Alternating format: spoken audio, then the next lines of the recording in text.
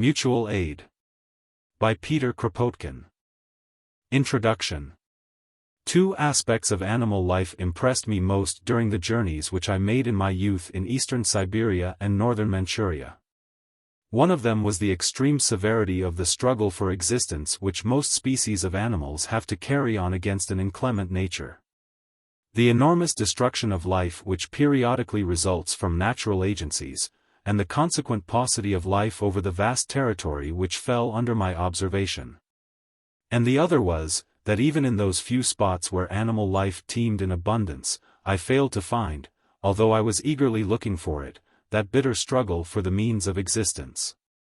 Among animals belonging to the same species, which was considered by most Darwinists, though not always by Darwin himself, as the dominant characteristic of struggle for life, and the main factor of evolution.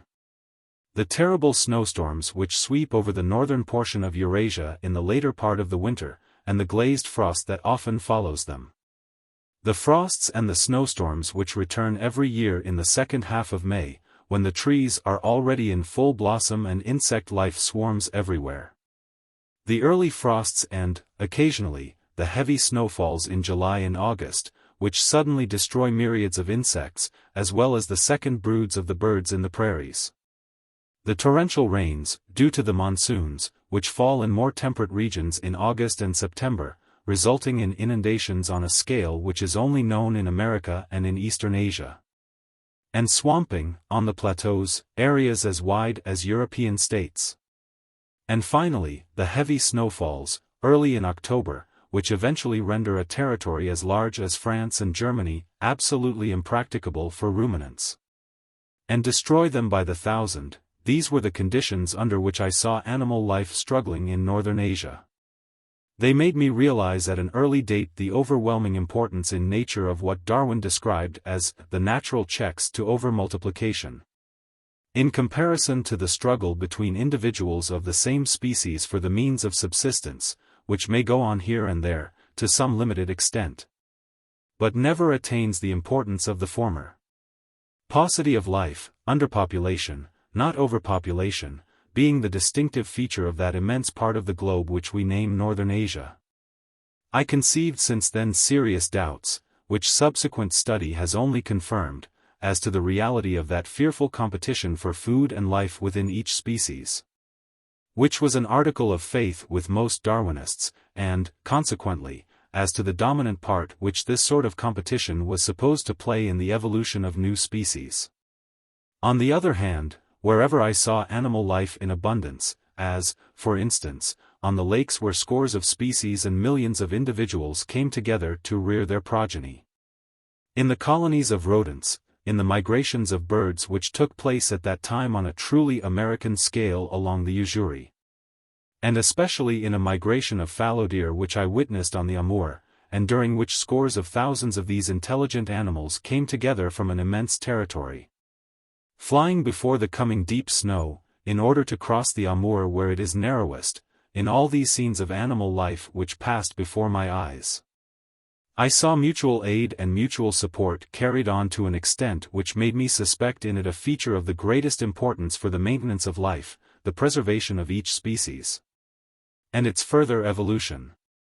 And finally, I saw among the semi-wild cattle and horses in Transbaikalia, among the wild ruminants everywhere, the squirrels, and so on, that when animals have to struggle against scarcity of food, in consequence of one of the above-mentioned causes, the whole of that portion of the species which is affected by the calamity, comes out of the ordeal so much impoverished in vigor and health, that no progressive evolution of the species can be based upon such periods of keen competition. Consequently, when my attention was drawn, later on, to the relations between Darwinism and sociology, I could agree with none of the works and pamphlets that had been written upon this important subject. They all endeavored to prove that man, owing to his higher intelligence and knowledge, may mitigate the harshness of the struggle for life between men. But they all recognized at the same time that the struggle for the means of existence, of every animal against all its congeners, and of every man against all other men, was a law of nature. This view, however, I could not accept, because I was persuaded that to admit a pitiless inner war for life within each species, and to see in that war a condition of progress, was to admit something which not only had not yet been proved, but also lacked confirmation from direct observation.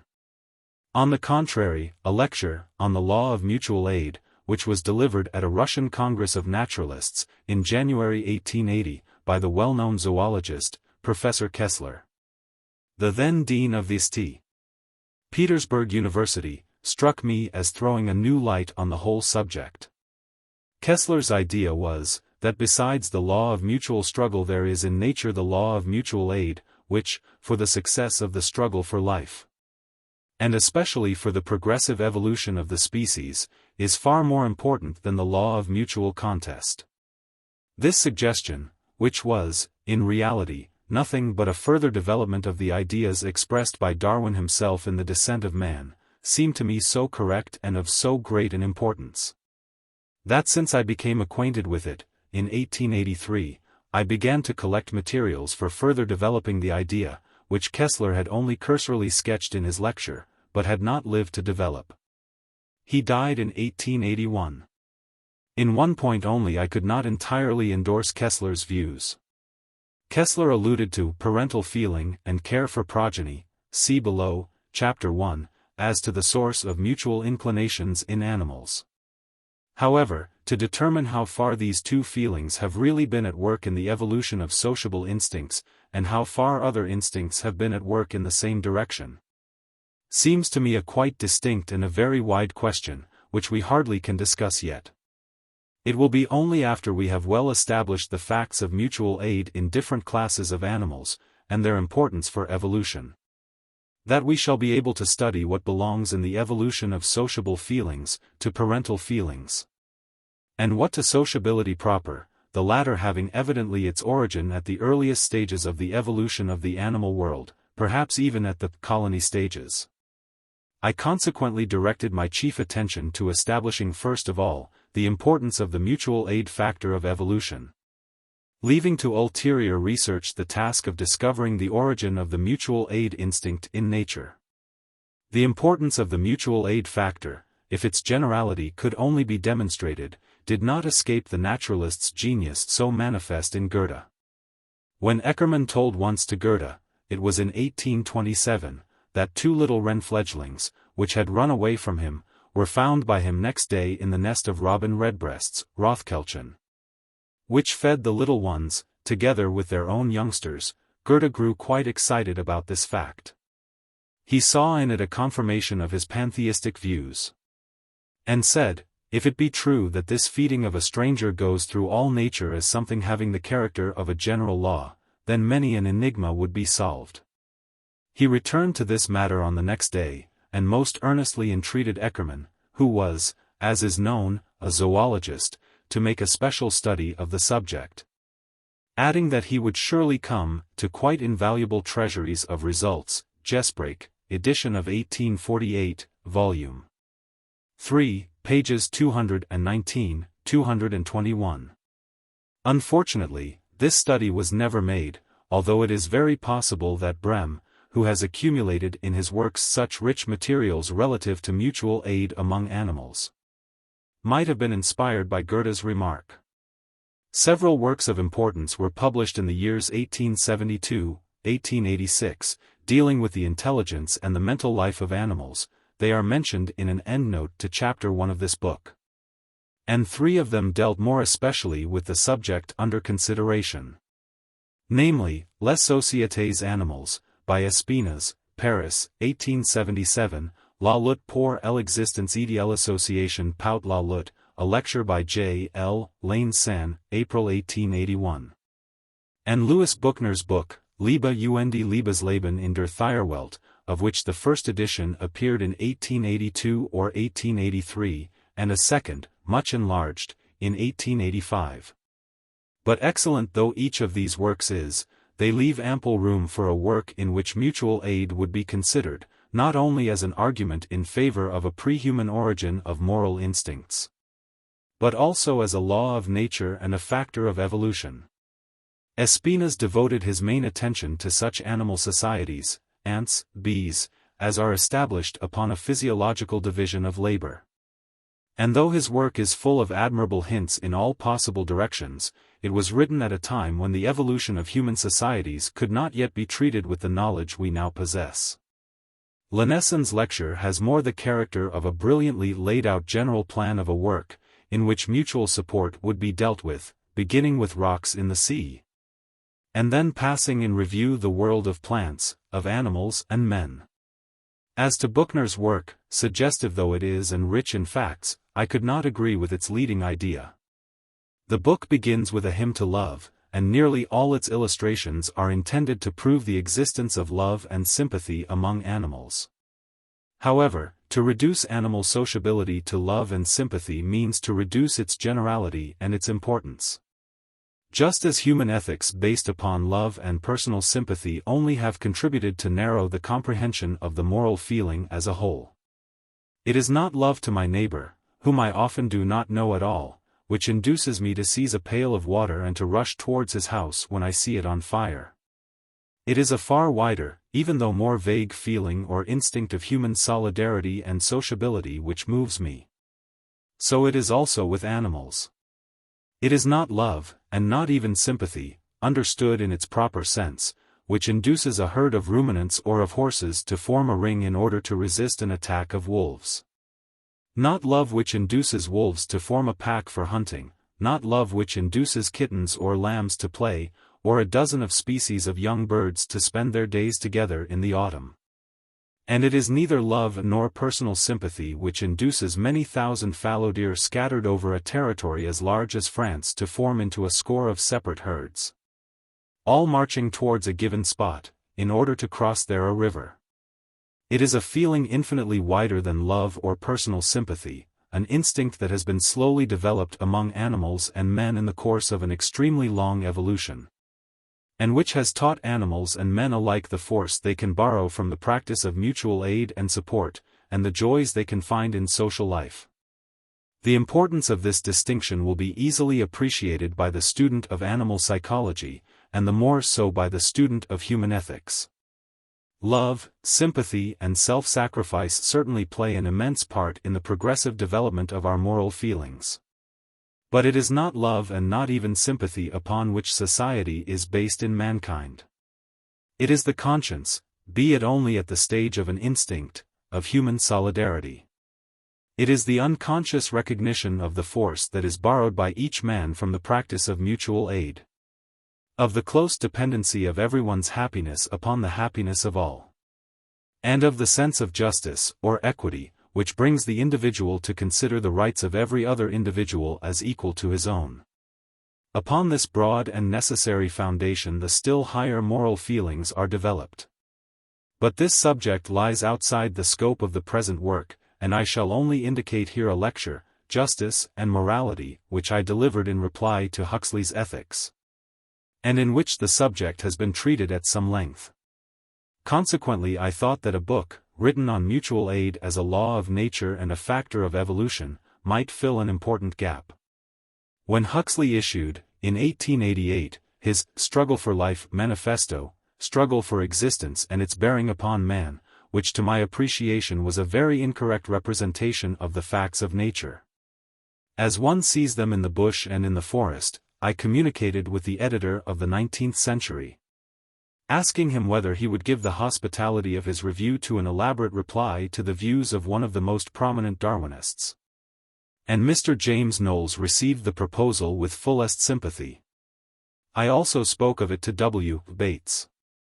Yes, certainly, that is true Darwinism, was his reply. It is horrible what they have made of Darwin. Write these articles, and when they are printed, I will write to you a letter which you may publish.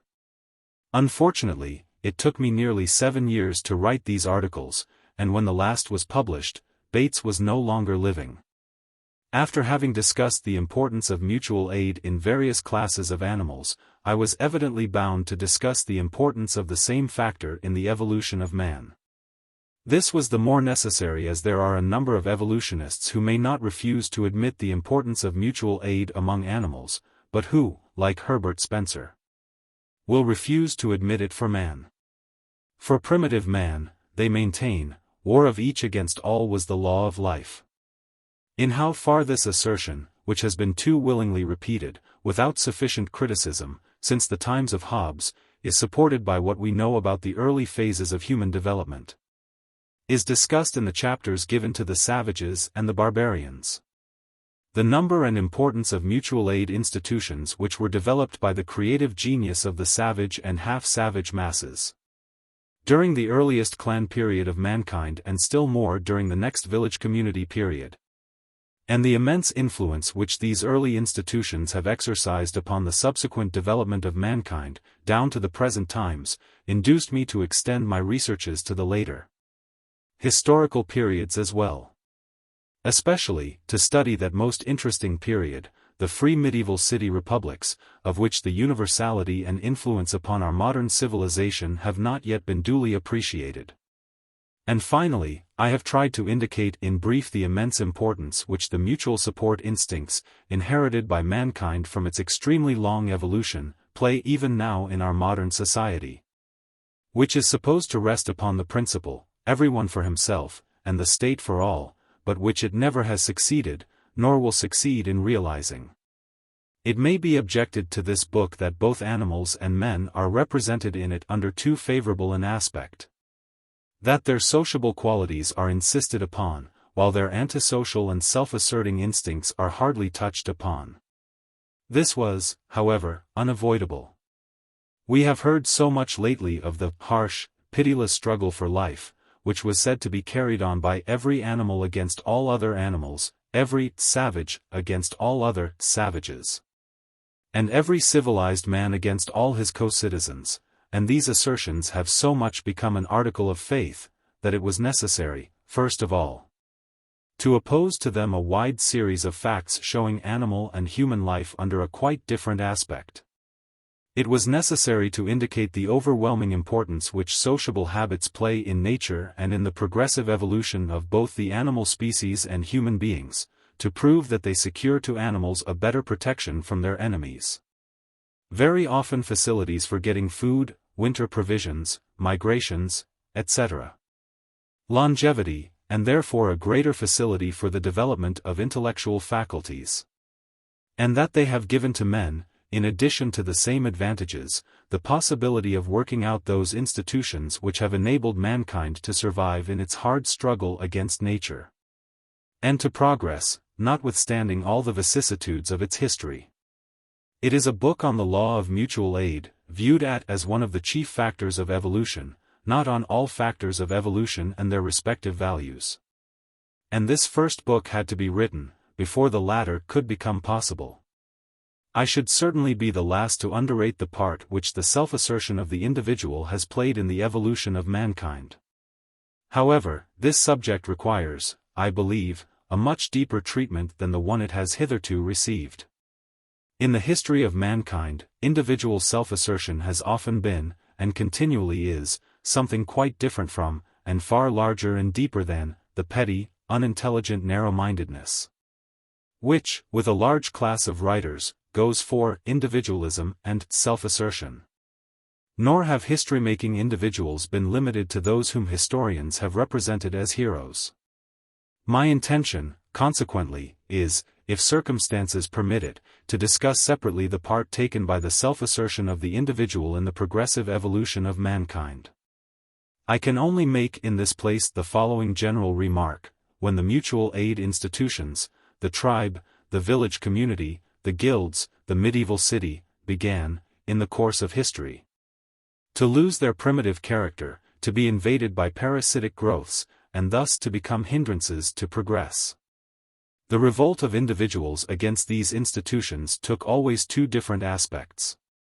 Part of those who rose up strove to purify the old institutions, or to work out a higher form of commonwealth, based upon the same mutual aid principles. They tried, for instance, to introduce the principle of compensation, instead of the lex talionis, and later on, the pardon of offenses. Or a still higher ideal of equality before the human conscience, in lieu of compensation, according to class value. But at the very same time, another portion of the same individual rebels endeavored to break down the protective institutions of mutual support, with no other intention but to increase their own wealth and their own powers. In this three-cornered contest, between the two classes of revolted individuals and the supporters of what existed, lies the real tragedy of history.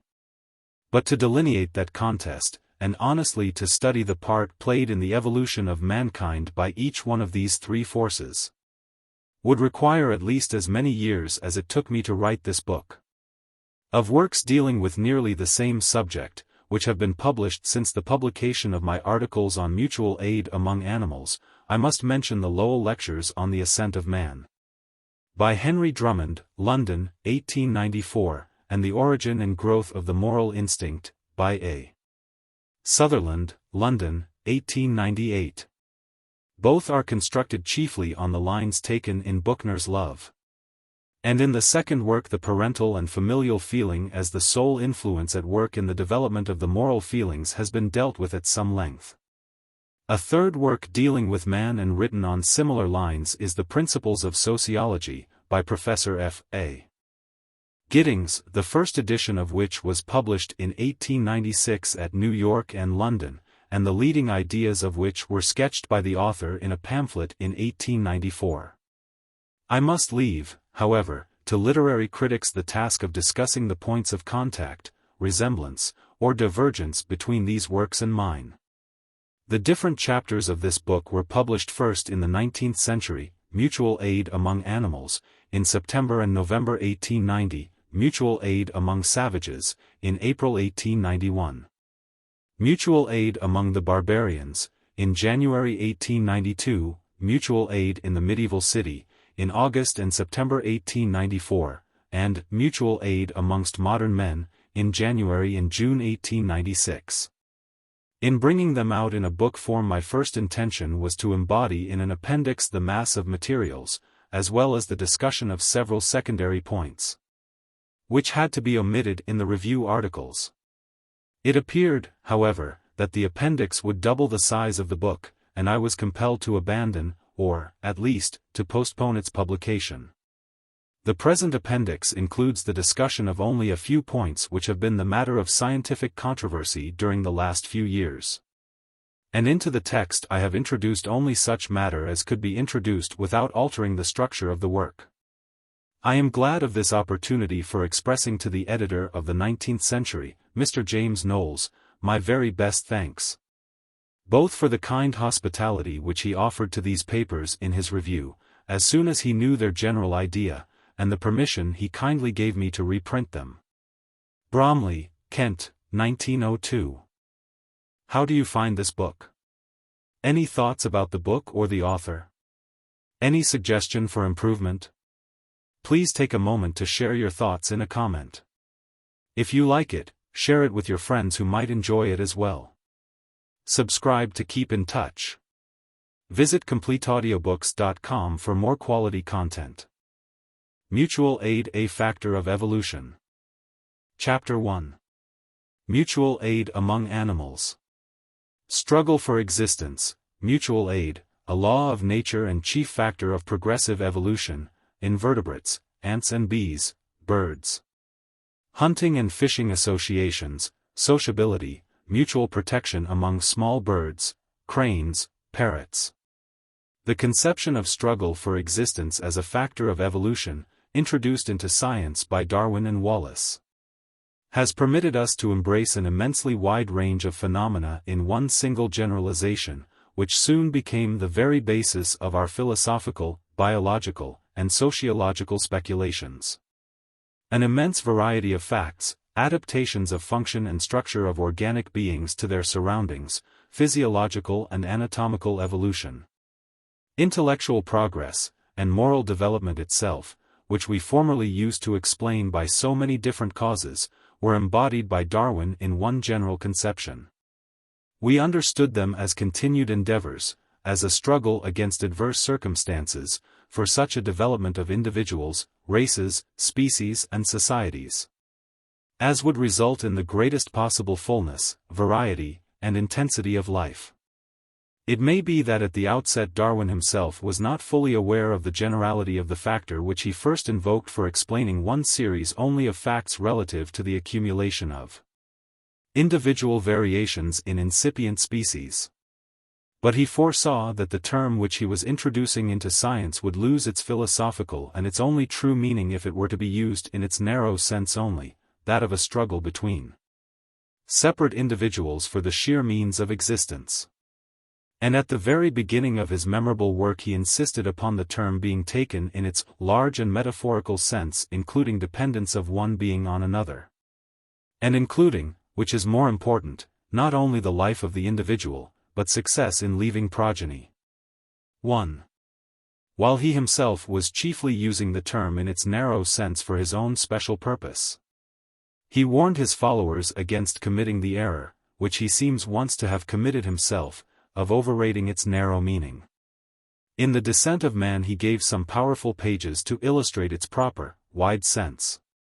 He pointed out how, in numberless animal societies, the struggle between separate individuals for the means of existence disappears, how struggle is replaced by cooperation, and how that substitution results in the development of intellectual and moral faculties which secure to the species the best conditions for survival. He intimated that in such cases the fittest are not the physically strongest, nor the cunningest, but those who learn to combine so as mutually to support each other, strong and weak alike, for the welfare of the community. Those communities, he wrote, which included the greatest number of the most sympathetic members would flourish best, and rear the greatest number of offspring. Second edit, page 163. The term, which originated from the narrow Malthusian conception of competition between each and all, thus lost its narrowness in the mind of one who knew nature. Unhappily, these remarks, which might have become the basis of most fruitful researches, were overshadowed by the masses of facts gathered for the purpose of illustrating the consequences of a real competition for life. Besides, Darwin never attempted to submit to a closer investigation the relative importance of the two aspects under which the struggle for existence appears in the animal world. And he never wrote the work he proposed to write upon the natural checks to overmultiplication, although that work would have been the crucial test for appreciating the real purport of individual struggle. Nay, on the very pages just mentioned, amidst data disproving the narrow Malthusian conception of struggle, the old Malthusian leaven reappeared, namely, in Darwin's remarks as to the alleged inconveniences of maintaining the weak in mind and body in our civilized societies, ch. v.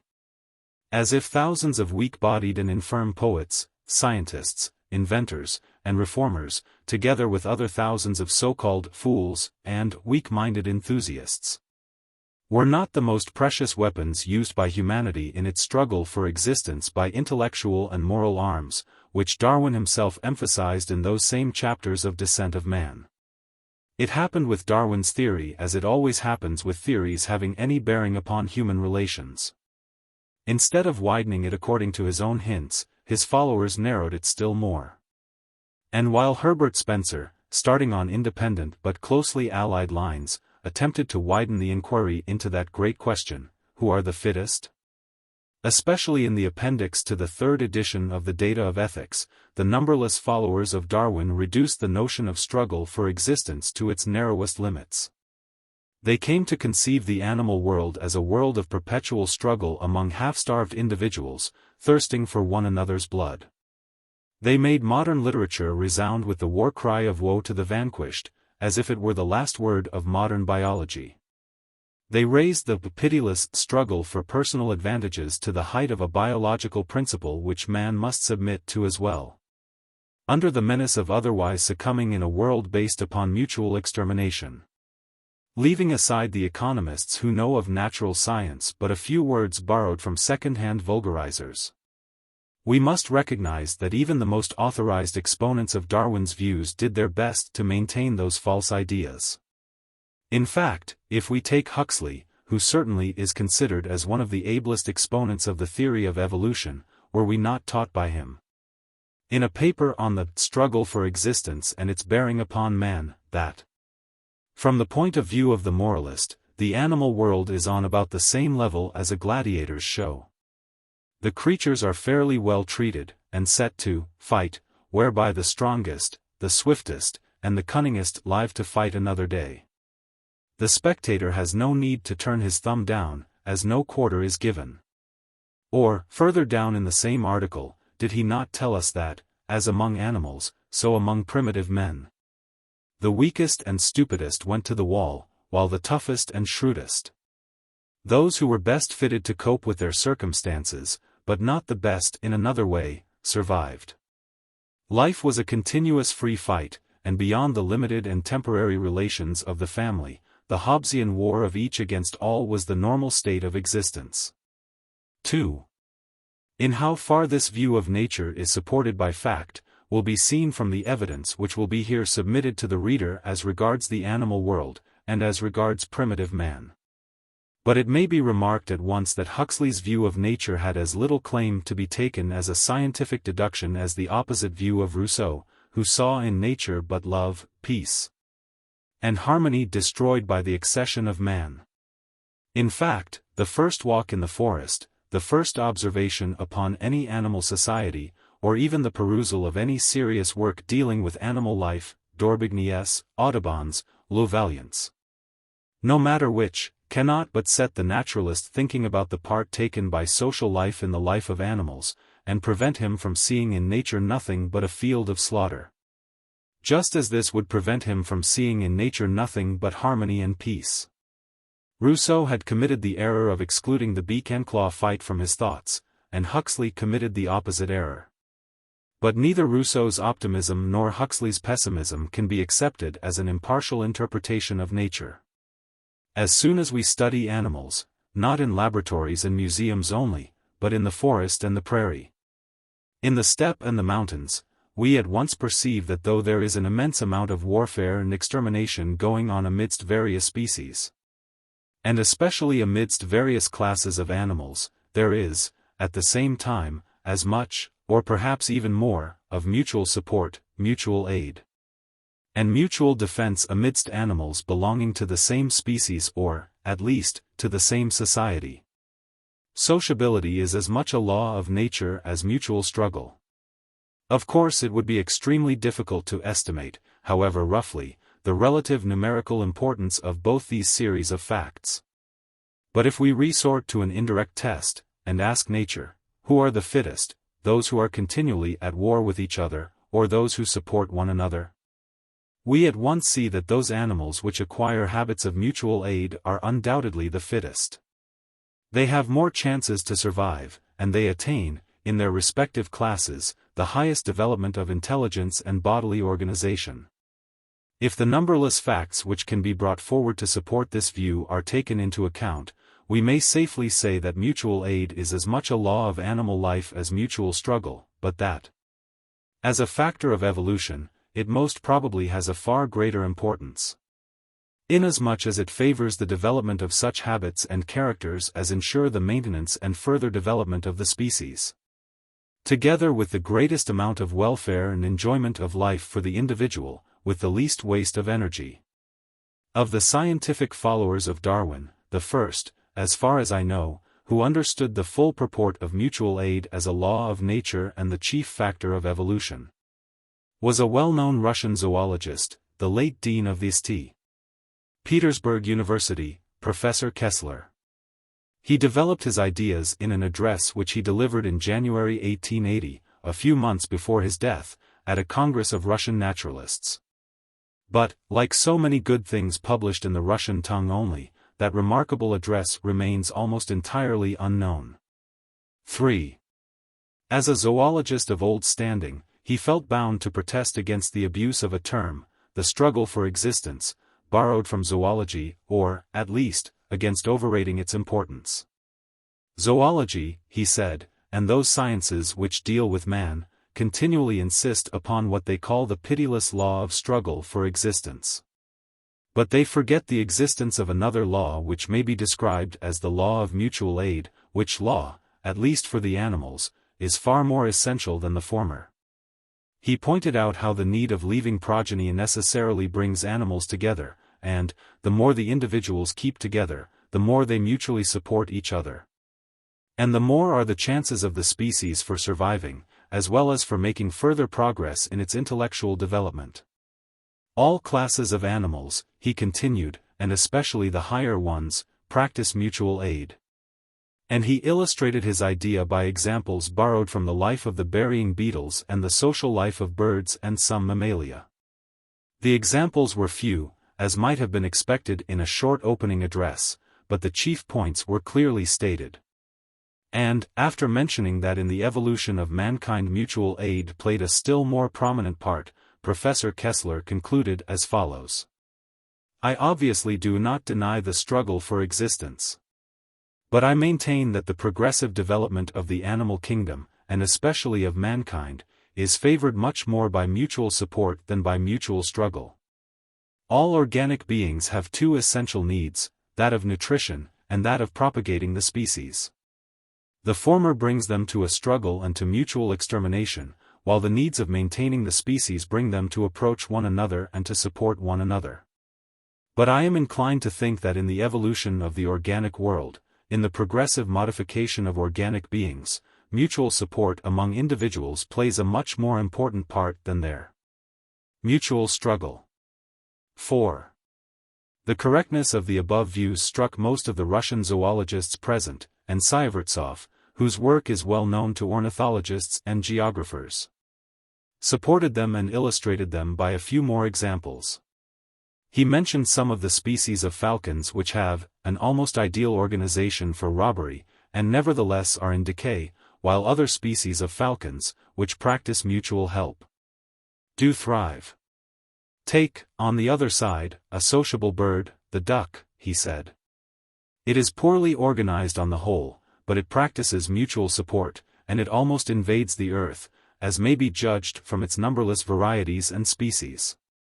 The readiness of the Russian zoologists to accept Kessler's views seems quite natural, because nearly all of them have had opportunities of studying the animal world in the wide uninhabited regions of northern Asia and East Russia. And it is impossible to study like regions without being brought to the same ideas.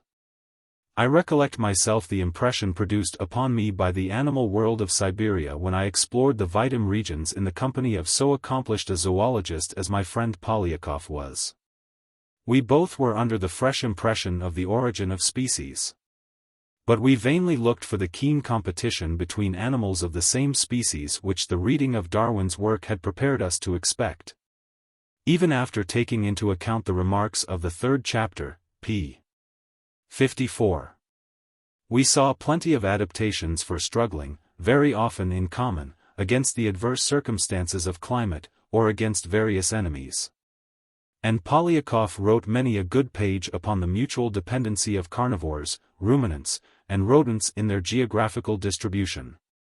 We witnessed numbers of facts of mutual support, especially during the migrations of birds and ruminants. But even in the Amur and Yuzhuri regions, where animal life swarms in abundance, facts of real competition and struggle between higher animals of the same species came very seldom under my notice, though I eagerly searched for them. The same impression appears in the works of most Russian zoologists, and it probably explains why Kessler's ideas were so welcomed by the Russian Darwinists. Whilst like ideas are not in vogue amidst the followers of Darwin in Western Europe, the first thing which strikes us as soon as we begin studying the struggle for existence under both its aspects, direct and metaphorical, is the abundance of facts of mutual aid. Not only for rearing progeny, as recognized by most evolutionists, but also for the safety of the individual, and for providing it with the necessary food. With many large divisions of the animal kingdom, mutual aid is the rule. Mutual aid is met with even amidst the lowest animals, and we must be prepared to learn some day, from the students of microscopical pond life, facts of unconscious mutual support. Even from the life of microorganisms. Of course, our knowledge of the life of the invertebrates, save the termites, the ants, and the bees, is extremely limited. And yet, even as regards the lower animals, we may glean a few facts of well-ascertained cooperation. The numberless associations of locusts, Vanessae, Cicindele, cicadae, and so on, are practically quite unexplored. But the very fact of their existence indicates that they must be composed on about the same principles as the temporary associations of ants or bees for purposes of migration. 5. As to the beetles, we have quite well observed facts of mutual help amidst the burying beetles, Necrophorus. They must have some decaying organic matter to lay their eggs in, and thus to provide their larvae with food, but that matter must not decay very rapidly. So they are wont to bury in the ground the corpses of all kinds of small animals which they occasionally find in their rambles.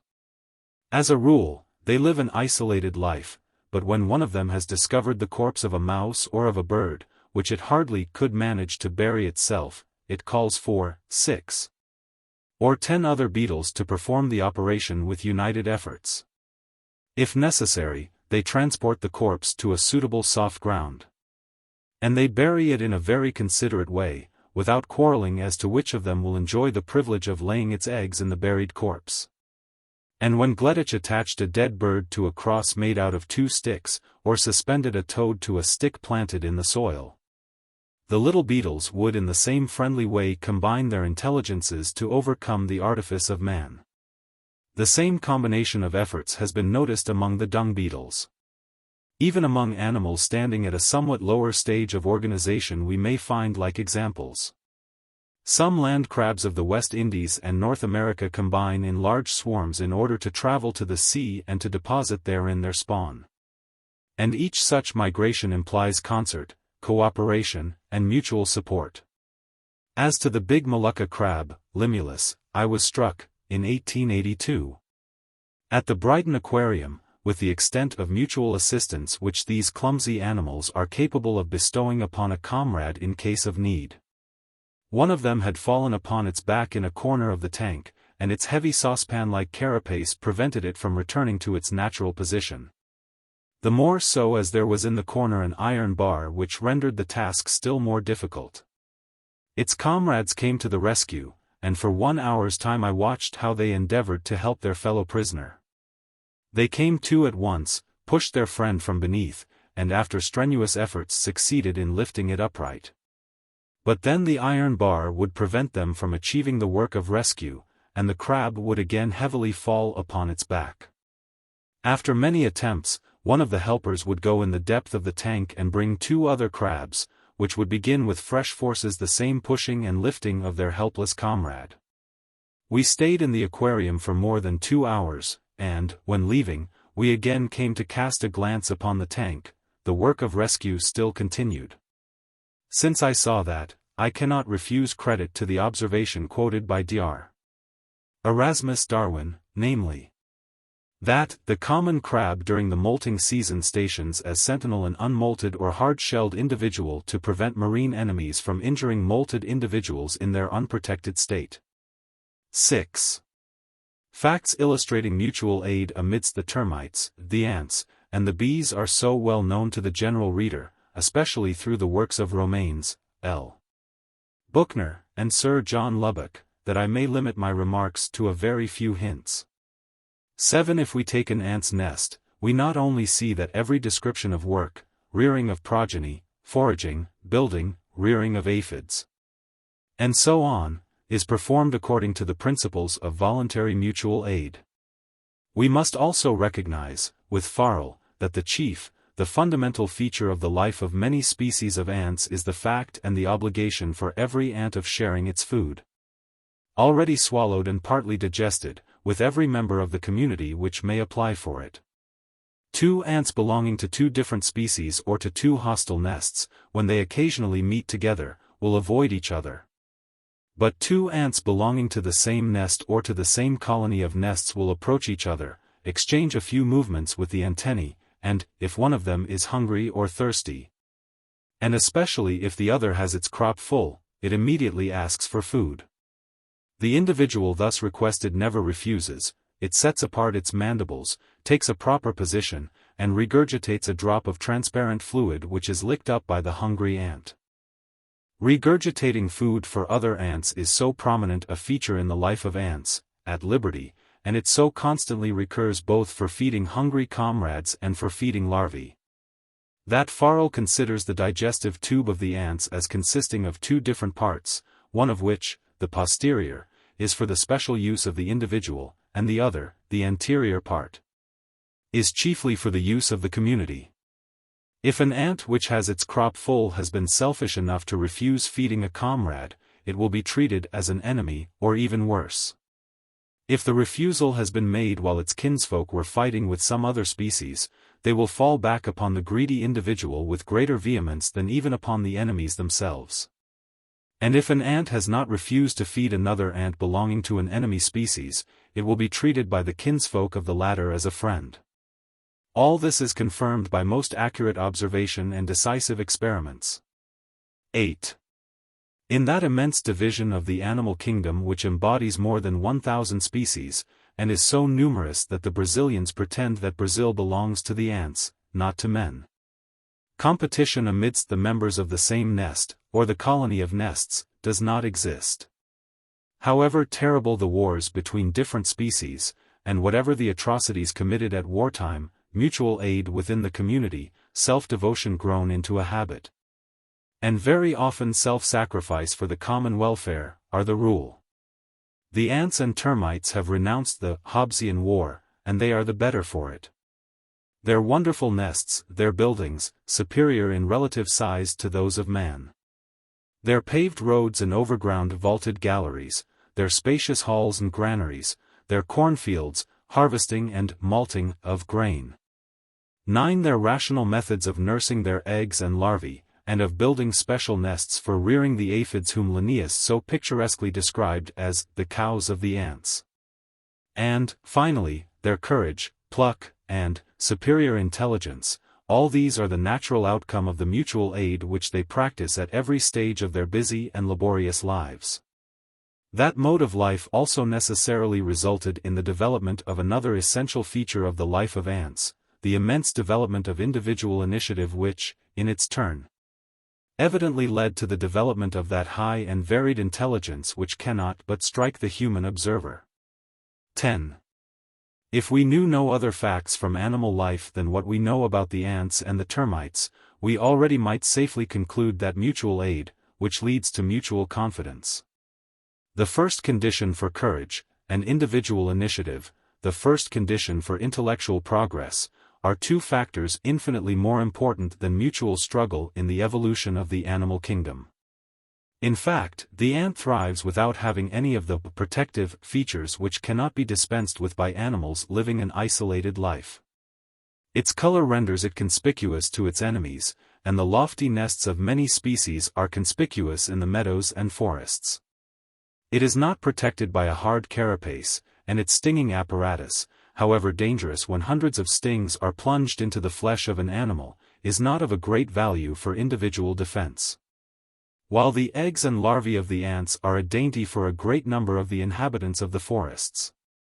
And yet the ants, in their thousands, are not much destroyed by the birds, not even by the anteaters, and they are dreaded by most stronger insects. When Farrell emptied a bagful of ants in a meadow, he saw that the crickets ran away, abandoning their holes to be sacked by the ants, the grasshoppers and the crickets fled in all directions.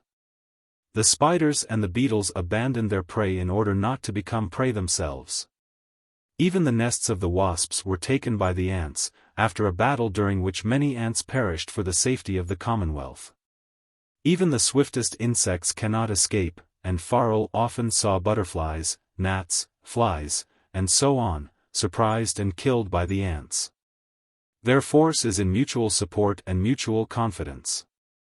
And if the ant, apart from the still higher developed termites, stands at the very top of the whole class of insects for its intellectual capacities, if its courage is only equaled by the most courageous vertebrates, and if its brain, to use Darwin's words, is one of the most marvelous atoms of matter in the world, perhaps more so than the brain of man, is it not due to the fact that mutual aid has entirely taken the place of mutual struggle in the communities of ants? The same is true as regards the bees. These small insects, which so easily might become the prey of so many birds, and whose honey has so many admirers in all classes of animals from the beetle to the bear, also have none of the protective features derived from mimicry or otherwise, without which an isolatedly living insect hardly could escape wholesale destruction. And yet, owing to the mutual aid they practice, they obtain the wide extension which we know and the intelligence we admire. By working in common they multiply their individual forces.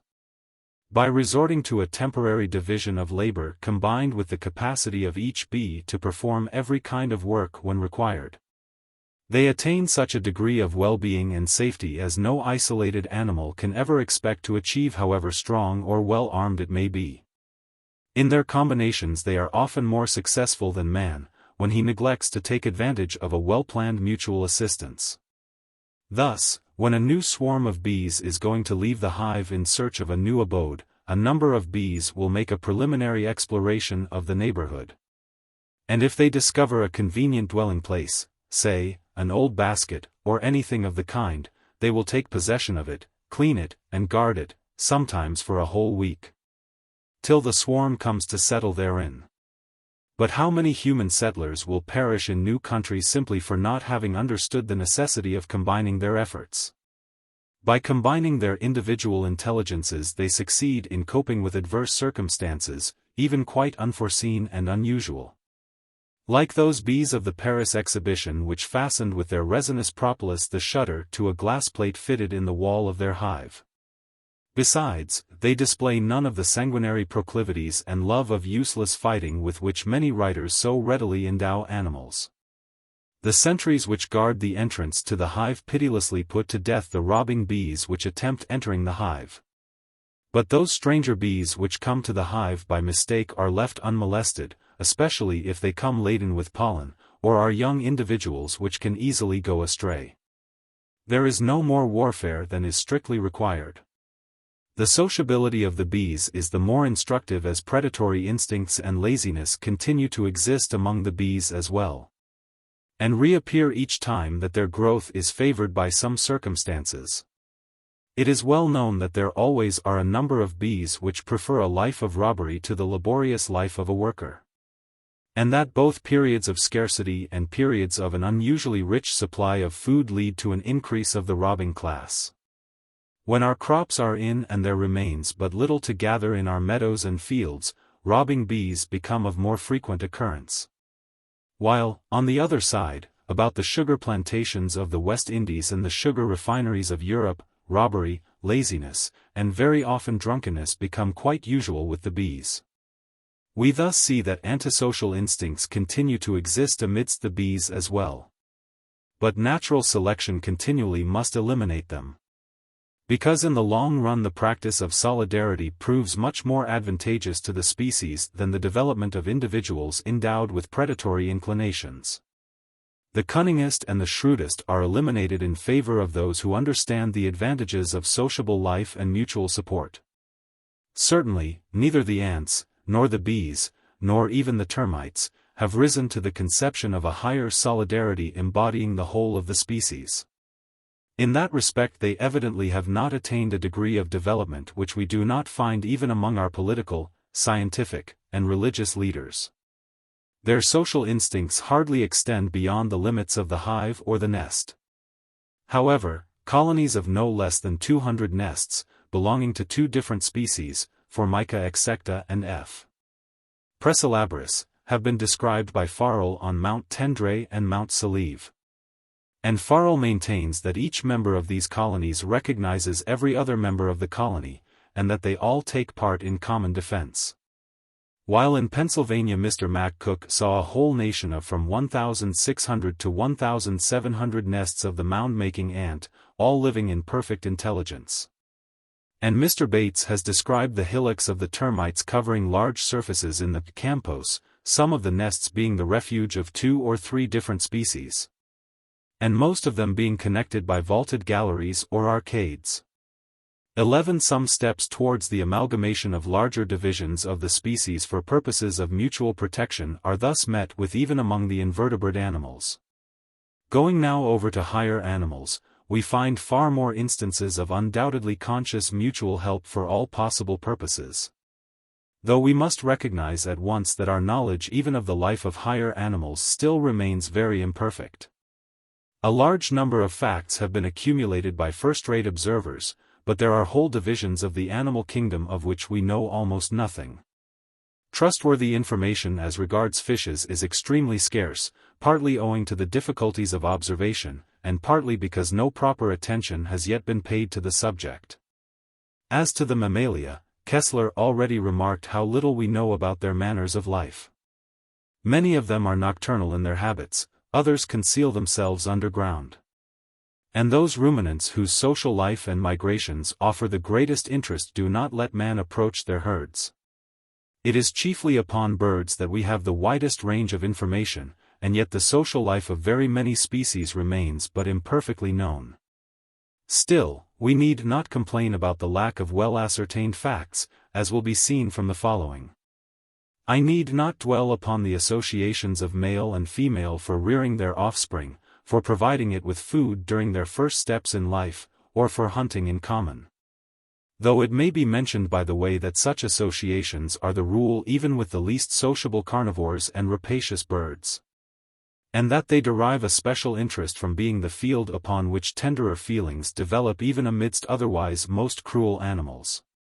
It may also be added that the rarity of associations larger than that of the family among the carnivores and the birds of prey, though mostly being the result of their very modes of feeding, can also be explained to some extent as a consequence of the change produced in the animal world by the rapid increase of mankind.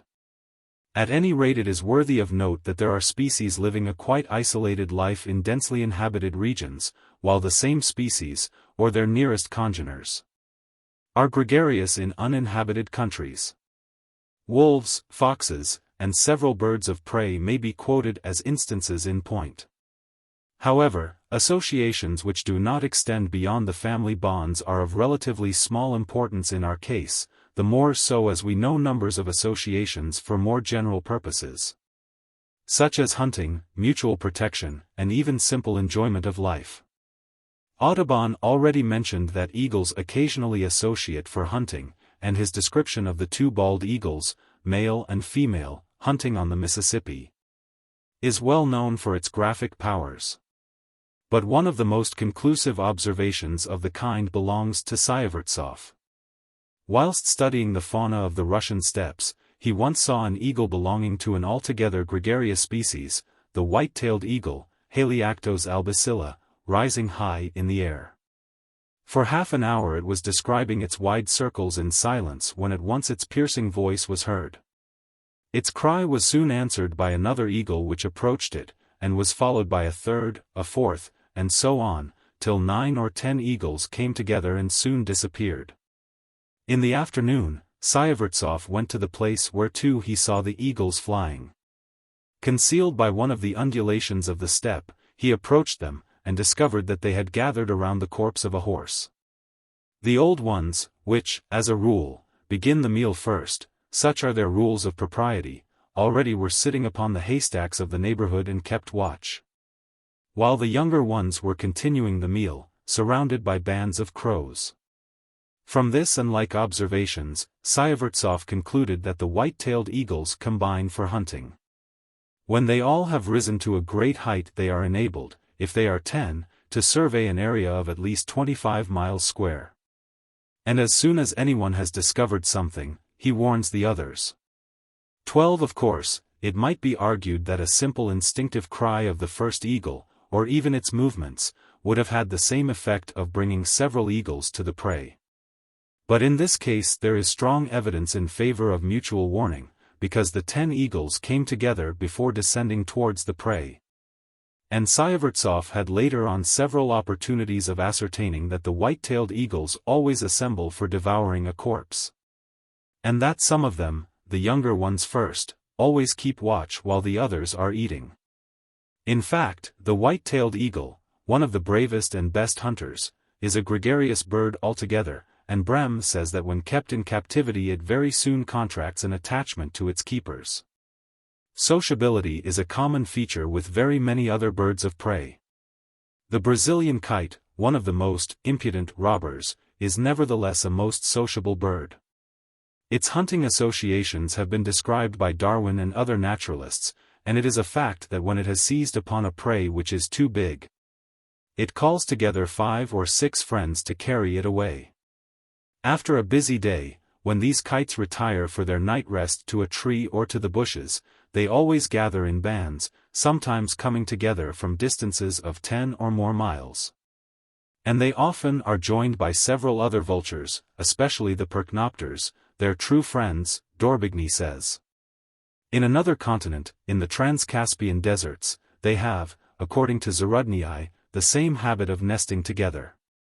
The sociable vulture, one of the strongest vultures, has received its very name from its love of society. They live in numerous bands, and decidedly enjoy society. Numbers of them join in their high flights for sport. They live in very good friendship, Le Vaillant says, and in the same cave I sometimes found as many as 3 nests close together. 13 The Urubu vultures of Brazil are as, or perhaps even more, sociable than rooks. 14 The little Egyptian vultures live in close friendship.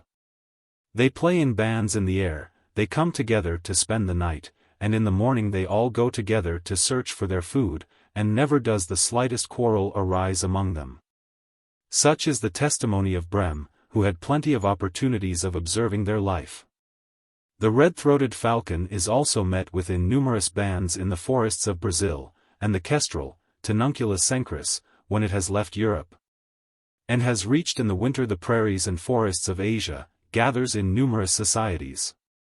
In the steppes of South Russia it is, or rather was, so sociable that Nordmann saw them in numerous bands, with other falcons, Falco tenunculus, F. esculin, and F. subutio, coming together every fine afternoon about 4 o'clock, and enjoying their sports till late in the night. They set off flying, all at once, in a quite straight line, toward some determined point, and, having reached it, immediately returned over the same line, to repeat the same flight. 15. To take flights in flocks for the mere pleasure of the flight, is quite common among all sorts of birds. In the Humber district especially, ch. Dixon writes, vast flights of dunlins often appear upon the mudflats towards the end of August, and remain for the winter. The movements of these birds are most interesting, as a vast flock wheels and spreads out or closes up with as much precision as drilled troops. Scattered among them are many odd stints and sanderlings and ringed plovers. 16. It would be quite impossible to enumerate here the various hunting associations of birds.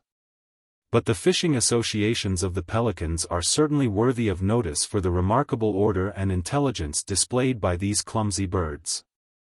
They always go fishing in numerous bands, and after having chosen an appropriate bay, they form a wide half-circle in face of the shore, and narrow it by paddling towards the shore, catching all fish that happen to be enclosed in the circle.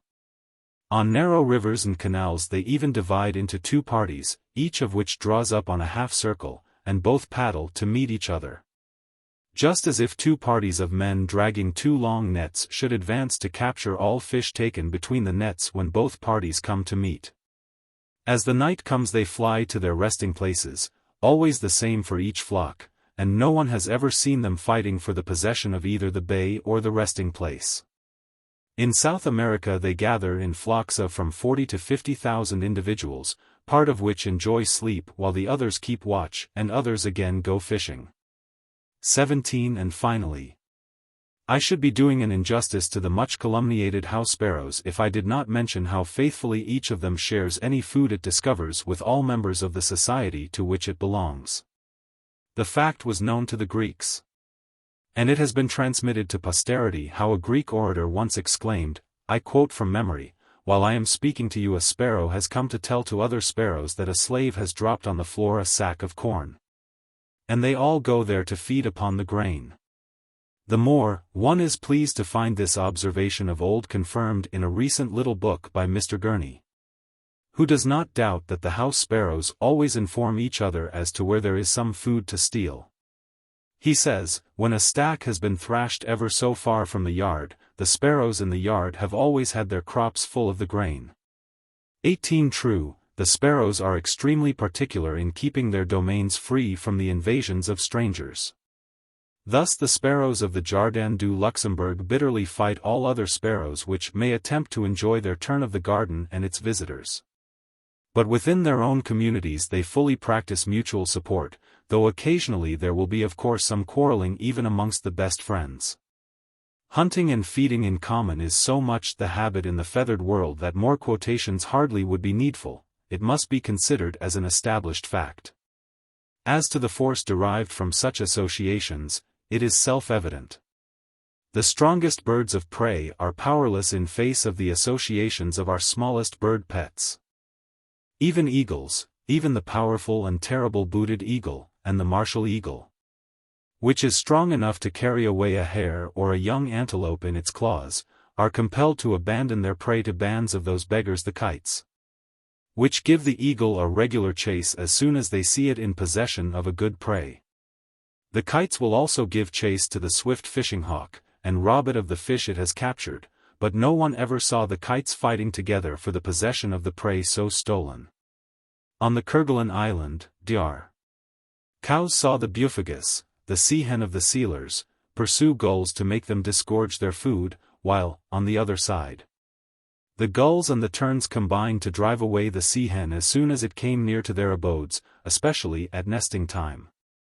19 The little, but extremely swift lapwings, Vanellus cristatus, boldly attack the birds of prey. To see them attacking a buzzard, a kite, a crow, or an eagle, is one of the most amusing spectacles. One feels that they are sure of victory, and one sees the anger of the bird of prey. In such circumstances they perfectly support one another, and their courage grows with their numbers. 20 The lapwing has well merited the name of a good mother, which the Greeks gave to it, for it never fails to protect other aquatic birds from the attacks of their enemies. But even the little white wagtails, Motacilla alba, whom we well know in our gardens and whose whole length hardly attains 8 inches, compel the sparrowhawk to abandon its hunt.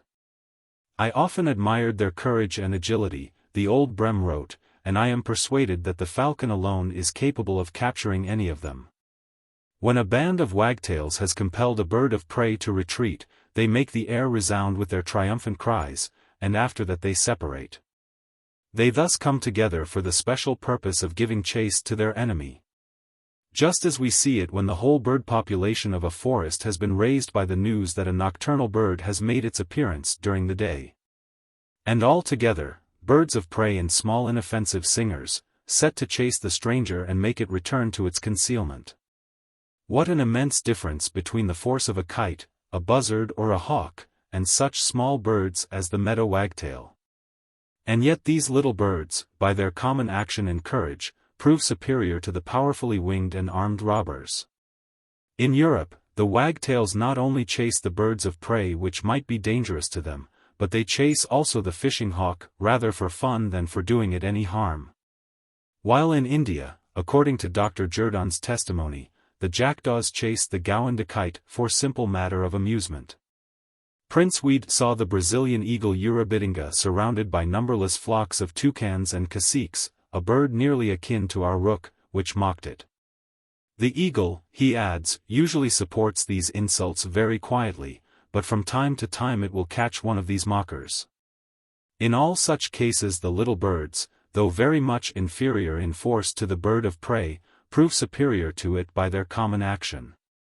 21. However, the most striking effects of common life for the security of the individual, for its enjoyment of life, and for the development of its intellectual capacities, are seen in two great families of birds, the cranes and the parrots. The cranes are extremely sociable and live in most excellent relations, not only with their congeners, but also with most aquatic birds. Their prudence is really astonishing, so also their intelligence. They grasp the new conditions in a moment, and act accordingly. Their sentries always keep watch around a flock which is feeding or resting, and the hunters know well how difficult it is to approach them. If man has succeeded in surprising them, they will never return to the same place without having sent out one single scout first, and a party of scouts afterwards. And when the reconnoitering party returns and reports that there is no danger, a second group of scouts is sent out to verify the first report, before the whole band moves. With kindred species the cranes contract real friendship, and in captivity there is no bird, save the also sociable and highly intelligent parrot, which enters into such real friendship with man. It sees in man, not a master, but a friend, and endeavors to manifest it, Brehm concludes from a wide personal experience. The crane is in continual activity from early in the morning till late in the night, but it gives a few hours only in the morning to the task of searching its food, chiefly vegetable. All the remainder of the day is given to society life. It picks up small pieces of wood or small stones, throws them in the air and tries to catch them. It bends its neck, opens its wings, dances, jumps, runs about, and tries to manifest by all means its good disposition of mind, and always it remains graceful and beautiful. 22. As it lives in society it has almost no enemies, and though Brehm occasionally saw one of them captured by a crocodile, he wrote that except the crocodile he knew no enemies of the crane. It eschews all of them by its proverbial prudence, and it attains, as a rule, a very old age. No wonder that for the maintenance of the species the crane need not rear a numerous offspring. It usually hatches but 2 eggs. As to its superior intelligence, it is sufficient to say that all observers are unanimous in recognizing that its intellectual capacities remind one very much of those of man. The other extremely sociable bird, the parrot, stands, as known, at the very top of the whole feathered world for the development of its intelligence. Brehm has so admirably summed up the manners of life of the parrot, that I cannot do better than translate the following sentence. Except in the pairing season, they live in very numerous societies or bands. They choose a place in the forest to stay there, and thence they start every morning for their hunting expeditions. The members of each band remain faithfully attached to each other, and they share in common good or bad luck.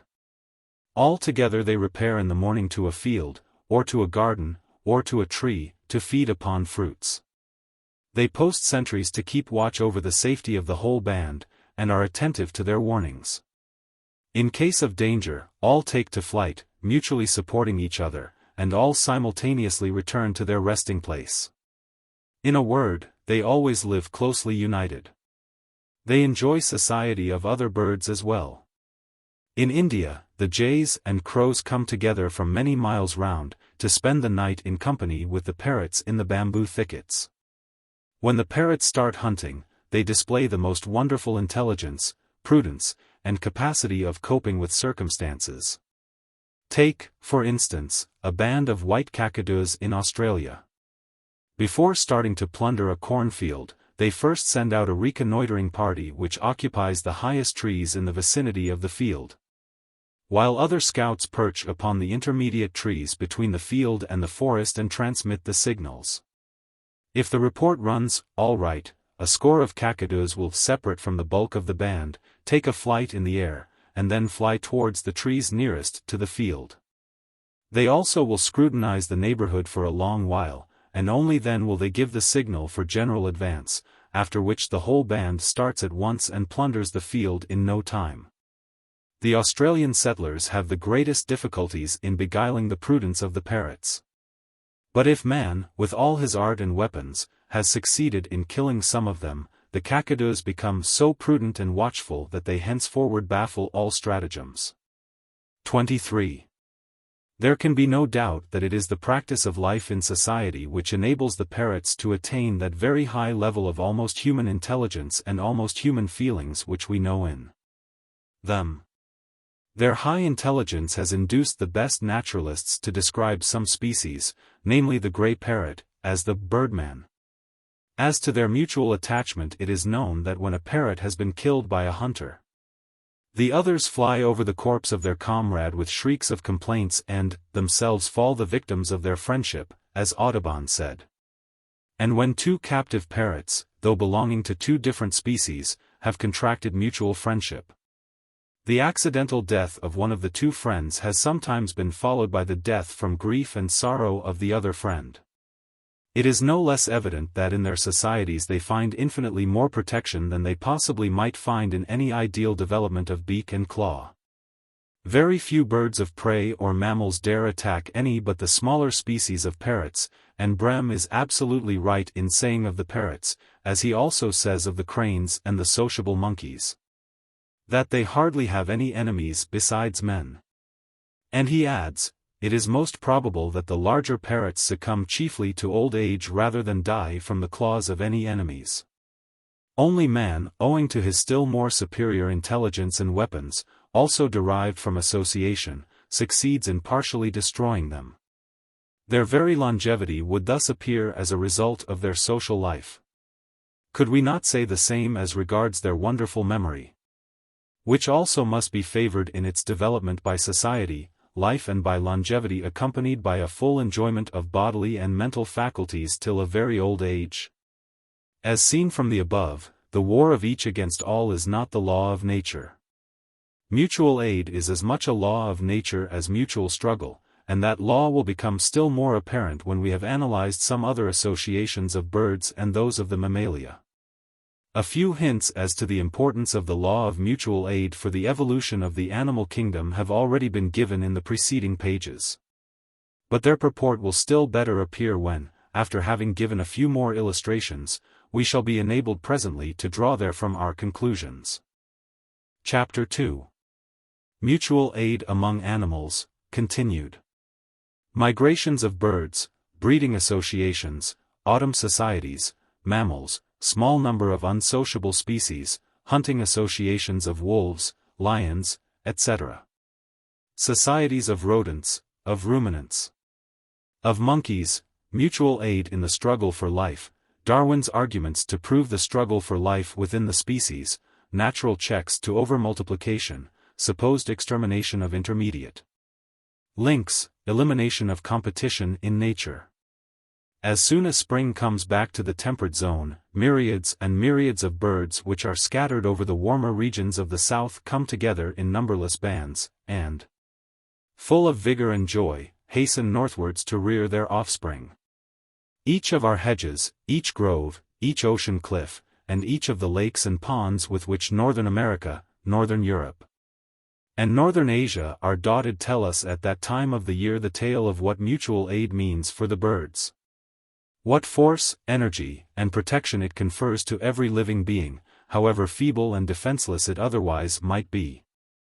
Take, for instance, one of the numberless lakes of the Russian and Siberian steppes. Its shores are peopled with myriads of aquatic birds, belonging to at least a score of different species, all living in perfect peace, all protecting one another. For several hundred yards from the shore the air is filled with gulls and terns, as with snowflakes on a winter day. Thousands of plovers and sand coursers run over the beach, searching their food, whistling, and simply enjoying life. Further on almost each wave, a duck is rocking, while higher up you notice the flocks of the Kasarki ducks. Exuberant life swarms everywhere. 24. And here are the robbers, the strongest, the most cunning ones, those, ideally organized for robbery. And you hear their hungry, angry, dismal cries as for hours in succession they watch the opportunity of snatching from this mass of living beings one single unprotected individual. But as soon as they approach, their presence is signaled by dozens of voluntary sentries, and hundreds of gulls and terns set to chase the robber. Maddened by hunger, the robber soon abandons his usual precautions. He suddenly dashes into the living mass, but, attacked from all sides, he again is compelled to retreat.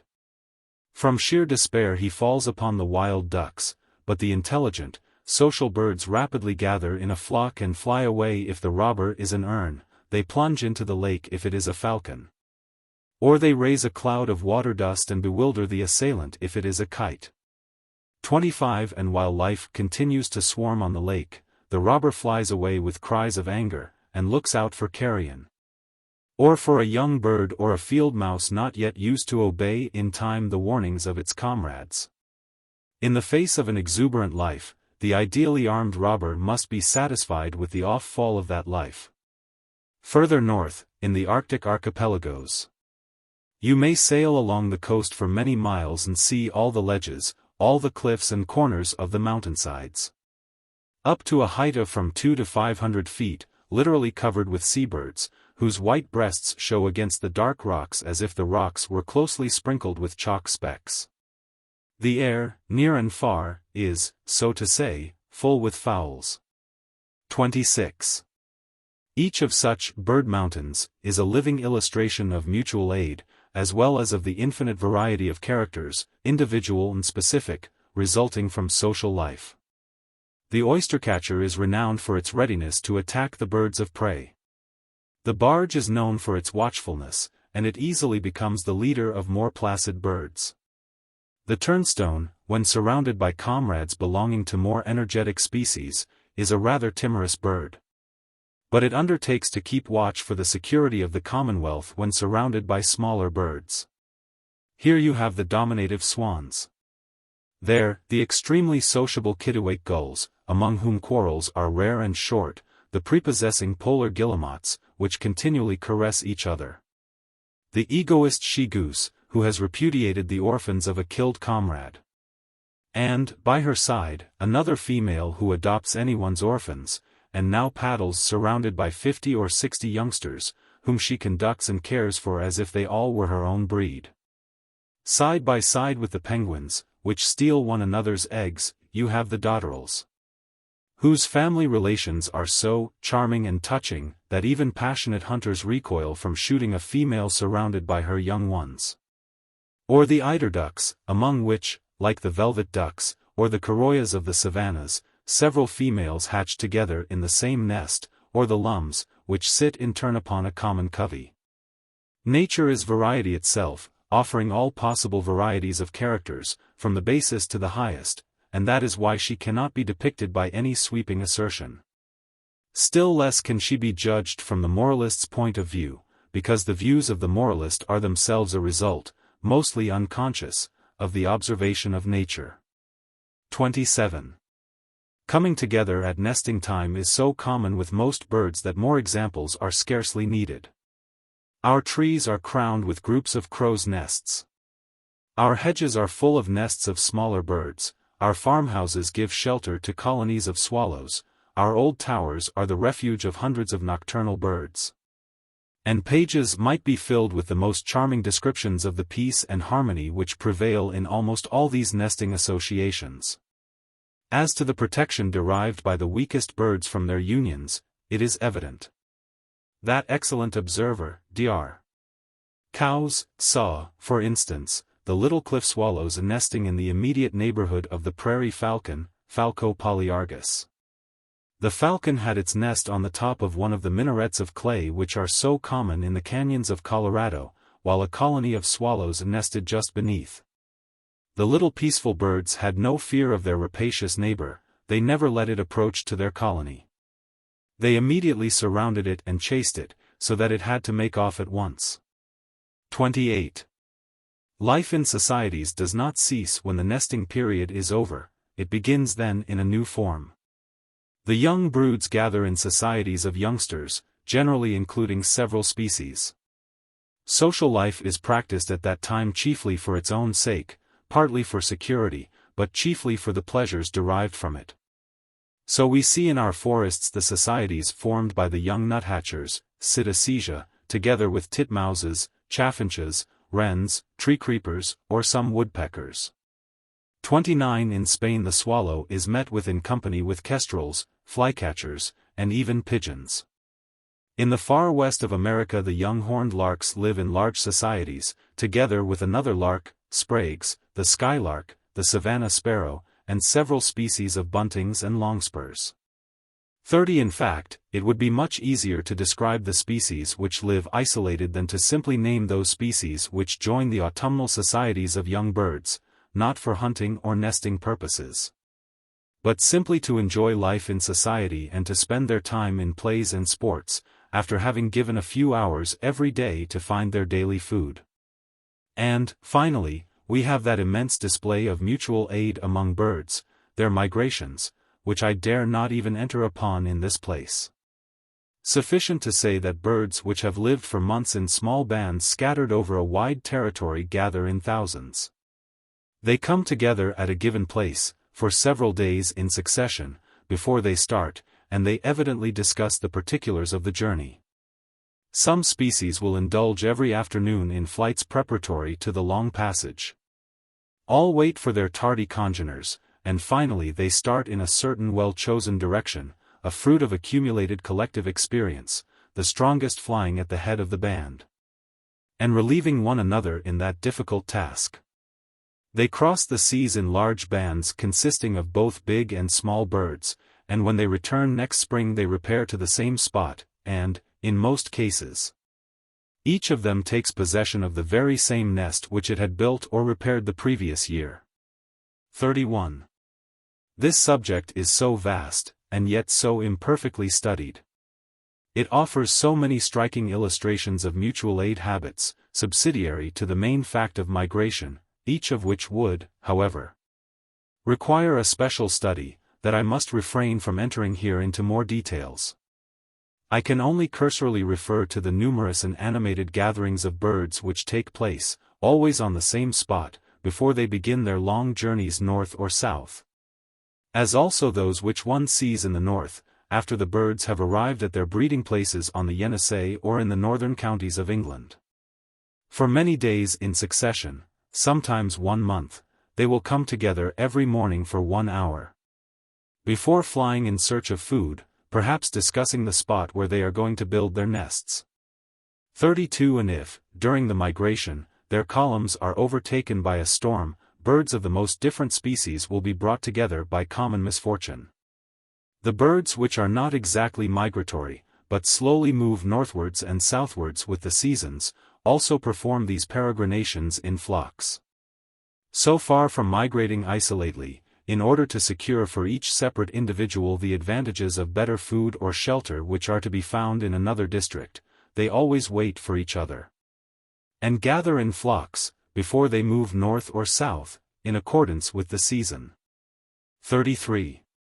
Going now over to mammals, the first thing which strikes us is the overwhelming numerical predominance of social species over those few carnivores which do not associate. The plateaus, the alpine tracts, and the steppes of the Old and New World are stocked with herds of deer, antelopes, gazelles, fallow deer, buffaloes, wild goats and sheep, all of which are sociable animals. When the Europeans came to settle in America, they found it so densely peopled with buffaloes that pioneers had to stop their advance when a column of migrating buffaloes came to cross the route they followed. The march passed of the dense column lasting sometimes for 2 and 3 days. And when the Russians took possession of Siberia they found it so densely peopled with deer, antelopes, squirrels, and other sociable animals, that the very conquest of Siberia was nothing but a hunting expedition which lasted for 200 years. While the grass plains of eastern Africa are still covered with herds composed of zebra, the hartebeest, and other antelopes. Not long ago the small streams of northern America and northern Siberia were peopled with colonies of beavers, and up to the 17th century like colonies swarmed in northern Russia. The flat lands of the 4 great continents are still covered with countless colonies of mice, ground squirrels, marmots, and other rodents. In the lower latitudes of Asia and Africa the forests are still the abode of numerous families of elephants, rhinoceroses, and numberless societies of monkeys. In the far north the reindeer aggregate in numberless herds, while still further north we find the herds of the muskoxen and numberless bands of polar foxes. The coasts of the ocean are enlivened by flocks of seals and morses, its waters, by shoals of sociable cetaceans. And even in the depths of the great plateau of Central Asia we find herds of wild horses, wild donkeys, wild camels, and wild sheep. All these mammals live in societies and nations sometimes numbering hundreds of thousands of individuals, although now, after 3 centuries of gunpowder civilization, we find but the debris of the immense aggregations of old. How trifling, in comparison with them, are the numbers of the carnivores.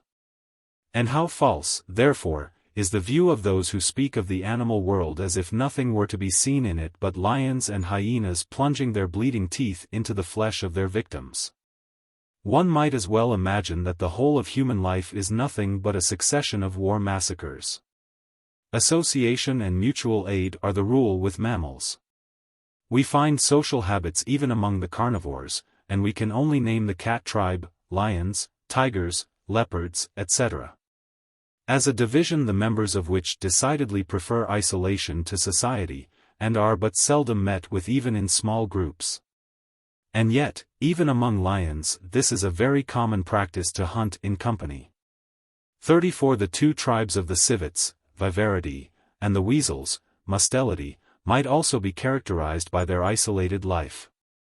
But it is a fact that during the last century the common weasel was more sociable than it is now. It was seen then in larger groups in Scotland and in the Unterwalden canton of Switzerland. As to the great tribe of the dogs, it is eminently sociable, and association for hunting purposes may be considered as eminently characteristic of its numerous species. It is well known, in fact, that wolves gather in packs for hunting, and Scuddy left an excellent description of how they draw up in a half-circle.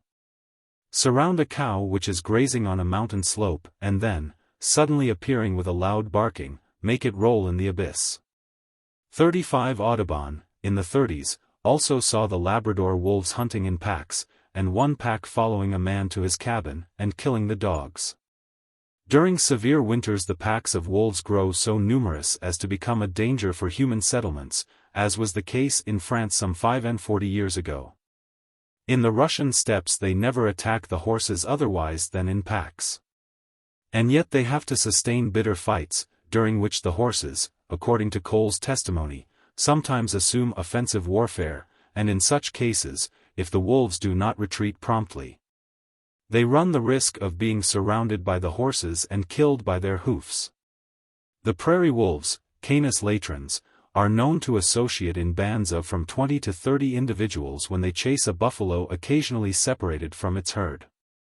36 Jackals, which are most courageous and may be considered as one of the most intelligent representatives of the dog tribe, always hunt in packs. Thus united, they have no fear of the bigger carnivores. 37 As to the wild dogs of Asia, the Colzans, or dholes, Williamson saw their large packs attacking all larger animals save elephants and rhinoceroses, and overpowering bears and tigers.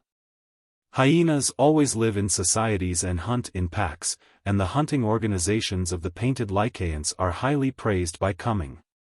Nay, even foxes, which, as a rule, live isolated in our civilized countries, have been seen combining for hunting purposes. 38 As to the polar fox, it is, or rather was in Steller's time, one of the most sociable animals. And when one reads Steller's description of the war that was waged by Bering's unfortunate crew against these intelligent small animals, one does not know what to wonder at most: the extraordinary intelligence of the foxes and the mutual aid they displayed in digging out food concealed under cairns, or stored upon a pillar. One fox would climb on its top and throw the food to its comrades beneath, or the cruelty of man, driven to despair by the numerous packs of foxes. Even some bears live in societies where they are not disturbed by man. Thus Steller saw the black bear of Kamchatka in numerous packs, and the polar bears are occasionally found in small groups. Even the unintelligent insectivores do not always disdain association. 39. However, it is especially with the rodents, the ungulata, and the ruminants that we find a highly developed practice of mutual aid. The squirrels are individualist to a great extent. Each of them builds its own comfortable nest, and accumulates its own provision. Their inclinations are towards family life. And Brehm found that a family of squirrels is never so happy as when the two broods of the same year can join together with their parents in a remote corner of a forest. And yet they maintain social relations. The inhabitants of the separate nests remain in a close intercourse, and when the pine cones become rare in the forest they inhabit, they emigrate in bands. As to the black squirrels of the far west, they are eminently sociable. Apart from the few hours given every day to foraging, they spend their lives in playing in numerous parties. And when they multiply too rapidly in a region, they assemble in bands, almost as numerous as those of locusts, and move southwards, devastating the forests, the fields, and the gardens. While foxes, polecats, falcons, and nocturnal birds of prey follow their thick columns and live upon the individuals remaining behind. The ground squirrel, a closely akin genus, is still more sociable. It is given to hoarding, and stores up in its subterranean halls large amounts of edible roots and nuts, usually plundered by man in the autumn. According to some observers, it must know something of the joys of a miser. And yet it remains sociable. It always lives in large villages, and Audubon, who opened some dwellings of the Haki in the winter, found several individuals in the same apartment. They must have stored it with common efforts. The large tribe of the marmots, which includes the three large genuses of Arctomys, Cinemys, and Spermophilus, is still more sociable and still more intelligent. They also prefer having each one its own dwelling, but they live in big villages. That terrible enemy of the crops of South Russia, the suslik, of which some 10 millions are exterminated every year by man alone, lives in numberless colonies. And while the Russian provincial assemblies gravely discuss the means of getting rid of this enemy of society, it enjoys life in its thousands in the most joyful way. Their play is so charming that no observer could refrain from paying them a tribute of praise. And from mentioning the melodious concerts arising from the sharp whistlings of the males and the melancholic whistlings of the females. Before, suddenly returning to his citizen's duties, he begins inventing the most diabolic means for the extermination of the little robbers. All kinds of rapacious birds and beasts of prey having proved powerless, the last word of science in this warfare is the inoculation of cholera. The villages of the prairie dogs in America are one of the loveliest sights. As far as the eye can embrace the prairie, it sees heaps of earth, and on each of them a prairie dog stands, engaged in a lively conversation with its neighbors by means of short barkings. As soon as the approach of man is signaled, all plunge in a moment into their dwellings, all have disappeared as by enchantment. But if the danger is over, the little creatures soon reappear. Whole families come out of their galleries and indulge in play. The young ones scratch one another, they worry one another, and display their gracefulness while standing upright, and in the meantime the old ones keep watch.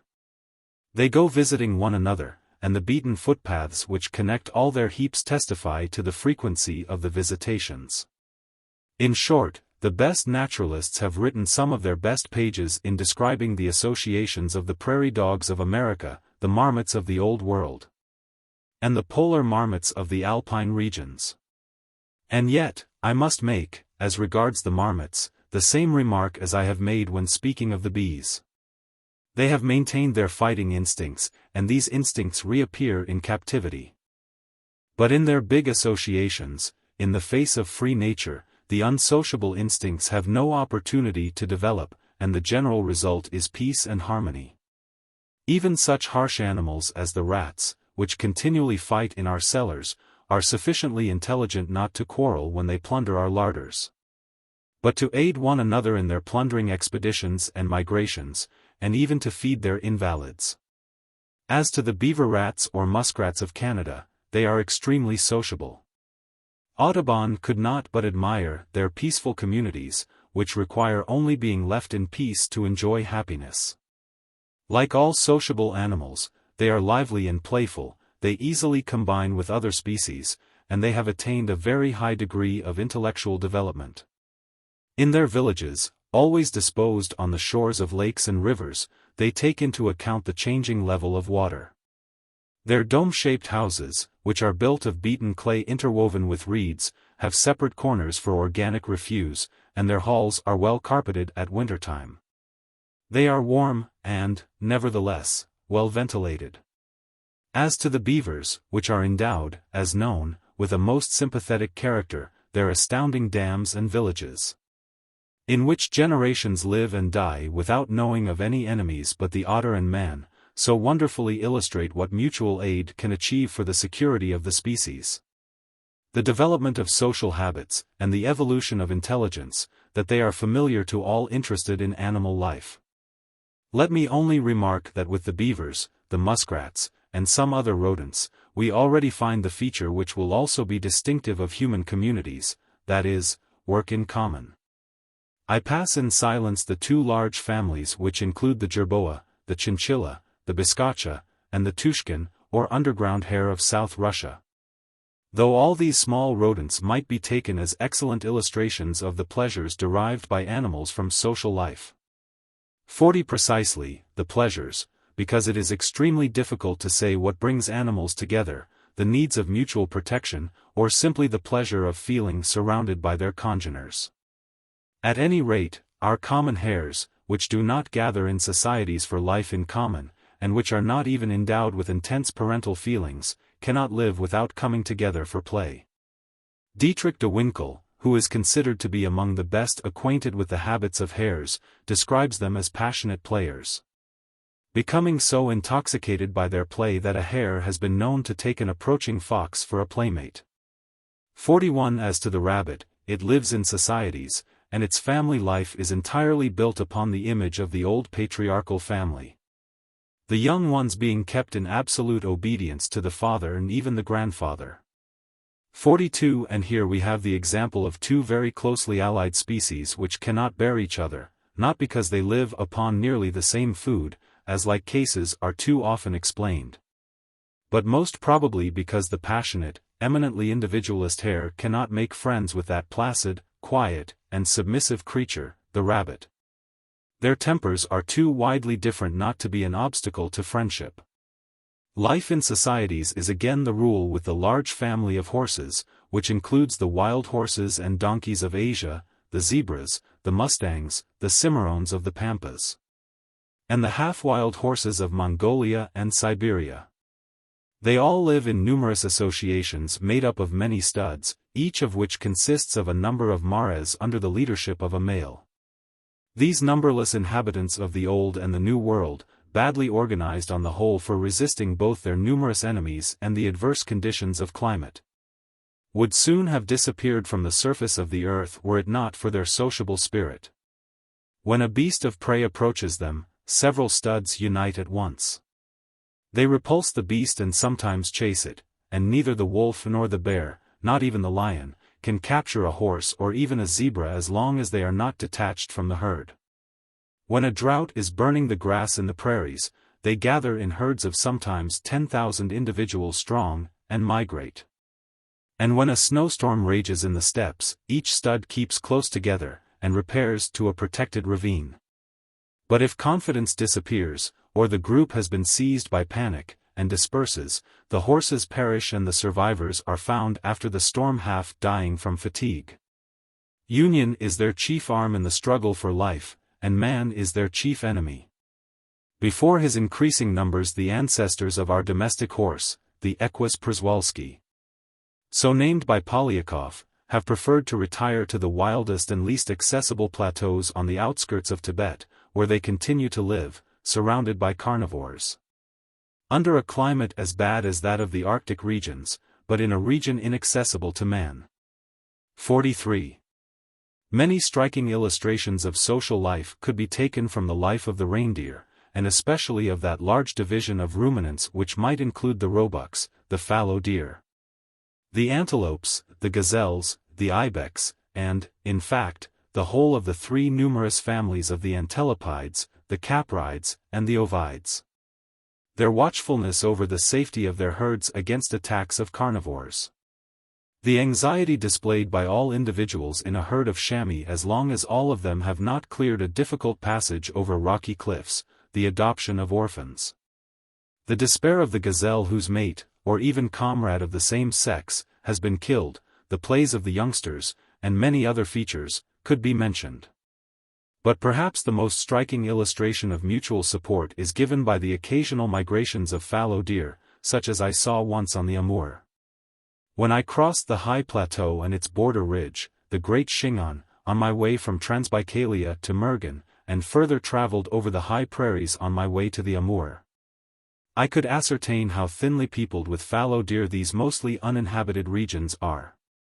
44 2 years later I was traveling up the Amur, and by the end of October reached the lower end of that picturesque gorge which the Amur pierces in the Dus Alan, Little Shingon, before it enters the lowlands where it joins the Sungari. I found the Cossacks in the villages of that gorge in the greatest excitement, because thousands and thousands of fallow deer were crossing the Amur where it is narrowest, in order to reach the lowlands. For several days in succession, upon a length of some 40 miles up the river, the Cossacks were butchering the deer as they crossed the Amur, in which already floated a good deal of ice.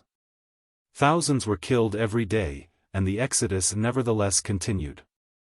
Like migrations were never seen either before or since, and this one must have been called for by an early and heavy snowfall in the Great Shingon, which compelled the deer to make a desperate attempt at reaching the lowlands in the east of the Dus Mountains.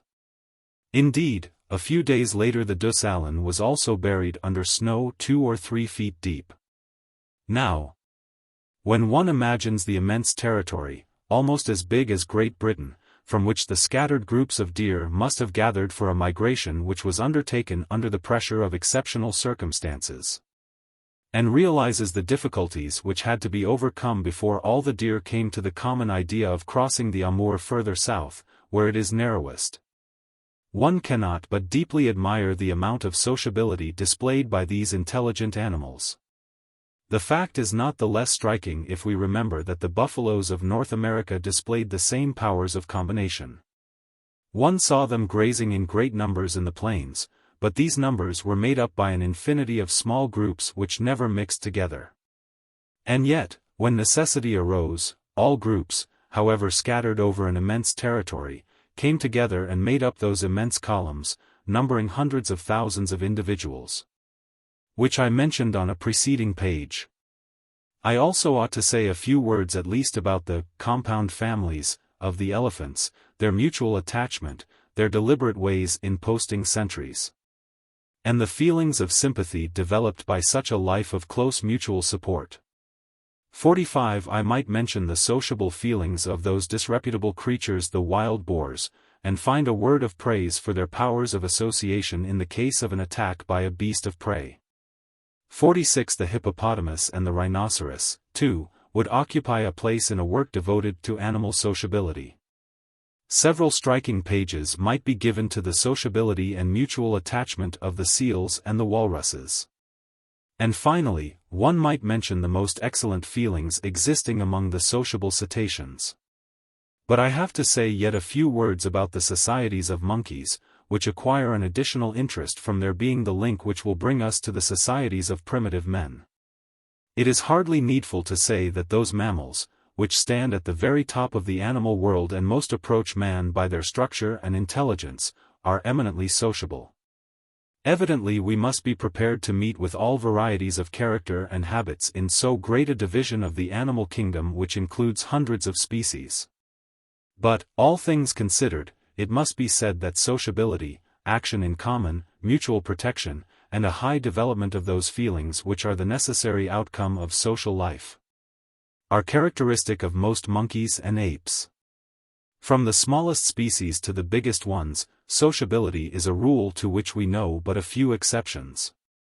The nocturnal apes prefer isolated life. The capuchins, Cebus capucinus, the monos, and the howling monkeys live but in small families, and the orangutans have never been seen by A.R. Wallace otherwise than either solitary or in very small groups of 3 or 4 individuals, while the gorillas seem never to join in bands. But all the remainder of the monkey tribe, the chimpanzees, the sajaus, the sakis, the mandrills, the baboons, and so on, are sociable in the highest degree. They live in great bands, and even join with other species than their own. Most of them become quite unhappy when solitary. The cries of distress of each one of the band immediately bring together the whole of the band, and they boldly repulse the attacks of most carnivores and birds of prey. Even eagles do not dare attack them. They plunder our fields always in bands, the old ones taking care for the safety of the commonwealth. The little TTs, whose childish sweet faces so much struck Humboldt, embrace and protect one another when it rains, rolling their tails over the necks of their shivering comrades. Several species display the greatest solicitude for their wounded, and do not abandon a wounded comrade during a retreat till they have ascertained that it is dead and that they are helpless to restore it to life. Thus James Forbes narrated in his Oriental Memoirs a fact of such resistance in reclaiming from his hunting party the dead body of a female monkey that one fully understands why the witnesses of this extraordinary scene resolved never again to fire at one of the monkey race. 47 In some species several individuals will combine to overturn a stone in order to search for ants' eggs under it. The Hamadryas not only post sentries, but have been seen making a chain for the transmission of the spoil to a safe place, and their courage is well known. Brehm's description of the regular fight which his caravan had to sustain before the Hamadryas would let it resume its journey in the valley of the Mensa, in Abyssinia, has become classical. 48 The playfulness of the tailed apes and the mutual attachment which reigns in the families of chimpanzees also are familiar to the general reader. And if we find among the highest apes two species, the orangutan and the gorilla, which are not sociable, we must remember that both, limited as they are to very small areas, the one in the heart of Africa, and the other in the two islands of Borneo and Sumatra, have all the appearance of being the last remnants of formerly much more numerous species. The gorilla at least seems to have been sociable in olden times, if the apes mentioned in the Periplus really were gorillas. We thus see, even from the above brief review, that life in societies is no exception in the animal world. It is the rule, the law of nature, and it reaches its fullest development with the higher vertebrates. Those species which live solitary, or in small families only, are relatively few, and their numbers are limited. Nay, it appears very probable that, apart from a few exceptions, those birds and mammals which are not gregarious now were living in societies before man multiplied on the earth and waged a permanent war against them, or destroyed the sources from which they formerly derived food. On any s'associe pas pour mourir, was the sound remark of Espina's, and Houzeau, who knew the animal world of some parts of America when it was not yet affected by man, wrote to the same effect. Association is found in the animal world at all degrees of evolution. And, according to the grand idea of Herbert Spencer, so brilliantly developed in Perrier's colonies are at the very origin of evolution in the animal kingdom. But, in proportion as we ascend the scale of evolution, we see association growing more and more conscious. It loses its purely physical character, it ceases to be simply instinctive, it becomes reasoned. With the higher vertebrates it is periodical, or is resorted to for the satisfaction of a given want, propagation of the species, migration, hunting, or mutual defense. It even becomes occasional, when birds associate against a robber, or mammals combine, under the pressure of exceptional circumstances, to emigrate. In this last case, it becomes a voluntary deviation from habitual moods of life. The combination sometimes appears in 2 or more degrees, the family first, then the group, and finally the association of groups, habitually scattered, but uniting in case of need. As we saw it with the bisons and other ruminants. It also takes higher forms, guaranteeing more independence to the individual without depriving it of the benefits of social life. With most rodents the individual has its own dwelling, which it can retire to when it prefers being left alone. But the dwellings are laid out in villages and cities, so as to guarantee to all inhabitants the benefits and joys of social life. And finally, in several species, such as rats, marmots, hares, etc., sociable life is maintained notwithstanding the quarrelsome or otherwise egotistic inclinations of the isolated individual. Thus it is not imposed, as is the case with ants and bees, by the very physiological structure of the individuals, it is cultivated for the benefits of mutual aid, or for the sake of its pleasures. And this, of course, appears with all possible gradations and with the greatest variety of individual and specific characters, the very variety of aspects taken by social life being a consequence. And for us a further proof of its generality. 49. Sociability, that is, the need of the animal of associating with its like, the love of society for society's sake, combined with the joy of life, only now begins to receive due attention from the zoologists. 50 We know at the present time that all animals, beginning with the ants, going on to the birds, and ending with the highest mammals, are fond of plays, wrestling, running after each other, trying to capture each other, teasing each other, and so on. And while many plays are, so to speak, a school for the proper behavior of the young in mature life, there are others, which, apart from their utilitarian purposes, are, together with dancing and singing, mere manifestations of an excess of forces, the joy of life, and a desire to communicate in some way or another with other individuals of the same or of other species, in short, a manifestation of sociability proper, which is a distinctive feature of all the animal world. 51. Whether the feeling be fear, experienced at the appearance of a bird of prey, or a fit of gladness, which bursts out when the animals are in good health and especially when young, or merely the desire of giving play to an excess of impressions and of vital power, the necessity of communicating impressions, of playing, of chattering, or of simply feeling the proximity of other kindred living beings pervades nature, and is, as much as any other physiological function, a distinctive feature of life and impressionability. This need takes a higher development and attains a more beautiful expression in mammals, especially amidst their young, and still more among the birds. But it pervades all nature, and has been fully observed by the best naturalists, including Pierre Huber, even amongst the ants. And it is evidently the same instinct which brings together the big columns of butterflies which have been referred to already. The habit of coming together for dancing and of decorating the places where the birds habitually perform their dances is, of course, well known from the pages that Darwin gave to this subject in The Descent of Man, ch. 13. Visitors of the London Zoological Gardens also know the bower of the satin bowerbird. But this habit of dancing seems to be much more widely spread than was formerly believed, and Mr. W. Hudson gives in his masterwork on La Plata the most interesting description, which must be read in the original, of complicated dances, performed by quite a number of birds, rails, jacanas, lapwings, and so on. The habit of singing in concert, which exists in several species of birds, belongs to the same category of social instincts. It is most strikingly developed with the chaker, Chauna chivaris, to which the English have given the most unimaginative misnomer of crested screamer. These birds sometimes assemble in immense flocks, and in such cases they frequently sing all in concert. W. H. Hudson found them once in countless numbers, ranged all round a pampas lake in well-defined flocks, of about 500 birds in each flock. Presently, he writes, one flock near me began singing, and continued their powerful chant for 3 or 4 minutes.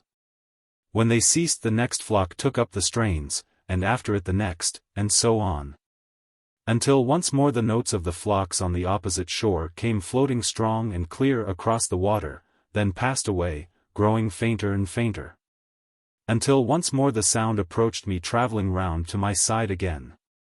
On another occasion the same writer saw a whole plain covered with an endless flock of chakars, not in close order, but scattered in pairs and small groups. About 9 o'clock in the evening, suddenly the entire multitude of birds covering the marsh for miles around burst forth in a tremendous evening song. It was a concert well worth riding 100 miles to hear. 52. It may be added that like all sociable animals, the chaker easily becomes tame and grows very attached to man. They are mild-tempered birds, and very rarely quarrel, we are told, although they are well provided with formidable weapons. Life in societies renders these weapons useless. That life in societies is the most powerful weapon in the struggle for life, taken in its widest sense, has been illustrated by several examples on the foregoing pages, and could be illustrated by any amount of evidence, if further evidence were required. Life in societies enables the feeblest insects, the feeblest birds, and the feeblest mammals to resist, or to protect themselves from, the most terrible birds and beasts of prey. It permits longevity, it enables the species to rear its progeny with the least waste of energy and to maintain its numbers albeit a very slow birth rate. It enables the gregarious animals to migrate in search of new abodes. Therefore, while fully admitting that force, swiftness, protective colors, cunningness, and endurance to hunger and cold, which are mentioned by Darwin and Wallace. Are so many qualities making the individual, or the species, the fittest under certain circumstances? We maintain that under any circumstances sociability is the greatest advantage in the struggle for life. Those species which willingly or unwillingly abandon it are doomed to decay, while those animals which know best how to combine, have the greatest chances of survival and of further evolution. Although they may be inferior to others in each of the faculties enumerated by Darwin and Wallace, save the intellectual faculty. The highest vertebrates, and especially mankind, are the best proof of this assertion.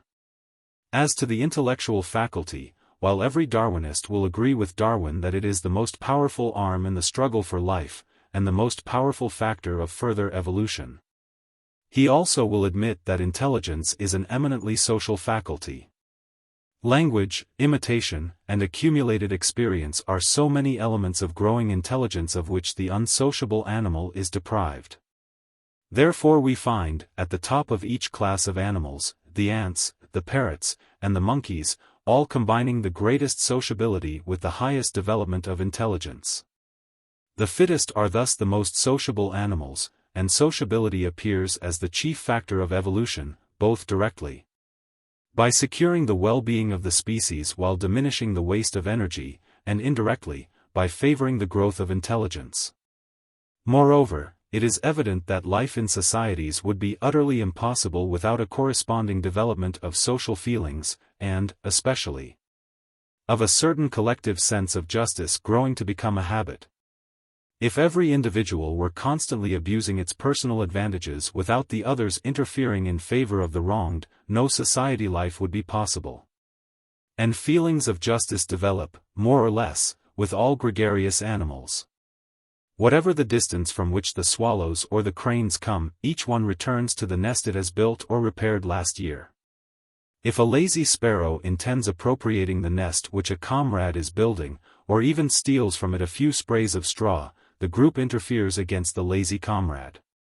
And it is evident that without such interference being the rule, no nesting associations of birds could exist. Separate groups of penguins have separate resting places and separate fishing abodes, and do not fight for them. The droves of cattle in Australia have particular spots to which each group repairs to rest, and from which it never deviates, and so on. 53. We have any numbers of direct observations of the peace that prevails in the nesting associations of birds, the villages of the rodents, and the herds of grass-eaters. While, on the other side, we know of few sociable animals which so continually quarrel as the rats in our cellars do, or as the morses, which fight for the possession of a sunny place on the shore. Sociability thus puts a limit to physical struggle, and leaves room for the development of better moral feelings. The high development of parental love in all classes of animals, even with lions and tigers, is generally known. As to the young birds and mammals whom we continually see associating, sympathy, not love, attains a further development in their associations. Leaving aside the really touching facts of mutual attachment and compassion which have been recorded as regards domesticated animals and with animals kept in captivity, we have a number of well-certified facts of compassion between wild animals at liberty. Max Purdy and L. Buchner have given a number of such facts. 54 J. C. Wood's narrative of a weasel which came to pick up and to carry away an injured comrade enjoys a well-merited popularity. 55 So also the observation of Captain Stansbury on his journey to Utah which is quoted by Darwin. He saw a blind pelican which was fed, and well fed, by other pelicans upon fishes which had to be brought from a distance of 30 miles.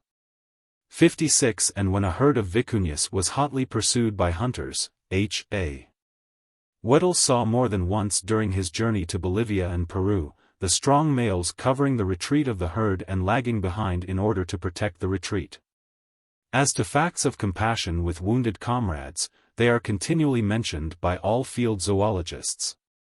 Such facts are quite natural. Compassion is a necessary outcome of social life. But compassion also means a considerable advance in general intelligence and sensibility. It is the first step towards the development of higher moral sentiments. It is, in its turn, a powerful factor of further evolution. If the views developed on the preceding pages are correct, the question necessarily arises, in how far are they consistent with the theory of struggle for life as it has been developed by Darwin, Wallace, and their followers? And I will now briefly answer this important question. First of all, no naturalist will doubt that the idea of a struggle for life carried on through organic nature is the greatest generalization of our century. Life is struggle. And in that struggle the fittest survive.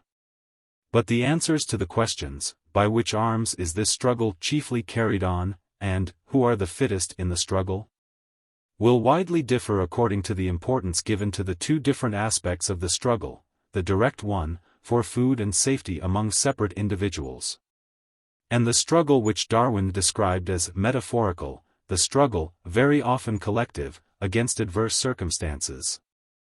No one will deny that there is, within each species, a certain amount of real competition for food, at least, at certain periods. But the question is, whether competition is carried on to the extent admitted by Darwin, or even by Wallace. And whether this competition has played, in the evolution of the animal kingdom, the part assigned to it. The idea which permeates Darwin's work is certainly one of real competition going on within each animal group for food, safety, and possibility of leaving an offspring. He often speaks of regions being stocked with animal life to their full capacity, and from that overstocking he infers the necessity of competition. But when we look in his work for real proofs of that competition, we must confess that we do not find them sufficiently convincing.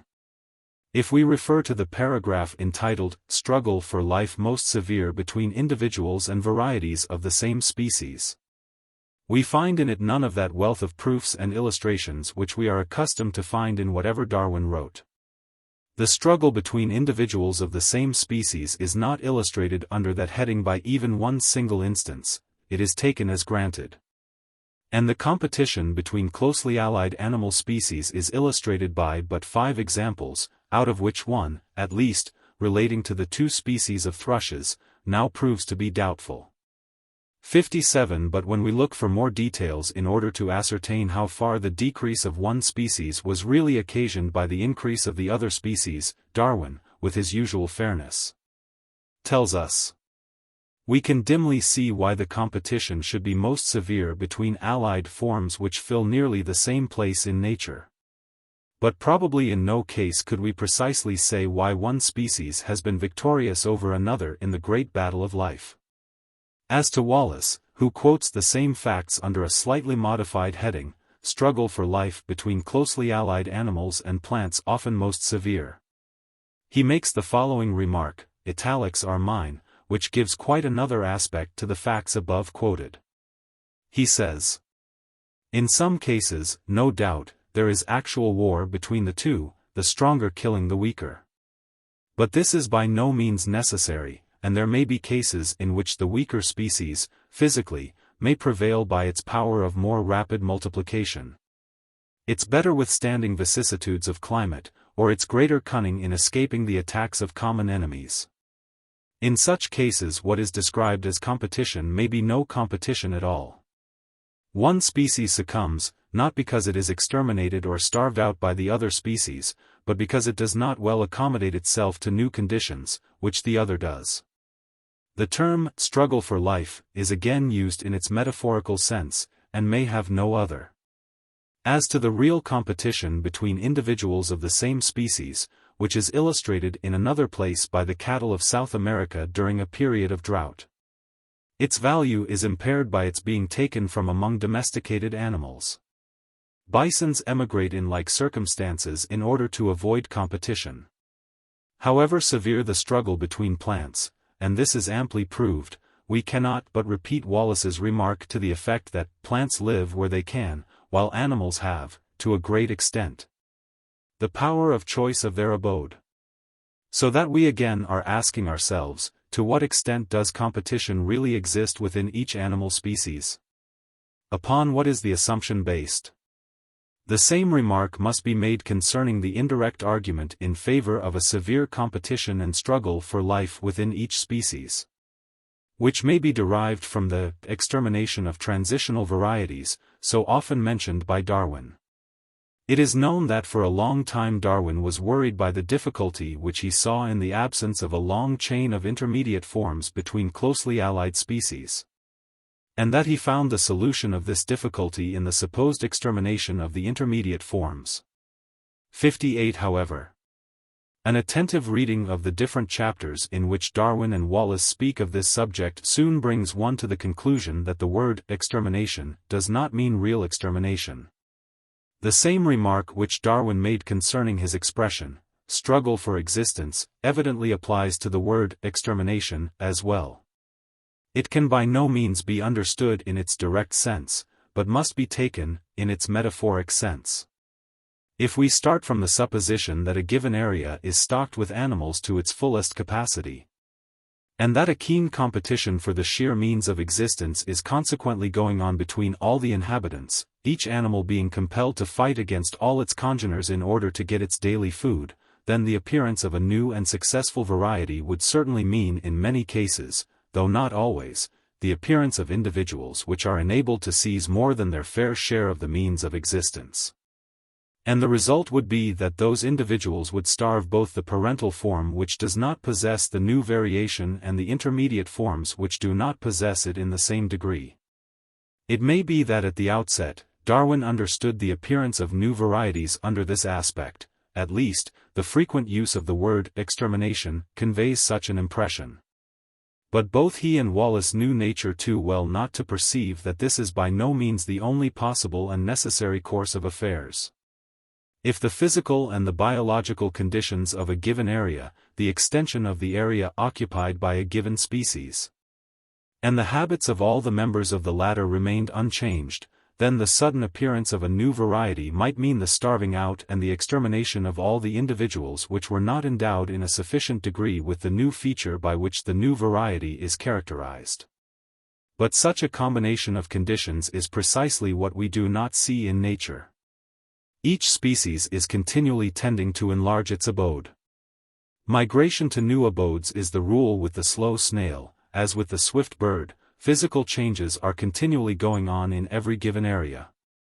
And new varieties among animals consist in an immense number of cases, perhaps in the majority, not in the growth of new weapons for snatching the food from the mouth of its congeners. Food is only one out of 100 of various conditions of existence, but, as Wallace himself shows in a charming paragraph on the divergence of characters, Darwinism, p. 107, in forming new habits, moving to new abodes, and taking to new sorts of food. In all such cases there will be no extermination, even no competition, the new adaptation being a relief from competition, if it ever existed. And yet there will be, after a time, an absence of intermediate links, in consequence of a mere survival of those which are best fitted for the new conditions, as surely as under the hypothesis of extermination of the parental form. It hardly need be added that if we admit, with Spencer, all the Lamarckians, and Darwin himself, the modifying influence of the surroundings upon the species, there remains still less necessity for the extermination of the intermediate forms. The importance of migration and of the consequent isolation of groups of animals, for the origin of new varieties and ultimately of new species, which was indicated by Moritz Wagner, was fully recognized by Darwin himself. Consequent researches have only accentuated the importance of this factor. And they have shown how the largeness of the area occupied by a given species, which Darwin considered with full reason so important for the appearance of new varieties, can be combined with the isolation of parts of the species, in consequence of local geological changes, or of local barriers. It would be impossible to enter here into the discussion of this wide question, but a few remarks will do to illustrate the combined action of these agencies. It is known that portions of a given species will often take to a new sort of food. The squirrels, for instance, when there is a scarcity of cones in the larch forests, remove to the fir tree forests. And this change of food has certain well-known physiological effects on the squirrels. If this change of habits does not last, if next year the cones are again plentiful in the dark larch woods, no new variety of squirrels will evidently arise from this cause. But if part of the wide area occupied by the squirrels begins to have its physical characters altered, in consequence of, let us say, a milder climate or desiccation, which both bring about an increase of the pine forests in proportion to the larch woods, and if some other conditions concur to induce the squirrels to dwell on the outskirts of the desiccating region, we shall have then a new variety, i.e., an incipient new species of squirrels, without there having been anything that would deserve the name of extermination among the squirrels. A larger proportion of squirrels of the new, better adapted variety would survive every year, and the intermediate lynx would die in the course of time, without having been starved out by Malthusian competitors. This is exactly what we see going on during the great physical changes which are accomplished over large areas in Central Asia, owing to the desiccation which is going on there since the glacial period. To take another example, it has been proved by geologists that the present wild horse, Equus przewalski, has slowly been evolved during the later parts of the Tertiary and the Quaternary period. But that during this succession of ages its ancestors were not confined to some given, limited area of the globe. They wandered over both the Old and New World, returning, in all probability, after a time to the pastures which they had, in the course of their migrations, formerly left. 59. Consequently, if we do not find now, in Asia, all the intermediate links between the present wild horse and its Asiatic post-tertiary ancestors, this does not mean at all that the intermediate links have been exterminated. No such extermination has ever taken place. No exceptional mortality may even have occurred among the ancestral species. The individuals which belong to intermediate varieties and species have died in the usual course of events, often amidst plentiful food, and their remains were buried all over the globe. In short, if we carefully consider this matter, and carefully reread what Darwin himself wrote upon this subject, we see that if the word extermination be used at all in connection with transitional varieties, it must be used in its metaphoric sense. As to competition, this expression, too, is continually used by Darwin. See, for instance, the paragraph on extinction, as an image, or as a way of speaking, rather than with the intention of conveying the idea of a real competition between two portions of the same species for the means of existence. At any rate, the absence of intermediate forms is no argument in favor of it. In reality, the chief argument in favor of a keen competition for the means of existence continually going on within every animal species is, to use Professor Getty's expression, the arithmetical argument borrowed from Malthus. But this argument does not prove it at all. We might as well take a number of villages in southeast Russia, the inhabitants of which enjoy plenty of food, but have no sanitary accommodation of any kind. And seeing that for the last 80 years the birth rate was 60 in the 1,000, while the population is now what it was 80 years ago, we might conclude that there has been a terrible competition between the inhabitants. But the truth is that from year to year the population remained stationary, for the simple reason that 1/3 of the newborn died before reaching their 6th month of life. 1/2 died within the next 4 years, and out of each 100 born, only 17 or so reached the age of 20. The newcomers went away before having grown to be competitors. It is evident that if such is the case with men, it is still more the case with animals.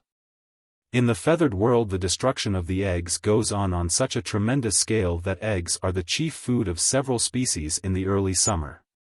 Not to say a word of the storms, the inundations which destroy nests by the million in America, and the sudden changes of weather which are fatal to the young mammals. Each storm, each inundation, each visit of a rat to a bird's nest, each sudden change of temperature, take away those competitors which appear so terrible in theory. As to the facts of an extremely rapid increase of horses and cattle in America, of pigs and rabbits in New Zealand, and even of wild animals imported from Europe, where their numbers are kept down by man, not by competition, they rather seem opposed to the theory of overpopulation. If horses and cattle could so rapidly multiply in America, it simply proved that, however numberless the buffaloes and other ruminants were at that time in the New World. Its grass-eating population was far below what the prairies could maintain. If millions of intruders have found plenty of food without starving out the former population of the prairies, we must rather conclude that the Europeans found a want of grass-eaters in America, not an excess. And we have good reasons to believe that want of animal population is the natural state of things all over the world, with but a few temporary exceptions to the rule. The actual numbers of animals in a given region are determined, not by the highest feeding capacity of the region, but by what it is every year under the most unfavorable conditions. So that, for that reason alone, competition hardly can be a normal condition. But other causes intervene as well to cut down the animal population below even that low standard. If we take the horses and cattle which are grazing all the winter through in the steppes of Transbaikalia, we find them very lean and exhausted at the end of the winter.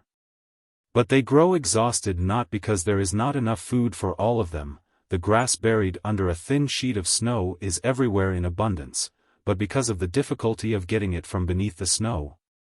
And this difficulty is the same for all horses alike. Besides, days of glazed frost are common in early spring, and if several such days come in succession the horses grow still more exhausted. But then comes a snowstorm, which compels the already weakened animals to remain without any food for several days, and very great numbers of them die. The losses during the spring are so severe that if the season has been more inclement than usual they are even not repaired by the new breeds, the more so as all horses are exhausted. And the young foals are born in a weaker condition. The numbers of horses and cattle thus always remain beneath what they otherwise might be. All the year round there is food for 5 or 10 times as many animals, and yet their population increases extremely slowly.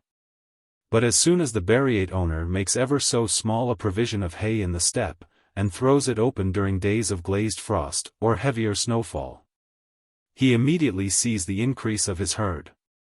Almost all free grass-eating animals and many rodents in Asia and America being in very much the same conditions, we can safely say that their numbers are not kept down by competition.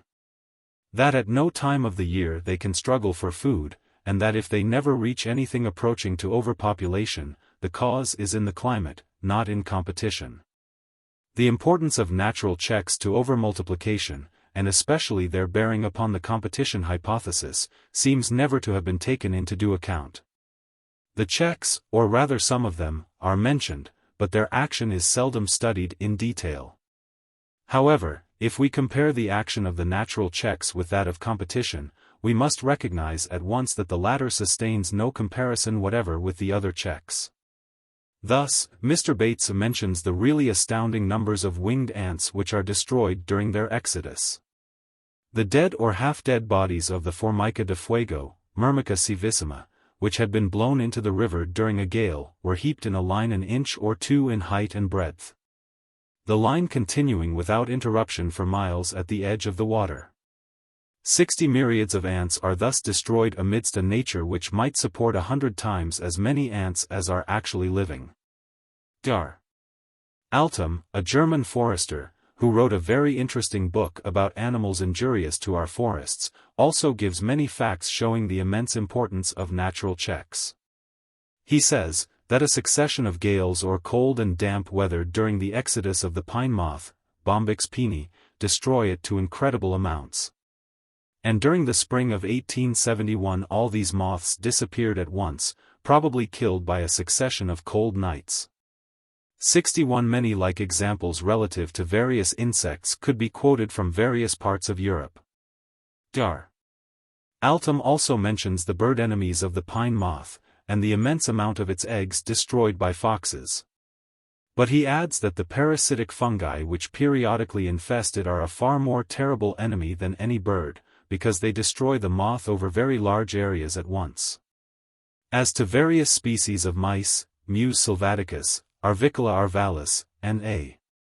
Agrestes, the same author gives a long list of their enemies, but he remarks, however, the most terrible enemies of mice are not other animals, but such sudden changes of weather as occur almost every year. Alternations of frost and warm weather destroy them in numberless quantities. One single sudden change can reduce thousands of mice to the number of a few individuals.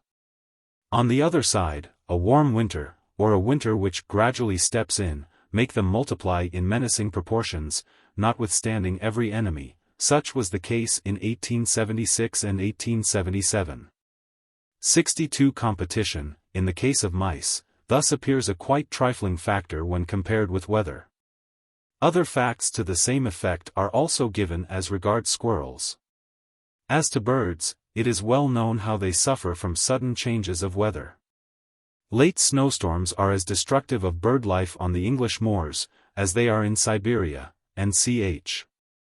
Dixon saw the red grouse so pressed during some exceptionally severe winters, that they quitted the moors in numbers, and we have then known them actually to be taken in the streets of Sheffield. Persistent wet, he adds, is almost as fatal to them.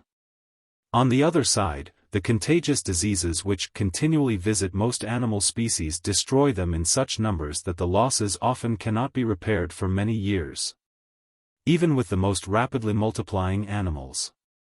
Thus, some 60 years ago, the sussex suddenly disappeared in the neighborhood of Sarepta, in southeastern Russia, in consequence of some epidemics. And for years no sussex were seen in that neighborhood.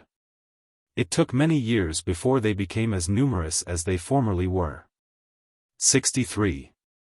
Like facts, all tending to reduce the importance given to competition, could be produced in numbers. 64. Of course, it might be replied, in Darwin's words, that nevertheless each organic being, at some period of its life, during some season of the year, during each generation or at intervals, has to struggle for life and to suffer great destruction, and that the fittest survive during such periods of hard struggle for life. But if the evolution of the animal world were based exclusively, or even chiefly, upon the survival of the fittest during periods of calamities, if natural selection were limited in its action to periods of exceptional drought, or sudden changes of temperature, or inundations, retrogression would be the rule in the animal world.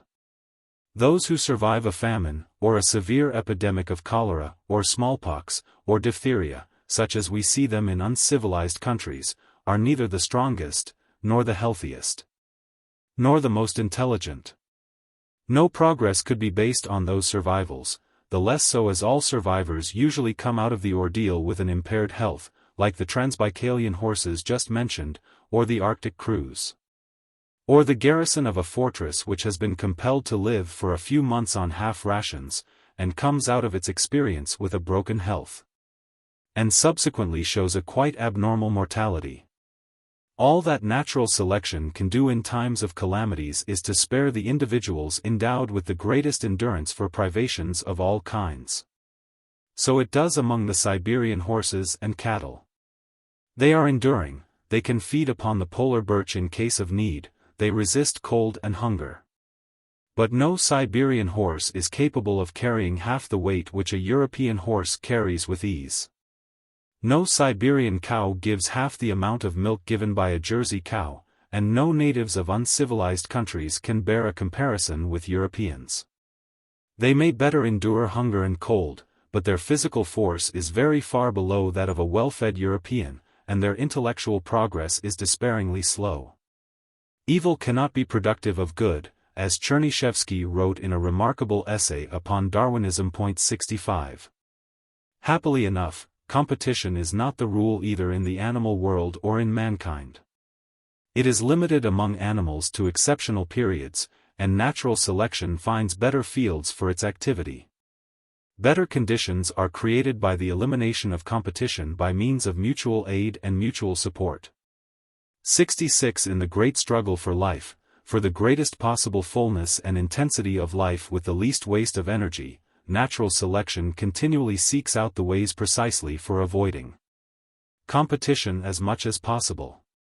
The ants combine in nests and nations, they pile up their stores, they rear their cattle, and thus avoid competition. And natural selection picks out of the ants' family the species which know best how to avoid competition, with its unavoidably deleterious consequences. Most of our birds slowly move southwards as the winter comes, or gather in numberless societies and undertake long journeys, and thus avoid competition. Many rodents fall asleep when the time comes that competition should set in.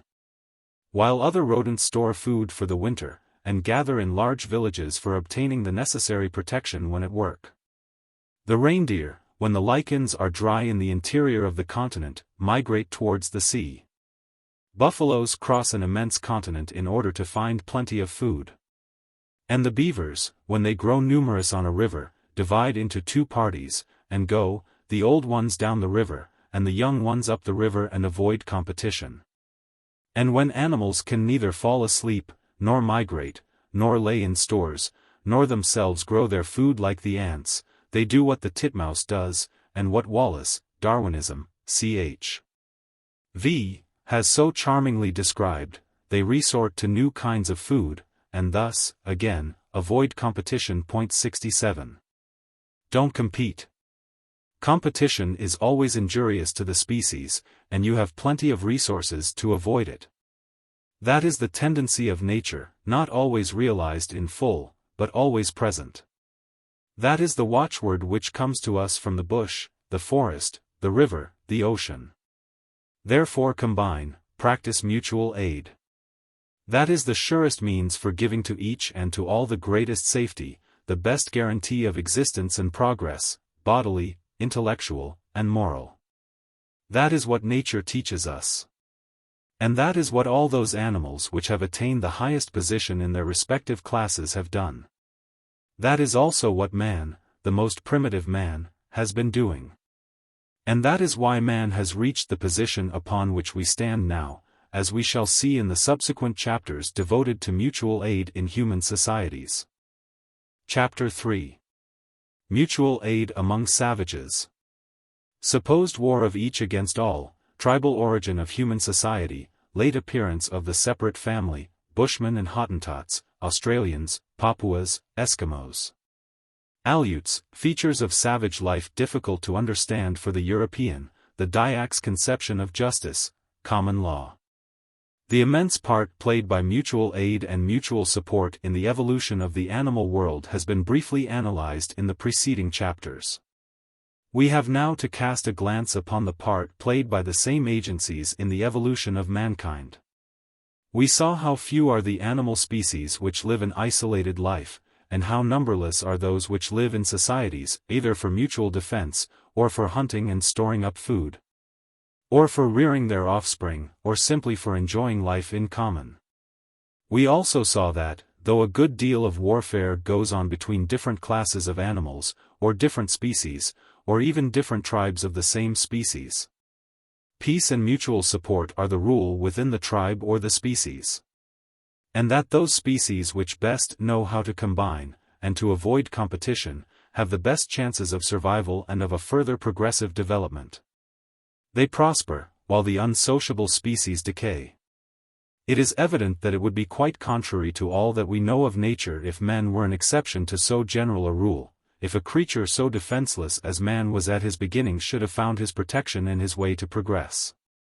Not in mutual support, like other animals, but in a reckless competition for personal advantages, with no regard to the interests of the species.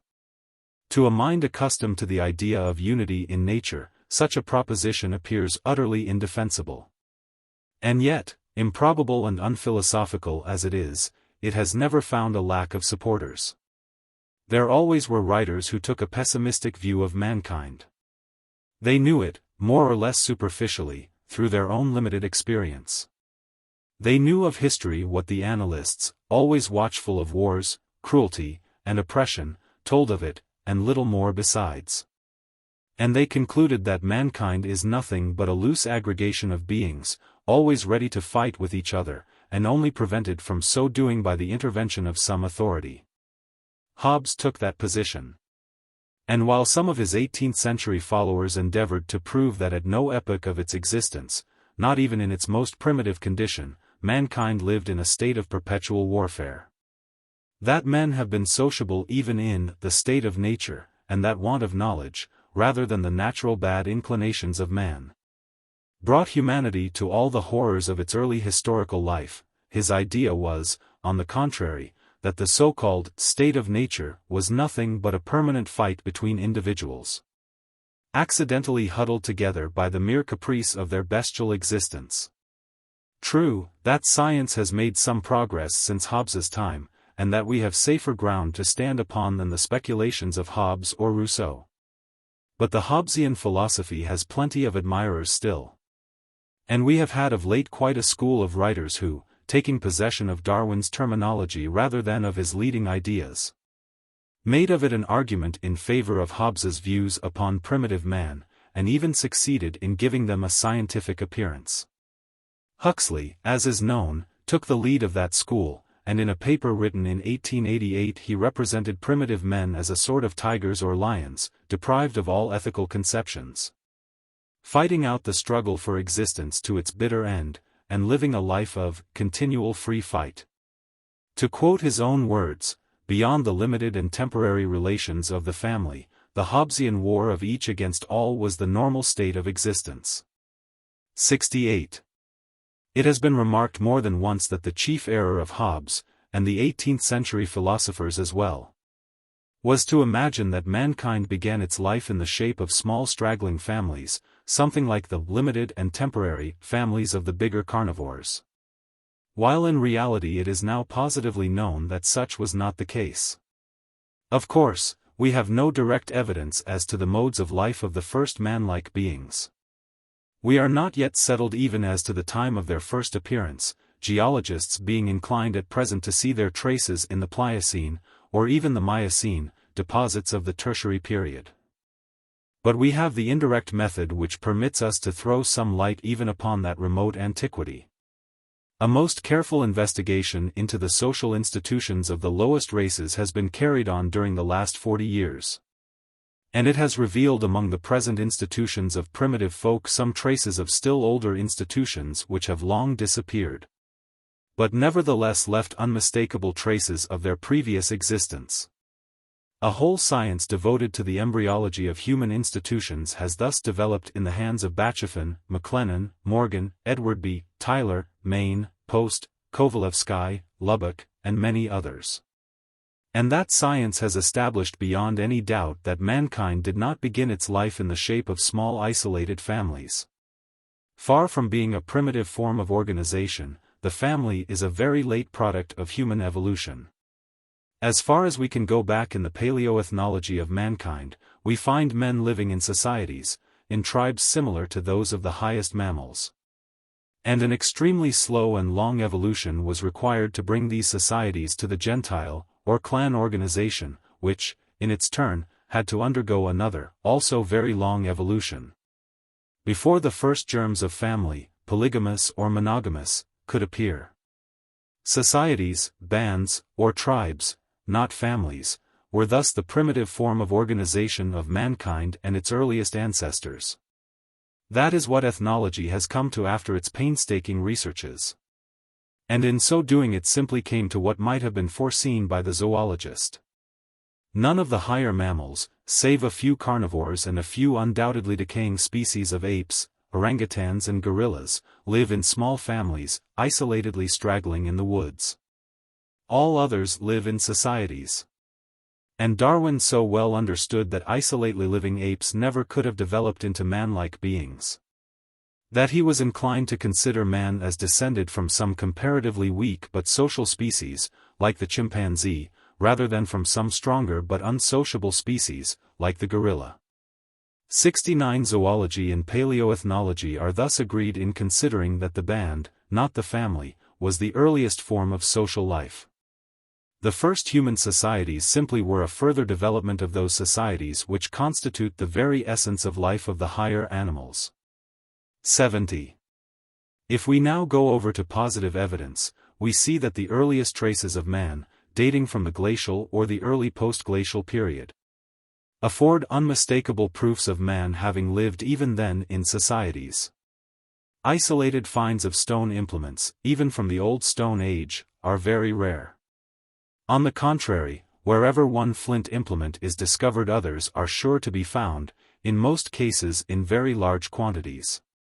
At a time when men were dwelling in caves, or under occasionally protruding rocks, in company with mammals now extinct, and hardly succeeded in making the roughest sorts of flint hatchets. They already knew the advantages of life in societies. In the valleys of the tributaries of the Dordogne, the surface of the rocks is in some places entirely covered with caves which were inhabited by Paleolithic men. 71 Sometimes the cave dwellings are superposed in stories, and they certainly recall much more the nesting colonies of swallows than the dens of carnivores. As to the flint implements discovered in those caves, to use Lubbock's words, one may say without exaggeration that they are numberless. The same is true of other Paleolithic stations. It also appears from Lartey's investigations that the inhabitants of the Aurignac region in the south of France partook of tribal meals at the burial of their dead. So that men lived in societies, and had germs of a tribal worship, even at that extremely remote epoch. The same is still better proved as regards the later part of the Stone Age. Traces of Neolithic man have been found in numberless quantities, so that we can reconstitute his manner of life to a great extent. When the ice cap, which must have spread from the polar regions as far south as Middle France, Middle Germany, and Middle Russia, and covered Canada as well as a good deal of what is now the United States, began to melt away, the surfaces freed from ice were covered, first, with swamps and marshes, and later on with numberless lakes. 72 lakes filled all depressions of the valleys before their waters dug out those permanent channels which, during a subsequent epoch, became our rivers. And wherever we explore, in Europe, Asia, or America, the shores of the literally numberless lakes of that period, whose proper name would be the Lacustrine period, we find traces of Neolithic man. They are so numerous that we can only wonder at the relative density of population at that time.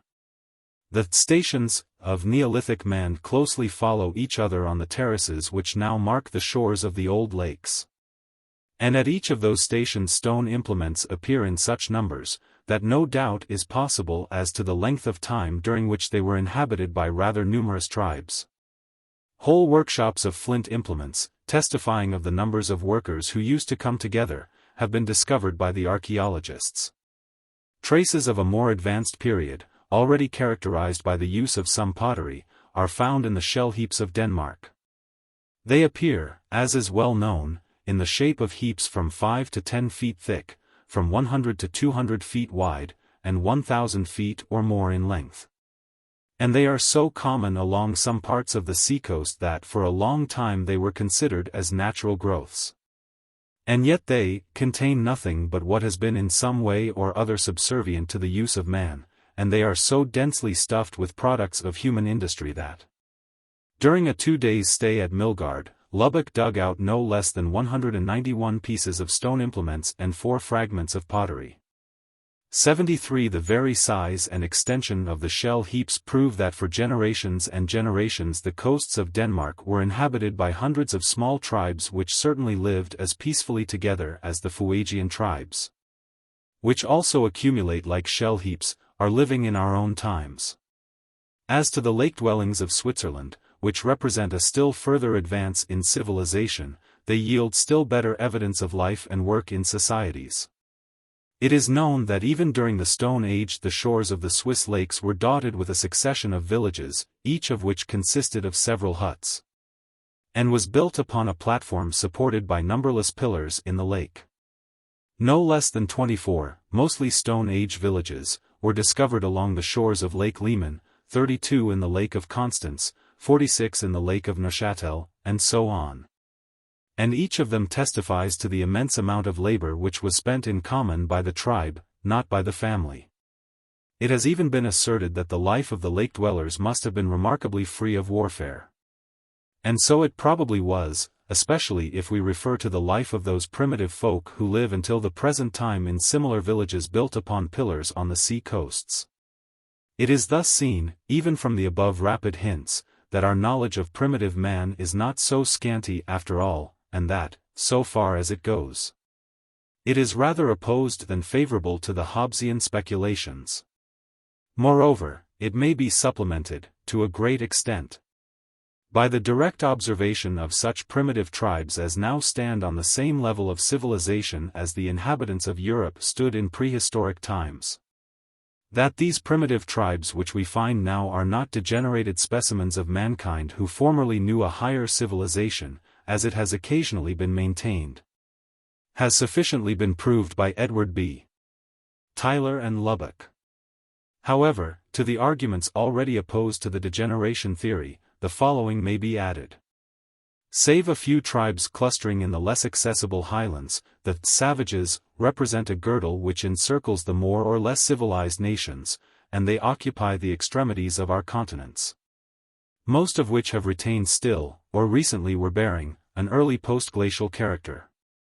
Such are the Eskimos and their congeners in Greenland, Arctic America, and northern Siberia, and, in the southern hemisphere, the Australians, the Papuas, the Fuegians, and, partly, the Bushmen.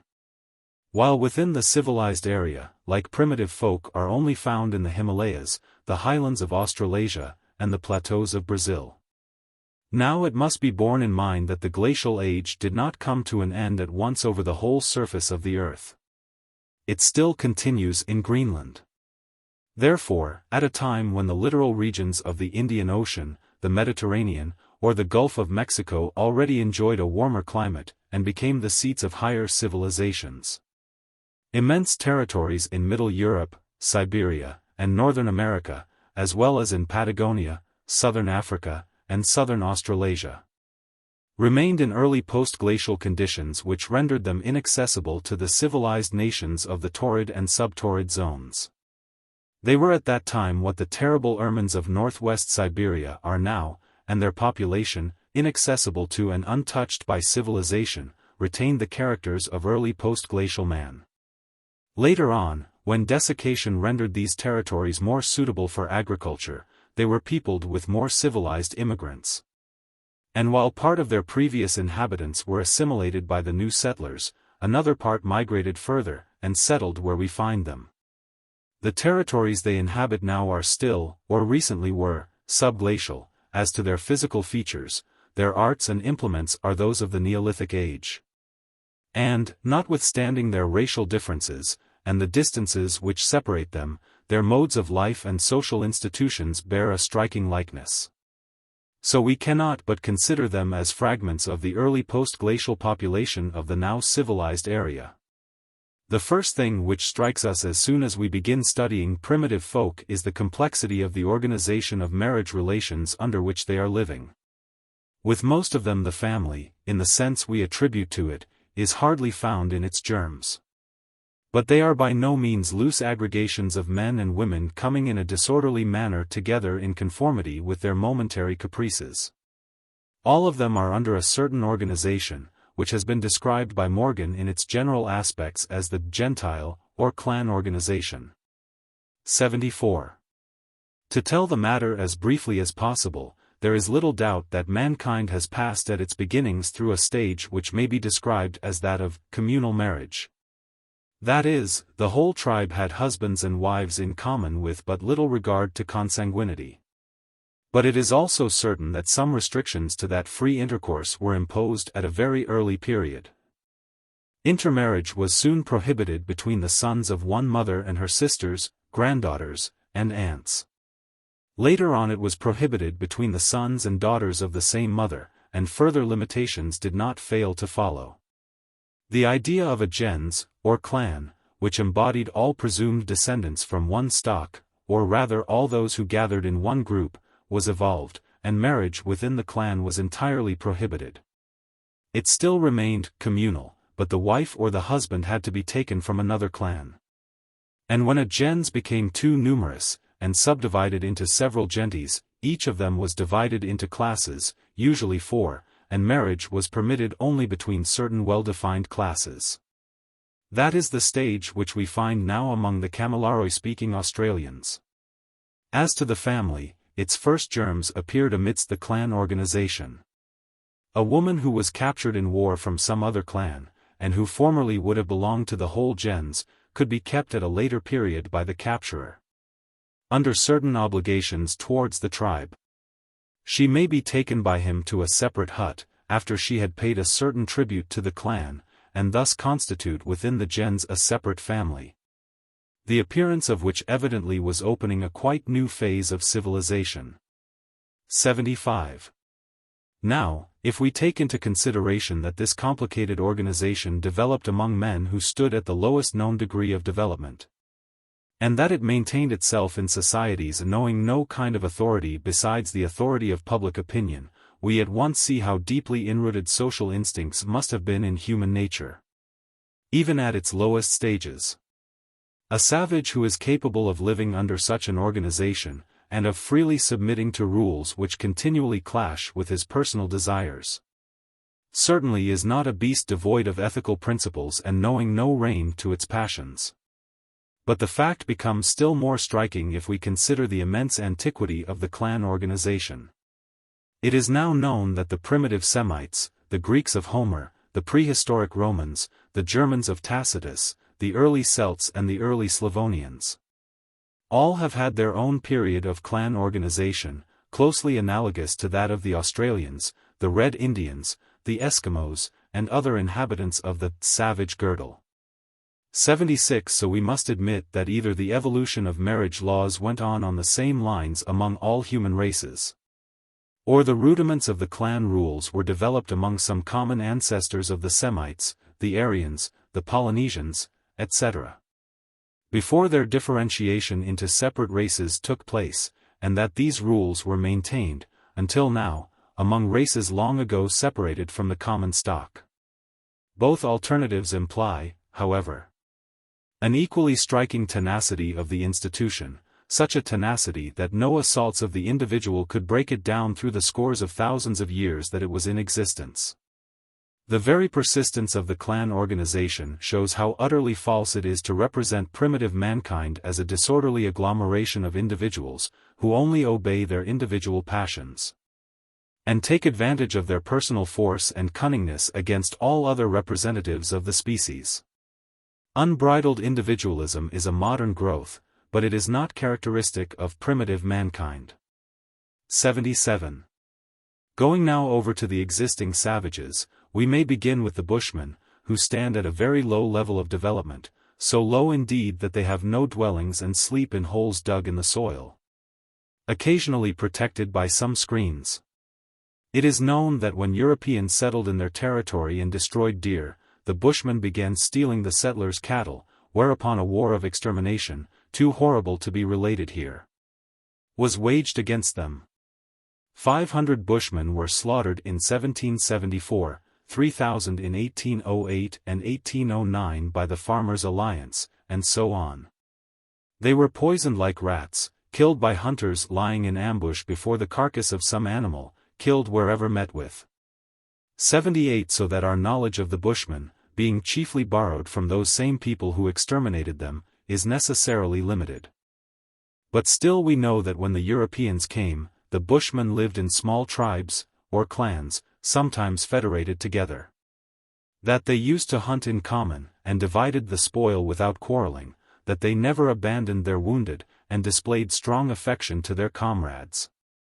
Liechtenstein has a most touching story about a Bushman, nearly drowned in a river, who was rescued by his companions. They took off their furs to cover him, and shivered themselves. They dried him, rubbed him before the fire, and smeared his body with warm grease till they brought him back to life. And when the Bushmen found, in Johann van der Walt, a man who treated them well, they expressed their thankfulness by a most touching attachment to that man. 79. Burchell and Moffat both represent them as good-hearted, disinterested, true to their promises, and grateful, 80. All qualities which could develop only by being practiced within the tribe. As to their love to children, it is sufficient to say that when a European wished to secure a Bushman woman as a slave, he stole her child, the mother was sure to come into slavery to share the fate of her child. 81. The same social manners characterize the Hottentots, who are but a little more developed than the Bushmen. Lubbock describes them as the filthiest animals, and filthy they really are. A fur suspended to the neck and worn till it falls to pieces is all their dress. Their huts are a few sticks assembled together and covered with mats, with no kind of furniture within.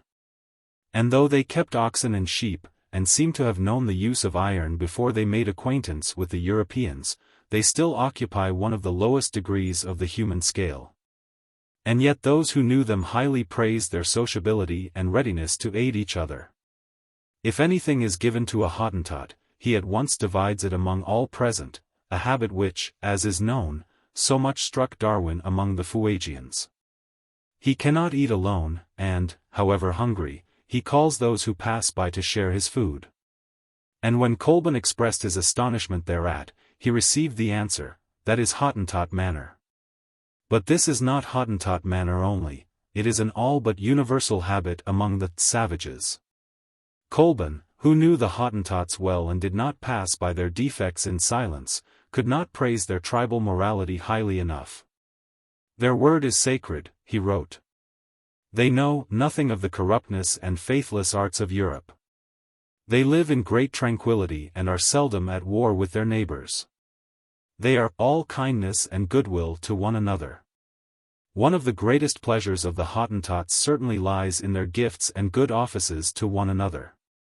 The integrity of the Hottentots, their strictness and celerity in the exercise of justice, and their chastity, are things in which they excel all or most nations in the world." 82. Tackhart, Barrow, and Moody 83 fully confirm Colburn's testimony.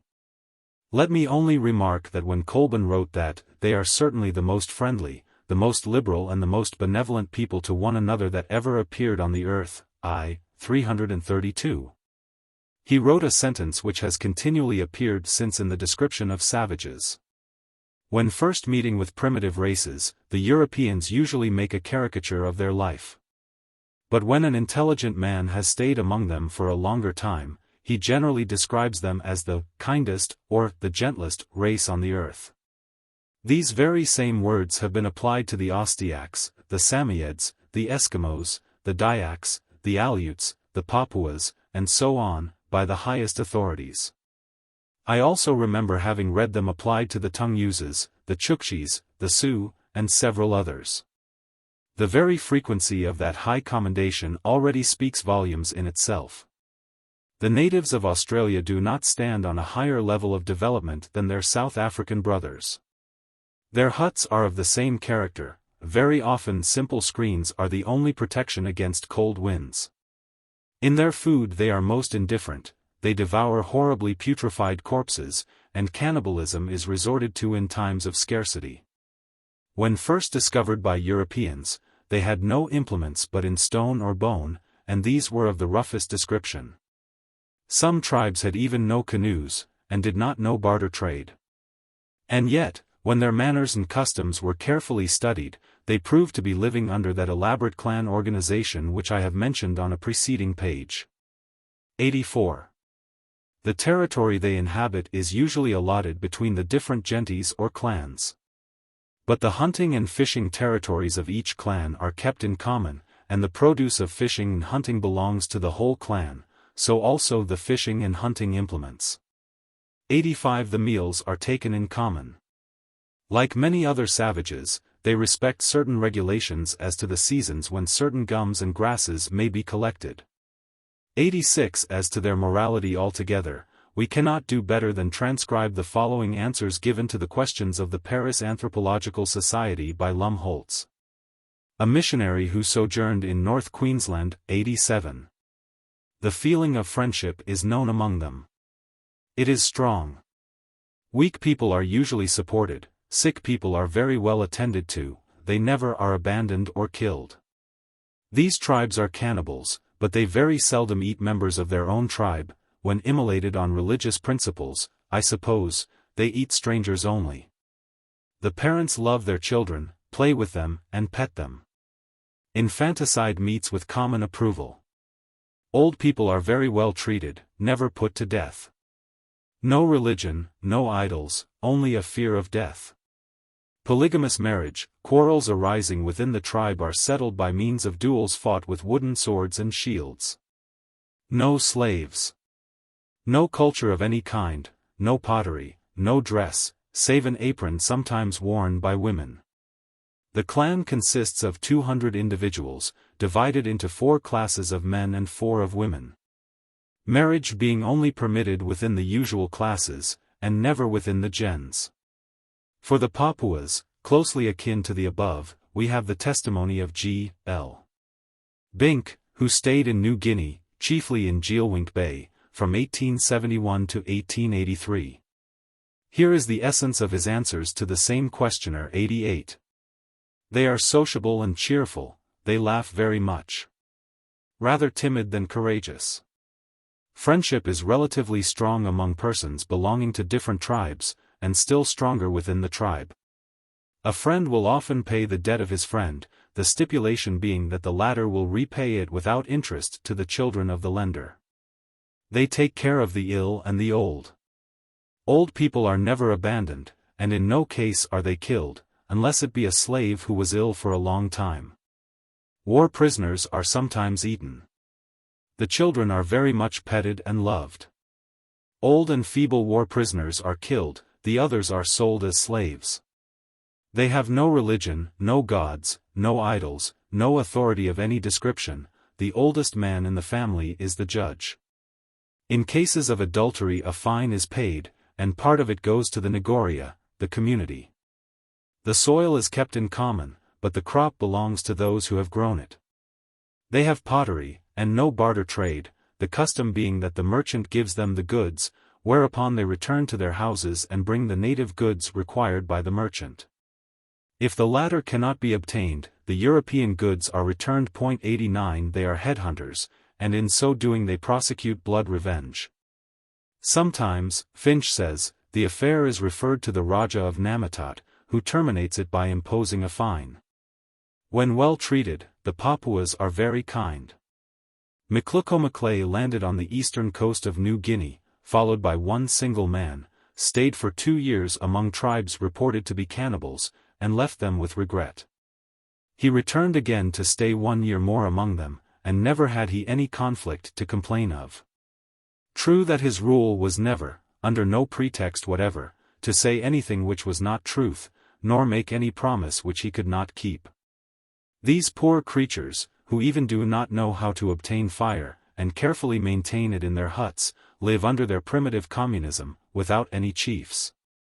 And within their villages they have no quarrels worth speaking of. They work in common, just enough to get the food of the day, they rear their children in common.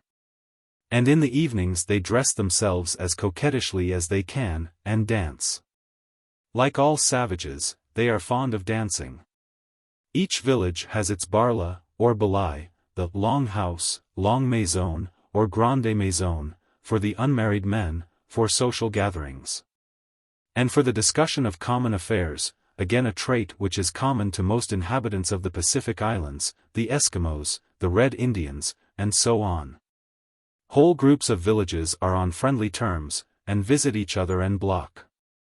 Unhappily, feuds are not uncommon, not in consequence of overstocking of the area, or keen competition, and like inventions of a mercantile century, but chiefly in consequence of superstition.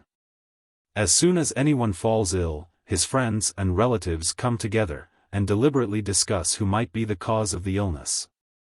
All possible enemies are considered, everyone confesses of his own petty quarrels, and finally the real cause is discovered. An enemy from the next village has called it down, and a raid upon that village is decided upon. Therefore, feuds are rather frequent, even between the coast villages, not to say a word of the cannibal mountaineers who are considered as real witches and enemies, though, on a closer acquaintance, they prove to be exactly the same sort of people as their neighbors on the seacoast. 90. Many striking pages could be written about the harmony which prevails in the villages of the Polynesian inhabitants of the Pacific Islands. But they belong to a more advanced stage of civilization. So we shall now take our illustrations from the far north.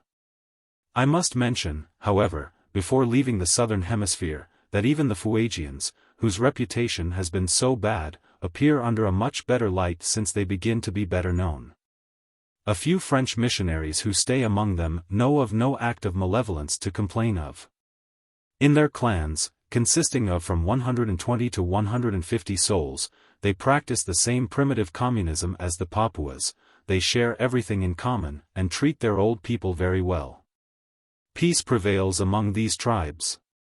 91 With the Eskimos and their nearest congeners, the Thlinkets, the Kalashas, and the Aleuts, we find one of the nearest illustrations of what man may have been during the glacial age.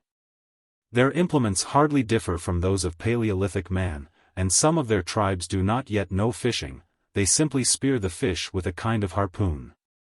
92 They know the use of iron, but they receive it from the Europeans, or find it on wrecked ships. Their social organization is of a very primitive kind, though they already have emerged from the stage of communal marriage, even under the Gentile restrictions. They live in families, but the family bonds are often broken. Husbands and wives are often exchanged. 93 The families, however, remain united in clans, and how could it be otherwise? How could they sustain the hard struggle for life unless by closely combining their forces? So they do, and the tribal bonds are closest where the struggle for life is hardest, namely, in northeast Greenland. The long house is their usual dwelling, and several families lodge in it, separated from each other by small partitions of ragged firs, with a common passage in the front. Sometimes the house has the shape of a cross, and in such case a common fire is kept in the center. The German expedition which spent a winter close by one of those long houses could ascertain that no quarrel disturbed the peace. No dispute arose about the use of this narrow space throughout the long winter. Scolding, or even unkind words, are considered as a misdemeanor, if not produced under the legal form of process, namely, the Nith Song. 94 Close cohabitation and close interdependence are sufficient for maintaining century after century that deep respect for the interests of the community which is characteristic of Eskimo life. Even in the larger communities of Eskimos, public opinion formed the real judgment seat, the general punishment consisting in the offenders being shamed in the eyes of the people. 95. Eskimo life is based upon communism. What is obtained by hunting and fishing belongs to the clan. But in several tribes, especially in the West, under the influence of the Danes, private property penetrates into their institutions. However, they have an original means for obviating the inconveniences arising from a personal accumulation of wealth which would soon destroy their tribal unity.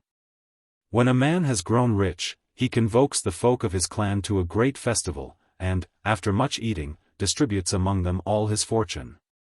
On the Yukon River, Dahl saw an Aleont family distributing in this way 10 guns, 10 full fur dresses, 200 strings of beads, numerous blankets, 10 wolf furs, 200 beavers, and 500 ziblants. After that they took off their festival dresses, gave them away, and, putting on old ragged furs, addressed a few words to their kinsfolk, saying that though they are now poorer than any one of them, they have won their friendship. 96 Like distributions of wealth appear to be a regular habit with the Eskimos, and to take place at a certain season, after an exhibition of all that has been obtained during the year.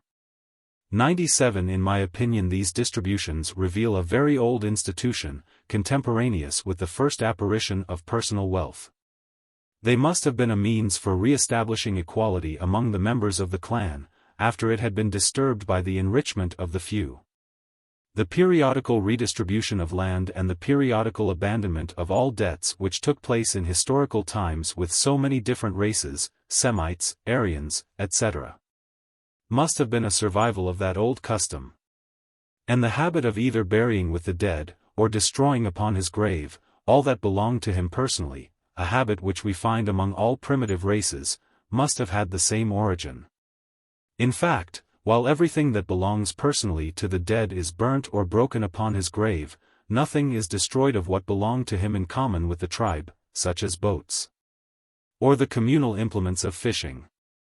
The destruction bears upon personal property alone. At a later epoch this habit becomes a religious ceremony. It receives a mystical interpretation, and is imposed by religion, when public opinion alone proves incapable of enforcing its general observance. And, finally, it is substituted by either burning simple models of the dead man's property, as in China, or by simply carrying his property to the grave and taking it back to his house after the burial ceremony is over, a habit which still prevails with the Europeans as regards swords, crosses, and other marks of public distinction. 98. The high standard of the tribal morality of the Eskimos has often been mentioned in general literature. Nevertheless, the following remarks upon the manners of the Aleuts, nearly akin to the Eskimos, will better illustrate savage morality as a whole. They were written, after a 10-year stay among the Aleuts, by a most remarkable man, the Russian missionary, Veniaminov. I sum them up, mostly in his own words. Endurability, he wrote, is their chief feature. It is simply colossal.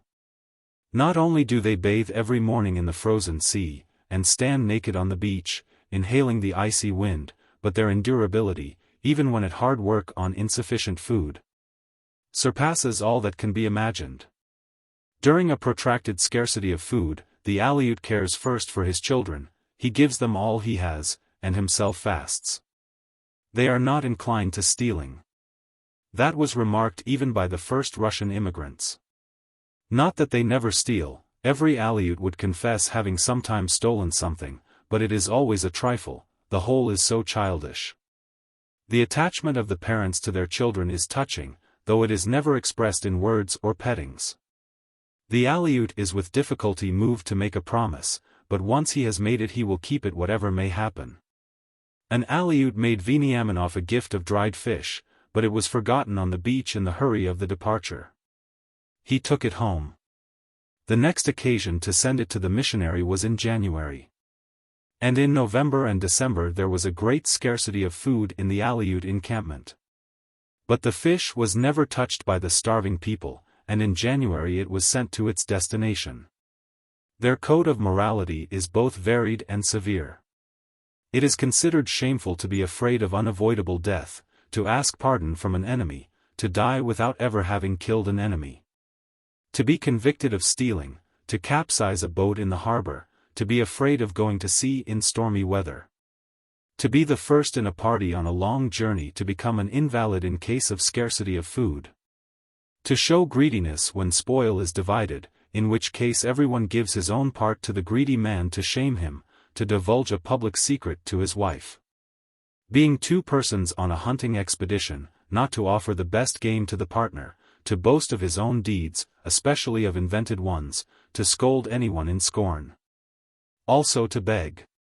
To pet his wife in other people's presence, and to dance with her, to bargain personally, selling must always be made through a third person, who settles the price.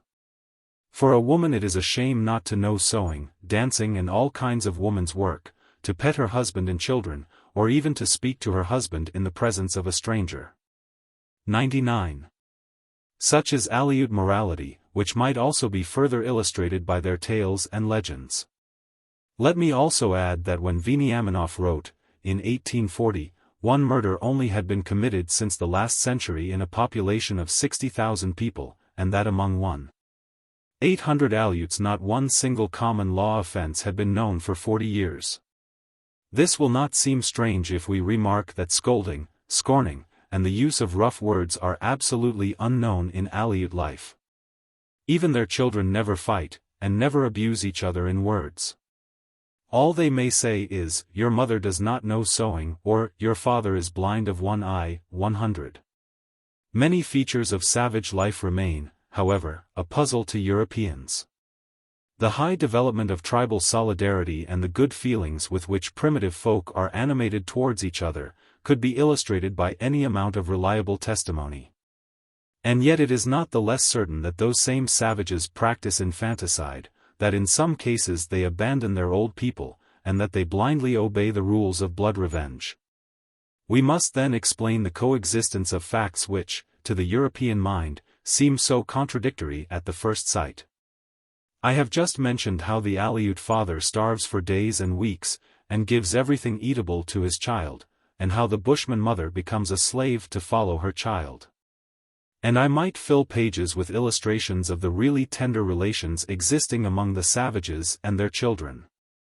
Travelers continually mention them incidentally. Here you read about the fond love of a mother. There you see a father wildly running through the forest and carrying upon his shoulders his child bitten by a snake. Or a missionary tells you the despair of the parents at the loss of a child whom he had saved, a few years before, from being immolated at its birth. You learn that the savage mothers usually nurse their children till the age of 4, and that, in the New Hebrides, on the loss of a specially beloved child, its mother, or aunt, will kill herself to take care of it in the other world. 101 and so on. Like facts are met with by the score. So that, when we see that these same loving parents practice infanticide, we are bound to recognize that the habit, whatever its ulterior transformations may be, took its origin under the sheer pressure of necessity, as an obligation towards the tribe, and a means for rearing the already growing children. The savages, as a rule, do not multiply without stint, as some English writers put it. On the contrary, they take all kinds of measures for diminishing the birth rate.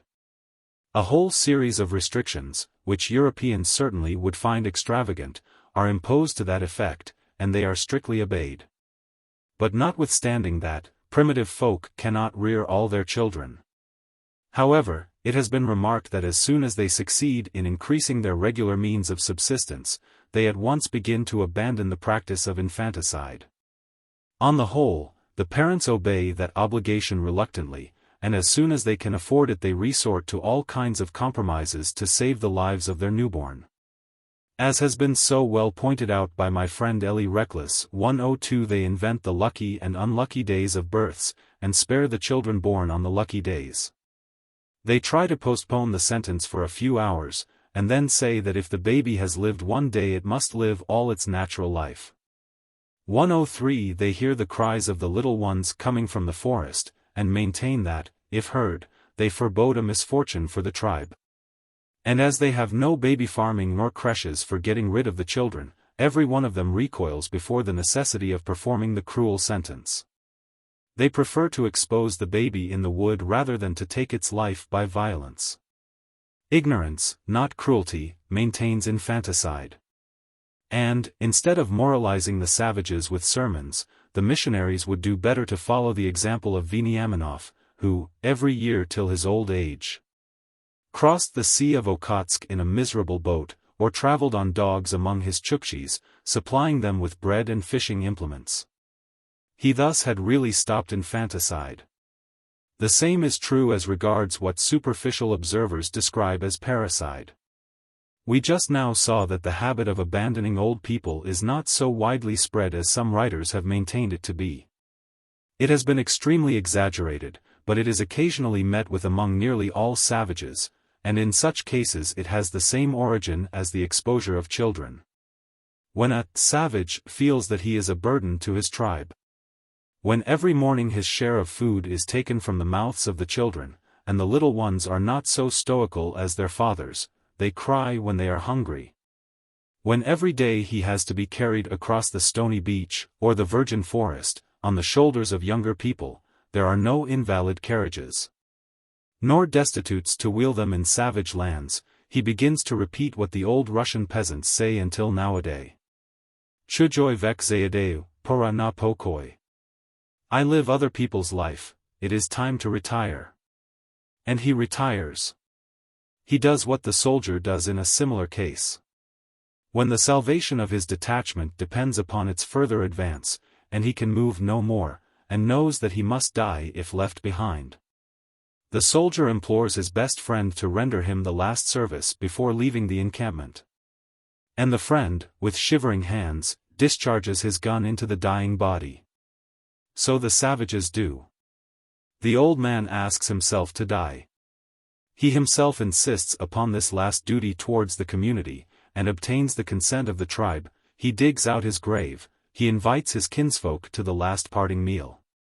His father has done so, it is now his turn, and he parts with his kinsfolk with marks of affection.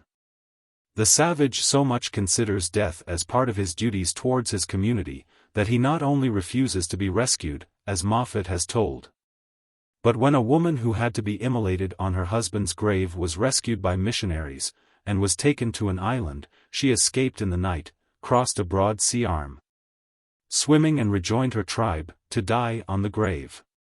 104 It has become with them a matter of religion. But the savages, as a rule, are so reluctant to take anyone's life otherwise than in fight, that none of them will take upon himself to shed human blood, and they resort to all kinds of stratagems, which have been so falsely interpreted. In most cases, they abandon the old man in the wood, after having given him more than his share of the common food. Arctic expeditions have done the same when they no more could carry their invalid comrades. Live a few days more, maybe there will be some unexpected rescue. West European men of science, when coming across these facts, are absolutely unable to stand them. They cannot reconcile them with a high development of tribal morality, and they prefer to cast a doubt upon the exactitude of absolutely reliable observers. Instead of trying to explain the parallel existence of the two sets of facts, a high tribal morality together with the abandonment of the parents and infanticide. But if these same Europeans were to tell a savage that people, extremely amiable, fond of their own children, and so impressionable that they cry when they see a misfortune simulated on the stage, are living in Europe within a stone's throw from dens in which children die from sheer want of food, the savage, too, would not understand them. I remember how vainly I tried to make some of my Tungus friends understand our civilization of individualism. They could not, and they resorted to the most fantastical suggestions. The fact is that a savage, brought up in ideas of a tribal solidarity in everything for bad and for good, is as incapable of understanding a moral European, who knows nothing of that solidarity, as the average European is incapable of understanding the savage. But if our scientist had lived amidst a half-starving tribe which does not possess among them all one man's food for so much as a few days to come, he probably might have understood their motives. So also the savage, if he had stayed among us, and received our education, maybe, would understand our European indifference towards our neighbors, and our royal commissions for the prevention of baby farming. Stone houses make stony hearts, the Russian peasants say. But he ought to live in a stone house first. Similar remarks must be made as regards cannibalism. Taking into account all the facts which were brought to light during a recent controversy on this subject at the Paris Anthropological Society, and many incidental remarks scattered throughout the savage literature, we are bound to recognize that that practice was brought into existence by sheer necessity, but that it was further developed by superstition and religion into the proportions it attained in Fiji or in Mexico. It is a fact that until this day many savages are compelled to devour corpses in the most advanced state of putrefaction, and that in cases of absolute scarcity some of them have had to disinter and to feed upon human corpses, even during an epidemic. These are ascertained facts. But if we now transport ourselves to the conditions which man had to face during the glacial period, in a damp and cold climate, with but little vegetable food at his disposal. If we take into account the terrible ravages which scurvy still makes among underfed natives, and remember that meat and fresh blood are the only restoratives which they know, we must admit that man, who formerly was a granivorous animal, became a flesh-eater during the glacial period. He found plenty of deer at that time, but deer often migrate in the Arctic regions, and sometimes they entirely abandon a territory for a number of years. In such cases his last resources disappeared. During like hard trials, cannibalism has been resorted to even by Europeans, and it was resorted to by the savages. Until the present time, they occasionally devour the corpses of their own dead. They must have devoured then the corpses of those who had to die. Old people died, convinced that by their death they were rendering a last service to the tribe. This is why cannibalism is represented by some savages as of divine origin, as something that has been ordered by a messenger from the sky. But later on it lost its character of necessity, and survived as a superstition. Enemies had to be eaten in order to inherit their courage. And, at a still later epoch, the enemy's eye or heart was eaten for the same purpose. While among other tribes, already having a numerous priesthood and a developed mythology, evil gods, thirsty for human blood, were invented. And human sacrifices required by the priests to appease the gods. In this religious phase of its existence, cannibalism attained its most revolting characters. Mexico is a well-known example. And in Fiji, where the king could eat any one of his subjects, we also find a mighty caste of priests, a complicated theology 105 and a full development of autocracy. Originated by necessity, cannibalism became, at a later period, a religious institution. And in this form it survived long after it had disappeared from among tribes which certainly practiced it in former times, but did not attain the theocratical stage of evolution. The same remark must be made as regards infanticide and the abandonment of parents. In some cases they also have been maintained as a survival of olden times, as a religiously kept tradition of the past. I will terminate my remarks by mentioning another custom which also is a source of most erroneous conclusions. I mean the practice of blood revenge. All savages are under the impression that blood shed must be revenged by blood.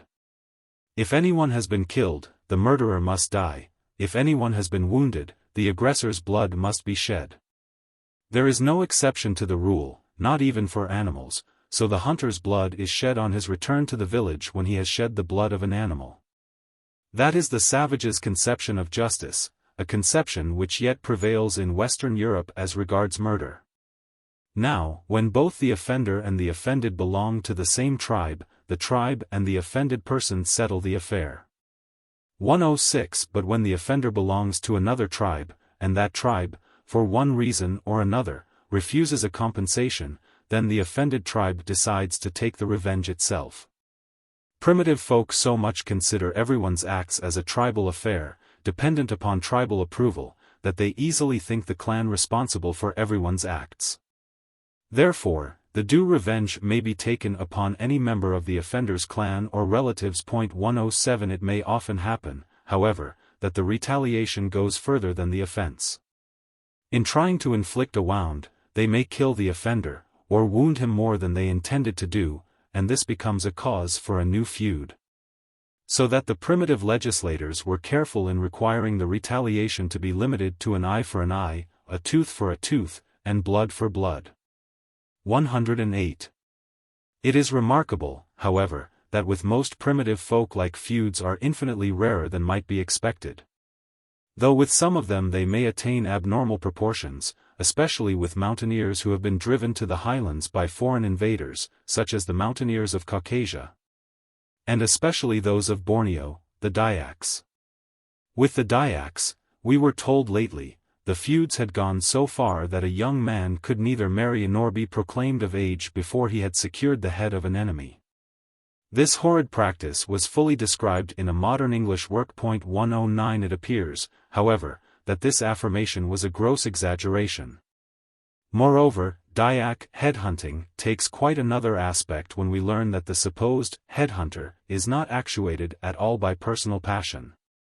He acts under what he considers as a moral obligation towards his tribe, just as the European judge who, in obedience to the same, evidently wrong, principle of blood for blood, hands over the condemned murderer to the hangman. Both the Dayak and the judge would even feel remorse if sympathy moved them to spare the murderer. That is why the Dayaks, apart from the murders they commit when actuated by their conception of justice, are depicted, by all those who know them, as a most sympathetic people. Thus Karl Bach, the same author who has given such a terrible picture of headhunting, writes: As regards morality, I am bound to assign to the Dayaks a high place in the scale of civilization. Robberies and theft are entirely unknown among them. They also are very truthful. If I did not always get the whole truth, I always got, at least, nothing but the truth from them. I wish I could say the same of the Malays, pages 209 and 210. Bach's testimony is fully corroborated by that of Ida Pfeiffer. I fully recognized, she wrote, that I should be pleased longer to travel among them. I usually found them honest, good, and reserved, much more so than any other nation I know. 110 Stolze used almost the same language when speaking of them.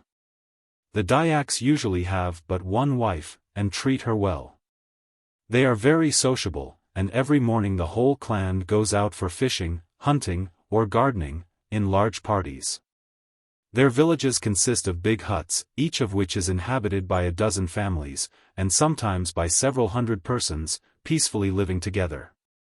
They show great respect for their wives, and are fond of their children, and when one of them falls ill, the women nurse him in turn. As a rule, they are very moderate in eating and drinking. Such is the Dayak in his real daily life. It would be a tedious repetition if more illustrations from savage life were given. Wherever we go we find the same sociable manners, the same spirit of solidarity. And when we endeavor to penetrate into the darkness of past ages, we find the same tribal life, the same associations of men, however primitive, for mutual support. Therefore, Darwin was quite right when he saw in man's social qualities the chief factor for his further evolution, and Darwin's vulgarizers are entirely wrong when they maintain the contrary. The small strength and speed of man, he wrote, his want of natural weapons, etc., are more than counterbalanced, firstly, by his intellectual faculties, which, he remarked on another page, have been chiefly or even exclusively gained for the benefit of the community. And secondly, by his social qualities, which led him to give and receive aid from his fellow men. 111. In the last century the savage and his life in the state of nature were idealized. But now men of science have gone to the opposite extreme, especially since some of them, anxious to prove the animal origin of man, but not conversant with the social aspects of animal life, began to charge the savage with all imaginable, bestial, features. It is evident, however, that this exaggeration is even more unscientific than Rousseau's idealization. The savage is not an ideal of virtue, nor is he an ideal of savagery. But the primitive man has one quality, elaborated and maintained by the very necessities of his hard struggle for life: he identifies his own existence with that of his tribe. And without that quality mankind never would have attained the level it has attained now. Primitive folk, as has been already said, so much identify their lives with that of the tribe, that each of their acts, however insignificant, is considered as a tribal affair. Their whole behavior is regulated by an infinite series of unwritten rules of propriety which are the fruit of their common experience as to what is good or bad, that is, beneficial or harmful for their own tribe.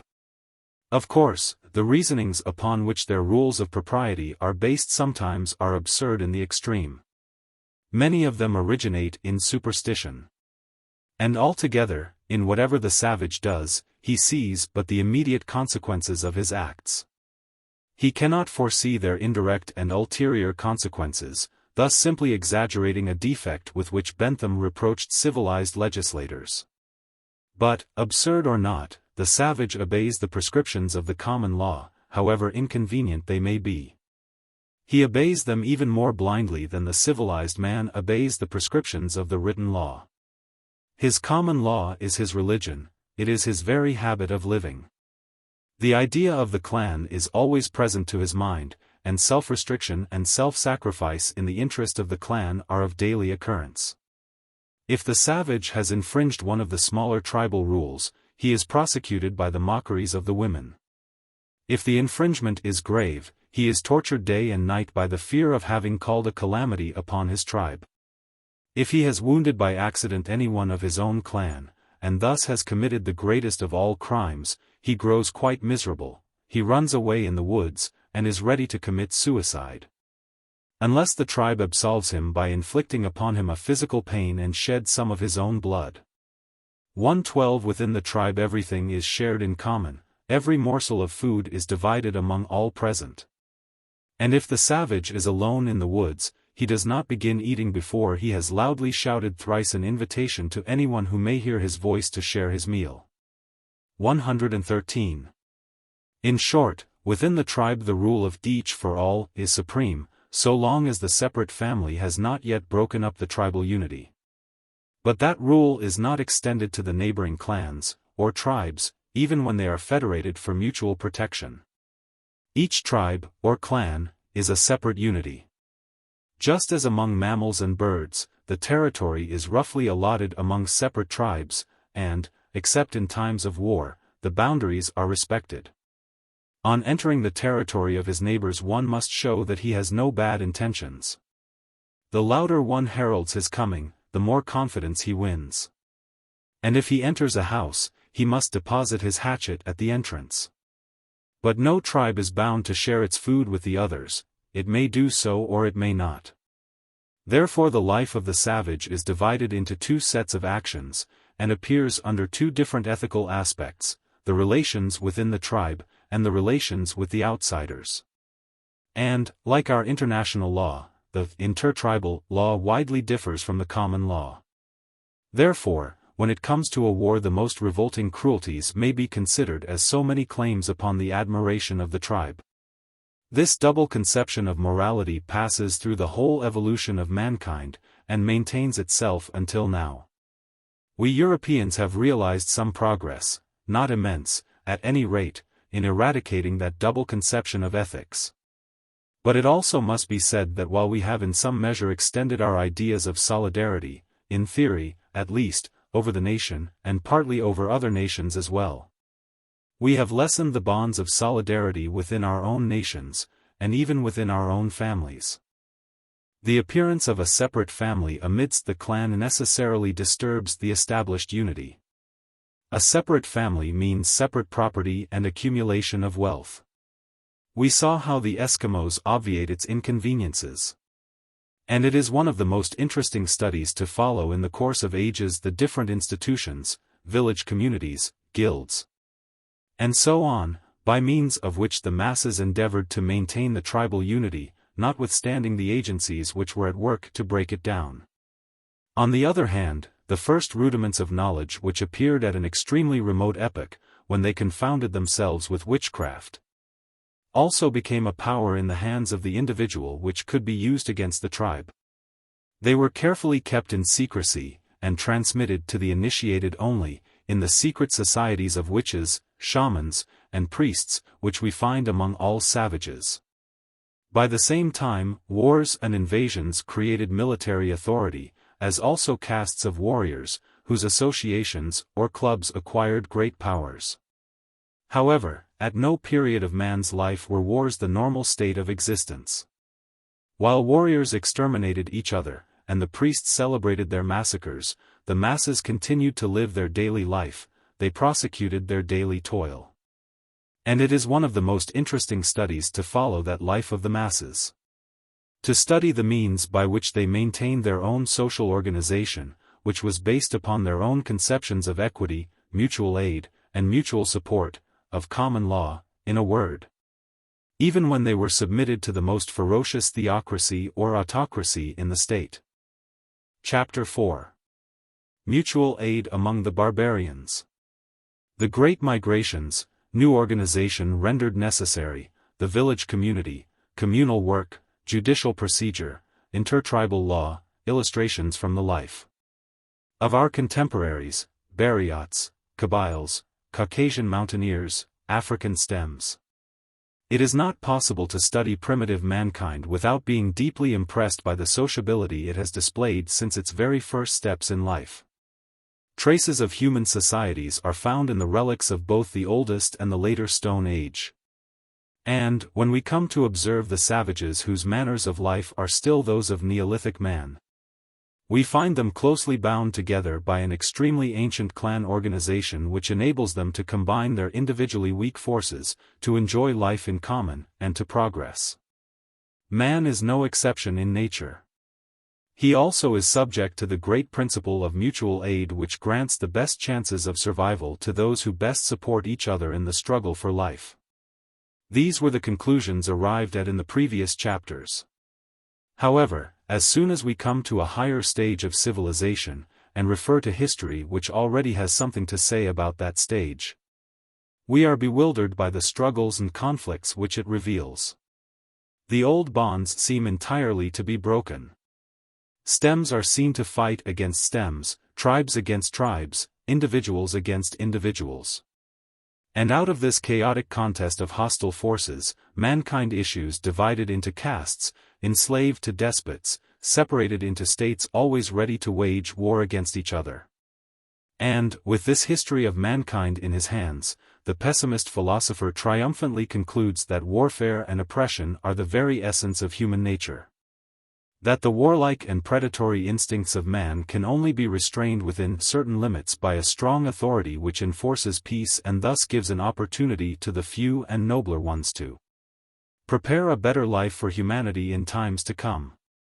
And yet, as soon as the everyday life of man during the historical period is submitted to a closer analysis, and so it has been, of late, by many patient students of very early institutions, it appears at once under quite a different aspect.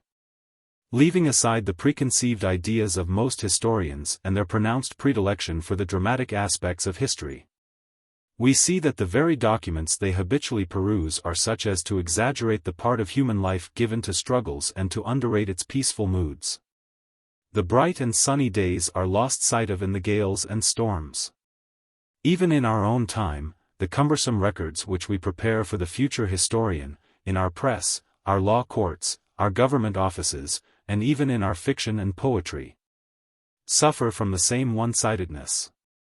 They hand down to posterity the most minute descriptions of every war, every battle and skirmish, every contest and act of violence, every kind of individual suffering. But they hardly bear any trace of the countless acts of mutual support and devotion which every one of us knows from his own experience.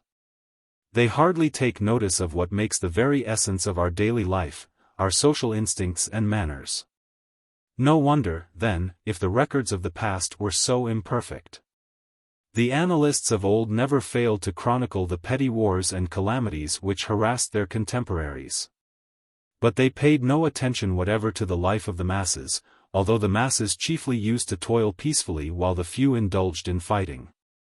The epic poems, the inscriptions on monuments, the treaties of peace, nearly all historical documents bear the same character. They deal with breaches of peace, not with peace itself.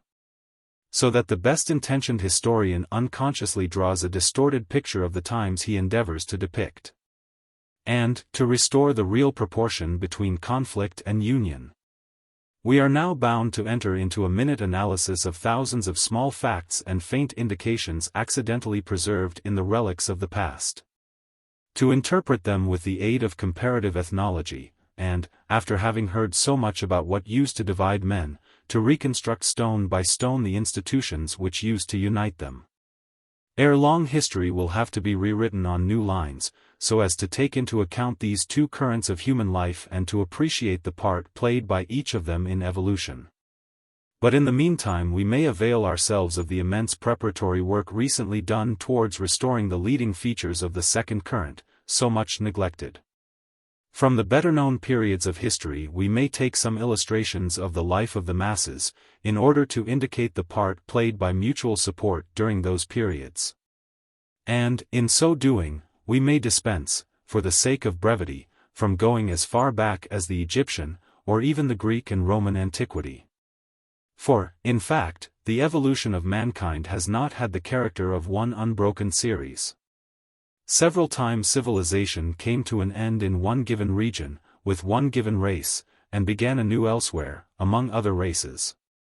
But at each fresh start it began again with the same clan institutions which we have seen among the savages.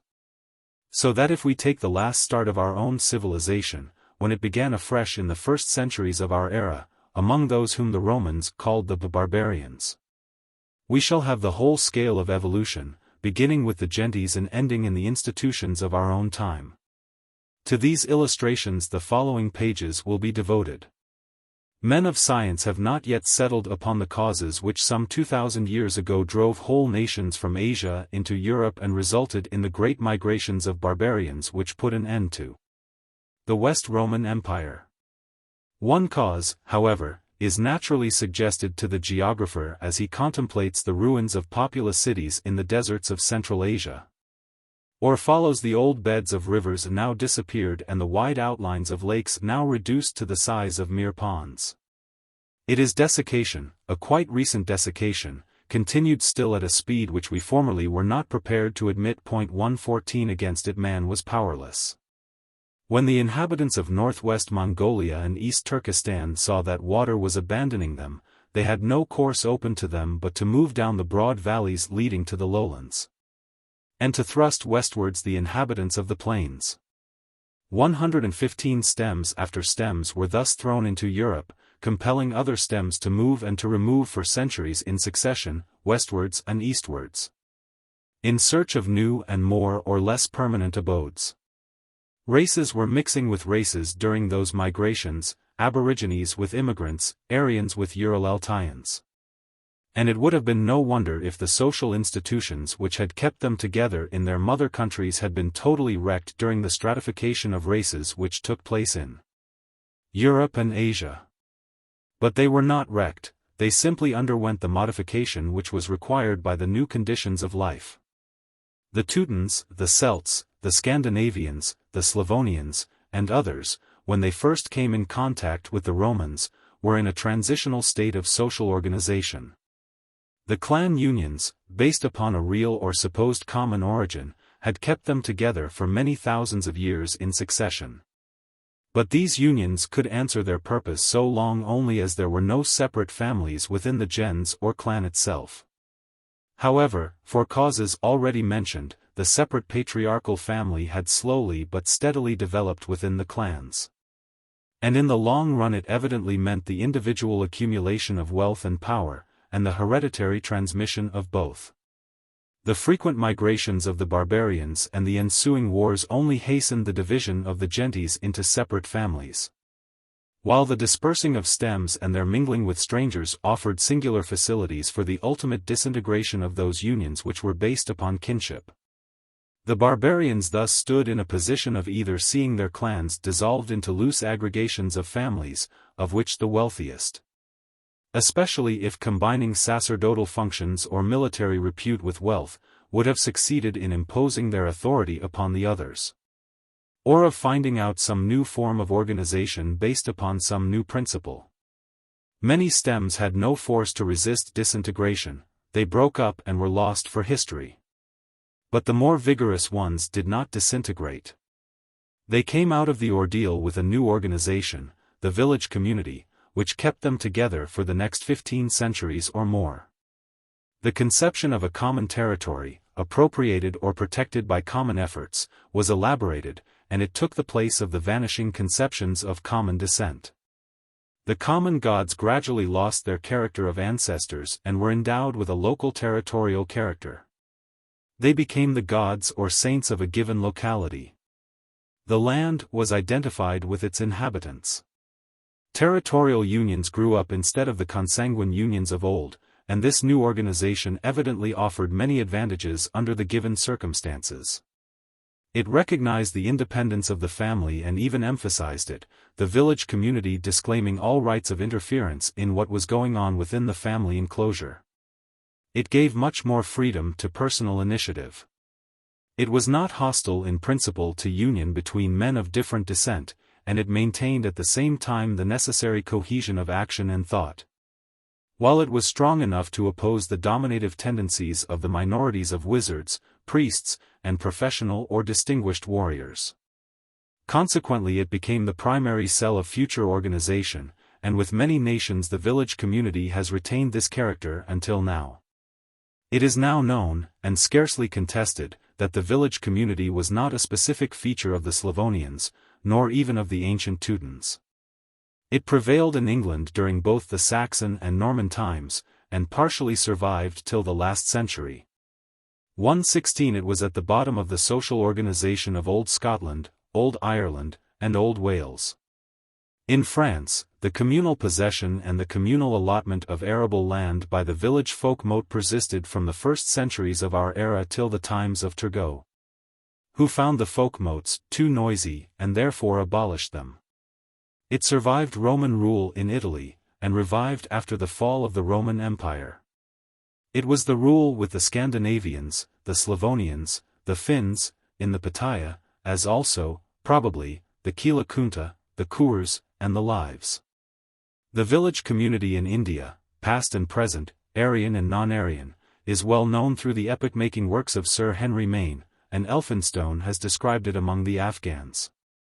We also find it in the Mongolian Olis, the Kabyle Thad Dart, the Javanese Desa, the Malayan Kota or Tofa, and under a variety of names in Abyssinia, the Sudan, in the interior of Africa. With natives of both Americas, with all the small and large tribes of the Pacific archipelagos. In short, we do not know one single human race or one single nation which has not had its period of village communities. This fact alone disposes of the theory according to which the village community in Europe would have been a servile growth. It is anterior to serfdom, and even servile submission was powerless to break it. It was a universal phase of evolution, a natural outcome of the clan organization, with all those stems, at least, which have played, or play still, some part in history. 117. It was a natural growth, and an absolute uniformity in its structure was therefore not possible. As a rule, it was a union between families considered as of common descent and owning a certain territory in common. But with some stems, and under certain circumstances, the families used to grow very numerous before they threw off new buds in the shape of new families. 5, 6, or 7 generations continued to live under the same roof, or within the same enclosure, owning their joint household and cattle in common, and taking their meals at the common hearth. They kept in such case to what ethnology knows as the joint family or the undivided household, which we still see all over China, in India, in the South Slavonian Zadruga, and occasionally find in Africa, in America, in Denmark, in North Russia, and West France. 118 With other stems, or in other circumstances, not yet well specified, the families did not attain the same proportions. The grandsons, and occasionally the sons, left the household as soon as they were married, and each of them started a new cell of his own. But, joint or not, clustered together or scattered in the woods, the families remained united into village communities, several villages were grouped into tribes. And the tribes joined into confederations. Such was the social organization which developed among the so-called barbarians, when they began to settle more or less permanently in Europe. A very long evolution was required before the gentes, or clans, recognized the separate existence of a patriarchal family in a separate hut. But even after that had been recognized, the clan, as a rule, knew no personal inheritance of property. The few things which might have belonged personally to the individual were either destroyed on his grave or buried with him. The village community, on the contrary, fully recognized the private accumulation of wealth within the family and its hereditary transmission. But wealth was conceived exclusively in the shape of movable property, including cattle, implements, arms, and the dwelling house which, like all things that can be destroyed by fire, belonged to the same category.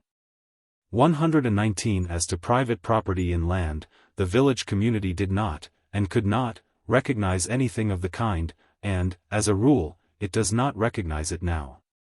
The land was the common property of the tribe, or of the whole stem. And the village community itself owned its part of the tribal territory so long only as the tribe did not claim a redistribution of the village allotments. The clearing of the woods and the breaking of the prairies being mostly done by the communities or, at least, by the joint work of several families, always with the consent of the community, the cleared plots were held by each family for a term of 4, 12, or 20 years. After which term they were treated as parts of the arable land owned in common. Private property, or possession, forever, was as incompatible with the very principles and the religious conceptions of the village community as it was with the principles of the gens. So that a long influence of the Roman law and the Christian Church, which soon accepted the Roman principles, were required to accustom the barbarians to the idea of private property in land being possible. 120 And yet, even when such property, or possession for an unlimited time, was recognized, the owner of a separate estate remained a co-proprietor in the waste lands, forests, and grazing grounds. Moreover, we continually see, especially in the history of Russia, that when a few families, acting separately, had taken possession of some land belonging to tribes which were treated as strangers, they very soon united together, and constituted a village community which in the third or fourth generation began to profess a community of origin. A whole series of institutions, partly inherited from the clan period, have developed from that basis of common ownership of land during the long succession of centuries which was required to bring the barbarians under the dominion of states organized upon the Roman or Byzantine pattern. The village community was not only a union for guaranteeing to each one his fair share in the common land, but also a union for common culture, for mutual support in all possible forms, for protection from violence, and for a further development of knowledge, national bonds, and moral conceptions. And every change in the judicial, military, educational, or economical manners had to be decided at the folkmotes of the village, the tribe, or the confederation. The community being a continuation of the gens, it inherited all its functions. It was the universitas, the mere, a world in itself. Common hunting, common fishing, and common culture of the orchards or the plantations of fruit trees was the rule with the old gentes. Common agriculture became the rule in the barbarian village communities. True, that direct testimony to this effect is scarce, and in the literature of antiquity we only have the passages of Diodorus and Julius Caesar relating to the inhabitants of the Lipari Islands, one of the Celtiberian tribes, and the Sueves. But there is no lack of evidence to prove that common agriculture was practiced among some Teuton tribes, the Franks, and the Old Scotch, Irish, and Welsh. 121 As to the later survivals of the same practice, they simply are countless. Even in perfectly Romanized France, common culture was habitual some 25 years ago in the Morbihan, Brittany. 122 The Old Welsh Saivar, or joint team, as well as the common culture of the land allotted to the use of the village sanctuary are quite common among the tribes of Caucasus the least touched by civilization. 123 And like facts are of daily occurrence among the Russian peasants. Moreover, it is well known that many tribes of Brazil, Central America, and Mexico used to cultivate their fields in common, and that the same habit is widely spread among some Malayans in New Caledonia, with several Negro stems, and so on. 124 In short, communal culture is so habitual with many Aryan, Ural-Altayan, Mongolian, Negro, Red Indian, Malayan, and Melanesian stems that we must consider it as a universal, though not as the only possible, form of primitive agriculture. 125. Communal cultivation does not, however, imply by necessity communal consumption. Already under the clan organization we often see that when the boats laden with fruits or fish return to the village, the food they bring in is divided among the huts and the long houses, inhabited by either several families or the youth, and is cooked separately at each separate hearth. The habit of taking meals in a narrower circle of relatives or associates thus prevails at an early period of clan life. It became the rule in the village community. Even the food grown in common was usually divided between the households after part of it had been laid in store for communal use. However, the tradition of communal meals was piously kept alive. Every available opportunity, such as the commemoration of the ancestors, the religious festivals, the beginning and the end of field work, the births, the marriages, and the funerals, being seized upon to bring the community to a common meal. Even now this habit, well known in this country as the harvest supper, is the last to disappear. On the other hand, even when the fields had long since ceased to be tilled and sown in common, a variety of agricultural work continued, and continues still, to be performed by the community. Some part of the communal land is still cultivated in many cases in common, either for the use of the destitute, or for refilling the communal stores, or for using the produce at the religious festivals. The irrigation canals are digged and repaired in common. The communal meadows are mown by the community. And the sight of a Russian commune mowing a meadow, the men rivaling each other in their advance with the scythe, while the women turn the grass over and throw it up into heaps, is one of the most inspiring sights. It shows what human work might be and ought to be. The hay, in such case, is divided among the separate households, and it is evident that no one has the right of taking hay from a neighbor's stack without his permission. But the limitation of this last rule among the Caucasian Ossets is most noteworthy. When the cuckoo cries and announces that spring is coming, and that the meadows will soon be clothed again with grass. Everyone in need has the right of taking from a neighbor's stack the hay he wants for his cattle. 126 The old communal rights are thus reasserted, as if to prove how contrary unbridled individualism is to human nature. When the European traveler lands in some small island of the Pacific, and, seeing at a distance a grove of palm trees, walks in that direction, he is astonished to discover that the little villages are connected by roads paved with big stones, quite comfortable for the unshod natives, and very similar to the old roads of the Swiss mountains. Such roads were traced by the barbarians all over Europe, and one must have traveled in wild, thinly peopled countries, far away from the chief lines of communication, to realize in full the immense work that must have been performed by the barbarian communities in order to conquer the woody and marshy wilderness which Europe was some 2,000 years ago. Isolated families, having no tools, and weak as they were, could not have conquered it. The wilderness would have overpowered them. Village communities alone, working in common, could master the wild forests, the sinking marshes, and the endless steppes. The rough roads, the ferries, the wooden bridges taken away in the winter and rebuilt after the spring flood was over, the fences and the palisade walls of the villages, the earthen forts and the small towers with which the territory was dotted, all these were the work of the barbarian communities. And when a community grew numerous, it used to throw off a new bud. A new community arose at a distance, thus step by step bringing the woods and the steppes under the dominion of man. The whole making of European nations was such a budding of the village communities. Even nowadays the Russian peasants, if they are not quite broken down by misery, migrate in communities. And they till the soil and build the houses in common when they settle on the banks of the Amur, or in Manitoba. And even the English, when they first began to colonize America, used to return to the old system, they grouped into village communities. 127. The village community was the chief arm of the barbarians in their hard struggle against a hostile nature. It also was the bond they opposed to oppression by the cunningest and the strongest which so easily might have developed during those disturbed times. The imaginary barbarian, the man who fights and kills at his mere caprice, existed no more than the bloodthirsty savage. The real barbarian was living, on the contrary, under a wide series of institutions, imbued with considerations as to what may be useful or noxious to his tribe or confederation. And these institutions were piously handed down from generation to generation in verses and songs, in proverbs or triads, in sentences and instructions.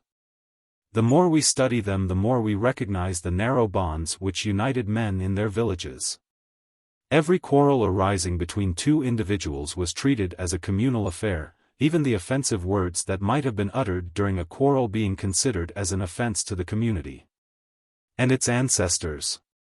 They had to be repaired by amends made both to the individual and the community. 128 And if a quarrel ended in a fight and wounds, the man who stood by and did not interpose was treated as if he himself had inflicted the wounds. 129 The judicial procedure was imbued with the same spirit. Every dispute was brought first before mediators or arbiters, and it mostly ended with them, the arbiters playing a very important part in barbarian society. But if the case was too grave to be settled in this way, it came before the folkmote, which was bound to find the sentence, and pronounced it in a conditional form.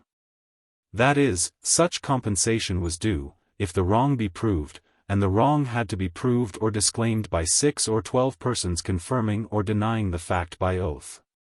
Ordeal being resorted to in case of contradiction between the two sets of jurors. Such procedure, which remained in force for more than 2,000 years in succession, speaks volumes for itself. It shows how close were the bonds between all members of the community. Moreover, there was no other authority to enforce the decisions of the folkmote besides its own moral authority. The only possible menace was that the community might declare the rebel an outlaw, but even this menace was reciprocal. A man discontented with the folkmote could declare that he would abandon the tribe and go over to another tribe, a most dreadful menace. as it was sure to bring all kinds of misfortunes upon a tribe that might have been unfair to one of its members.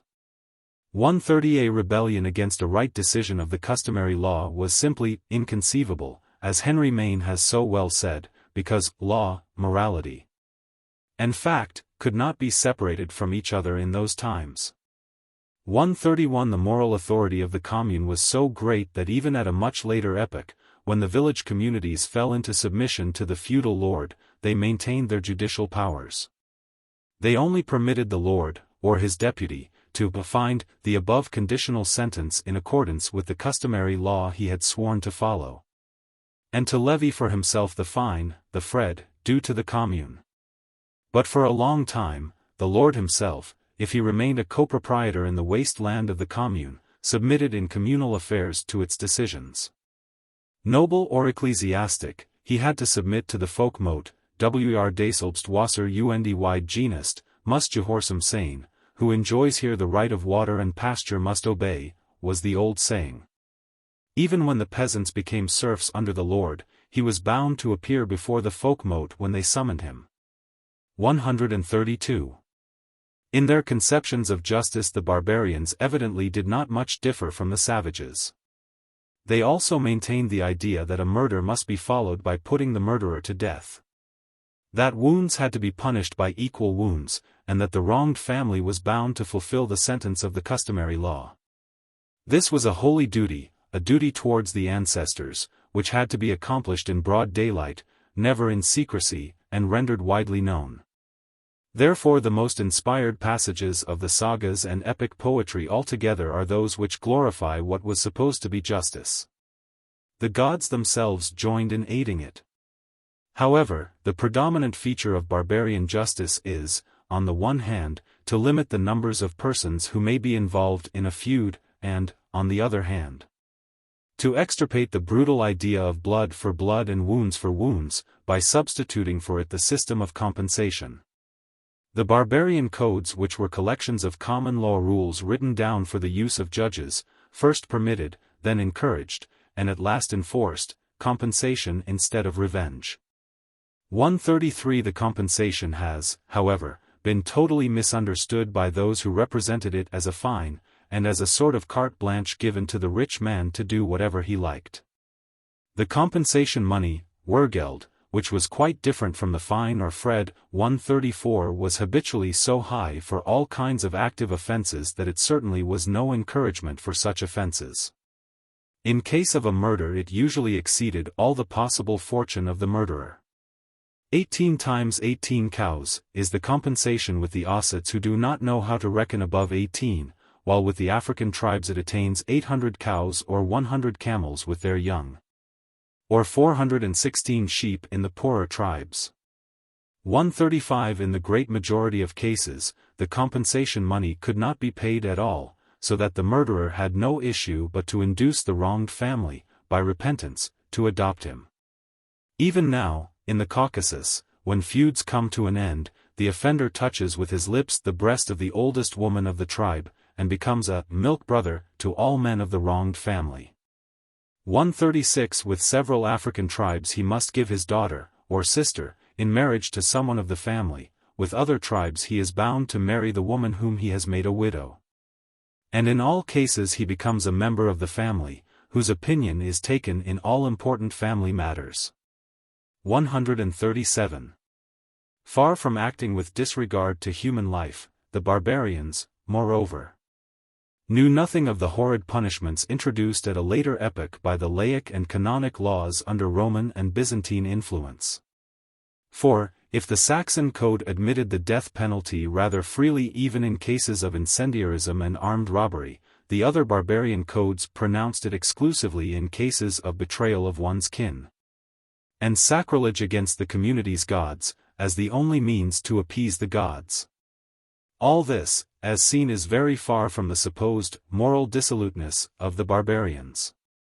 On the contrary, we cannot but admire the deeply moral principles elaborated within the early village communities which found their expression in Welsh triads, in legends about King Arthur, in Brehon commentaries 138, in Old German legends, and so on, or find still their expression in the sayings of the modern barbarians. In his introduction to the story of Burnt Njal, George Dasent very justly sums up as follows the qualities of a Northman, as they appear in the sagas. To do what lay before him openly and like a man, without fear of either foes, fiends, or fate.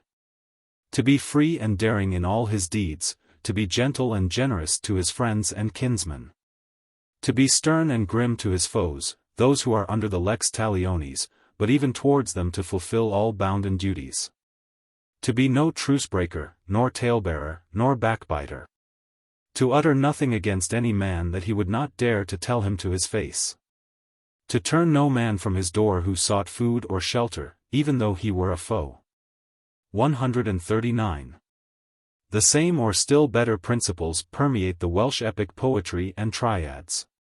To act, according to the nature of mildness and the principles of equity, without regard to the foes or to the friends, and to repair the wrong, are the highest duties of man. Evil is death, good is life, exclaims the poet-legislator. 140, the world would be fool, if agreements made on lips were not honorable, the Brehon law says. And the humble shamanist Mordovian, after having praised the same qualities, will add, moreover, in his principles of customary law, that, among neighbors the cow and the milking jar are in common. That, the cow must be milked for yourself and him who may ask milk, that, the body of a child reddens from the stroke, but the face of him who strikes reddens from shame, 141 and so on. Many pages might be filled with like principles expressed and followed by the barbarians. One feature more of the old village communities deserves a special mention. It is the gradual extension of the circle of men embraced by the feelings of solidarity.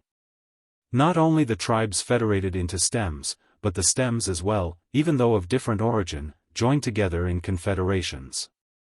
Some unions were so close that, for instance, the Vandals, after part of their confederation had left for the Rhine, and thence went over to Spain and Africa, respected for 40 consecutive years the landmarks and the abandoned villages of their confederates, and did not take possession of them until they had ascertained through envoys that their confederates did not intend to return.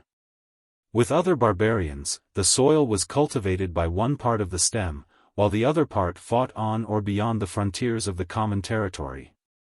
As to the leagues between several stems, they were quite habitual. The Sicambers united with the Cherusks and the Sueves, the Quades with the Sarmates, the Sarmates with the Alans, the Carpes, and the Huns. Later on, we also see the conception of nations gradually developing in Europe, long before anything like a state had grown in any part of the continent occupied by the barbarians. These nations, for it is impossible to refuse the name of a nation to the Merovingian France, or to the Russia of the 11th and 12th century, were nevertheless kept together by nothing else but a community of language, and a tacit agreement of the small republics to take their dukes from none but one special family. Wars were certainly unavoidable, migration means war. But Sir Henry Maine has already fully proved in his remarkable study of the tribal origin of international law, that man has never been so ferocious or so stupid as to submit to such an evil as war without some kind of effort to prevent it. And he has shown how exceedingly great is the number of ancient institutions which bear the marks of a design to stand in the way of war, or to provide an alternative to it. 142 In reality, man is so far from the warlike being he is supposed to be, that when the barbarians had once settled they so rapidly lost the very habits of warfare that very soon they were compelled to keep special dukes followed by special scoli or bands of warriors, in order to protect them from possible intruders. They preferred peaceful toil to war, the very peacefulness of man being the cause of the specialization of the warrior's trade, which specialization resulted later on in serfdom and in all the wars of the states period of human history. History finds great difficulties in restoring to life the institutions of the barbarians. At every step the historian meets with some faint indication which he is unable to explain with the aid of his own documents only.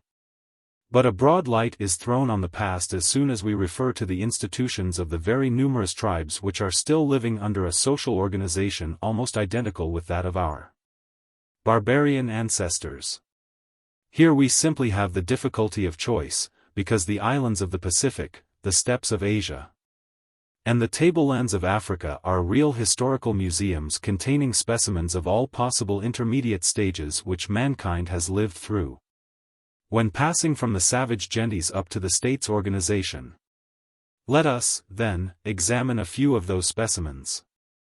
If we take the village communities of the Mongol Buryats, especially those of the Kudensk steppe on the upper Lena which have better escaped Russian influence, we have fair representatives of barbarians in a transitional state, between cattle breeding and agriculture. 143 These Buryats are still living in joint families. That is, although each son, when he is married, goes to live in a separate hut, the huts of at least 3 generations remain within the same enclosure. And the joint family work in common in their fields, and own in common their joint households and their cattle, as well as their calves' grounds, small fenced patches of soil kept under soft grass for the rearing of calves. As a rule, the meals are taken separately in each hut, but when meat is roasted, all the 20 to 60 members of the joint household feast together. Several joint households which live in a cluster, as well as several smaller families settled in the same village, mostly debris of joint households accidentally broken up, make the ulis, or the village community. Several uluses make a tribe, and the 46 tribes, or clans, of the Kudensk steppe are united into one confederation. Smaller and closer confederations are entered into, as necessity arises for special wants, by several tribes. They know no private property in land, the land being held in common by the ulis, or rather by the confederation, and if it becomes necessary, the territory is reallotted between the different uluses at a folk mode of the tribe, and between the 46 tribes at a folk mode of the confederation. It is worthy of note that the same organization prevails among all the 250,000 Buryats of East Siberia, although they have been for 3 centuries under Russian rule, and are well acquainted with Russian institutions. With all that, inequalities of fortune rapidly develop among the Buryats, especially since the Russian government is giving an exaggerated importance to their elected tashas, princes, whom it considers as responsible tax collectors and representatives of the confederations in their administrative and even commercial relations with the Russians.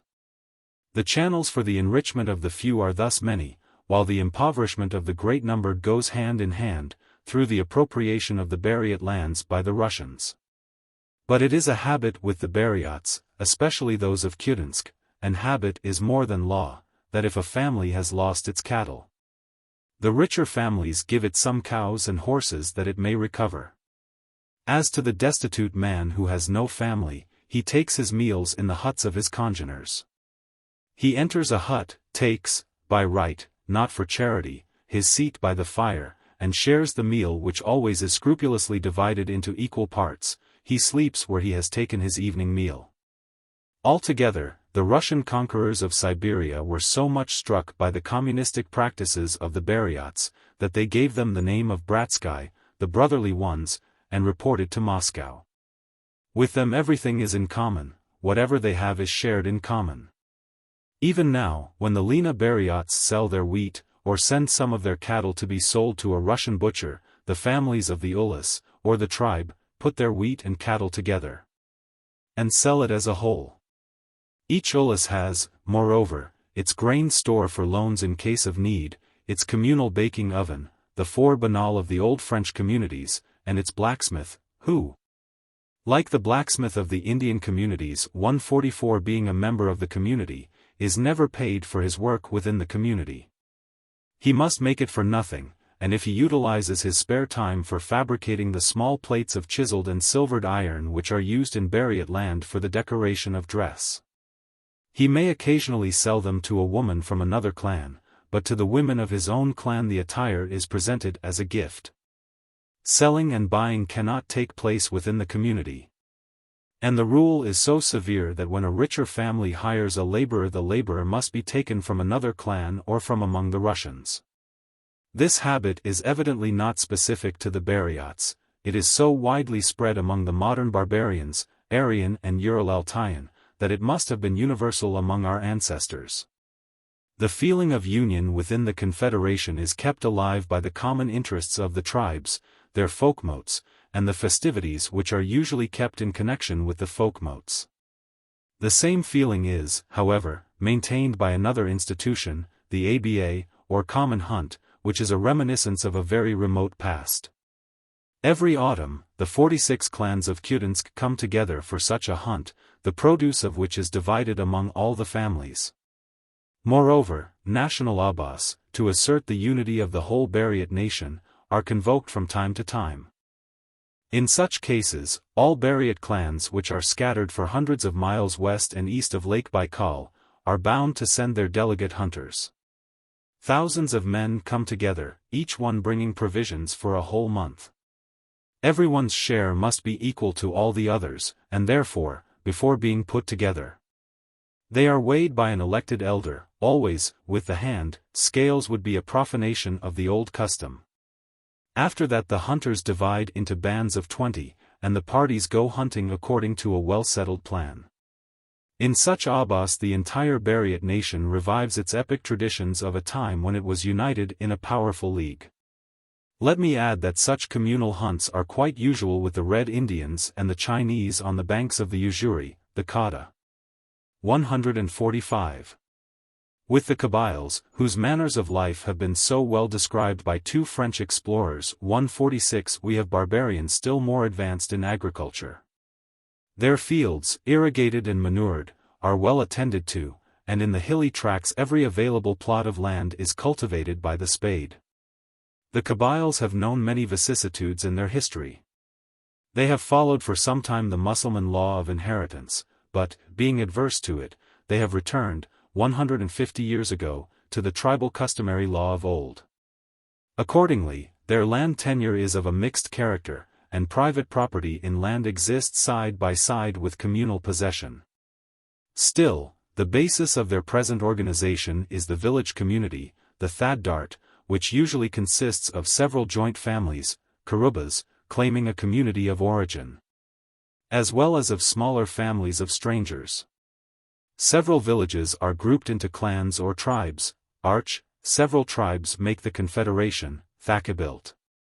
And several confederations may occasionally enter into a league, chiefly for purposes of armed defense. The Kabyles know no authority whatever besides that of the Gemma, or folk mode of the village community. All men of age take part in it, in the open air, or in a special building provided with stone seats.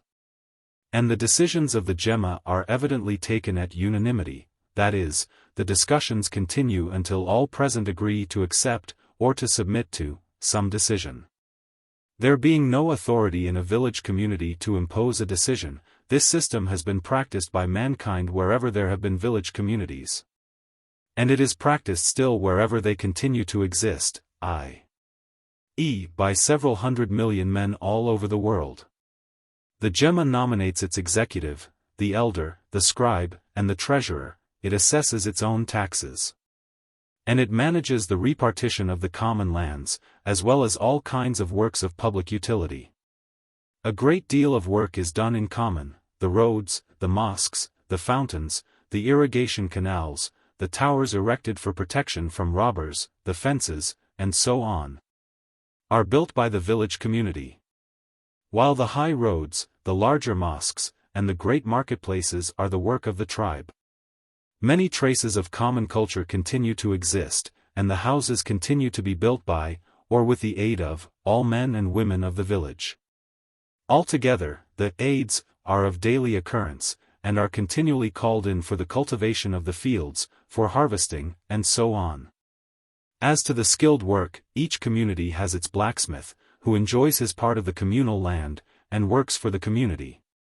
When the tilling season approaches he visits every house, and repairs the tools and the plows, without expecting any pay. While the making of new plows is considered as a pious work which can by no means be recompensed in money, or by any other form of salary. As the Kabyles already have private property, they evidently have both rich and poor among them. But like all people who closely live together, and know how poverty begins, they consider it as an accident which may visit everyone. "Don't say that you will never wear the beggar's bag, nor go to prison," is a proverb of the Russian peasants. The Kabyles practice it, and no difference can be detected in the external behavior between rich and poor. When the poor convokes an aid, the rich man works in his field, just as the poor man does it reciprocally in his turn. 147 Moreover, the Gemmas set aside certain gardens and fields, sometimes cultivated in common, for the use of the poorest members. Many like customs continue to exist. As the poorer families would not be able to buy meat, meat is regularly bought with the money of the fines, or the gifts to the Gemma, or the payments for the use of the communal olive oil basins. And it is distributed in equal parts among those who cannot afford buying meat themselves. And when a sheep or a bullock is killed by a family for its own use on a day which is not a market day, the fact is announced in the streets by the village crier, in order that sick people and pregnant women may take of it what they want. Mutual support permeates the life of the Kabyles, and if one of them, during a journey abroad, meets with another Kabyle in need, he is bound to come to his aid, even at the risk of his own fortune and life. If this has not been done, the Gemma of the man who has suffered from such neglect may lodge a complaint, and the Gemma of the selfish man will at once make good the loss.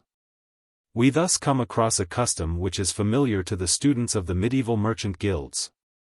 Every stranger who enters a Kabyle village has right to housing in the winter, and his horses can always graze on the communal lands for 24 hours.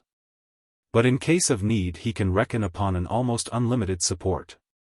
Thus, during the famine of 1867-68, the Kabyles received and fed everyone who sought refuge in their villages, without distinction of origin. In the district of Delis, no less than 12,000 people who came from all parts of Algeria, and even from Morocco, were fed in this way. While people died from starvation all over Algeria, there was not one single case of death due to this cause on Kabylian soil. The Gemmas, depriving themselves of necessaries, organized relief, without ever asking any aid from the government, or uttering the slightest complaint. They considered it as a natural duty. And while among the European settlers all kind of police measures were taken to prevent thefts and disorder resulting from such an influx of strangers, nothing of the kind was required on the Kabyles' territory. The Gemmas needed neither aid nor protection from without. 148. I can only cursorily mention two other most interesting features of Kabyle life. Namely, the anaya, or protection granted to wells, canals, mosques, marketplaces, some roads, and so on, in case of war, and the kafs. In the anaya we have a series of institutions both for diminishing the evils of war and for preventing conflicts.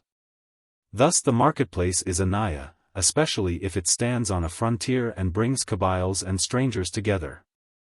No one dares disturb peace in the market, and if a disturbance arises, it is quelled at once by the strangers who have gathered in the market town.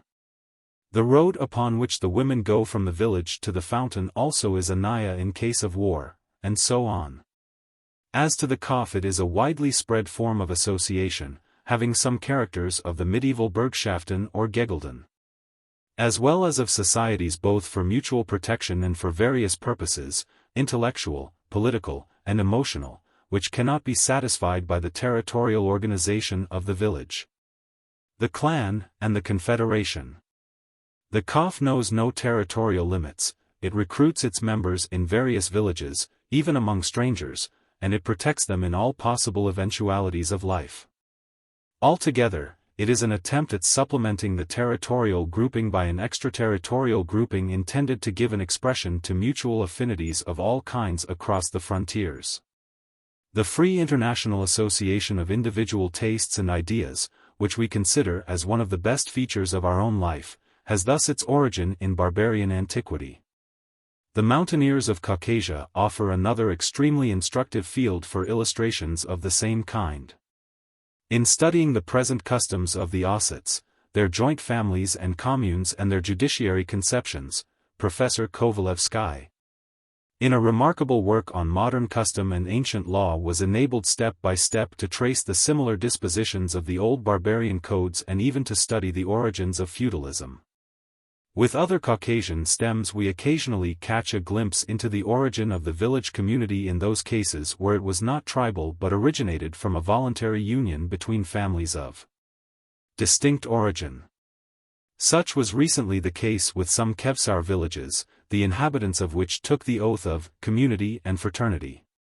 149 In another part of Caucasus, Dagestan, we see the growth of feudal relations between two tribes, both maintaining at the same time their village communities, and even traces of the Gentile classes, and thus giving a living illustration of the forms taken by the conquest of Italy and Gaul by the barbarians.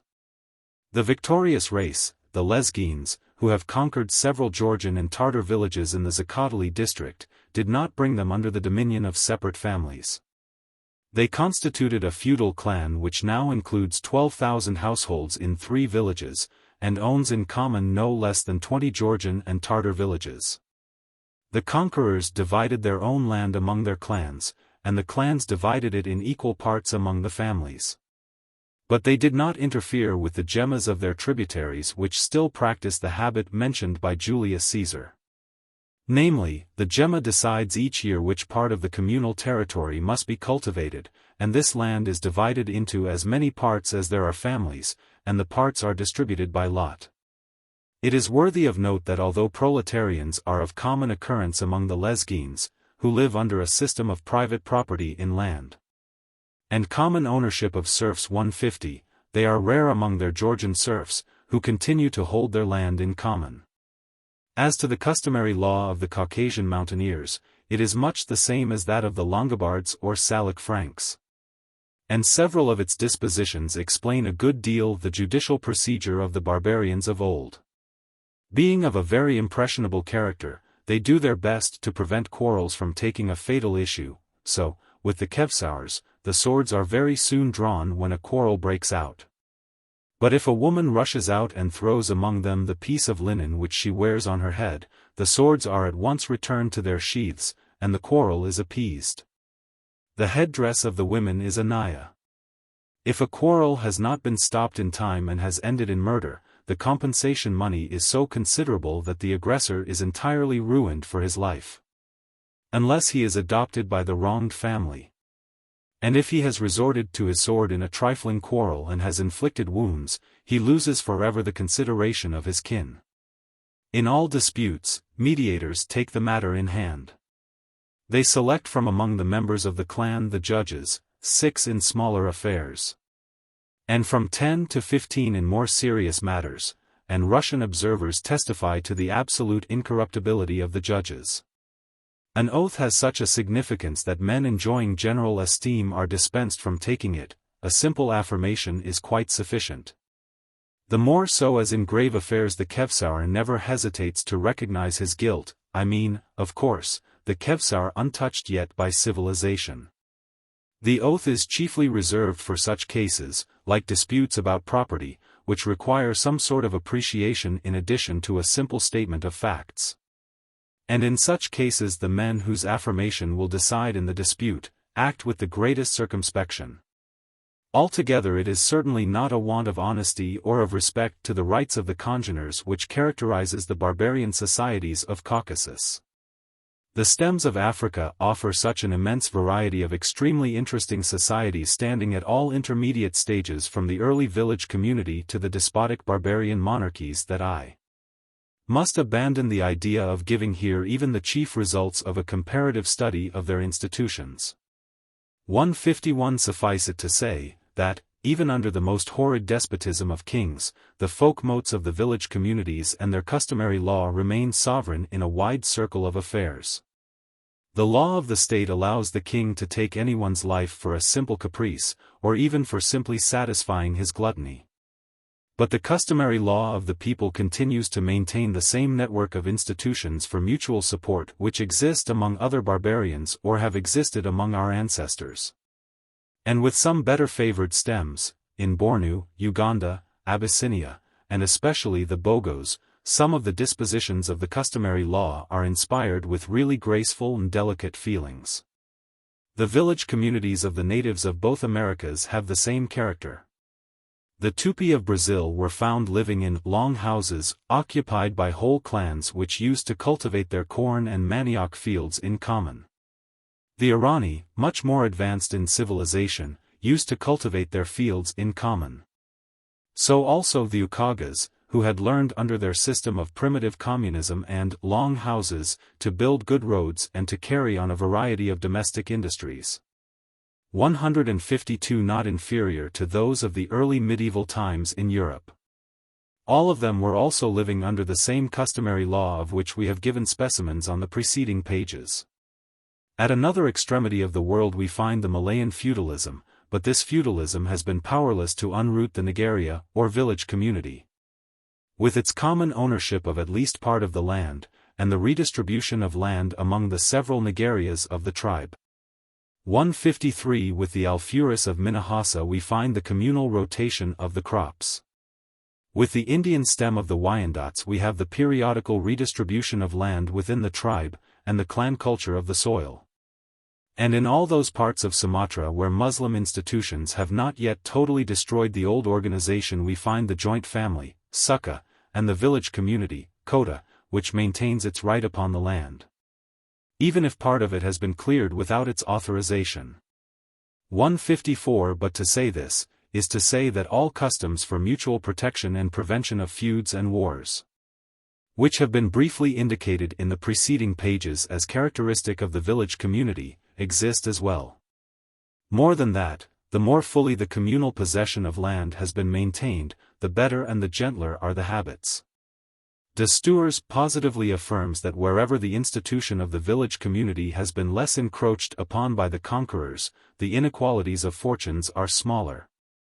And the very prescriptions of the lex talionis are less cruel. While, on the contrary, wherever the village community has been totally broken up, the inhabitants suffer the most unbearable oppression from their despotic rulers. 155 This is quite natural. And when Waits made the remark that those stems which have maintained their tribal confederations stand on a higher level of development and have a richer literature than those stems which have forfeited the old bonds of union, he only pointed out what might have been foretold in advance. More illustrations would simply involve me in tedious repetitions, so strikingly similar are the barbarian societies under all climates and amidst all races. The same process of evolution has been going on in mankind with a wonderful similarity.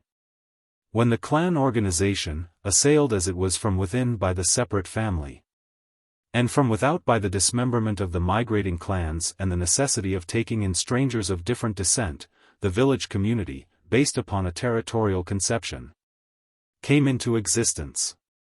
This new institution, which had naturally grown out of the preceding one, the clan, permitted the barbarians to pass through a most disturbed period of history without being broken into isolated families which would have succumbed in the struggle for life. New forms of culture developed under the new organization. Agriculture attained the stage which it hardly has surpassed until now with the great number. The domestic industries reached a high degree of perfection. The wilderness was conquered, it was intersected by roads, dotted with swarms thrown off by the mother communities. Markets and fortified centers, as well as places of public worship, were erected. The conceptions of a wider union, extended to whole stems and to several stems of various origin, were slowly elaborated. The old conceptions of justice, which were conceptions of mere revenge, slowly underwent a deep modification, the idea of amends for the wrong done taking the place of revenge. The customary law, which still makes the law of the daily life for 2/3 or more of mankind, was elaborated under that organization, as well as a system of habits intended to prevent the oppression of the masses by the minorities whose powers grew in proportion to the growing facilities for private accumulation of wealth. This was the new form taken by the tendencies of the masses for mutual support. And the progress, economical, intellectual, and moral, which mankind accomplished under this new popular form of organization, was so great that the states, when they were called later on into existence, simply took possession, in the interest of the minorities, of all the judicial, economical, and administrative functions which the village community already had exercised in the interest of all. Chapter 5 Mutual aid in the medieval city. Growth of authority in barbarian society, serfdom in the villages, revolt of fortified towns, their liberation. Their charts, the guild, double origin of the free medieval city, self-jurisdiction, self-administration, honorable position of labor, trade by the guild and by the city. Sociability and need of mutual aid and support are such inherent parts of human nature that at no time of history can we discover men living in small isolated families, fighting each other for the means of subsistence. On the contrary, modern research, as we saw it in the two preceding chapters, proves that since the very beginning of their prehistoric life men used to agglomerate into gentes, clans, or tribes, maintained by an idea of common descent and by worship of common ancestors. For thousands and thousands of years this organization has kept men together, even though there was no authority whatever to impose it. It has deeply impressed all subsequent development of mankind. And when the bonds of common descent had been loosened by migrations on a grand scale, while the development of the separated family within the clan itself had destroyed the old unity of the clan, a new form of union, territorial in its principle, the village community, was called into existence by the social genius of man. This institution, again, kept men together for a number of centuries, permitting them to further develop their social institutions and to pass through some of the darkest periods of history, without being dissolved into loose aggregations of families and individuals, to make a further step in their evolution, and to work out a number of secondary social institutions, several of which have survived down to the present time. We have now to follow the further developments of the same ever-living tendency for mutual aid, taking the village communities of the so-called barbarians at a time when they were making a new start of civilization after the fall of the Roman Empire. We have to study the new aspects taken by the sociable wants of the masses in the Middle Ages, and especially in the medieval guilds and the medieval city. Far from being the fighting animals they have often been compared to, the barbarians of the first centuries of our era, like so many Mongolians, Africans, Arabs, and so on, who still continue in the same barbarian stage, invariably preferred peace to war. With the exception of a few tribes which had been driven during the great migrations into unproductive deserts or highlands, and were thus compelled periodically to prey upon their better favored neighbors. Apart from these, the great bulk of the Teutons, the Saxons, the Celts, the Slavonians, and so on, very soon after they had settled in their newly conquered abodes, reverted to the spade or to their herds. The earliest barbarian codes already represent to us societies composed of peaceful agricultural communities, not hordes of men at war with each other. These barbarians covered the country with villages and farmhouses. 156 They cleared the forests, bridged the torrents, and colonized the formerly quite uninhabited wilderness.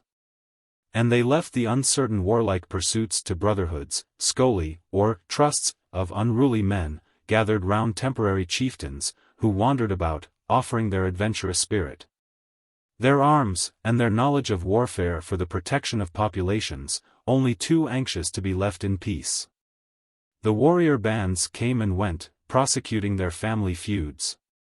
But the great mass continued to till the soil, taking but little notice of their would-be rulers, so long as they did not interfere with the independence of their village communities.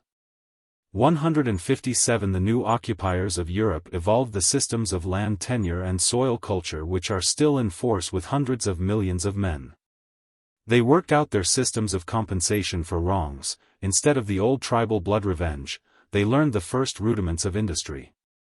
And while they fortified their villages with palisade walls, or erected towers and earthen forts whereto to repair in case of a new invasion, they soon abandoned the task of defending these towers and forts to those who made of war a speciality. The very peacefulness of the barbarians, certainly not their supposed warlike instincts, thus became the source of their subsequent subjection to the military chieftains.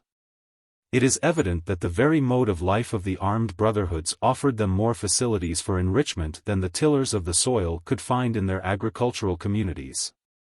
Even now we see that armed men occasionally come together to shoot down Matabeles and to rob them of their droves of cattle.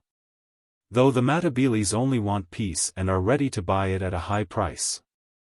The Scoli of old certainly were not more scrupulous than the Scoli of our own time. Droves of cattle, iron, which was extremely costly at that time 158, and slaves were appropriated in this way. And although most acquisitions were wasted on the spot in those glorious feasts of which epic poetry has so much to say, still some part of the robbed riches was used for further enrichment. There was plenty of waste land, and no lack of men ready to till it, if only they could obtain the necessary cattle and implements.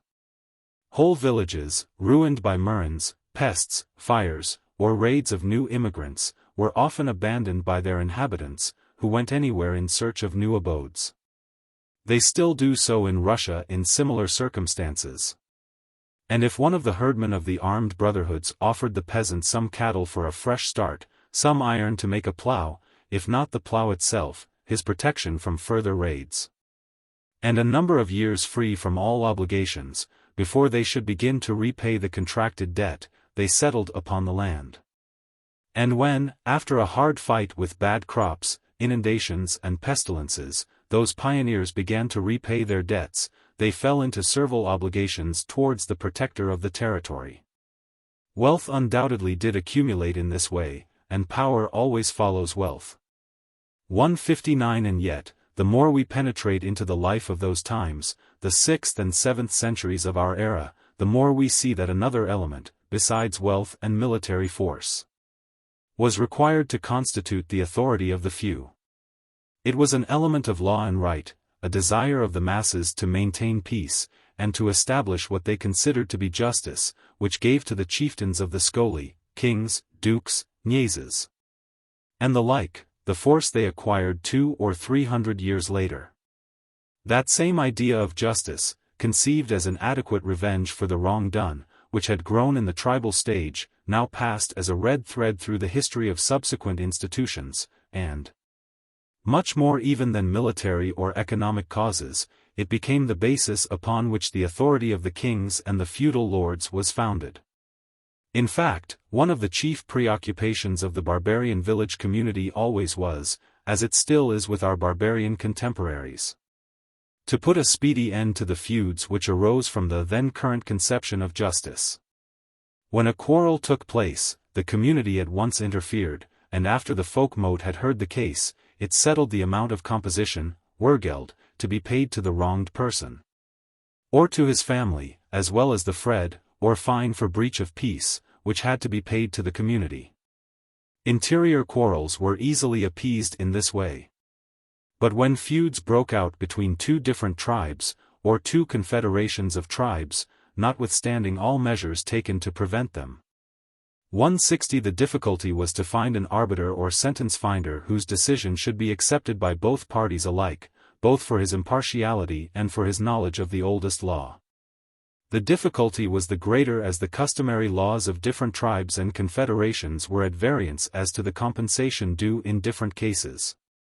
It therefore became habitual to take the sentence finder from among such families, or such tribes, as were reputed for keeping the law of old in its purity, of being versed in the songs, triads, sagas, etc., by means of which law was perpetuated in memory. And to retain law in this way became a sort of art, a mystery, carefully transmitted in certain families from generation to generation.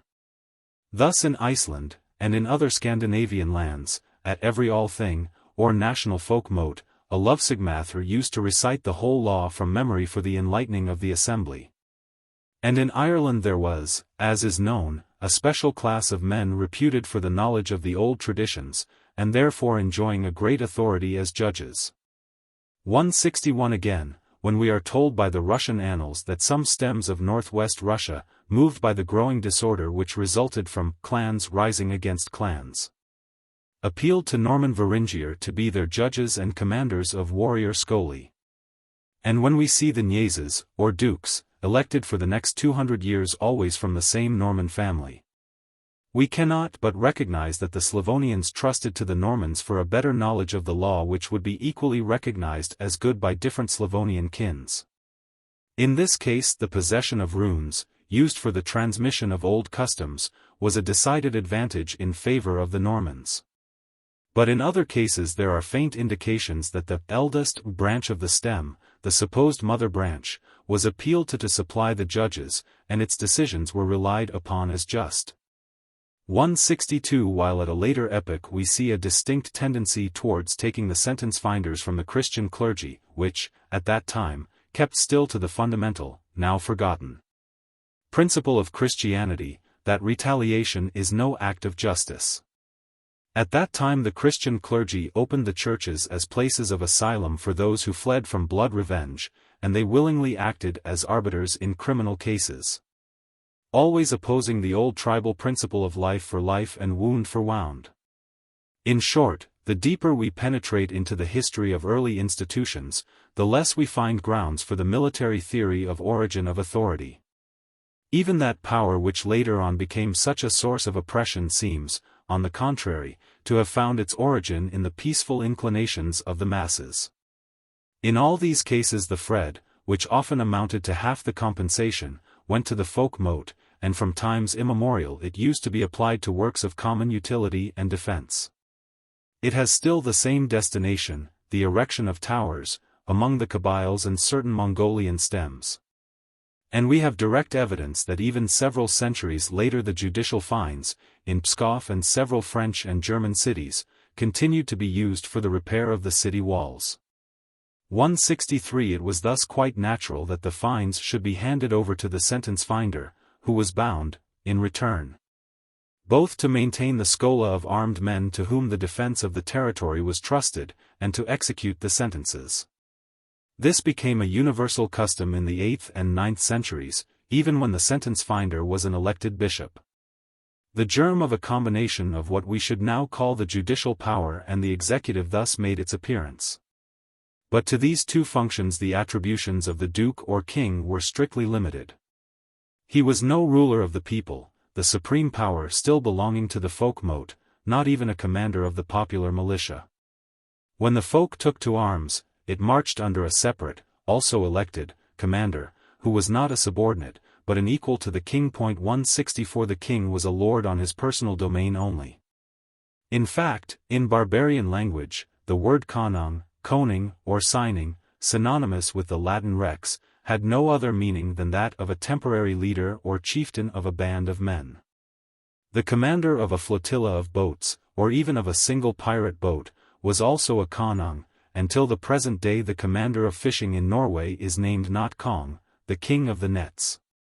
165 The veneration attached later onto the personality of a king did not yet exist, and while treason to the kin was punished by death, the slaying of a king could be recouped by the payment of compensation. A king simply was valued so much more than a freeman. 166 And when King Nu, or Canute, had killed one man of his own schola, the saga represents him convoking his comrades to a thing where he stood on his knees imploring pardon. He was pardoned, but not till he had agreed to pay 9 times the regular composition, of which 1/3 went to himself for the loss of one of his men, 1/3 to the relatives of the slain man, and 1/3, the Fred, to the schola. 167 In reality, a complete change had to be accomplished in the current conceptions, under the double influence of the Church and the students of Roman law. Before an idea of sanctity began to be attached to the personality of the king. However, it lies beyond the scope of these essays to follow the gradual development of authority out of the elements just indicated. Historians, such as Mr. and Mrs. Green for this country, Augustin Thierry, Michelet, and Lecher for France, Kaufmann, Janssen, W. Arnold, and even Nietzsche for Germany, Leo and Botta for Italy, Byleaf, Kostomarov, and their followers for Russia, and many others, have fully told that tale. They have shown how populations, once free, and simply agreeing to feed a certain portion of their military defenders, gradually became the serfs of these protectors. How commendation to the church, or to a lord, became a hard necessity for the freeman. How each lord's and bishop's castle became a robber's nest, how feudalism was imposed, in a word, and how the Crusades, by freeing the serfs who wore the cross, gave the first impulse to popular emancipation. All this need not be retold in this place, our chief aim being to follow the constructive genius of the masses in their mutual aid institutions. At a time when the last vestiges of barbarian freedom seemed to disappear, and Europe, fallen under the dominion of thousands of petty rulers, was marching towards the constitution of such theocracies and despotic states as had followed the barbarian stage during the previous starts of civilization or of barbarian monarchies. Such as we see now in Africa, life in Europe took another direction. It went on lines similar to those it had once taken in the cities of antique Greece. With a unanimity which seems almost incomprehensible, and for a long time was not understood by historians, the urban agglomerations, down to the smallest burghs, began to shake off the yoke of their worldly and clerical lords. The fortified village rose against the lord's castle, defied it first, attacked it next, and finally destroyed it. The movement spread from spot to spot, involving every town on the surface of Europe, and in less than 100 years free cities had been called into existence on the coasts of the Mediterranean, the North Sea, the Baltic, the Atlantic Ocean, down to the fjords of Scandinavia. At the feet of the Apennines, the Alps, the Black Forest, the Grampians, and the Carpathians, in the plains of Russia, Hungary, France and Spain. Everywhere the same revolt took place, with the same features, passing through the same phases, leading to the same results. Wherever men had found, or expected to find, some protection behind their town walls, they instituted their cojurations, their fraternities, their friendships, united in one common idea, and boldly marching towards a new life of mutual support and liberty. And they succeeded so well that in 300 or 400 years they had changed the very face of Europe. They had covered the country with beautiful sumptuous buildings, expressing the genius of free unions of free men, unrivaled since for their beauty and expressiveness. And they bequeathed to the following generations all the arts, all the industries, of which our present civilization, with all its achievements and promises for the future, is only a further development. And when we now look to the forces which have produced these grand results, we find them, not in the genius of individual heroes, not in the mighty organization of huge states or the political capacities of their rulers, but in the very same current of mutual aid and support which we saw at work in the village community, and which was vivified and reinforced in the Middle Ages by a new form of unions, inspired by the very same spirit but shaped on a new model, the guilds. It is well known by this time that feudalism did not imply a dissolution of the village community. Although the lord had succeeded in imposing servile labor upon the peasants, and had appropriated for himself such rights as were formerly vested in the village community alone, taxes, mortmain, duties on inheritances and marriages, the peasants had, nevertheless, maintained the two fundamental rights of their communities, the common possession of the land, and self-jurisdiction. In olden times, when a king sent his voit to a village, the peasants received him with flowers in one hand and arms in the other, and asked him, which law he intended to apply, the one he found in the village, or the one he brought with him.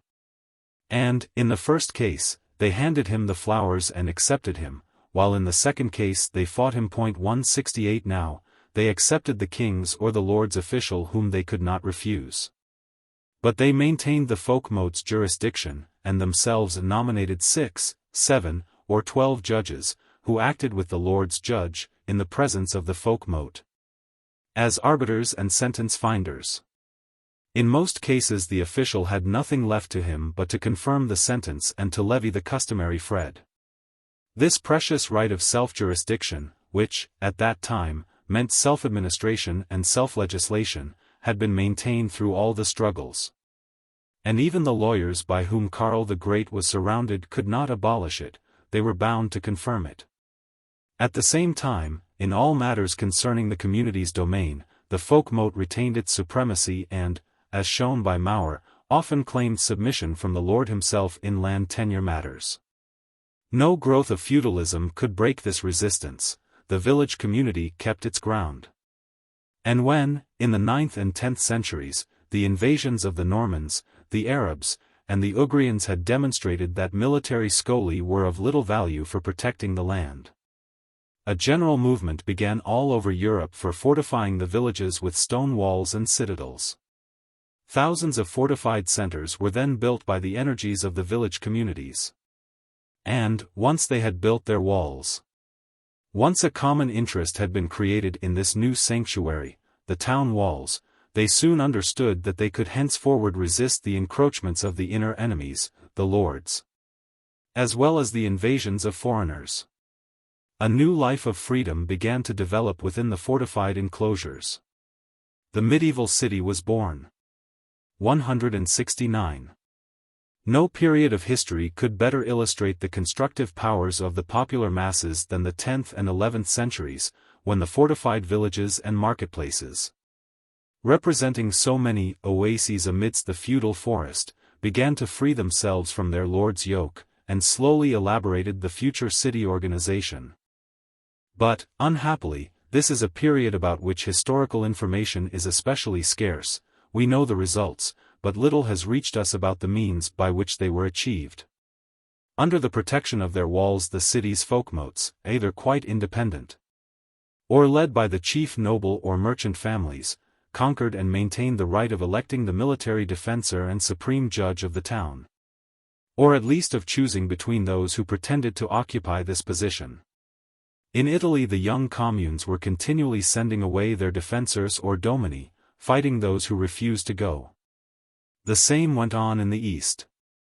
In Bohemia, rich and poor alike, Bohemici gentis magni et parvi, nobiles et ignobles, took part in the election. 170. While the Viesches, folkmotes, of the Russian cities regularly elected their dukes, always from the same Rurik family, covenanted with them, and sent the Nyas away if he had provoked discontent. 171. At the same time, in most cities of Western and Southern Europe, the tendency was to take for defensor a bishop whom the city had elected itself. And so many bishops took the lead in protecting the immunities of the towns and in defending their liberties, that numbers of them were considered, after their death, as saints and special patrons of different cities. Saint Adhelard of Winchester, Saint Ulrich of Augsburg, Saint Wolfgang of Ratisbon, Saint Heribert of Cologne, St.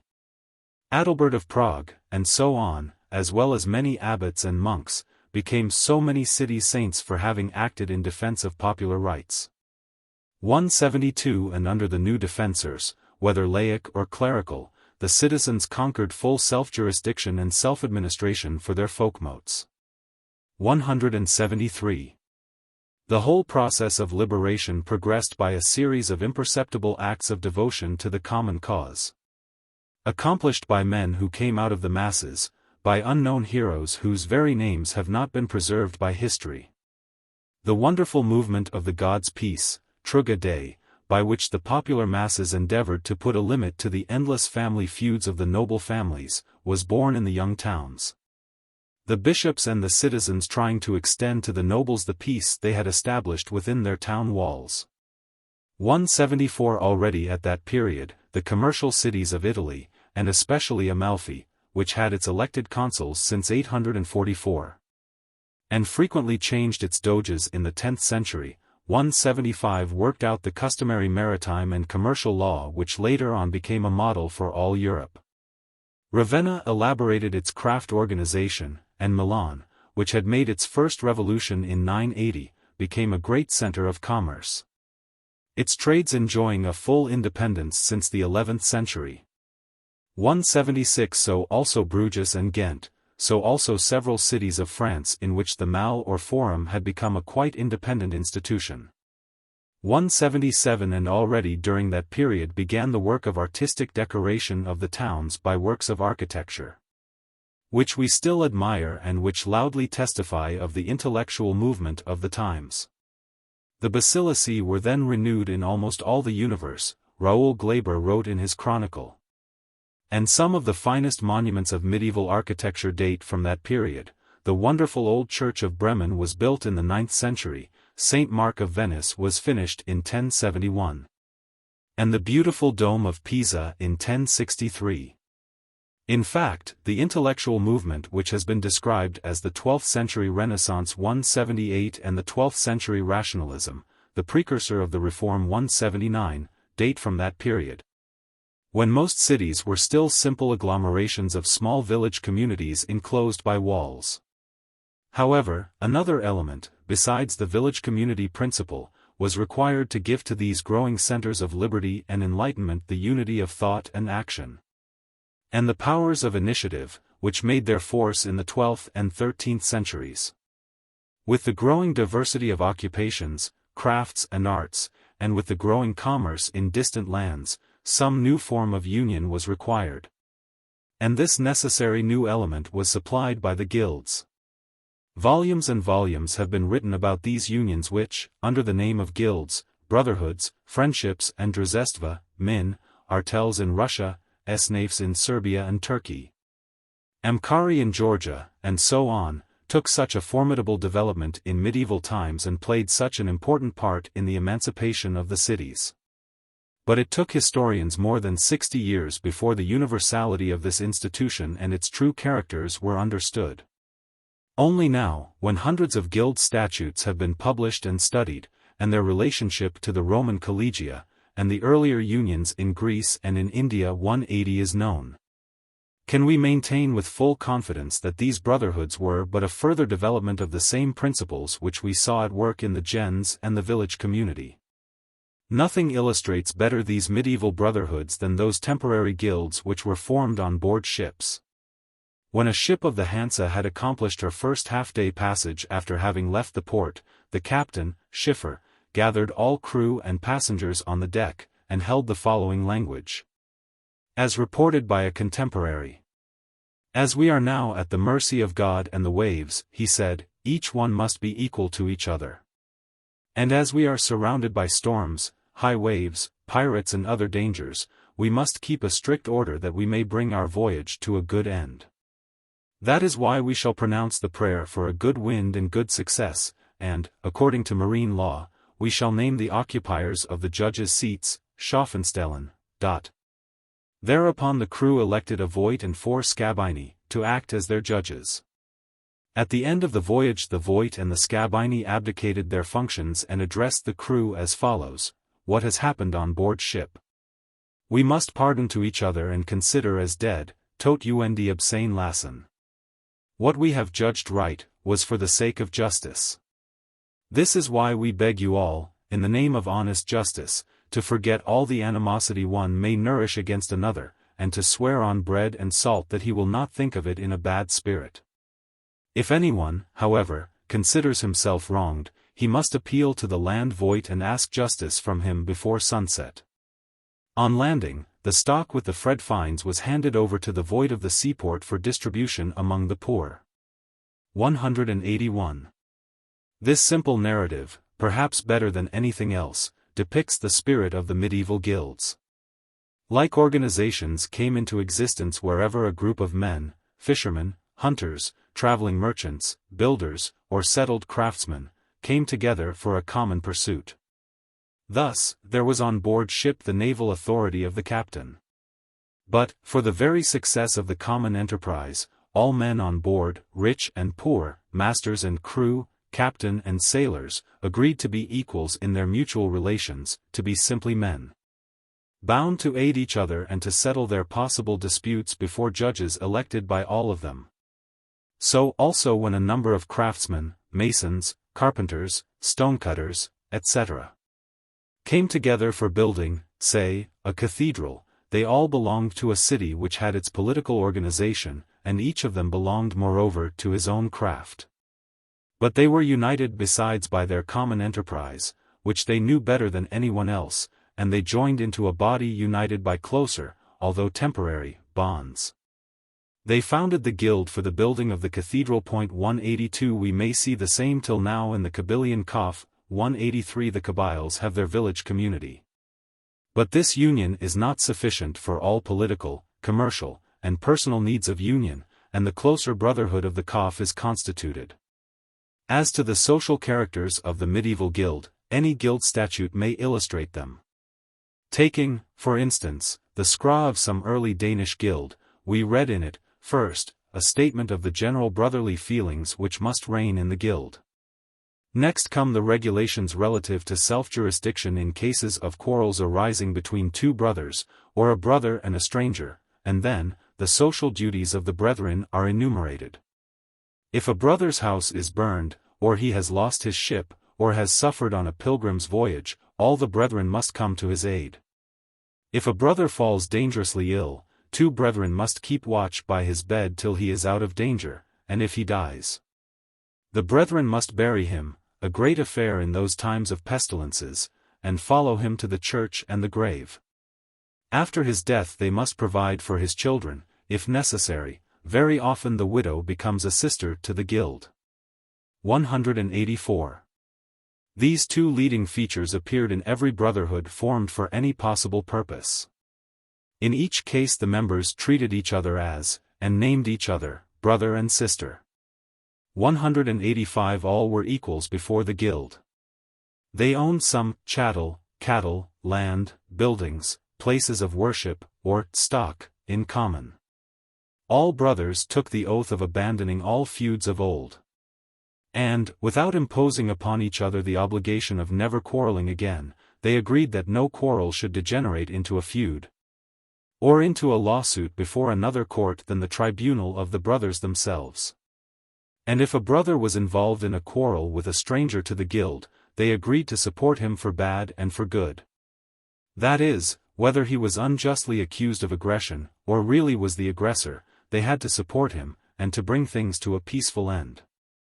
So long as his was not a secret aggression, in which case he would have been treated as an outlaw, the brotherhood stood by him.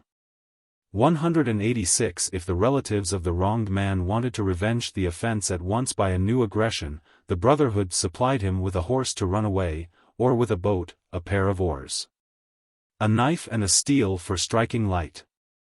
If he remained in town, 12 brothers accompanied him to protect him, and in the meantime they arranged the composition.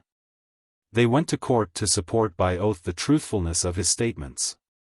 And if he was found guilty they did not let him go to full ruin and become a slave through not paying the due compensation, they all paid it, just as the gens did in olden times.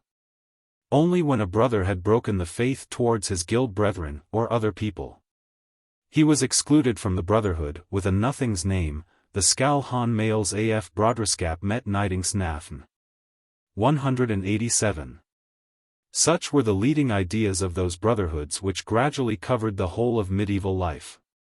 In fact, we know of guilds among all possible professions, guilds of serfs, 188 guilds of freemen, and guilds of both serfs and freemen. Guilds called into life for the special purpose of hunting, fishing, or a trading expedition, and dissolved when the special purpose had been achieved. And guilds lasting for centuries in a given craft or trade.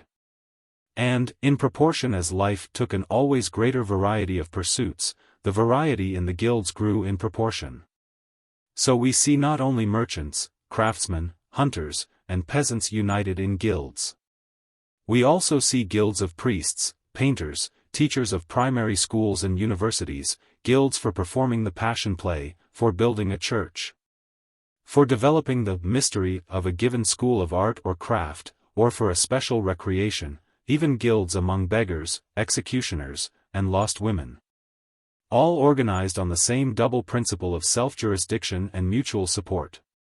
189 For Russia we have positive evidence showing that the very making of Russia was as much the work of its hunters, fishermen, and traders artels as of the budding village communities.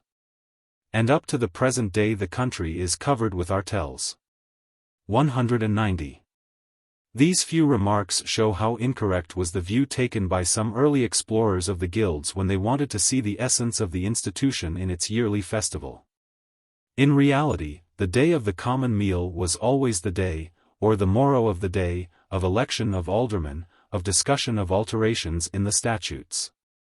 And very often the day of judgment of quarrels that had risen among the brethren. 191 Or of renewed allegiance to the guild. The common meal, like the festival at the old tribal folk mote, the mal or malum, or the berry at Aba, or the parish feast and the harvest supper, was simply an affirmation of brotherhood. It symbolized the times when everything was kept in common by the clan. This day, at least, all belonged to all sat at the same table and partook of the same meal. Even at a much later time the inmate of the almshouse of a London guild sat this day by the side of the rich alderman. As to the distinction which several explorers have tried to establish between the old Saxon Frith Guild and the so-called social or religious guilds, all were Frith guilds in the sense above mentioned. 192 and all were religious in the sense in which a village community or a city placed under the protection of a special saint is social and religious. If the institution of the guild has taken such an immense extension in Asia, Africa, and Europe, if it has lived thousands of years, reappearing again and again when similar conditions called it into existence, it is because it was much more than an eating association, or an association for going to church on a certain day, or a burial club. It answered to a deeply inrooted want of human nature, and it embodied all the attributes which the state appropriated later on for its bureaucracy and police, and much more than that.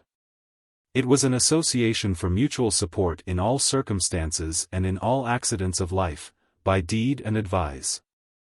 And it was an organization for maintaining justice, with this difference from the state, that on all these occasions a brotherly element was introduced instead of the formal element which is the essential characteristic of state interference. Even when appearing before the guild tribunal, the guild brother answered before men who knew him well and had stood by him before in their daily work, at the common meal. In the performance of their brotherly duties, men who were his equals and brethren indeed, not theorists of law nor defenders of someone else's interests. 193. It is evident that an institution so well suited to serve the need of union, without depriving the individual of his initiative, could but spread, grow, and fortify. The difficulty was only to find such form as would permit to federate the unions of the guilds without interfering with the unions of the village communities, and to federate all these into one harmonious whole. And when this form of combination had been found, and a series of favorable circumstances permitted the cities to affirm their independence, they did so with a unity of thought which can but excite our admiration, even in our century of railways, telegraphs, and printing. Hundreds of charters in which the cities inscribed their liberation have reached us, and through all of them, notwithstanding the infinite variety of details which depended upon the more or less greater fullness of emancipation, the same leading ideas run. The city organized itself as a federation of both small village communities and guilds. All those who belong to the friendship of the town, so runs a charter given in 1188 to the burgesses of Ayr by Philip, Count of Flanders, have promised and confirmed by faith and oath that they will aid each other as brethren, in whatever is useful and honest. That if one commits against another an offense in words or in deeds, the one who has suffered therefrom will not take revenge, either himself or his people, he will lodge a complaint and the offender will make good for his offense, according to what will be pronounced by 12 elected judges acting as arbiters. And if the offender or the offended, after having been warned thrice, does not submit to the decision of the arbiters, he will be excluded from the friendship as a wicked man and a perjurer. 194. Each one of the men of the commune will be faithful to his conjurer, and will give him aid and advice, according to what justice will dictate him, the Amiens and Abbeville charters say. All will aid each other, according to their powers, within the boundaries of the commune, and will not suffer that anyone takes anything from any one of them, or makes one pay contributions, do we read in the charters of Soissons, Compiègne, Senlis, and many others of the same type. 195 and so on with countless variations on the same theme. The commune, Gilbert de Nogent wrote, is an oath of mutual aid, mutui adjutorii conjuratio. A new and detestable word. Through it the serfs, capite sensi, are freed from all serfdom, through it, they can only be condemned to a legally determined fine for breaches of the law. Through it, they cease to be liable to payments which the serfs always used to pay. 196. The same wave of emancipation ran, in the 12th century, through all parts of the continent, involving both rich cities and the poorest towns. And if we may say that, as a rule, the Italian cities were the first to free themselves, we can assign no center from which the movement would have spread. Very often a small burg in Central Europe took the lead for its region, and big agglomerations accepted the little town's charter as a model for their own. Thus, the charter of a small town, Loris, was adopted by 83 towns in southwest France, and that of Beaumont became the model for over 500 towns and cities in Belgium and France. Special deputies were dispatched by the cities to their neighbors to obtain a copy from their charter, and the constitution was framed upon that model. However, they did not simply copy each other, they framed their own charters in accordance with the concessions they had obtained from their lords. And the result was that, as remarked by an historian, the charters of the medieval communes offer the same variety as the Gothic architecture of their churches and cathedrals. The same leading ideas in all of them, the cathedral symbolizing the union of parish and guild in the city, and the same infinitely rich variety of detail. Self-jurisdiction was the essential point, and self-jurisdiction meant self-administration. But the commune was not simply an autonomous part of the state. Such ambiguous words had not yet been invented by that time, it was a state in itself.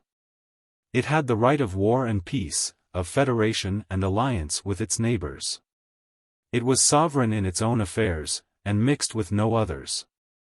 The supreme political power could be vested entirely in a democratic forum, as was the case in Pskov, whose Viesh sent and received ambassadors, concluded treaties, accepted and sent away princes, or went on without them for dozens of years. Or it was vested in, or usurped by, an aristocracy of merchants or even nobles, as was the case in hundreds of Italian and Middle European cities. The principle, nevertheless, remained the same. The city was a state and, what was perhaps still more remarkable, when the power in the city was usurped by an aristocracy of merchants or even nobles. The inner life of the city and the democratism of its daily life did not disappear, they depended but little upon what may be called the political form of the state. The secret of this seeming anomaly lies in the fact that a medieval city was not a centralized state.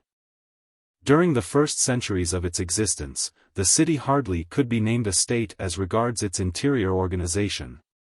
Because the Middle Ages knew no more of the present centralization of functions than of the present territorial centralization. Each group had its share of sovereignty. The city was usually divided into 4 quarters, or into 5 to 7 sections radiating from a center. Each quarter or section roughly corresponding to a certain trade or profession which prevailed in it, but nevertheless containing inhabitants of different social positions and occupations, nobles, merchants, artisans, or even half-serfs. And each section or quarter constituted a quite independent agglomeration. In Venice, each island was an independent political community. It had its own organized trades, its own commerce in salt, its own jurisdiction and administration, its own forum. And the nomination of a doge by the city changed nothing in the inner independence of the units. 197 In Cologne, we see the inhabitants divided into Geberschaften and Heimschaften, Vicinii, i.e. neighbor guilds, which dated from the Franconian period. Each of them had its judge, Berichter, and the usual 12 elected sentence-finders, Schaffen, its Voigt, and its grieve or commander of the local militia. 198 The story of early London before the conquest, Mr. Green says, is that, of a number of little groups scattered here and there over the area within the walls. Each growing up with its own life and institutions, guilds, soaks, religious houses, and the like, and only slowly drawing together into a municipal union. 199 And if we refer to the annals of the Russian cities, Novgorod and Pskov, both of which are relatively rich in local details, we find the section, Konets, consisting of independent streets, Ulitsa, each of which, though chiefly peopled with artisans of a certain craft, had also merchants and landowners among its inhabitants, and was a separate community. It had the communal responsibility of all members in case of crime, its own jurisdiction and administration by street aldermen, Ulicansky starosty, its own seal and, in case of need, its own forum, its own militia, as also its self-elected priests and its own collective life and collective enterprise. 200. The medieval city thus appears as a double federation, of all householders united into small territorial unions, the street, the parish, the section, and of individuals united by oath into guilds according to their professions. The former being a produce of the village community origin of the city, while the second is a subsequent growth called to life by new conditions. To guarantee liberty, self-administration, and peace was the chief aim of the medieval city, and labor, as we shall presently see when speaking of the craft guilds, was its chief foundation. But production did not absorb the whole attention of the medieval economist. With his practical mind, he understood that consumption must be guaranteed in order to obtain production. And therefore, to provide for the common first food and lodging of poor and rich alike, Gemian Notdurft und Gemach Armor und Richer 201, was the fundamental principle in each city. The purchase of food supplies and other first necessaries, coal, wood, etc. before they had reached the market, or altogether in especially favorable conditions from which others would be excluded, the preemptio, in a word, was entirely prohibited. Everything had to go to the market and be offered there for everyone's purchase, till the ringing of the bell had closed the market. Then only could the retailer buy the remainder, and even then his profit should be an honest profit only. 202 Moreover, when corn was bought by a baker wholesale after the close of the market, every citizen had the right to claim part of the corn, about half a quarter, for his own use, at wholesale price, if he did so before the final conclusion of the bargain. And reciprocally, every baker could claim the same if the citizen purchased corn for reselling it. In the first case, the corn had only to be brought to the town mill to be ground in its proper turn for a settled price, and the bread could be baked in the four banal, or communal oven. 203 In short, if a scarcity visited the city, all had to suffer from it more or less. But apart from the calamities, so long as the free cities existed no one could die in their midst from starvation, as is unhappily too often the case in our own times. However, all such regulations belong to later periods of the city's life, while at an earlier period it was the city itself which used to buy all food supplies for the use of the citizens.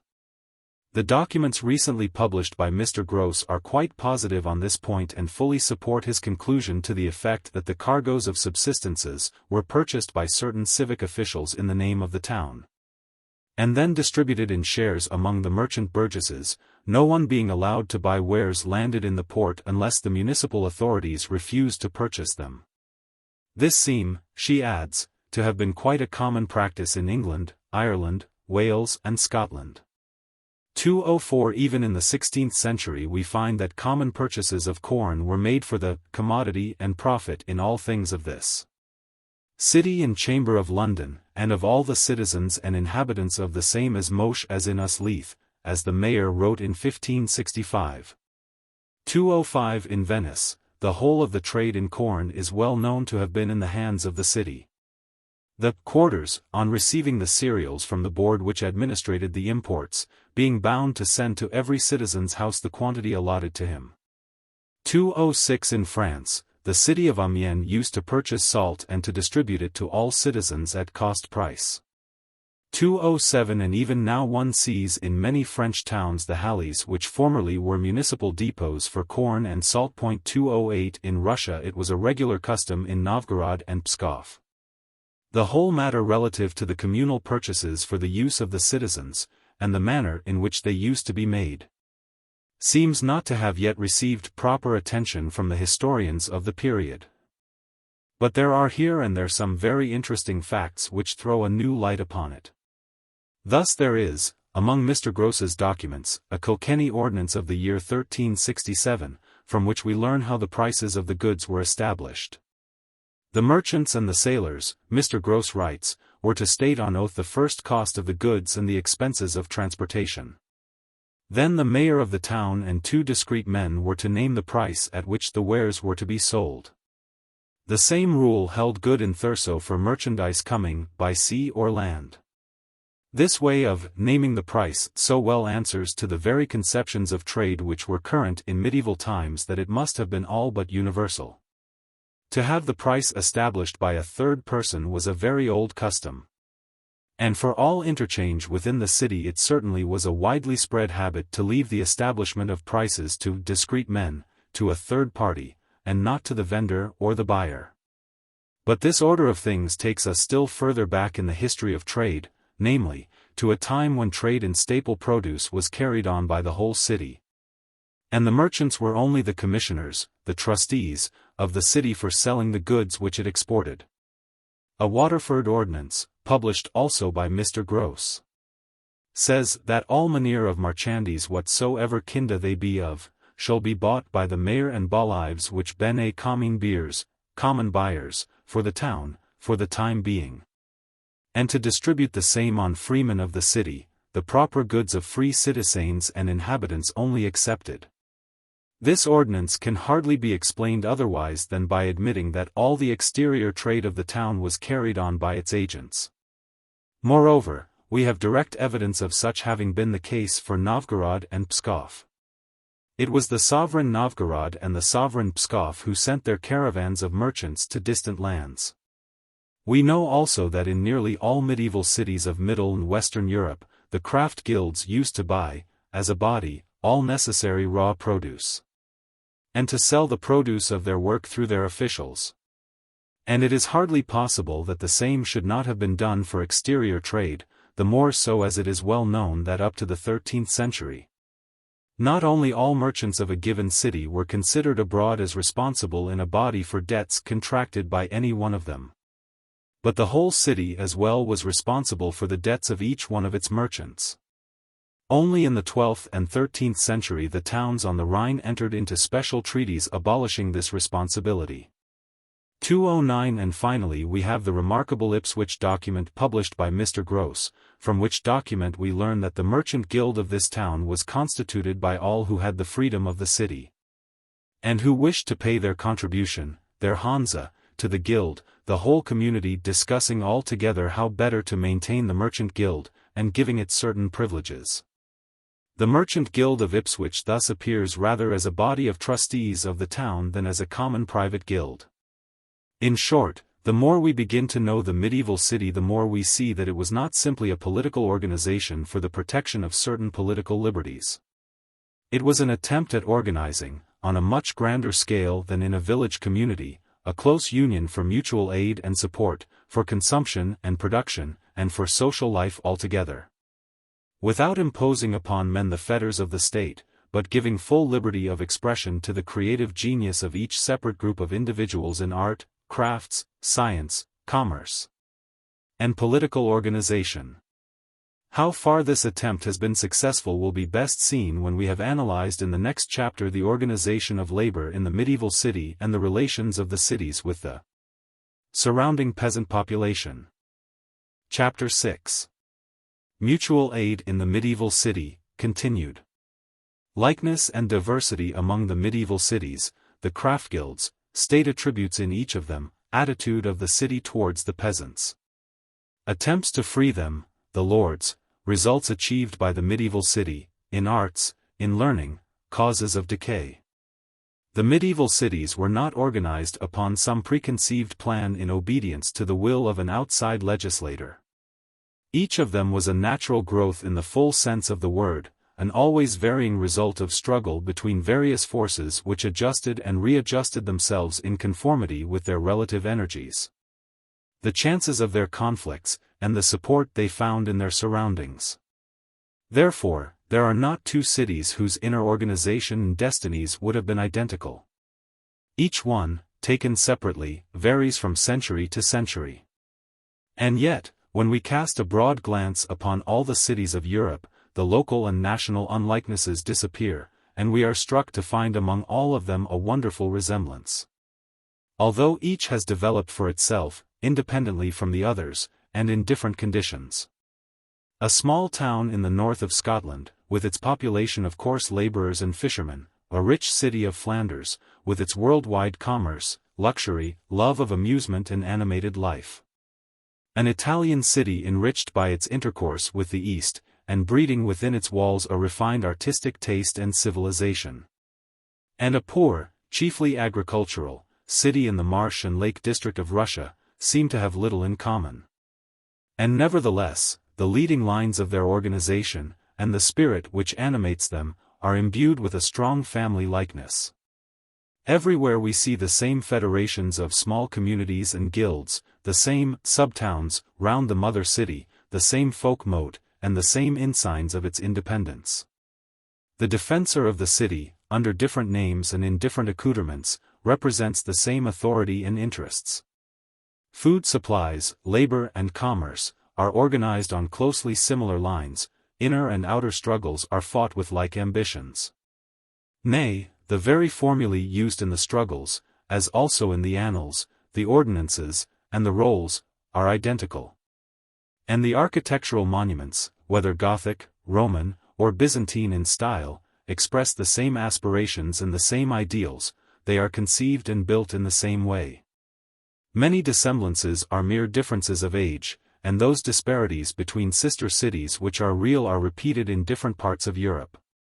The unity of the leading idea and the identity of origin make up for differences of climate, geographical situation, wealth, language and religion. This is why we can speak of the medieval city as of a well-defined phase of civilization. And while every research insisting upon local and individual differences is most welcome, we may still indicate the chief lines of development which are common to all cities. 210. There is no doubt that the protection which used to be accorded to the marketplace from the earliest barbarian times has played an important, though not an exclusive, part in the emancipation of the medieval city. The early barbarians knew no trade within their village communities, they traded with strangers only, at certain definite spots, on certain determined days.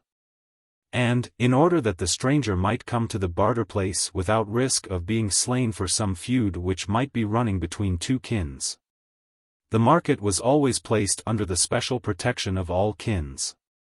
It was inviolable, like the place of worship under the shadow of which it was held.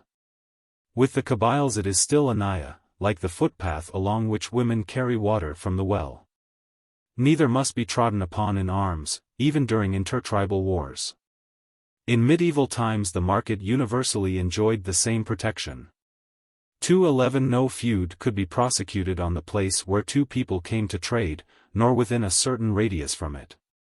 And if a quarrel arose in the motley crowd of buyers and sellers, it had to be brought before those under whose protection the market stood, the community's tribunal, or the bishops, the lords, or the king's judge.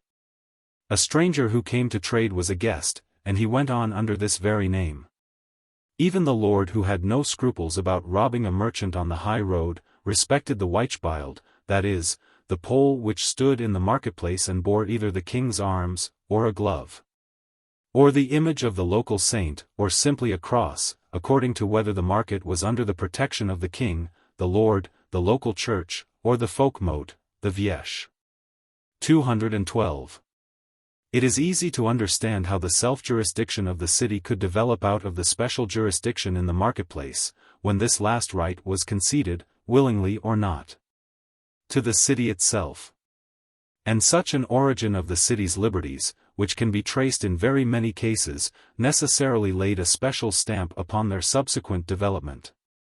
It gave a predominance to the trading part of the community.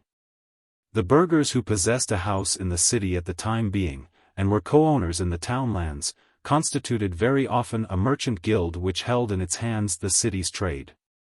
And although at the outset every burgher, rich and poor, could make part of the merchant guild, and the trade itself seems to have been carried on for the entire city by its trustees, the guild gradually became a sort of privileged body.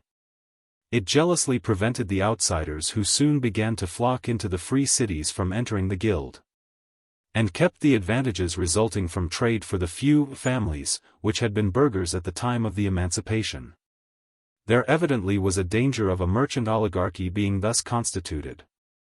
But already in the 10th, and still more during the two next centuries, the chief crafts, also organized in guilds, were powerful enough to check the oligarchic tendencies of the merchants.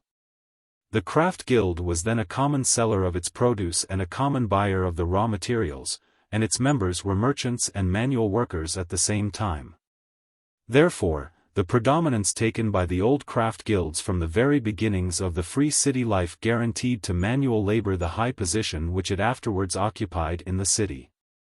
213 In fact, in a medieval city manual labor was no token of inferiority, it bore, on the contrary, traces of the high respect it had been kept in the village community. Manual labor in a mystery was considered as a pious duty towards the citizens, a public function, AMT, as honorable as any other. An idea of justice to the community, of right towards both producer and consumer, which would seem so extravagant now, penetrated production and exchange. The tanner's, the cooper's, or the shoemaker's work must be just, fair, they wrote in those times. Wood, leather or thread which are used by the artisan must be right. Bread must be baked in justice, and so on. Transport this language into our present life, and it would seem affected and unnatural. But it was natural and unaffected then, because the medieval artisan did not produce for an unknown buyer, or to throw his goods into an unknown market. He produced for his guild first. For a brotherhood of men who knew each other, knew the techniques of the craft, and, in naming the price of each product, could appreciate the skill displayed in its fabrication or the labor bestowed upon it. Then the guild, not the separate producer, offered the goods for sale in the community, and this last, in its turn, offered to the brotherhood of allied communities those goods which were exported, and assumed responsibility for their quality. With such an organization, it was the ambition of each craft not to offer goods of inferior quality, and technical defects or adulterations became a matter concerning the whole community, because an ordinance says, they would destroy public confidence. 214 Production being thus a social duty, placed under the control of the whole Amidas, manual labor could not fall into the degraded condition which it occupies now. So long as the free city was living. A difference between master and apprentice, or between master and worker, compagne, Giselle, existed but in the medieval cities from their very beginnings. This was at the outset a mere difference of age and skill, not of wealth and power. After a 7 years' apprenticeship, and after having proved his knowledge and capacities by a work of art, the apprentice became a master himself. And only much later, in the 16th century, after the royal power had destroyed the city in the craft organization, was it possible to become master in virtue of simple inheritance or wealth. But this was also the time of a general decay in medieval industries and art. There was not much room for hired work in the early flourishing periods of the medieval cities, still less for individual hirelings. The work of the weavers, the archers, the smiths, the bakers, and so on, was performed for the craft and the city. And when craftsmen were hired in the building trades, they worked as temporary corporations, as they still do in the Russian artels, whose work was paid en bloc. Work for a master began to multiply only later on. But even in this case the worker was paid better than he is paid now, even in this country, and very much better than he used to be paid all over Europe in the first half of this century. Thorold Rogers has familiarized English readers with this idea. But the same is true for the continent as well, as is shown by the researches of Falk and Schunberg, and by many occasional indications. Even in the 15th century a mason, a carpenter, or a smith worker would be paid at Amiens 4 sols a day, which corresponded to 48 pounds of bread. Or to the eighth part of a small ox, bouvard.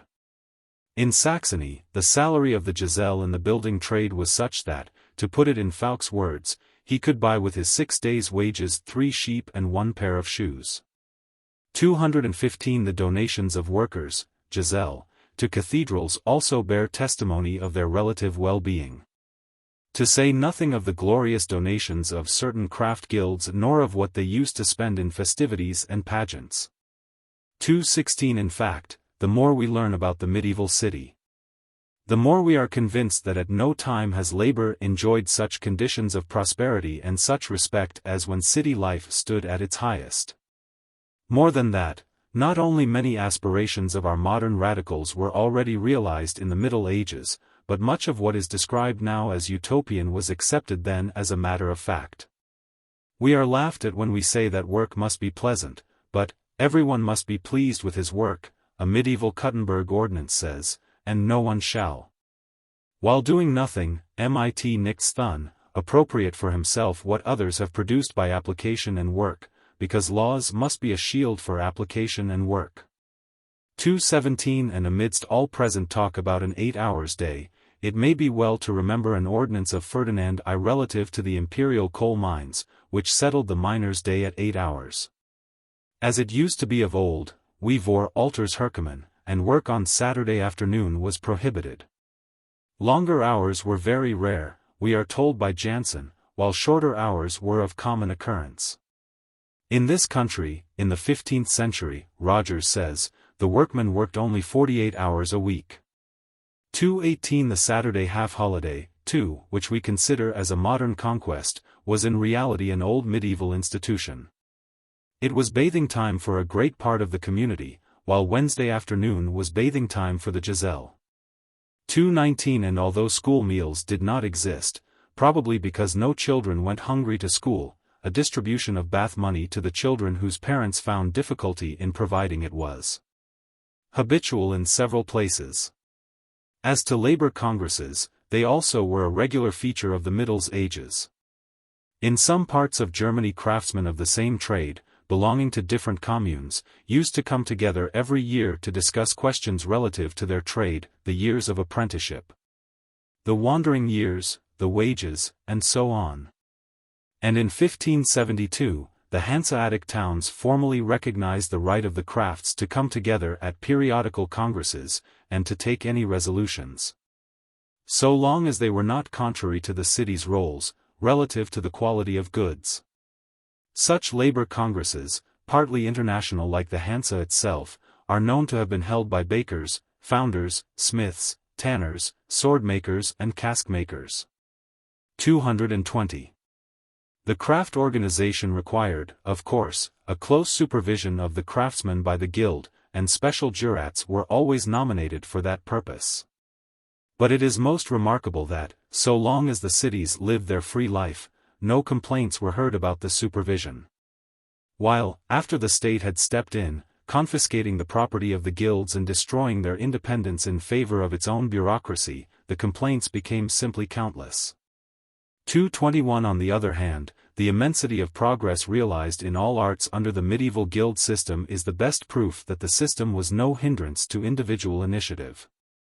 222 The fact is, that the medieval guild, like the medieval parish, street, or quarter, was not a body of citizens, placed under the control of state functionaries. It was a union of all men connected with a given trade, jurate buyers of raw produce, sellers of manufactured goods, and artisans, masters, compagnes, and apprentices. For the inner organization of the trade its assembly was sovereign, so long as it did not hamper the other guilds, in which case the matter was brought before the guild of the guilds, the city. But there was in it something more than that. It had its own self-jurisdiction, its own military force, its own general assemblies, its own traditions of struggles, glory, and independence. Its own relations with other guilds of the same trade in other cities. It had, in a word, a full organic life which could only result from the integrality of the vital functions. When the town was called to arms, the guild appeared as a separate company, Schar, armed with its own arms, or its own guns, lovingly decorated by the guild, at a subsequent epoch, under its own self-elected commanders. It was, in a word, as independent a unit of the Federation as the Republic of Uri or Geneva was 50 years ago in the Swiss Confederation. So that, to compare it with a modern trade union, divested of all attributes of state sovereignty, and reduced to a couple of functions of secondary importance, is as unreasonable as to compare Florence or Bruges with a French commune vegetating under the Code Napoleon, or with a Russian town placed under Catherine II's municipal law. Both have elected mayors, and the latter has also its craft corporations. But the difference is, all the difference that exists between Florence and Fontenay-les-Oise or Tsarevo-Kokshaisk. Or between a Venetian doge and a modern mayor who lifts his hat before the sous-prefect's clerk. The medieval guilds were capable of maintaining their independence. And, later on, especially in the 14th century, when, in consequence of several causes which shall presently be indicated, the old municipal life underwent a deep modification, the younger crafts proved strong enough to conquer their due share in the management of the city affairs. The masses, organized in minor arts, rose to wrest the power out of the hands of a growing oligarchy, and mostly succeeded in this task, opening again a new era of prosperity. True, that in some cities the uprising was crushed in blood, and mass decapitations of workers followed, as was the case in Paris in 1306, and in Cologne in 1371. In such cases the city's liberties rapidly fell into decay, and the city was gradually subdued by the central authority. But the majority of the towns had preserved enough of vitality to come out of the turmoil with a new life and vigor. 223 A new period of rejuvenescence was their reward.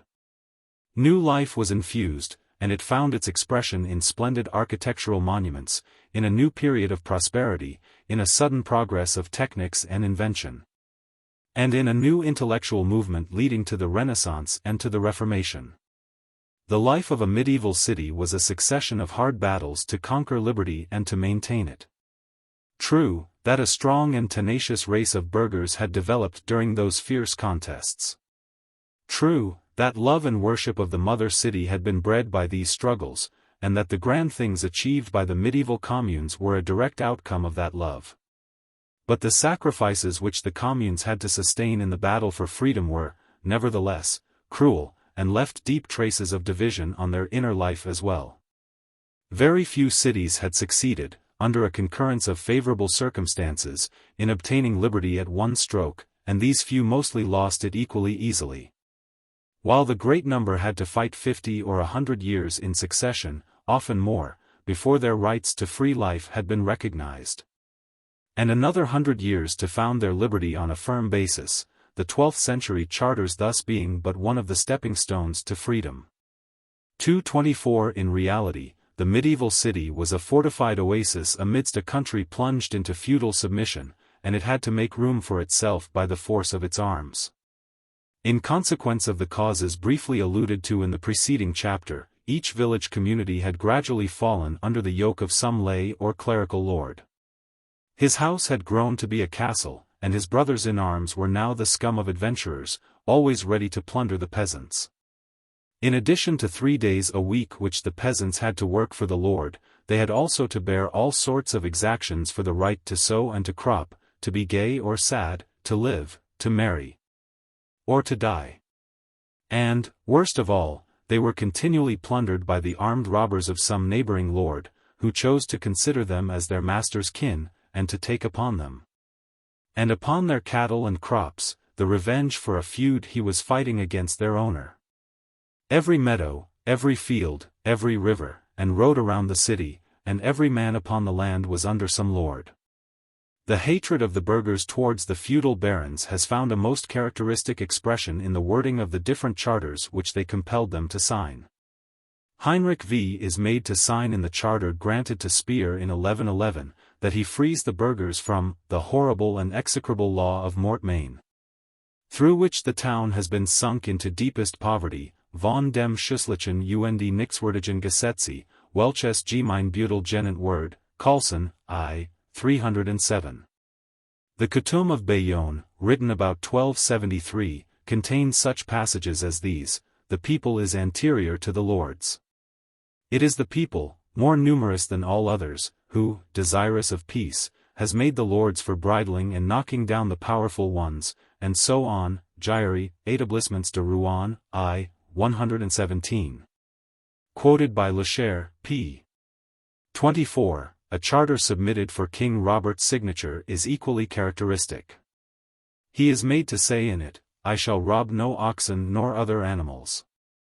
I shall seize no merchants, nor take their monies, nor impose ransom. From Lady Day to the All Saints' Day I shall seize no horse, nor mare, nor foals, in the meadows. I shall not burn the mills, nor rob the flour. I shall offer no protection to thieves, etc. Pfister has published that document, reproduced by Lecher. The charter, granted by the Byzantine Archbishop Hugues, in which he has been compelled to enumerate all the mischiefs due to his mortmain rights, is equally characteristic. 225 and so on. Freedom could not be maintained in such surroundings, and the cities were compelled to carry on the war outside their walls. The burghers sent out emissaries to lead revolt in the villages. They received villages into their corporations, and they waged direct war against the nobles.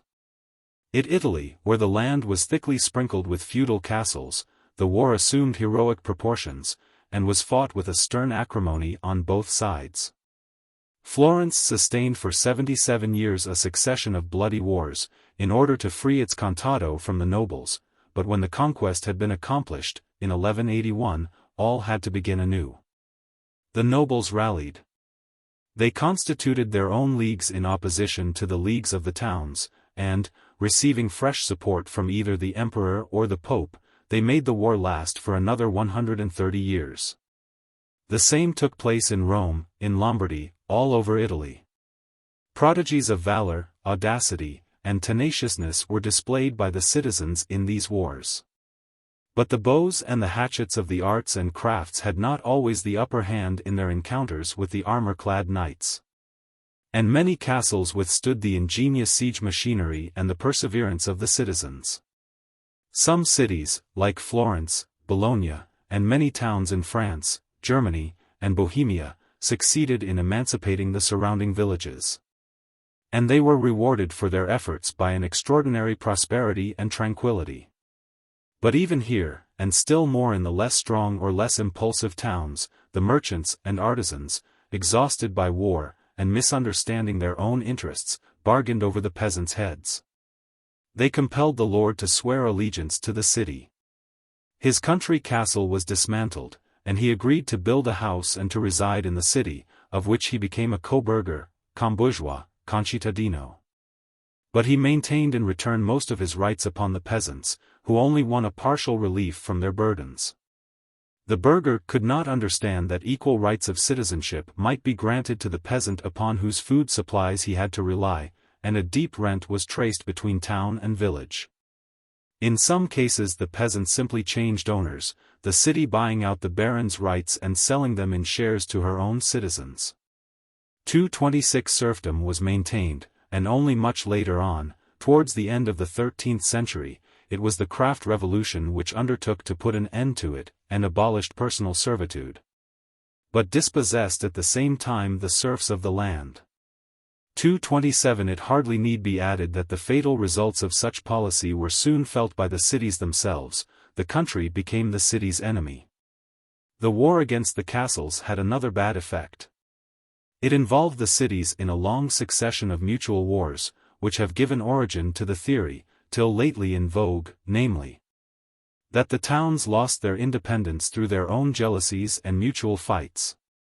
The imperialist historians have especially supported this theory, which, however, is very much undermined now by modern research. It is certain that in Italy cities fought each other with a stubborn animosity, but nowhere else did such contests attain the same proportions. And in Italy itself the city wars, especially those of the earlier period, had their special causes. They were, as was already shown by Sismondi and Ferrari, a mere continuation of the war against the castles, the free municipal and federative principle unavoidably entering into a fierce contest with feudalism, imperialism, and papacy.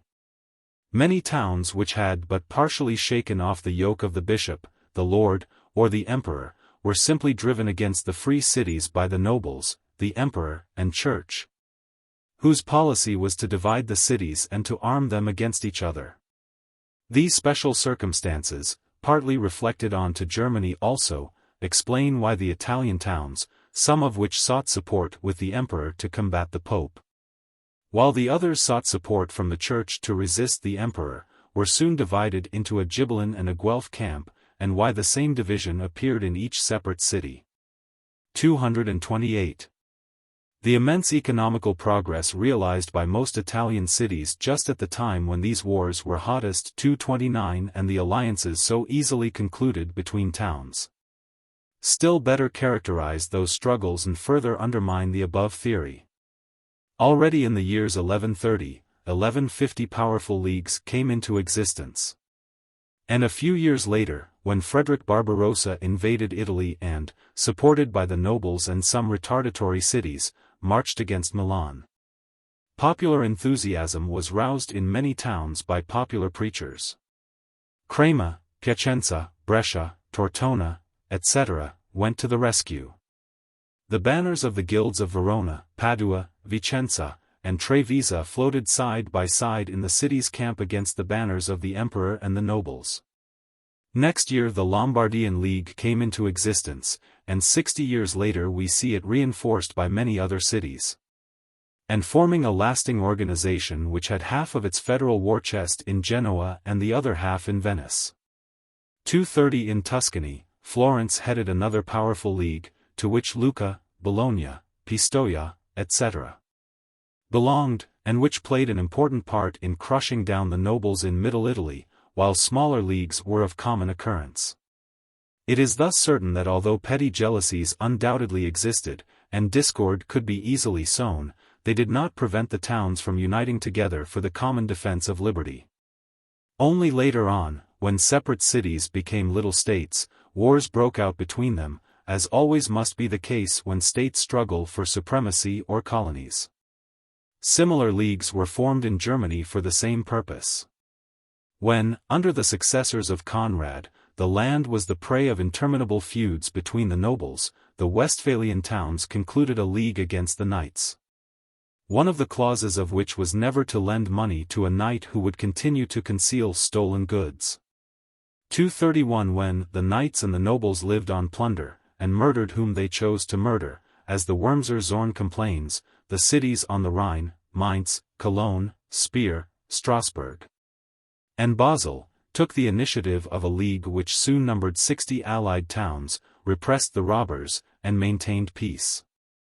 Later on, the League of the Towns of Swabia, divided into 3 peace districts, Augsburg, Constance, and Ulm, had the same purpose. And even when such leagues were broken, 232 they lived long enough to show that while the supposed peacemakers, the kings, the emperors, and the church fomented discord, and were themselves helpless against the robber knights, it was from the cities that the impulse came for re-establishing peace and union. The cities, not the emperors, were the real makers of the national unity. 233. Similar federations were organized for the same purpose among small villages, and now that attention has been drawn to this subject by Lascherre we may expect soon to learn much more about them. Villages joined into small federations in the Contado of Florence, so also in the dependencies of Novgorod and Pskov. As to France, there is positive evidence of a federation of 17 peasant villages which has existed in the Lyonnais for nearly 100 years, till 1256. And has fought hard for its independence. 3 more peasant republics, which had sworn charters similar to those of Laon and Soissons, existed in the neighborhood of Laon, and, their territories being contiguous, they supported each other in their liberation wars. Altogether, Lascherre is of the opinion that many such federations must have come into existence in France in the 12th and 13th centuries, but that documents relative to them are mostly lost. Of course, being unprotected by walls, they could easily be crushed down by the kings and the lords. But in certain favorable circumstances, when they found support in a league of towns and protection in their mountains, such peasant republics became independent units of the Swiss Confederation. 234. As to unions between cities for peaceful purposes, they were of quite common occurrence. The intercourse which had been established during the period of liberation was not interrupted afterwards. Sometimes, when the scabini of a German town, having to pronounce judgment in a new or complicated case, declared that they knew not the sentence, de Urteils nicht weiss zu sein, they sent delegates to another city to get the sentence. The same happened also in France, 235, while Forli and Ravenna are known to have mutually naturalized their citizens and granted them full rights in both cities. To submit a contest arisen between two towns, or within a city, to another commune which was invited to act as arbiter, was also in the spirit of the times. 236. As to commercial treaties between cities, they were quite habitual. 237. Unions for regulating the production and the sizes of casks which were used for the commerce in wine, herring unions, and so on, were mere precursors of the great commercial federations of the Flemish Hansa, and, later on, of the great North German Hansa, the history of which alone might contribute pages and pages to illustrate the federation spirit which permeated men at that time. It hardly need be added, that through the Hanseatic unions the medieval cities have contributed more to the development of international intercourse, navigation, and maritime discovery than all the states of the first 17 centuries of our era. In a word, federations between small territorial units, as well as among men united by common pursuits within their respective guilds, and federations between cities and groups of cities constituted the very essence of life and thought during that period. The first 5 of the second decade of centuries of our era may thus be described as an immense attempt at securing mutual aid and support on a grand scale, by means of the principles of federation and association carried on through all manifestations of human life and to all possible degrees. This attempt was attended with success to a very great extent. It united men formerly divided, it secured them a very great deal of freedom, and it tenfold their forces. At a time when particularism was bred by so many agencies, and the causes of discord and jealousy might have been so numerous, it is gratifying to see that cities scattered over a wide continent had so much in common, and were so ready to confederate for the prosecution of so many common aims. They succumbed in the long run before powerful enemies, not having understood the mutual aid principle widely enough. They themselves committed fatal faults. But they did not perish through their own jealousies, and their errors were not a want of federation spirit among themselves. The results of that new move which mankind made in the medieval city were immense. At the beginning of the 11th century the towns of Europe were small clusters of miserable huts, adorned but with low clumsy churches, the builders of which hardly knew how to make an arch. The arts, mostly consisting of some weaving and forging, were in their infancy. Learning was found in but a few monasteries. 350 years later, the very face of Europe had been changed.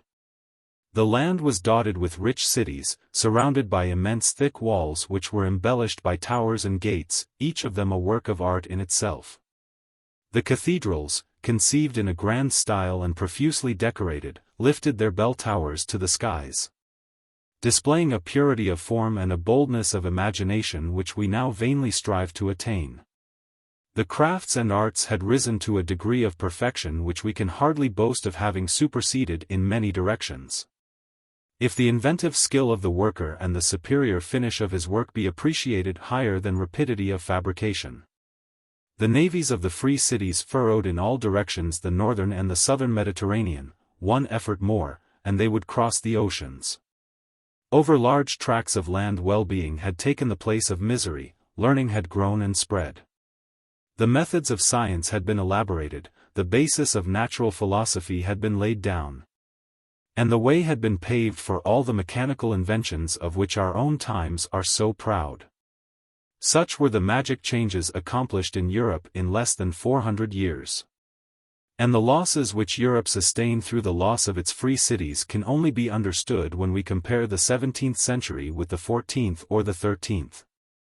The prosperity which formerly characterized Scotland, Germany, the plains of Italy, was gone.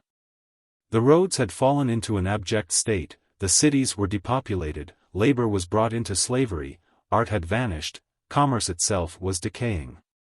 238.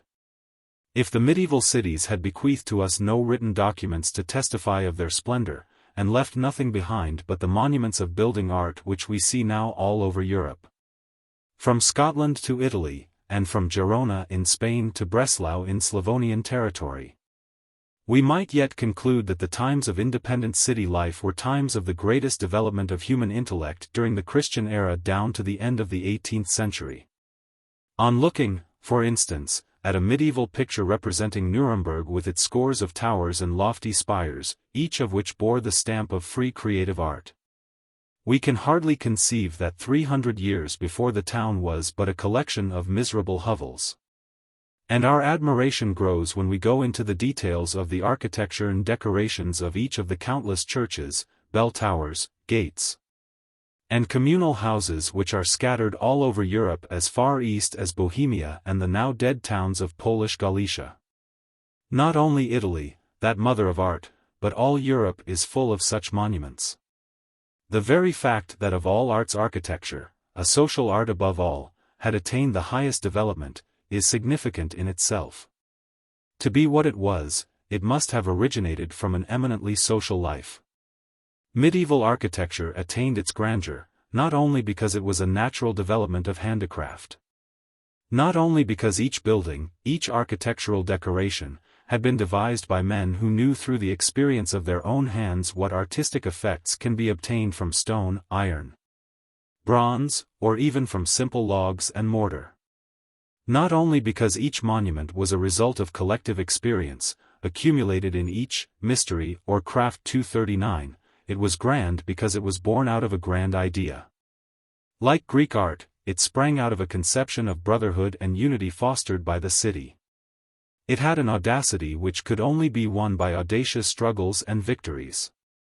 It had that expression of vigor, because vigor permeated all the life of the city. A cathedral or a communal house symbolized the grandeur of an organism of which every mason and stonecutter was the builder. And a medieval building appears, not as a solitary effort to which thousands of slaves would have contributed the share assigned them by one man's imagination. All the city contributed to it. The lofty bell tower rose upon a structure, grand in itself, in which the life of the city was throbbing, not upon a meaningless scaffold like the Paris Iron Tower. Not as a sham structure in stone intended to conceal the ugliness of an iron frame, as has been done in the Tower Bridge.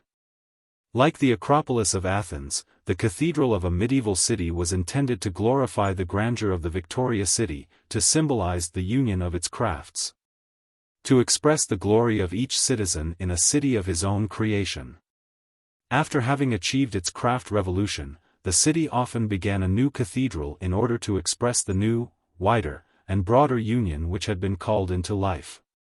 The means at hand for these grand undertakings were disproportionately small. Cologne Cathedral was begun with a yearly outlay of but 500 marks. A gift of 100 marks was inscribed as a grand donation. 240, and even when the work approached completion, and gifts poured in proportion, the yearly outlay in money stood at about 5,000 marks, and never exceeded 14,000. The Cathedral of Basel was built with equally small means. But each corporation contributed its part of stone, work, and decorative genius to their common monument. Each guild expressed in it its political conceptions, telling in stone or in bronze the history of the city, glorifying the principles of liberty, equality, and fraternity. 241 praising the city's allies, and sending to eternal fire its enemies.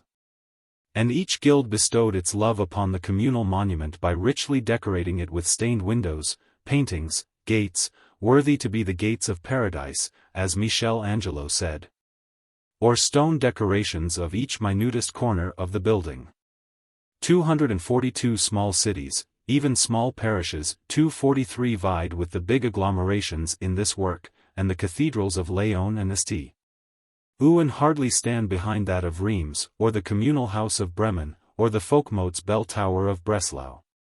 No works must be begun by the commune but such as are conceived in response to the grand heart of the commune, composed of the hearts of all citizens, united in one common will. Such were the words of the Council of Florence.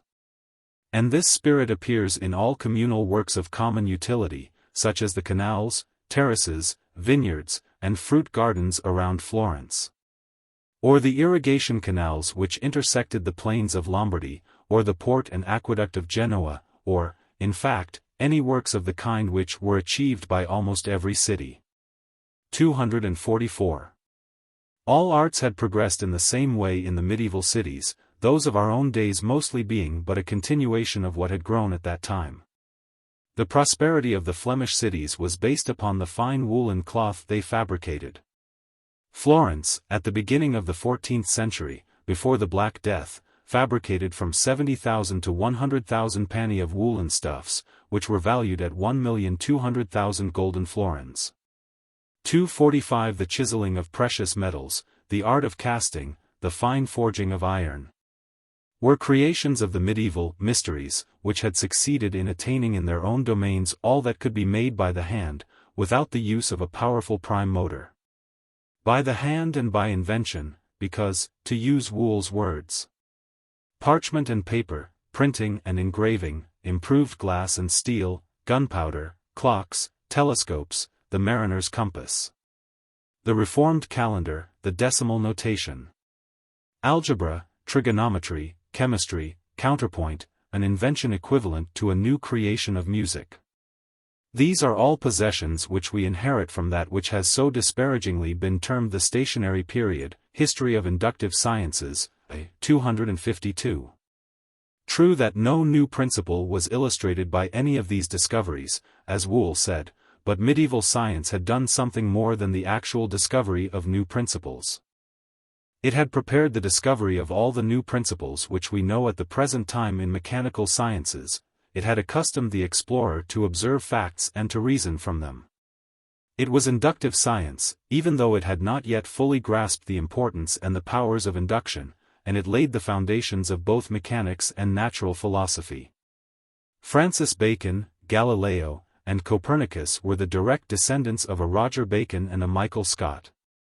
As the steam engine was a direct product of the researches carried on in the Italian universities on the weight of the atmosphere, and of the mathematical and technical learning which characterized Nuremberg. But why should one take trouble to insist upon the advance of science and art in the medieval city? Is it not enough to point to the cathedrals in the domain of skill, and to the Italian language and the poem of Dante in the domain of thought? To give at once the measure of what the medieval city created during the 4 centuries it lived? The medieval cities have undoubtedly rendered an immense service to European civilization. They have prevented it from being drifted into the theocracies and despotical states of old. They have endowed it with the variety, the self-reliance, the force of initiative, and the immense intellectual and material energies it now possesses, which are the best pledge for its being able to resist any new invasion of the East. But why did these centers of civilization, which attempted to answer to deeply seated needs of human nature, and were so full of life, not live further on? Why were they seized with senile debility in the 16th century? And, after having repulsed so many assaults from without, and only borrowed new vigor from their interior struggles, why did they finally succumb to both? Various causes contributed to this effect, some of them having their roots in the remote past, while others originated in the mistakes committed by the cities themselves. Towards the end of the 15th century, mighty states, reconstructed on the old Roman pattern, were already coming into existence. In each country and each region some feudal lord, more cunning, more given to hoarding, and often less scrupulous than his neighbors, had succeeded in appropriating to himself richer personal domains, more peasants on his lands, more knights in his following, more treasures in his chest. He had chosen for his seat a group of happily situated villages, not yet trained into free municipal life, Paris, Madrid, or Moscow, and with the labor of his serfs he had made of them royal fortified cities, whereto he attracted war companions by a free distribution of villages, and merchants by the protection he offered to trade. The germ of a future state, which began gradually to absorb other similar centers, was thus laid. Lawyers, versed in the study of Roman law, flocked into such centers. A tenacious and ambitious race of men issued from among the burgesses, who equally hated the naughtiness of the lords and what they called the lawlessness of the peasants. The very forms of the village community, unknown to their code, the very principles of federalism were repulsive to them as barbarian inheritances. Caesarism, supported by the fiction of popular consent and by the force of arms, was their ideal, and they worked hard for those who promised to realize it. 246. The Christian Church, once a rebel against Roman law and now its ally, worked in the same direction. The attempt at constituting the theocratic empire of Europe having proved a failure. The more intelligent and ambitious bishops now yielded support to those whom they reckoned upon for reconstituting the power of the kings of Israel or of the emperors of Constantinople. The Church bestowed upon the rising rulers her sanctity, she crowned them as God's representatives on earth, she brought to their service the learning and the statesmanship of her ministers.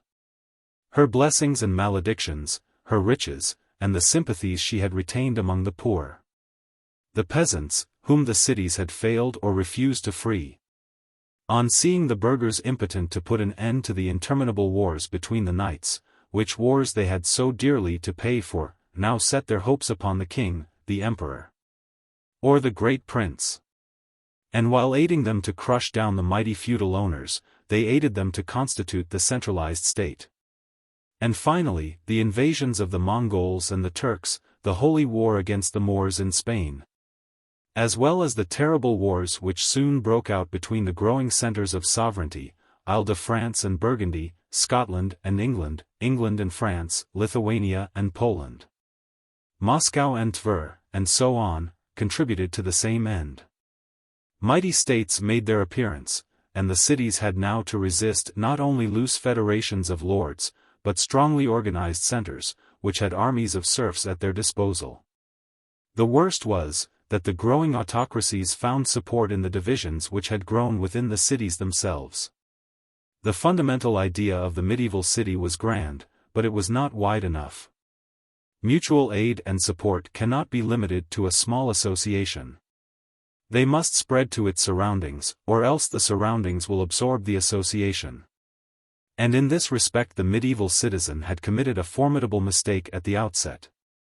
Instead of looking upon the peasants and artisans who gathered under the protection of his walls as upon so many aids who would contribute their part to the making of the city, as they really did, a sharp division was traced between the families of old burghers and the newcomers. For the former, all benefits from communal trade and communal lands were reserved, and nothing was left for the latter but the right of freely using the skill of their own hands.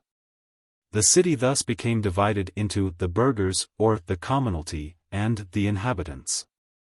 247 The trade, which was formerly communal, now became the privilege of the merchant and artisan families, and the next step, that of becoming individual, or the privilege of oppressive trusts, was unavoidable. The same division took place between the city proper and the surrounding villages.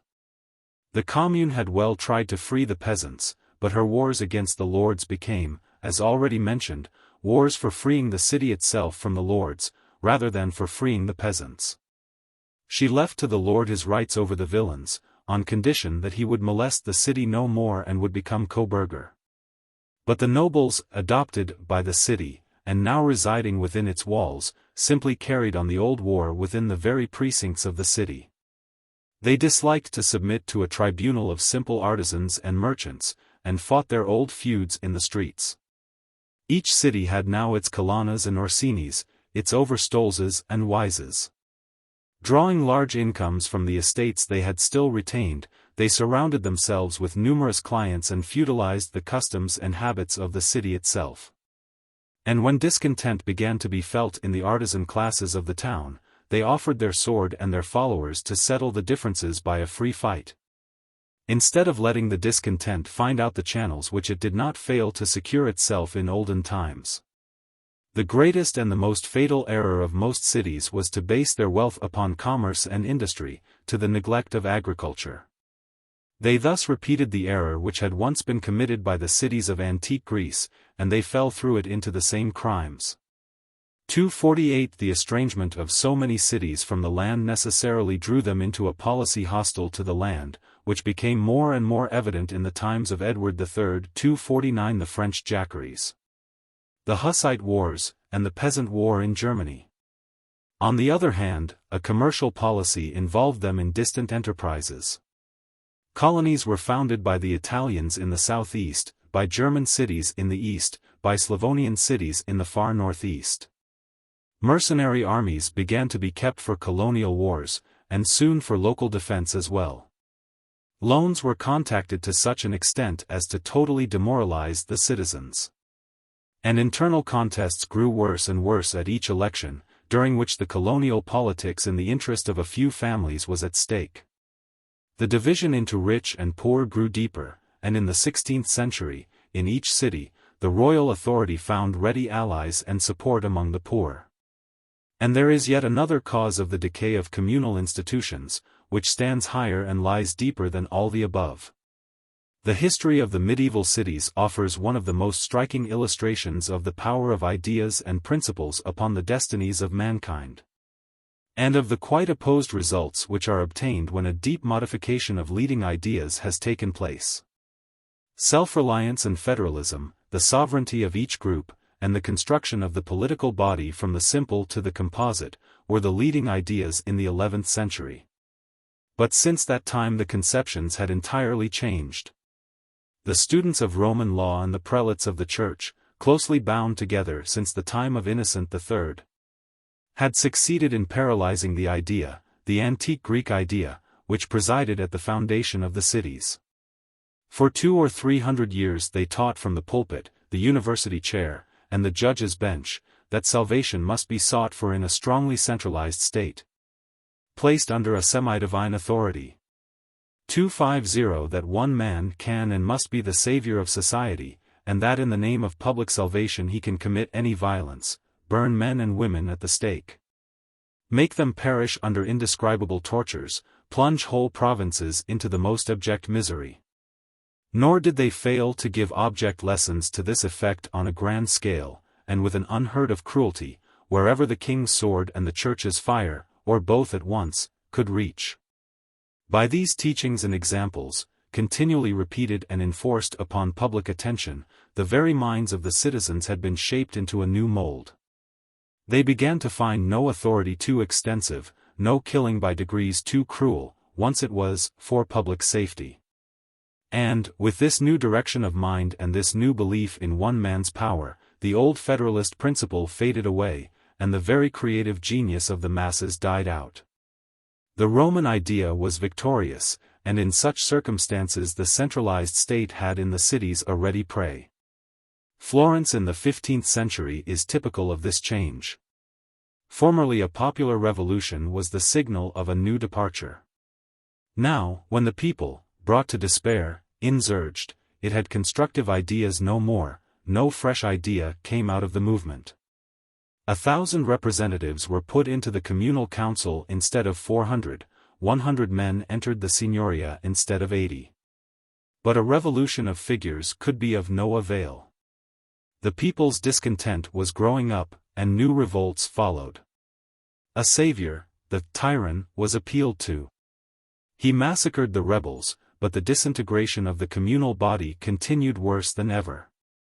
And when, after a new revolt, the people of Florence appealed to their most popular man, Geronimo Savonarola, for advice, the monk's answer was, "O, people mine! Thou knowest that I cannot go into state affairs, purify thy soul, and if in such a disposition of mind thou reformest thy city, then, people of Florence, thou shalt have inaugurated the reform in all Italy." Carnival masks and vicious books were burned, a law of charity and another against usurers were passed, and the democracy of Florence remained where it was. The old spirit had gone. By too much trusting to government, they had ceased to trust to themselves, they were unable to open new issues. The state had only to step in and to crush down their last liberties. And yet, the current of mutual aid and support did not die out in the masses, it continued to flow even after that defeat.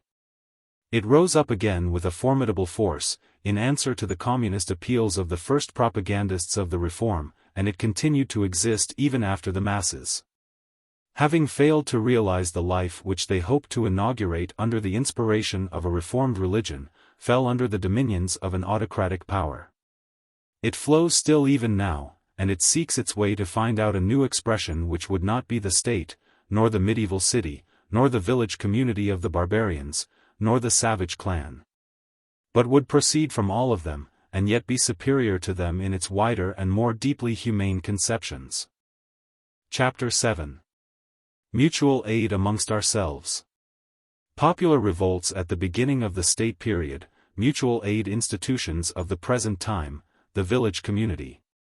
Its struggles for resisting its abolition by the state, habits derived from the village community life, retained in our modern villages, Switzerland, France, Germany, Russia. The mutual aid tendency in man has so remote an origin, and is so deeply interwoven with all the past evolution of the human race, that it has been maintained by mankind up to the present time.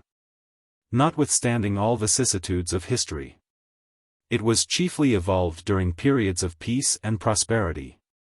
But when even the greatest calamities befell men, when whole countries were laid waste by wars, and whole populations were decimated by misery, or groaned under the yoke of tyranny, the same tendency continued to live in the villages and among the poorer classes in the towns.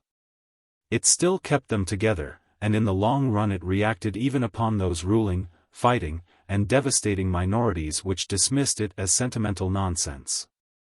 And whenever mankind had to work out a new social organization, adapted to a new phasis of development, its constructive genius always drew the elements and the inspiration for the new departure from that same ever-living tendency. New economical and social institutions, in so far as they were a creation of the masses, new ethical systems, and new religions, all have originated from the same source. And the ethical progress of our race, viewed in its broad lines, appears as a gradual extension of the mutual aid principles from the tribe to always larger and larger agglomerations, so as to finally embrace one day the whole of mankind, without respect to its diverse creeds, languages, and races.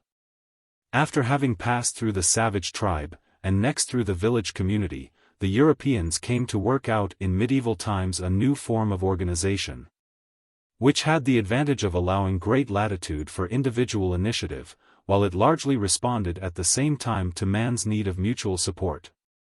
A federation of village communities, covered by a network of guilds and fraternities, was called into existence in the medieval cities.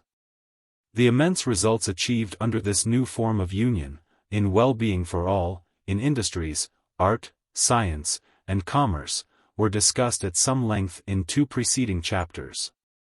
And an attempt was also made to show why, towards the end of the 15th century, the medieval republics, surrounded by domains of hostile feudal lords, unable to free the peasants from servitude, and gradually corrupted by ideas of Roman Caesarism, were doomed to become a prey to the growing military states. However, before submitting for 3 centuries to come, to the all-absorbing authority of the state, the masses of the people made a formidable attempt at reconstructing society on the old basis of mutual aid and support. It is well known by this time that the great movement of the Reform was not a mere revolt against the abuses of the Catholic Church. It had its constructive ideal as well, and that ideal was life in free, brotherly communities. Those of the early writings and sermons of the period which found most response with the masses were imbued with ideas of the economical and social brotherhood of mankind. The 12 Articles, and similar professions of faith, which were circulated among the German and Swiss peasants and artisans, maintained not only everyone's right to interpret the Bible according to his own understanding, but also included the demand of communal lands being restored to the village communities and feudal servitudes being abolished, and they always alluded to the true faith, a faith of brotherhood. At the same time, scores of thousands of men and women joined the communist fraternities of Moravia, giving them all their fortune and living in numerous and prosperous settlements constructed upon the principles of communism. 251 only wholesale massacres by the thousand could put a stop to this widely spread popular movement, and it was by the sword, the fire, and the rack that the young states secured their first and decisive victory over the masses of the people. 252. For the next 3 centuries the states, both on the continent and in these islands, systematically weeded out all institutions in which the mutual aid tendency had formerly found its expression.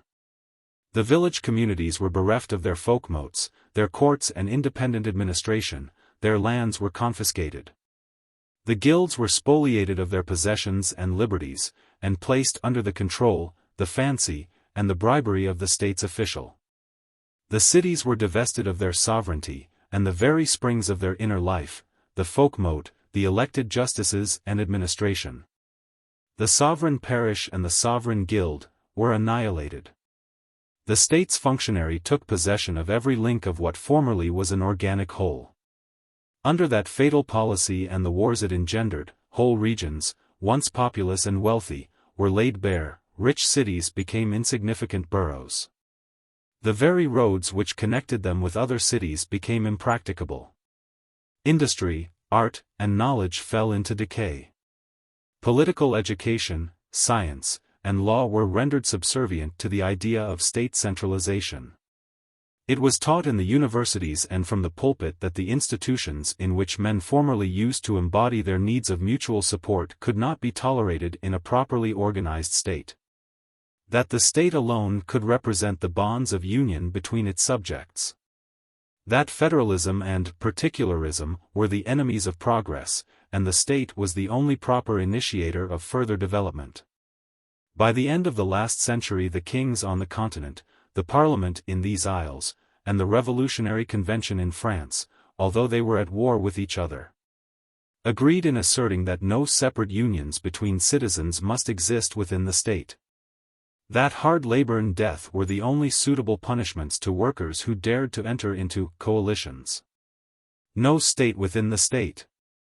The state alone, and the state's church, must take care of matters of general interest, while the subjects must represent loose aggregations of individuals, connected by no particular bonds. Bound to appeal to the government each time that they feel a common need. Up to the middle of this century this was the theory and practice in Europe. Even commercial and industrial societies were looked at with suspicion.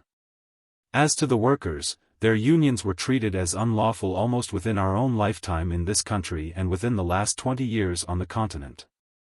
The whole system of our state education was such that up to the present time, even in this country, a notable portion of society would treat as a revolutionary measure the concession of such rights as everyone, freeman or serf, exercised 500 years ago in the village folkmote, the guild, the parish, and the city. The absorption of all social functions by the state necessarily favored the development of an unbridled, narrow-minded individualism. In proportion as the obligations towards the state grew in numbers, the citizens were evidently relieved from their obligations towards each other. In the guild, and in medieval times every man belonged to some guild or fraternity. Two brothers were bound to watch in turns a brother who had fallen ill. It would be sufficient now to give one's neighbor the address of the next pauper's hospital.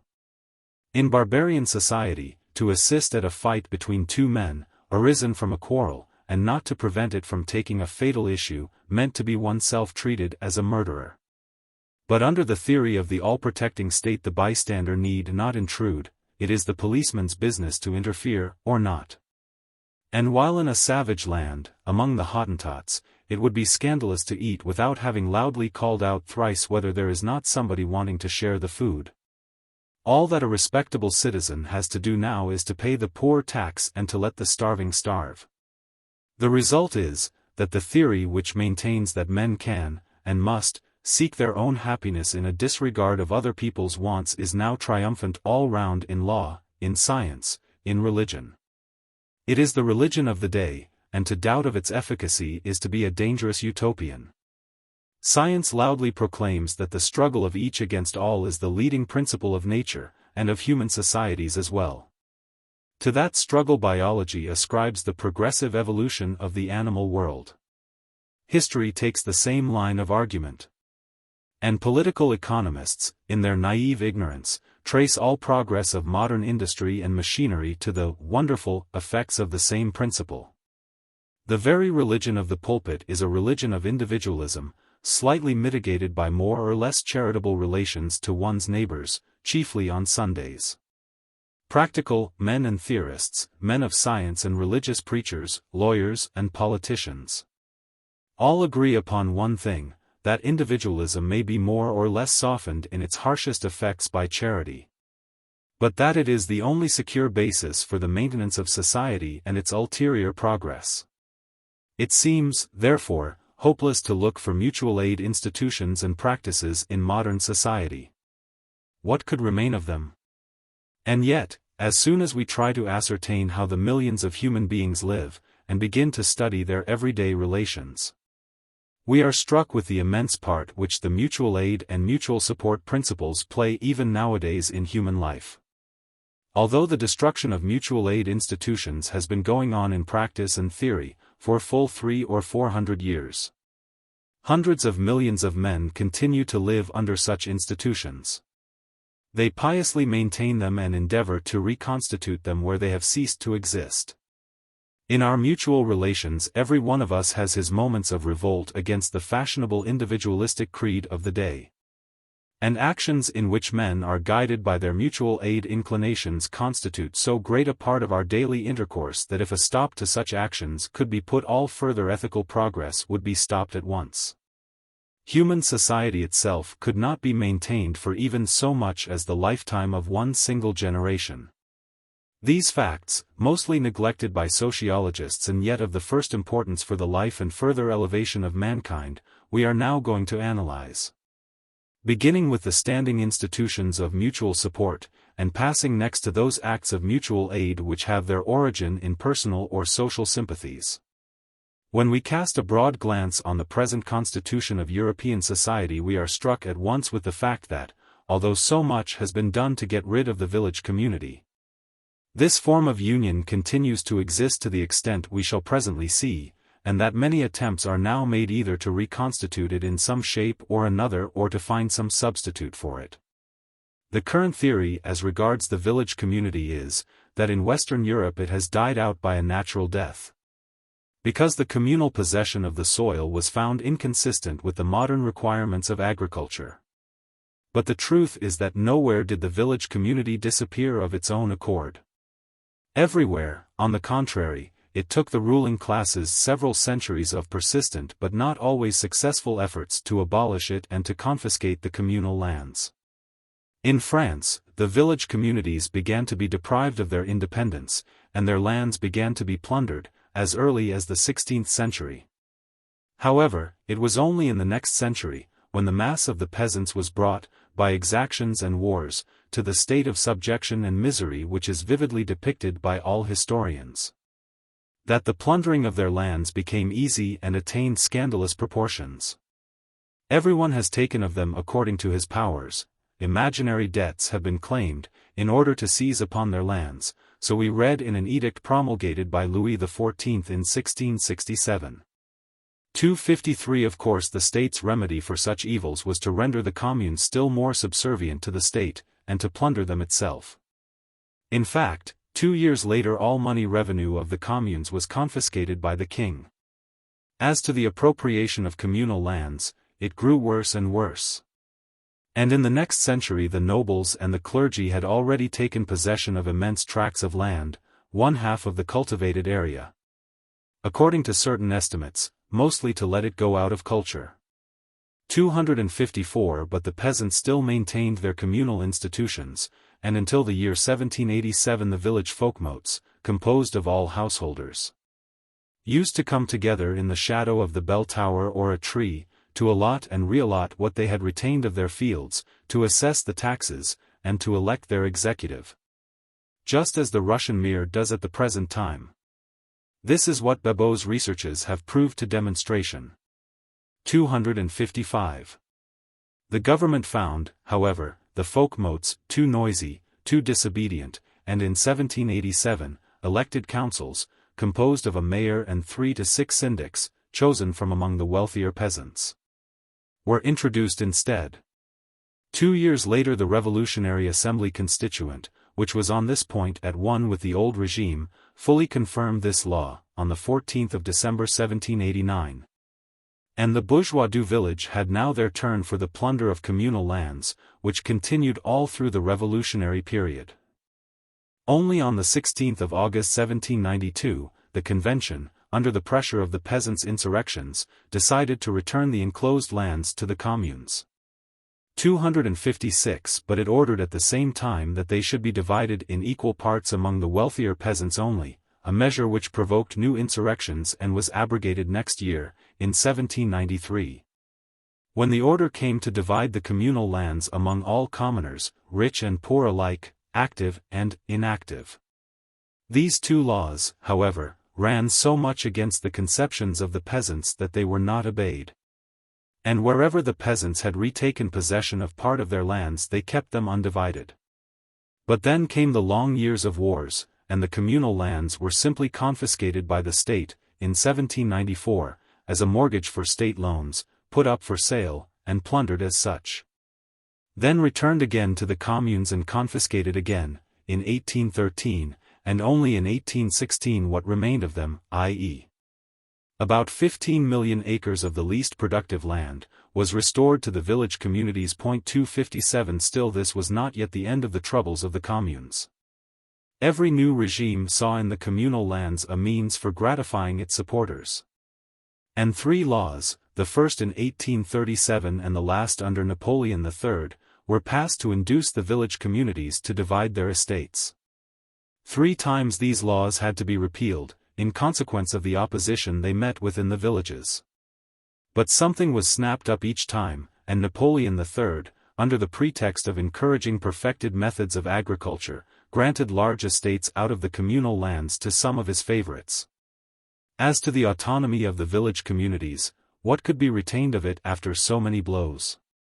The mayor and the syndics were simply looked upon as unpaid functionaries of the state machinery. Even now, under the Third Republic, very little can be done in a village community without the huge state machinery, up to the prefect and the ministries, being set in motion. It is hardly credible, and yet it is true, that when, for instance, a peasant intends to pay in money his share in the repair of a communal road, instead of himself breaking the necessary amount of stones, no fewer than 12 different functionaries of the state must give their approval.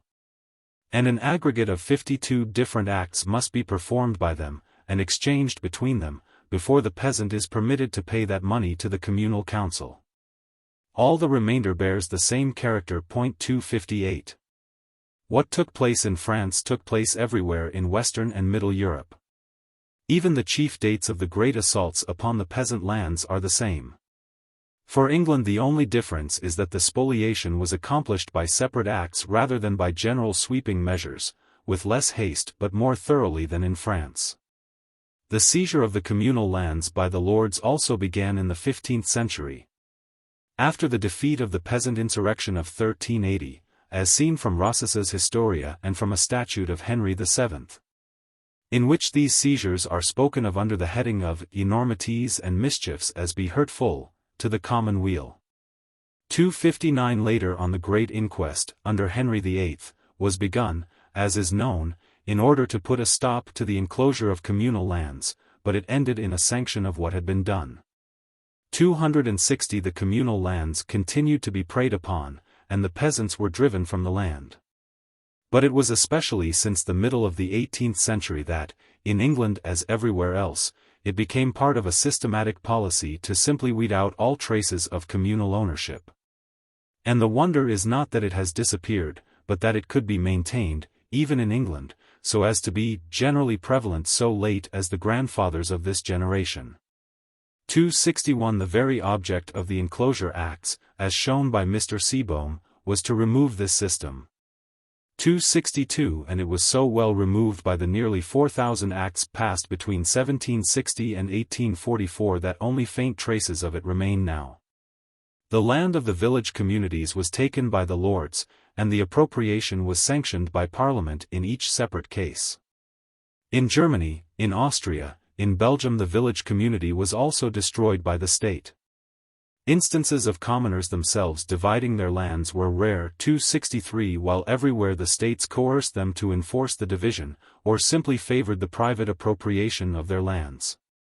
The last blow to communal ownership in Middle Europe also dates from the middle of the 18th century.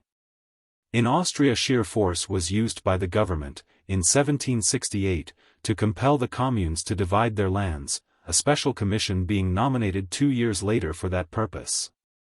In Prussia Frederick II, in several of his ordinances, in 1752, 1763, 1765, and 1769, recommended to the Justes Collegian to enforce the division. In Silesia a special resolution was issued to serve that aim in 1771. The same took place in Belgium, and, as the communes did not obey, a law was issued in 1847 empowering the government to buy communal meadows in order to sell them in retail, and to make a forced sale of the communal land when there was a would-be buyer for it. 264.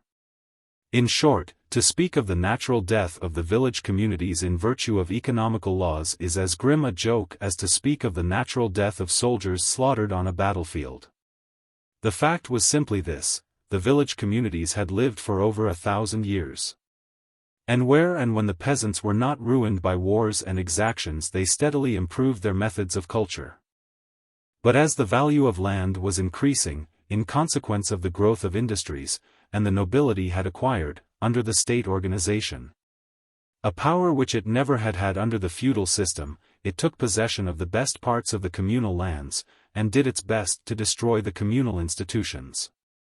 However, the village community institutions so well respond to the needs and conceptions of the tillers of the soil that, in spite of all, Europe is up to this date covered with living survivals of the village communities, and European country life is permeated with customs and habits dating from the community period.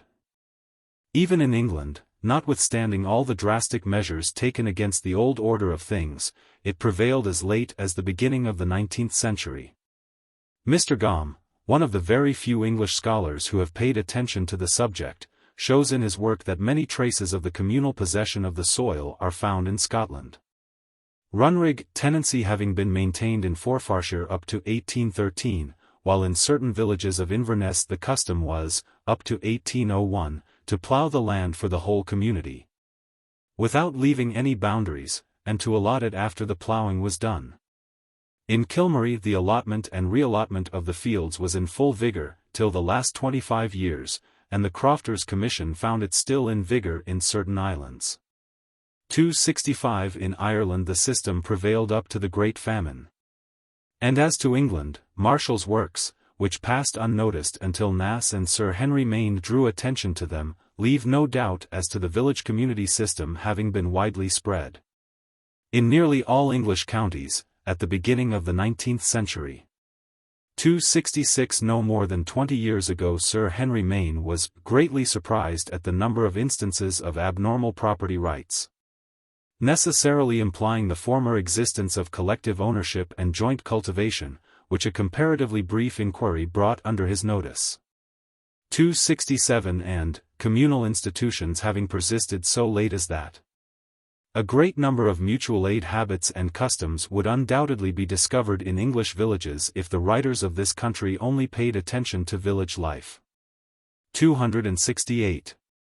As to the continent, we find the communal institutions fully alive in many parts of France, Switzerland, Germany, Italy, the Scandinavian lands, and Spain, to say nothing of Eastern Europe. The village life in these countries is permeated with communal habits and customs. And almost every year the continental literature is enriched by serious works dealing with this and connected subjects. I must, therefore, limit my illustrations to the most typical instances. Switzerland is undoubtedly one of them. Not only the 5 republics of Uri, Schwytz, Appenzell, Glarus, and Unterwalden hold their lands as undivided estates, and are governed by their popular folkmotes. But in all other cantons too the village communities remain in possession of a wide self-government, and own large parts of the federal territory. 269 2/3 of all the alpine meadows and 2/3 of all the forests of Switzerland are until now communal land. And a considerable number of fields, orchards, vineyards, peat bogs, quarries, and so on, are owned in common. In the Vaud, where all the householders continue to take part in the deliberations of their elected communal councils, the communal spirit is especially alive. Towards the end of the winter all the young men of each village go to stay a few days in the woods, to fell timber and to bring it down the steep slopes tobogganing way. the timber and the fuel would being divided among all households or sold for their benefit. These excursions are real fates of manly labor. On the banks of Lake Leman part of the work required to keep up the terraces of the vineyards is still done in common.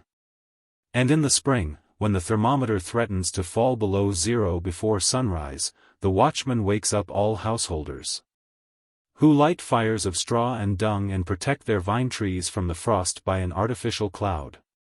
In nearly all cantons the village communities possess so-called Bürgernutzen, that is, they hold in common a number of cows, in order to supply each family with butter. Or they keep communal fields or vineyards, of which the produce is divided between the burghers, or they rent their land for the benefit of the community. 270. It may be taken as a rule that where the communes have retained a wide sphere of functions, so as to be living parts of the national organism, and where they have not been reduced to sheer misery, they never fail to take good care of their lands. Accordingly, the communal estates in Switzerland strikingly contrast with the miserable state of commons in this country. The communal forests in the Vaud and the Valais are admirably managed, in conformity with the rules of modern forestry. Elsewhere the strips of communal fields, which change owners under the system of reallotment, are very well manured, especially as there is no lack of meadows and cattle. The high-level meadows are well kept as a rule, and the rural roads are excellent. 271. And when we admire the Swiss chalet, the mountain road, the peasants' cattle, the terraces of vineyards, or the schoolhouse in Switzerland, we must keep in mind that without the timber for the chalet being taken from the communal woods and the stone from the communal quarries, without the cows being kept on the communal meadows, and the roads being made and the schoolhouses built by communal work, there would be little to admire. It hardly need be said that a great number of mutual aid habits and customs continue to persist in the Swiss villages. The evening gatherings for shelling walnuts, which take place in turns in each household, the evening parties for sowing the dowry of the girl who is going to marry, the calling of aids for building the houses and taking in the crops, as well as for all sorts of work which may be required by one of the commoners. The custom of exchanging children from one canton to the other, in order to make them learn two languages, French and German, and so on, all these are quite habitual. 272. While, on the other side, diverse modern requirements are met in the same spirit. Thus in Glarus most of the alpine meadows have been sold during a time of calamity. But the communes still continue to buy field land, and after the newly bought fields have been left in the possession of separate commoners for 10, 20, or 30 years, as the case might be, they return to the common stock, which is reallotted according to the needs of all. A great number of small associations are formed to produce some of the necessaries for life, bread, cheese, and wine, by common work, be it only on a limited scale. And agricultural cooperation altogether spreads in Switzerland with the greatest ease. Associations formed between 10 to 30 peasants, who buy meadows and fields in common, and cultivate them as co-owners, are of common occurrence. While dairy associations for the sale of milk, butter, and cheese are organized everywhere. In fact, Switzerland was the birthplace of that form of cooperation. It offers, moreover, an immense field for the study of all sorts of small and large societies, formed for the satisfaction of all sorts of modern wants. In certain parts of Switzerland one finds in almost every village a number of associations, for protection from fire, for boating, for maintaining the quays on the shores of a lake, for the supply of water, and so on. And the country is covered with societies of archers, sharpshooters, topographers, footpath explorers, and the like, originated from modern militarism. Switzerland is, however, by no means an exception in Europe, because the same institutions and habits are found in the villages of France, of Italy, of Germany, of Denmark, and so on. We have just seen what has been done by the rulers of France in order to destroy the village community and to get hold of its lands. But notwithstanding all that 1/10 part of the whole territory available for culture, i.e. 13,500,000 acres, including 1/2 of all the natural meadows and nearly 1/5 part of all the forests of the country, remain in communal possession. The woods supply the communers with fuel, and the timber wood is cut, mostly by communal work, with all desirable regularity. The grazing lands are free for the commoners' cattle. And what remains of communal fields is allotted and reallotted in certain parts France, namely, in the Ardennes, in the usual way. 273. These additional sources of supply, which aid the poorer peasants to pass through a year of bad crops without parting with their small plots of land and without running into irredeemable debts, have certainly their importance for both the agricultural laborers and the nearly 3 millions of small peasant proprietors. It is even doubtful whether small peasant proprietorship could be maintained without these additional resources. But the ethical importance of the communal possessions, small as they are, is still greater than their economical value. They maintain in village life a nucleus of customs and habits of mutual aid which undoubtedly acts as a mighty check upon the development of reckless individualism and greediness, which small land ownership is only too prone to develop. Mutual aid in all possible circumstances of village life is part of the routine life in all parts of the country. Everywhere we meet, under different names, with the charroi, i.e., the free aid of the neighbors for taking in a crop, for vintage, or for building a house. Everywhere we find the same evening gatherings as have just been mentioned in Switzerland. And everywhere the commoners associate for all sorts of work. Such habits are mentioned by nearly all those who have written upon French village life. But it will perhaps be better to give in this place some abstracts from letters which I have just received from a friend of mine whom I have asked to communicate to me his observations on this subject.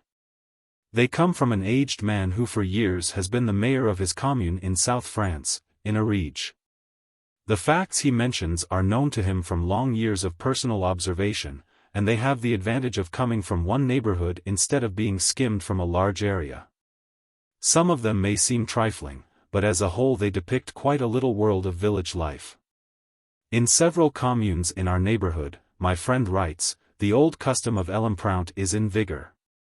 When many hands are required in a metairie for rapidly making some work, dig out potatoes or mow the grass, the youth of the neighborhood is convoked. Young men and girls come in numbers, make it gaily and for nothing, and in the evening, after a gay meal, they dance. In the same communes, when a girl is going to marry, the girls of the neighborhood come to aid in sowing the dowry. In several communes the women still continue to spin a good deal. When the winding off has to be done in a family it is done in one evening, all friends being convoked for that work. In many communes of the Ariège and other parts of the southwest the shelling of the Indian corn sheaves is also done by all the neighbors. They are treated with chestnuts and wine, and the young people dance after the work has been done. The same custom is practiced for making nut oil and crushing hemp. In the commune of L, the same is done for bringing in the corn crops. These days of hard work become fete days, as the owner stakes his honor on serving a good meal. No remuneration is given. All do it for each other. 274.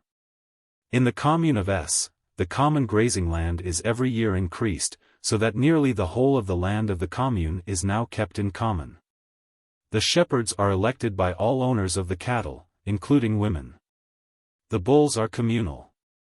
In the commune of M, the 40 to 50 small sheep flocks of the commoners are brought together and divided into 3 or 4 flocks before being sent to the higher meadows. Each owner goes for a week to serve as shepherd. In the hamlet of C, a threshing machine has been bought in common by several households. The 15 to 20 persons required to serve the machine being supplied by all the families. 3 other threshing machines have been bought and are rented out by their owners, but the work is performed by outside helpers, invited in the usual way. In our commune of R, we had to raise the wall of the cemetery. Half of the money which was required for buying lime and for the wages of the skilled workers was supplied by the county council, and the other half by subscription. As to the work of carrying sand and water, making mortar, and serving the masons, it was done entirely by volunteers, just as in the Kabyle Gemma. The rural roads were repaired in the same way, by volunteer days of work given by the commoners. Other communes have built in the same way their fountains. The winepress and other smaller appliances are frequently kept by the commune. Two residents of the same neighborhood, questioned by my friend, add the following. At O. A few years ago there was no mill. The commune has built one, levying a tax upon the commoners. As to the miller, they decided, in order to avoid frauds and partiality, that he should be paid 2 francs for each bread-eater, and the corn be ground free. At St. G. Few peasants are insured against fire. When a conflagration has taken place, so it was lately, all give something to the family which has suffered from it, a chaldron, a bedcloth, a chair. And so on, and a modest household is thus reconstituted. All the neighbors aid to build the house, and in the meantime the family is lodged free by the neighbors.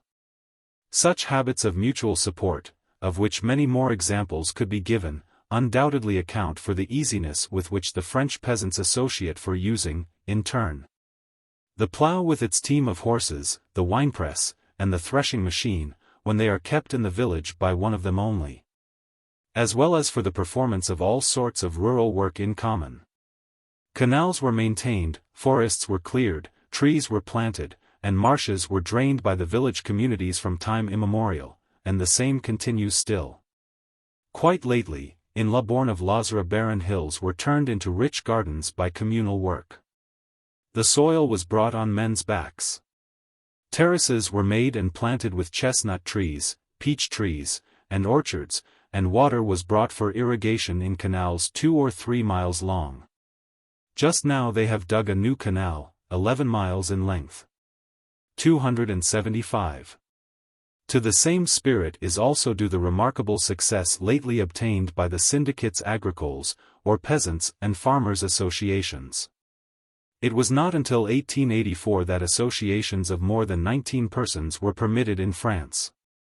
And I need not say that when this dangerous experiment was ventured upon, so it was styled in the chambers, all due precautions which functionaries can invent were taken. Notwithstanding all that, France begins to be covered with syndicates. At the outset they were only formed for buying manures and seeds, falsification having attained colossal proportions in these two branches. 276 But gradually they extended their functions in various directions, including the sale of agricultural produce and permanent improvements of the land. In South France the ravages of the phylloxera have called into existence a great number of winegrowers' associations. 10 to 30 growers form a syndicate, buy a steam engine for pumping water, and make the necessary arrangements for inundating their vineyards in turn. 277 new associations for protecting the land from inundations, for irrigation purposes, and for maintaining canals are continually formed, and the unanimity of all peasants of a neighborhood, which is required by law, is no obstacle. Elsewhere we have the fruitiers, or dairy associations, in some of which all butter and cheese is divided in equal parts, irrespective of the yield of each cow. In the Ariege we find an association of 8 separate communes for the common culture of their lands, which they have put together. Syndicates for free medical aid have been formed in 172 communes out of 337 in the same department, associations of consumers arise in connection with the syndicates, and so on. 278 Quite a revolution is going on in our villages, Alfred Baudrillart writes, through these associations, which take in each region their own special characters.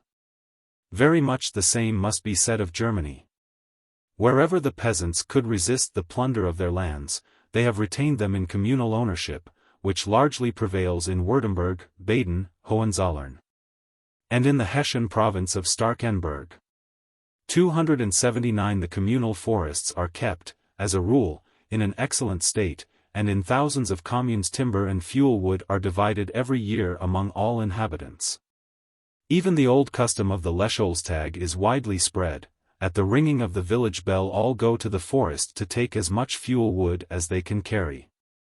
280 In Westphalia one finds communes in which all the land is cultivated as one common estate, in accordance with all requirements of modern agronomy.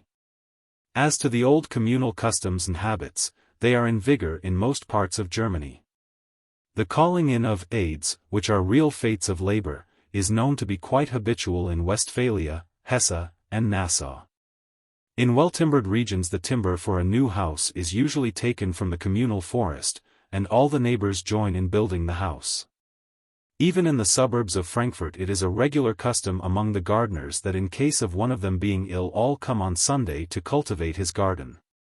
281. In Germany, as in France.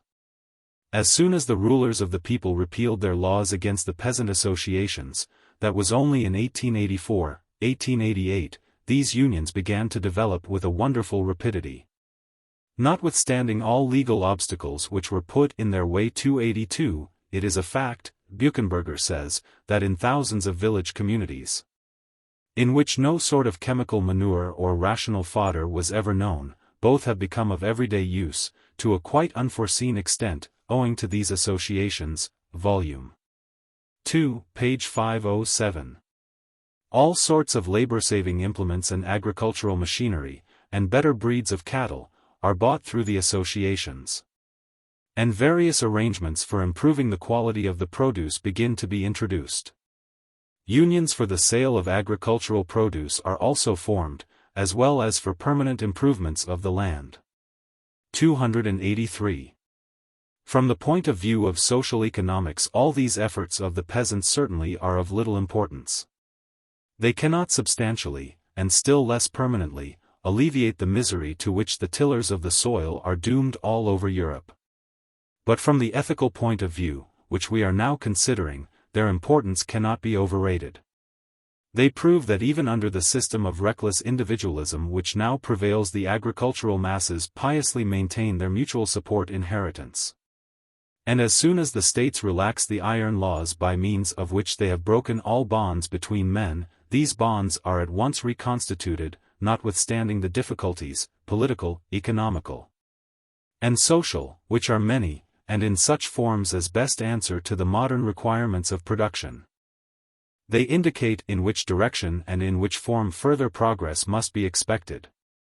I might easily multiply such illustrations, taking them from Italy, Spain, Denmark, and so on, and pointing out some interesting features which are proper to each of these countries.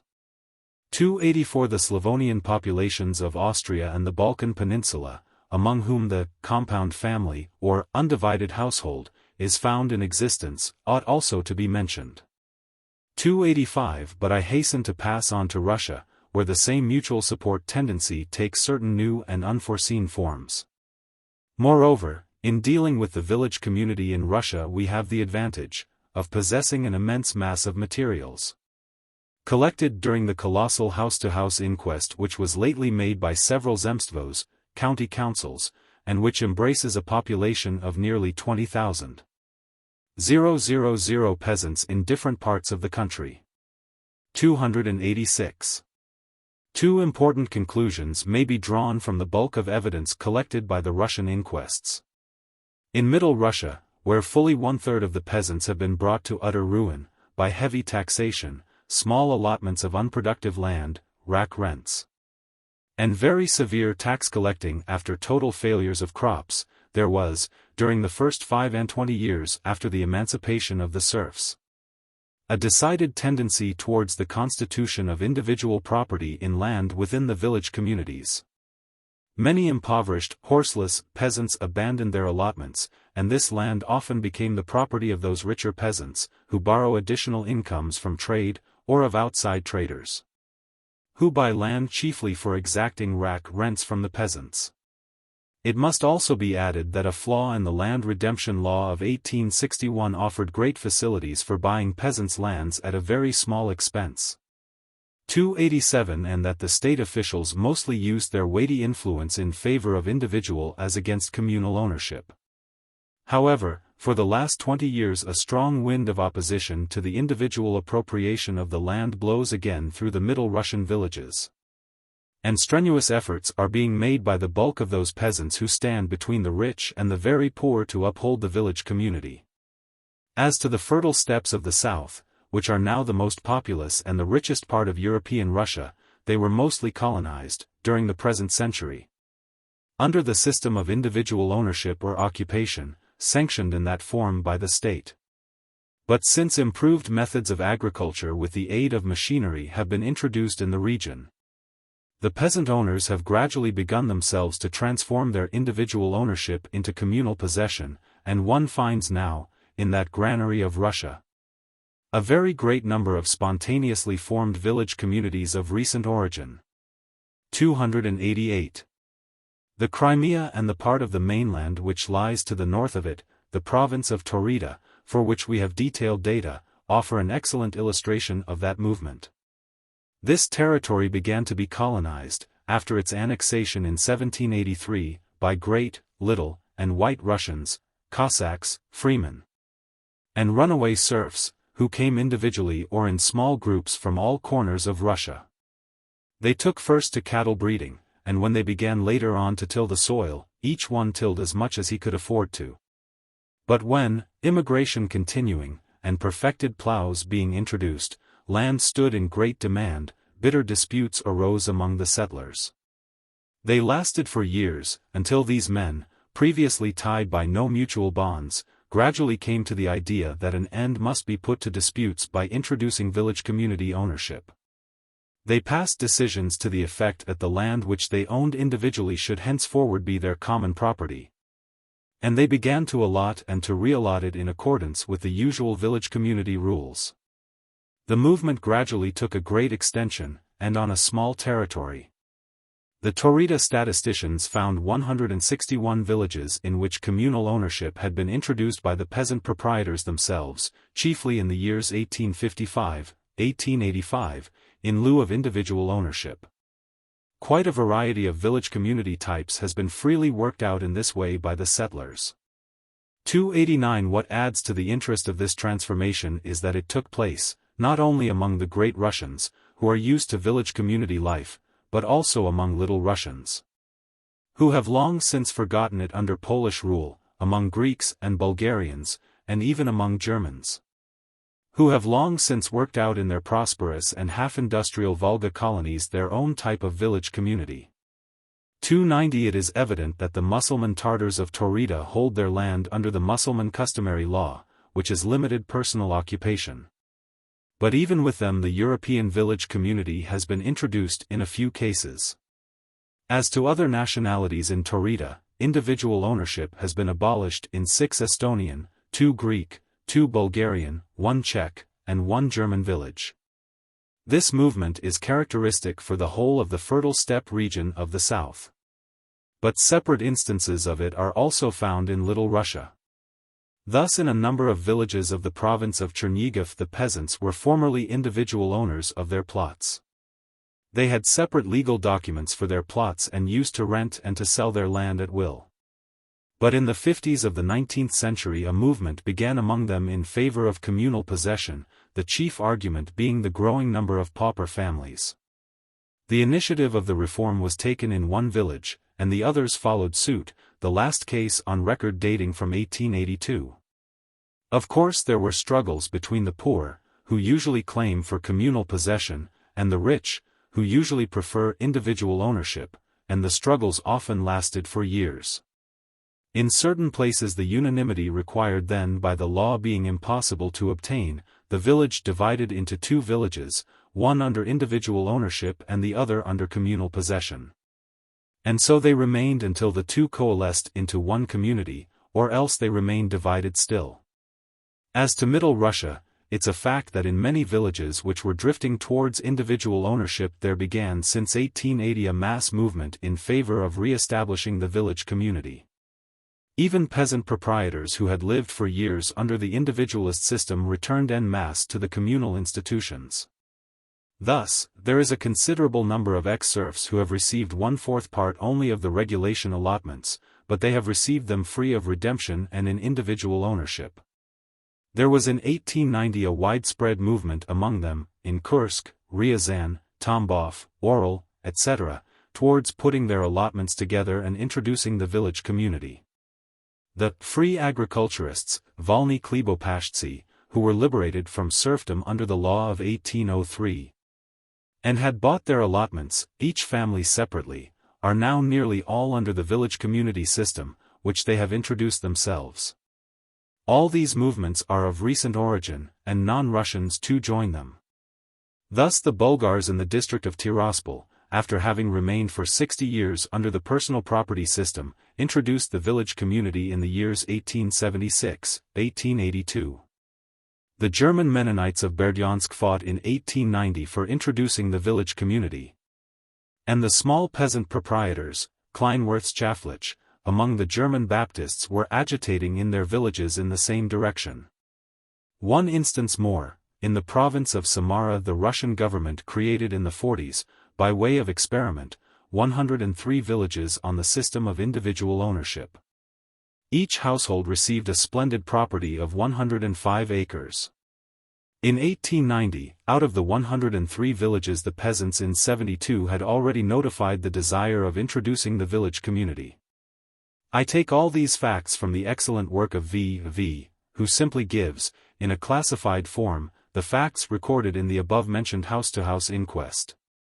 This movement in favor of communal possession runs badly against the current economical theories, according to which intensive culture is incompatible with the village community. But the most charitable thing that can be said of these theories is that they have never been submitted to the test of experiment, they belong to the domain of political metaphysics.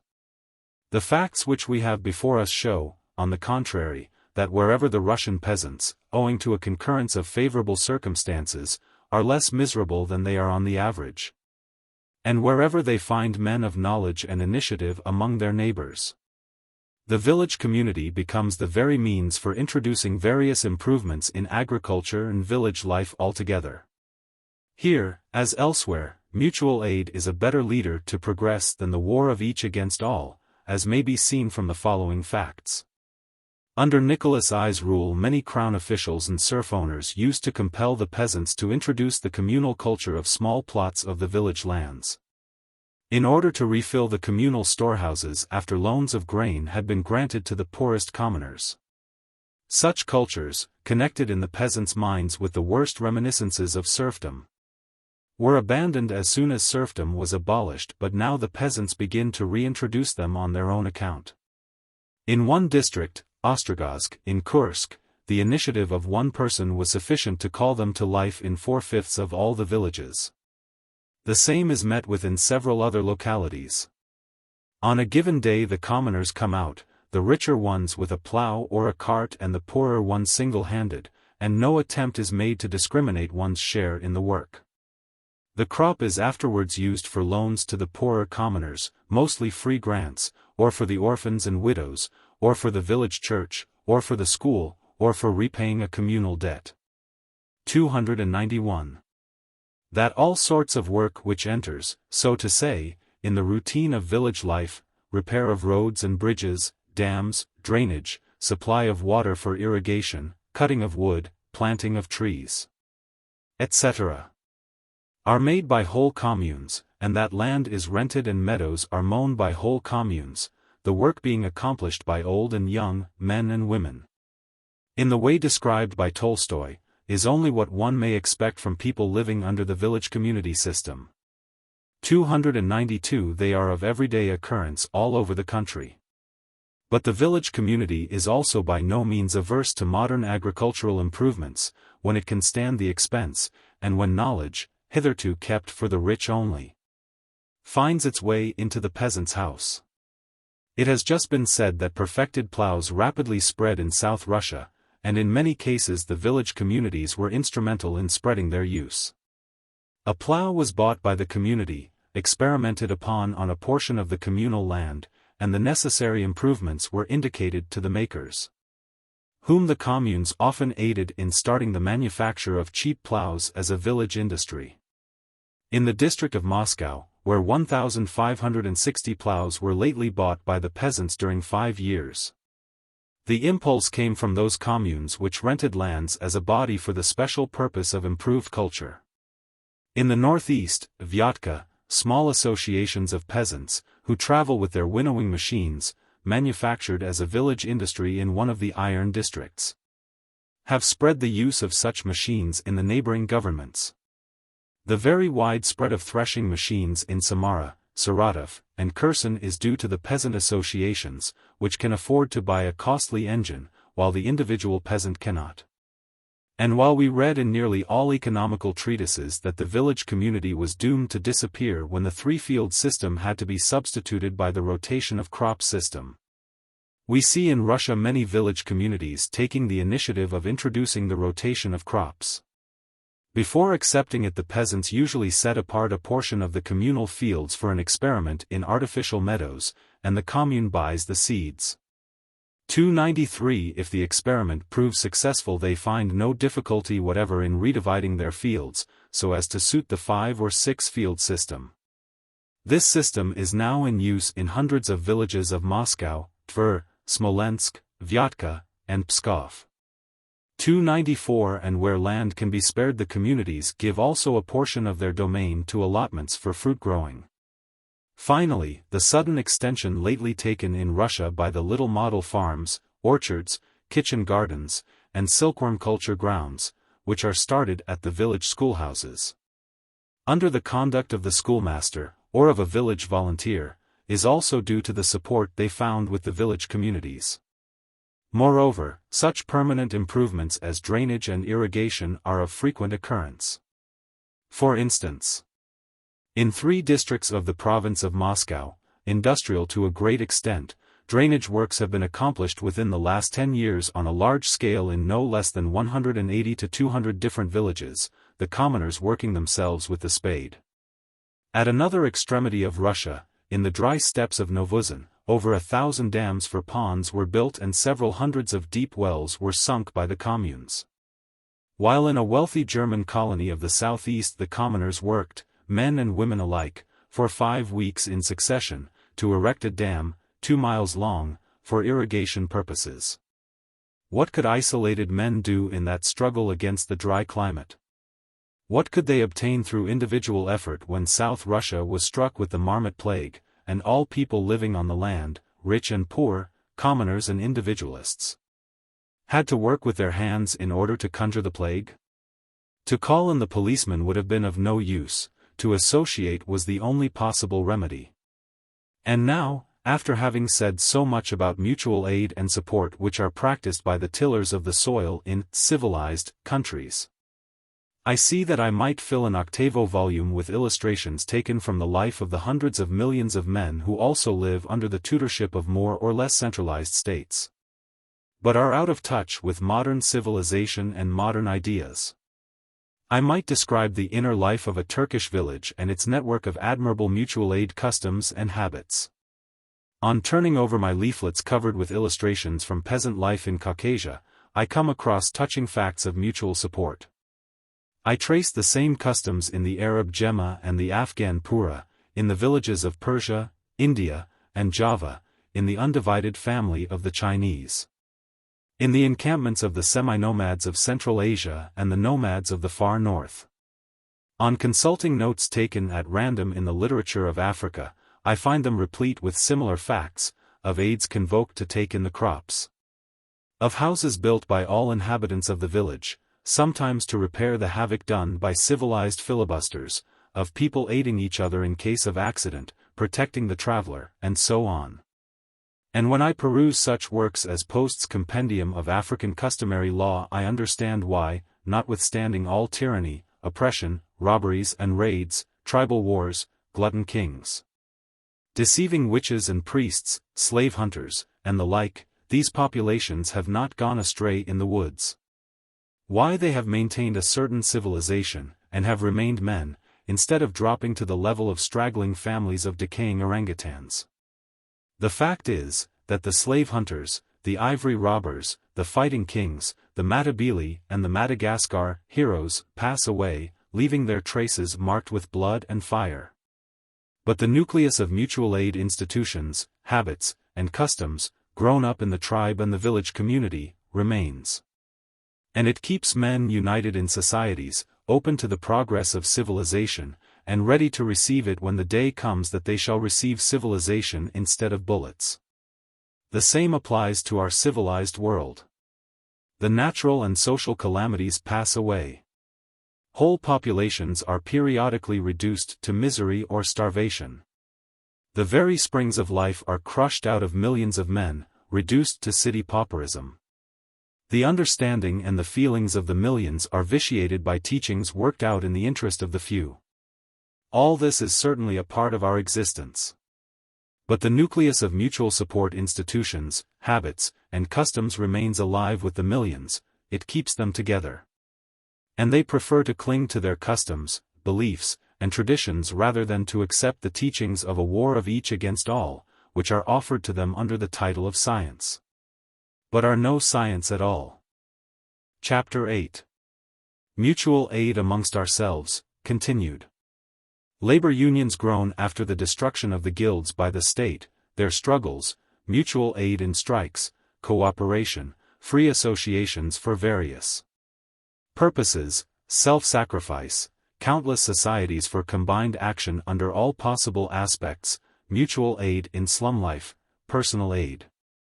When we examine the everyday life of the rural populations of Europe, we find that, notwithstanding all that has been done in modern states for the destruction of the village community, the life of the peasants remains honeycombed with habits and customs of mutual aid and support. That important vestiges of the communal possession of the soil are still retained. And that, as soon as the legal obstacles to rural association were lately removed, a network of free unions for all sorts of economical purposes rapidly spread among the peasants, the tendency of this young movement being to reconstitute some sort of union similar to the village community of old. Such being the conclusions arrived at in the preceding chapter, we have now to consider what institutions for mutual support can be found at the present time amongst the industrial populations. For the last 300 years, the conditions for the growth of such institutions have been as unfavorable in the towns as they have been in the villages. It is well known, indeed, that when the medieval cities were subdued in the 16th century by growing military states, all institutions which kept the artisans, the masters, and the merchants together in the guilds and the cities were violently destroyed. The self-government and the self-jurisdiction of both the guild and the city were abolished. The oath of allegiance between guild brothers became an act of felony towards the state. The properties of the guilds were confiscated in the same way as the lands of the village communities, and the inner and technical organization of each trade was taken in hand by the state. Laws, gradually growing in severity, were passed to prevent artisans from combining in any way. For a time, some shadows of the old guilds were tolerated. Merchants' guilds were allowed to exist under the condition of freely granting subsidies to the kings. And some artisan guilds were kept in existence as organs of administration. Some of them still drag on their meaningless existence. But what formerly was the vital force of medieval life and industry has long since disappeared under the crushing weight of the centralized state.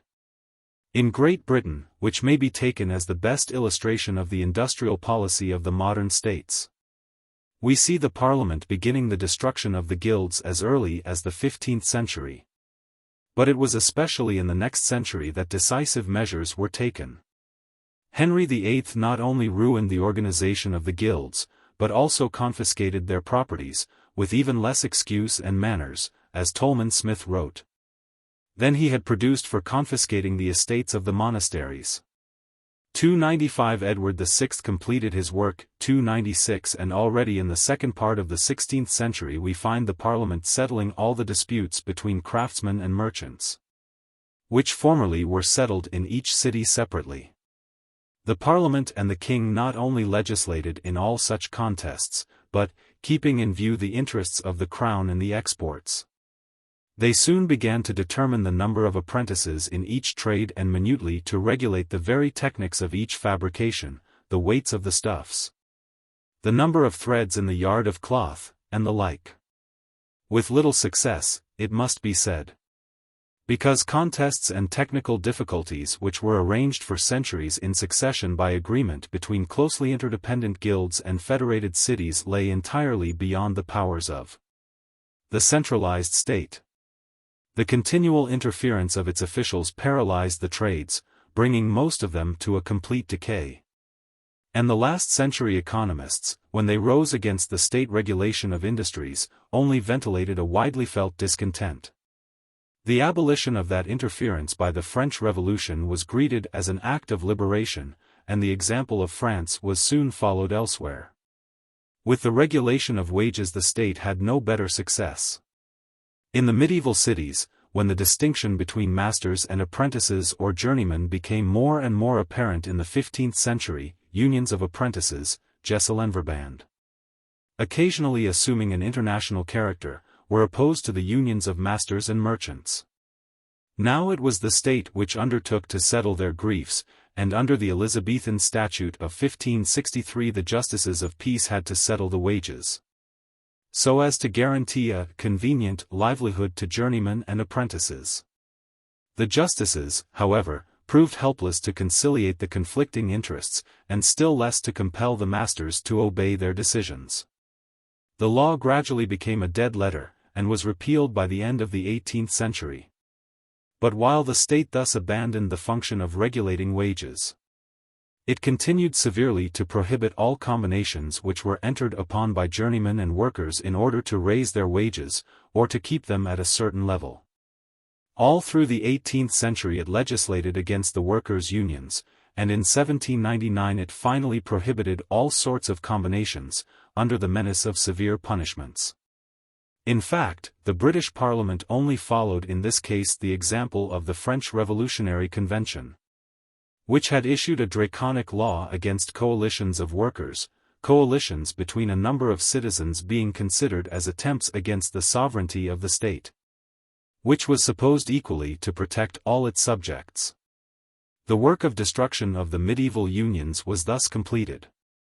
Both in the town and in the village the state reigned over loose aggregations of individuals, and was ready to prevent by the most stringent measures the reconstitution of any sort of separate unions among them. These were, then, the conditions under which the mutual aid tendency had to make its way in the 19th century. Need it be said that no such measures could destroy that tendency? Throughout the 18th century, the workers' unions were continually reconstituted. 297 Nor were they stopped by the cruel prosecutions which took place under the laws of 1797 and 1799. Every flaw in supervision, every delay of the masters in denouncing the unions was taken advantage of. Under the cover of friendly societies, burial clubs, or secret brotherhoods, the unions spread in the textile industries, among the Sheffield cutlers, the miners. And vigorous federal organizations were formed to support the branches during strikes and prosecutions. 298 The repeal of the combination laws in 1825 gave a new impulse to the movement. Unions and national federations were formed in all trades. 299 And when Robert Owen started his Grand National Consolidated Trades Union, it mustered 500,000 members in a few months. True that this period of relative liberty did not last long. Prosecution began anew in the 30s, and the well-known ferocious condemnations of 1832, 1844 followed. The Grand National Union was disbanded, and all over the country, both the private employers and the government in its own workshops began to compel the workers to resign all connection with unions, and to sign the document to that effect. Unionists were prosecuted wholesale under the Master and Servant Act, workers being summarily arrested and condemned upon a mere complaint of misbehavior lodged by the master. 300 strikes were suppressed in an autocratic way. And the most astounding condemnations took place for merely having announced a strike or acted as a delegate in it, to say nothing of the military suppression of strike riots, nor of the condemnations which followed the frequent outbursts of acts of violence. To practice mutual support under such circumstances was anything but an easy task. And yet, notwithstanding all obstacles, of which our own generation hardly can have an idea, the revival of the unions began again in 1841. And the amalgamation of the workers has been steadily continued since. After a long fight, which lasted for over 100 years, the right of combining together was conquered, and at the present time nearly 1/4 part of the regularly employed workers, i.e., about 1,500,000, belong to trade unions. 301. As to the other European states, sufficient to say that up to a very recent date, all sorts of unions were prosecuted as conspiracies. And that nevertheless they exist everywhere, even though they must often take the form of secret societies. While the extension and the force of labor organizations, and especially of the Knights of Labor, in the United States and in Belgium, have been sufficiently illustrated by strikes in the 90s. It must, however, be borne in mind that, prosecution apart, the mere fact of belonging to a labor union implies considerable sacrifices in money, in time, and in unpaid work. And continually implies the risk of losing employment for the mere fact of being a unionist. 302. There is, moreover, the strike, which a unionist has continually to face. And the grim reality of a strike is, that the limited credit of a worker's family at the baker's and the pawnbroker's is soon exhausted, the strike pay goes not far even for food. And hunger is soon written on the children's faces. For one who lives in close contact with workers, a protracted strike is the most heartrending sight. While what a strike meant 40 years ago in this country, and still means in all but the wealthiest parts of the continent, can easily be conceived. Continually, even now, strikes will end with the total ruin and the forced emigration of whole populations, while the shooting down of strikers on the slightest provocation, or even without any provocation, 303, is quite habitual still on the continent. And yet, every year there are thousands of strikes and lockouts in Europe and America, the most severe and protracted contests being, as a rule, the so-called sympathy strikes, which are entered upon to support locked-out comrades or to maintain the rights of the unions. And while a portion of the press is prone to explain strikes by intimidation, those who have lived among strikers speak with admiration of the mutual aid and support which are constantly practiced by them. Everyone has heard of the colossal amount of work which was done by volunteer workers for organizing relief during the London dock laborers' strike. Of the miners who, after having themselves been idle for many weeks, paid a levy of 4 shillings a week to the strike fund when they resumed work. Of the miner widow who, during the Yorkshire Labour War of 1894, brought her husband's life savings to the strike fund, of the last loaf of bread being always shared with neighbours. Of the Radstock miners, favoured with larger kitchen gardens, who invited 400 Bristol miners to take their share of cabbage and potatoes, and so on. All newspaper correspondents, during the great strike of miners in Yorkshire in 1894, knew heaps of such facts, although not all of them could report such irrelevant matters to their respective papers. 304. Unionism is not, however, the only form in which the workers' need of mutual support finds its expression.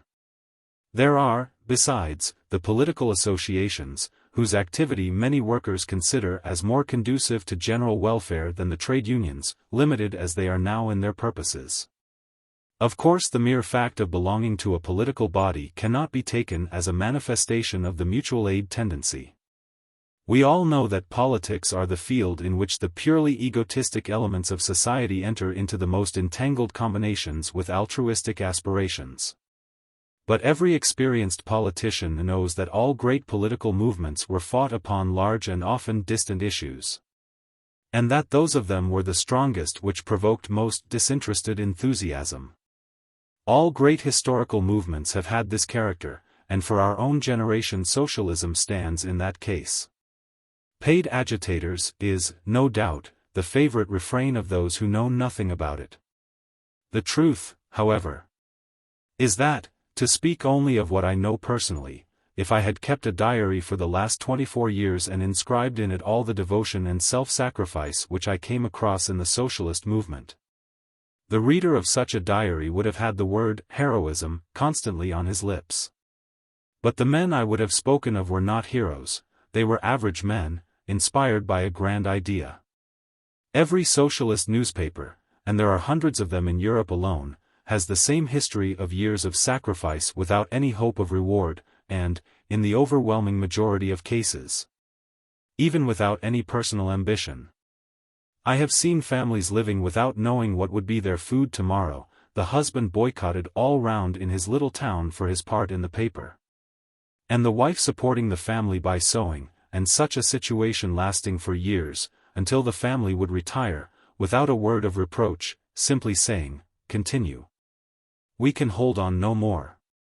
I have seen men dying from consumption, and knowing it, and yet knocking about in snow and fog to prepare meetings, speaking at meetings within a few weeks from death, and only then retiring to the hospital with the words, "Now, friends, I am done. The doctors say I have but a few weeks to live. Tell the comrades that I shall be happy if they come to see me." I have seen facts which would be described as idealization if I told them in this place.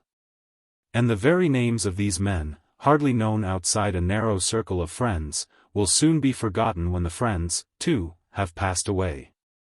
In fact, I don't know myself which most to admire, the unbounded devotion of these few, or the sum total of petty acts of devotion of the great number. Every quire of a penny paper sold, every meeting, every 100 votes which are won at a socialist election, represent an amount of energy and sacrifices of which no outsider has the faintest idea. And what is now done by socialists has been done in every popular and advanced party, political and religious, in the past. All past progress has been promoted by like men and by a like devotion. Cooperation, especially in Britain, is often described as joint stock individualism. And such as it is now, it undoubtedly tends to breed a cooperative egotism, not only towards the community at large, but also among the cooperators themselves. It is, nevertheless, certain that at its origin the movement had an essentially mutual aid character. Even now, its most ardent promoters are persuaded that cooperation leads mankind to a higher harmonic stage of economical relations. And it is not possible to stay in some of the strongholds of cooperation in the North without realizing that the great number of the rank and file hold the same opinion. Most of them would lose interest in the movement if that faith were gone. And it must be owned that within the last few years broader ideals of general welfare and of the producers' solidarity have begun to be current among the cooperators. There is undoubtedly now a tendency towards establishing better relations between the owners of the cooperative workshops and the workers. The importance of cooperation in this country, in Holland and in Denmark is well known. While in Germany, and especially on the Rhine, the cooperative societies are already an important factor of industrial life. 305 It is, however, Russia which offers perhaps the best field for the study of cooperation under an infinite variety of aspects. In Russia, it is a natural growth, an inheritance from the Middle Ages.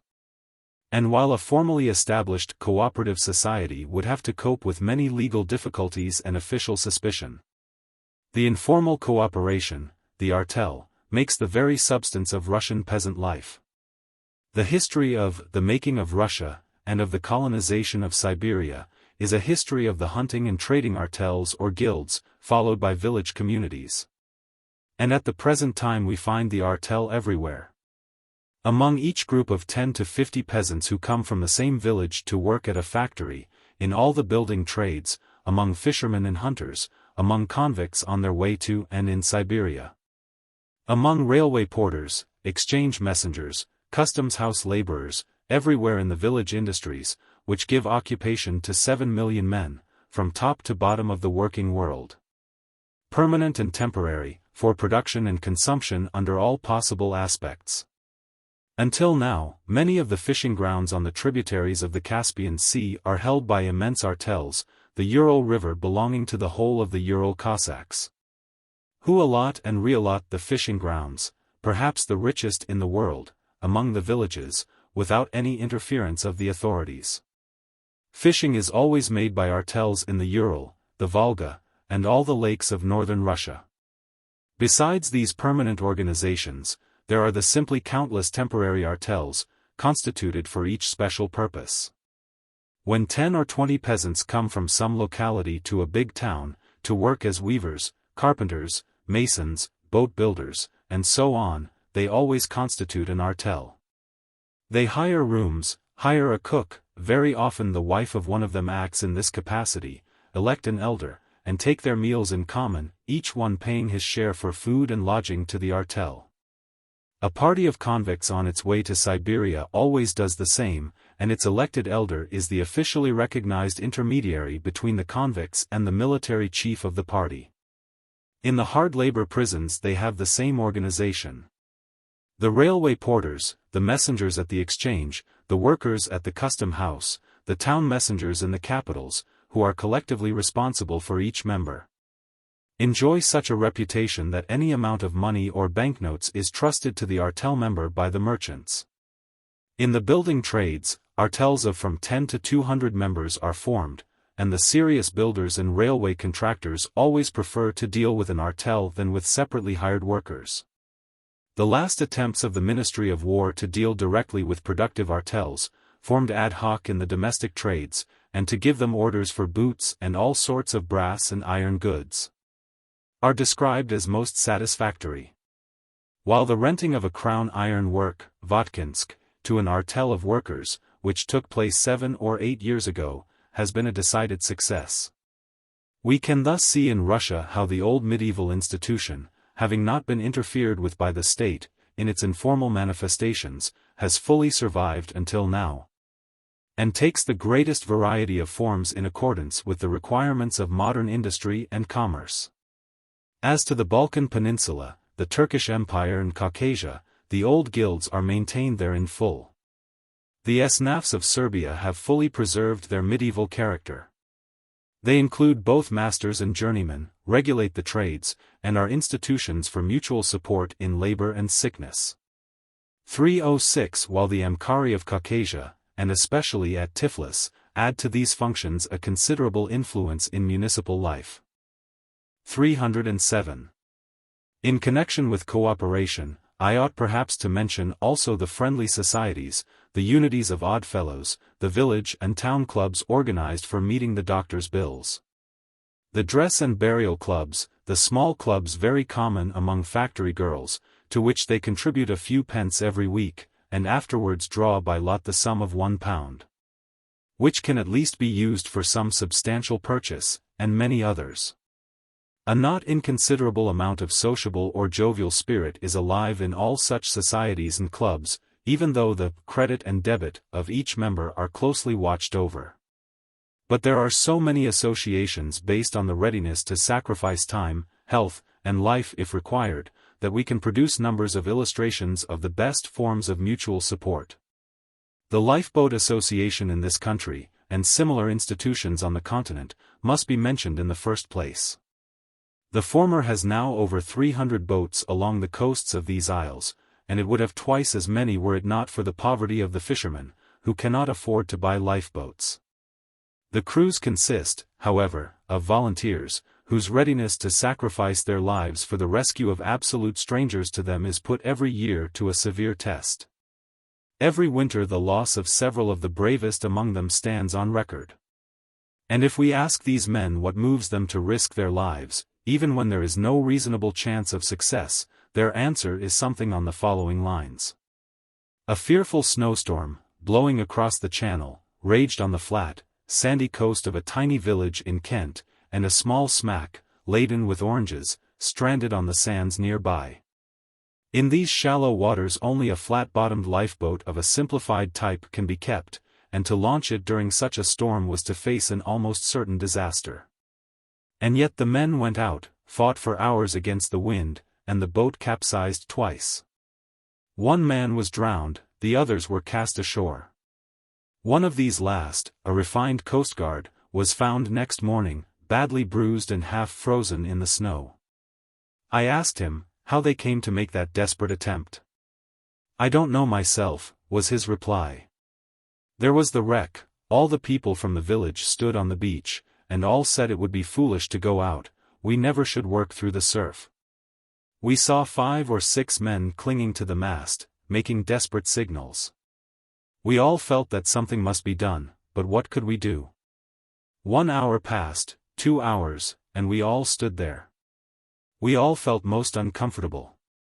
Then, all of a sudden, through the storm, it seemed to us as if we heard their cries. They had a boy with them. We could not stand that any longer. All at once we said, "We must go." The women said so too, they would have treated us as cowards if we had not gone, although next day they said we had been fools to go. As one man, we rushed to the boat, and went. The boat capsized, but we took hold of it. The worst was to see poor, drowning by the side of the boat, and we could do nothing to save him. Then came a fearful wave, the boat capsized again, and we were cast ashore. The men were still rescued by the boat, ours was caught miles away. I was found next morning in the snow. The same feeling moved also the miners of the Rhondda Valley, when they worked for the rescue of their comrades from the inundated mine. They had pierced through 32 yards of coal in order to reach their entombed comrades, but when only 3 yards more remained to be pierced, firedamp enveloped them. The lamps went out, and the rescue men retired. To work in such conditions was to risk being blown up at every moment. But the raps of the entombed miners were still heard, the men were still alive and appealed for help, and several miners volunteered to work at any risk. And as they went down the mine, their wives had only silent tears to follow them, not one word to stop them. There is the gist of human psychology. Unless men are maddened in the battlefield, they cannot stand it, to hear appeals for help, and not to respond to them. The hero goes. And what the hero does, all feel that they ought to have done as well. The sophisms of the brain cannot resist the mutual aid feeling. Because this feeling has been nurtured by thousands of years of human social life and hundreds of thousands of years of pre-human life in societies. But what about those men who were drowned in the Serpentine in the presence of a crowd, out of which no one moved for their rescue, it may be asked? What about the child which fell into the Regent's Park Canal, also in the presence of a holiday crowd, and was only saved through the presence of mind of a maid who let out a Newfoundland dog to the rescue? The answer is plain enough. Man is a result of both his inherited instincts and his education. Among the miners and the seamen, their common occupations and their everyday contact with one another create a feeling of solidarity, while the surrounding dangers maintain courage and pluck. In the cities, on the contrary, the absence of common interest nurtures indifference, while courage and pluck, which seldom find their opportunities, disappear, or take another direction. Moreover, the tradition of the hero of the mine and the sea lives in the miners' and fishermen's villages, adorned with a poetical halo. But what are the traditions of a motley London crowd? The only tradition they might have in common ought to be created by literature, but a literature which would correspond to the village epics hardly exists. The clergy are so anxious to prove that all that comes from human nature is sin, and that all good in man has a supernatural origin, that they mostly ignore the facts which cannot be produced as an example of higher inspiration or grace, coming from above. And as to the lay writers, their attention is chiefly directed towards one sort of heroism, the heroism which promotes the idea of the state. Therefore, they admire the Roman hero, or the soldier in the battle, while they pass by the fisherman's heroism, hardly paying attention to it. The poet and the painter might, of course, be taken by the beauty of the human heart in itself. But both seldom know the life of the poorer classes, and while they can sing or paint the Roman or the military hero in conventional surroundings, they can neither sing nor paint impressively the hero who acts in those modest surroundings which they ignore. If they venture to do so, they produce a mere piece of rhetoric. 308. The countless societies, clubs, and alliances, for the enjoyment of life, for study and research, for education, and so on, which have lately grown up in such numbers that it would require many years to simply tabulate them, are another manifestation of the same ever-working tendency for association and mutual support. Some of them, like the broods of young birds of different species which come together in the autumn, are entirely given to share in common the joys of life. Every village in this country, in Switzerland, Germany, and so on, has its cricket, football, tennis, ninepins, pigeon, musical or singing clubs. Other societies are much more numerous, and some of them, like the Cyclists' Alliance, have suddenly taken a formidable development. Although the members of this alliance have nothing in common but the love of cycling, there is already among them a sort of freemasonry for mutual help. especially in the remote nooks and corners which are not flooded by cyclists. They look upon the CAC, the Cyclists' Alliance Club, in a village as a sort of home, and at the yearly cyclists' camp many a standing friendship has been established. The Kegelbrüder, the Brothers of the Nine Pins, in Germany, are a similar association. So also the gymnast societies, 300,000 members in Germany, the informal brotherhood of paddlers in France, the yacht clubs, and so on. Such associations certainly do not alter the economical stratification of society, but, especially in the small towns, they contribute to smooth social distinctions. And as they all tend to join in large national and international federations, they certainly aid the growth of personal friendly intercourse between all sorts of men scattered in different parts of the globe. The Alpine clubs, the Jagdschutzverein in Germany, which has over 100,000 members, hunters, educated foresters, zoologists, and simple lovers of nature, and the International Ornithological Society, which includes zoologists, breeders, and simple peasants in Germany, have the same character. Not only have they done in a few years a large amount of very useful work, which large associations alone could do properly, maps, refuge huts, mountain roads, studies of animal life, of noxious insects, of migrations of birds, and so on, but they create new bonds between men.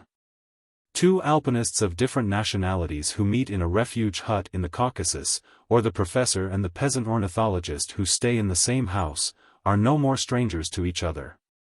While the Uncle Toby's Society at Newcastle, which has already induced over 260,000 boys and girls never to destroy birds' nests and to be kind to all animals, has certainly done more for the development of human feelings and of taste in natural science than lots of moralists and most of our schools.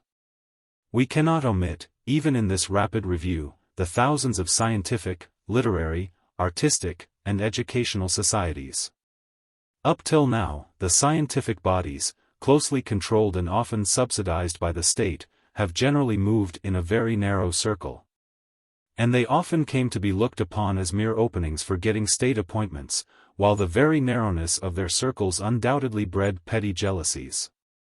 Still it is a fact that the distinctions of birth, political parties, and creeds are smoothed to some extent by such associations. While in the smaller and remote towns the scientific, geographical, or musical societies, especially those of them which appeal to a larger circle of amateurs, become small centers of intellectual life, a sort of link between the little spot and the wide world, and a place where men of very different conditions meet on a footing of equality. To fully appreciate the value of such centers, one ought to know them, say, in Siberia. As to the countless educational societies which only now begin to break down the state's and the church's monopoly in education, they are sure to become before long the leading power in that branch. To the Froebel unions, we already owe the kindergarten system. And to a number of formal and informal educational associations we owe the high standard of women's education in Russia. Although all the time these societies and groups had to act in strong opposition to a powerful government. 309 As to the various pedagogical societies in Germany, it is well known that they have done the best part in the working out of the modern methods of teaching science in popular schools. In such associations the teacher finds also his best support. How miserable the overworked and underpaid village teacher would have been without their aid. 310. All these associations, societies, brotherhoods, alliances, institutes, and so on, which must now be counted by the 10,000 in Europe alone, and each of which represents an immense amount of voluntary, unambitious, and unpaid or underpaid work, what are they but so many manifestations, under an infinite variety of aspects, of the same ever-living tendency of man towards mutual aid and support? For nearly 3 centuries men were prevented from joining hands even for literary, artistic, and educational purposes. Societies could only be formed under the protection of the state, or the church, or as secret brotherhoods, like Freemasonry. But now that the resistance has been broken, they swarm in all directions, they extend over all multifarious branches of human activity, they become international, and they undoubtedly contribute, to an extent which cannot yet be fully appreciated, to break down the screens erected by states between different nationalities. Notwithstanding the jealousies which are bred by commercial competition, and the provocations to hatred which are sounded by the ghosts of a decaying past, there is a conscience of international solidarity which is growing both among the leading spirits of the world and the masses of the workers, since they also have conquered the right of international intercourse. And in the preventing of a European war during the last quarter of a century, this spirit has undoubtedly had its share. The religious charitable associations, which again represent a whole world, certainly must be mentioned in this place. There is not the slightest doubt that the great bulk of their members are moved by the same mutual aid feelings which are common to all mankind. Unhappily, the religious teachers of men prefer to ascribe to such feelings a supernatural origin. Many of them pretend that man does not consciously obey the mutual aid inspiration so long as he has not been enlightened by the teachings of the special religion which they represent, and, with St. Augustine, most of them do not recognize such feelings in the pagan savage. Moreover, while early Christianity, like all other religions, was an appeal to the broadly human feelings of mutual aid and sympathy, the Christian Church has aided the state in wrecking all standing institutions of mutual aid and support which were anterior to it, or developed outside of it. And, instead of the mutual aid which every savage considers as due to his kinsman, it has preached charity which bears a character of inspiration from above, and, accordingly, implies a certain superiority of the giver upon the receiver. With this limitation, and without any intention to give offense to those who consider themselves as a body elect when they accomplish acts simply humane, we certainly may consider the immense numbers of religious charitable associations as an outcome of the same mutual aid tendency. All these facts show that a reckless prosecution of personal interests, with no regard to other people's needs, is not the only characteristic of modern life. By the side of this current which so proudly claims leadership in human affairs, we perceive a hard struggle sustained by both the rural and industrial populations in order to reintroduce standing institutions of mutual aid and support. And we discover, in all classes of society, a widely spread movement towards the establishment of an infinite variety of more or less permanent institutions for the same purpose. But when we pass from public life to the private life of the modern individual, we discover another extremely wide world of mutual aid and support, which only passes unnoticed by most sociologists because it is limited to the narrow circle of the family and personal friendship. 311. Under the present social system, all bonds of union among the inhabitants of the same street or neighborhood have been dissolved. In the richer parts of the large towns, people live without knowing who are their next-door neighbors. But in the crowded lanes people know each other perfectly, and are continually brought into mutual contact. Of course, petty quarrels go their course, in the lanes as elsewhere. But groupings in accordance with personal affinities grow up, and within their circle mutual aid is practiced to an extent of which the richer classes have no idea. If we take, for instance, the children of a poor neighborhood who play in a street or a churchyard, or on a green, we notice at once that a close union exists among them, notwithstanding the temporary fights, and that union protects them from all sorts of misfortunes. As soon as a mite bends inquisitively over the opening of a drain, "Don't stop there," another mite shouts out, "Fever sits in the hole. Don't climb over that wall, the train will kill you if you tumble down. Don't come near to the ditch. Don't eat those berries, poison. You will die." Such are the first teachings imparted to the urchin when he joins his mates outdoors. How many of the children whose playgrounds are the pavements around model workers' dwellings, or the quays and bridges of the canals, would be crushed to death by the carts or drowned in the muddy waters, were it not for that sort of mutual support. And when a fair jack has made a slip into the unprotected ditch at the back of the milkman's yard, or a cherry-cheeked Lizzie has, after all, tumbled down into the canal, the young brood raises such cries that all the neighborhood is on the alert and rushes to the rescue. Then comes in the alliance of the mothers. You could not imagine, a lady doctor who lives in a poor neighborhood told me lately, how much they help each other. If a woman has prepared nothing, or could prepare nothing, for the baby which she expected, and how often that happens, all the neighbors bring something for the newcomer. One of the neighbors always takes care of the children, and some other always drops in to take care of the household, so long as the mother is in bed. This habit is general. It is mentioned by all those who have lived among the poor. In 1,000 small ways the mothers support each other and bestow their care upon children that are not their own. Some training, good or bad, let them decide it for themselves, is required in a lady of the richer classes to render her able to pass by a shivering and hungry child in the street without noticing it. But the mothers of the poorer classes have not that training. They cannot stand the sight of a hungry child, they must feed it, and so they do.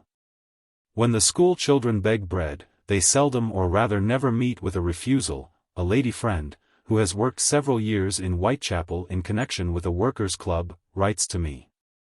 But I may, perhaps, as well transcribe a few more passages from her letter. Nursing neighbors, in cases of illness, without any shade of remuneration, is quite general among the workers. Also, when a woman has little children, and goes out for work, another mother always takes care of them. If, in the working classes, they would not help each other, they could not exist. I know families which continually help each other, with money, with food, with fuel, for bringing up the little children, in cases of illness, in cases of death. The mine and thine is much less sharply observed among the poor than among the rich. Shoes, dress, hats, and so on, what may be wanted on the spot, are continually borrowed from each other, also all sorts of household things. Last winter the members of the United Radical Club had brought together some little money, and began after Christmas to distribute free soup and bread to the children going to school. Gradually they had 1,800 children to attend to. The money came from outsiders, but all the work was done by the members of the club. Some of them, who were out of work, came at 4 in the morning to wash and to peel the vegetables. 5 women came at 9 or 10, after having done their own household work, for cooking, and stayed till 6 or 7 to wash the dishes.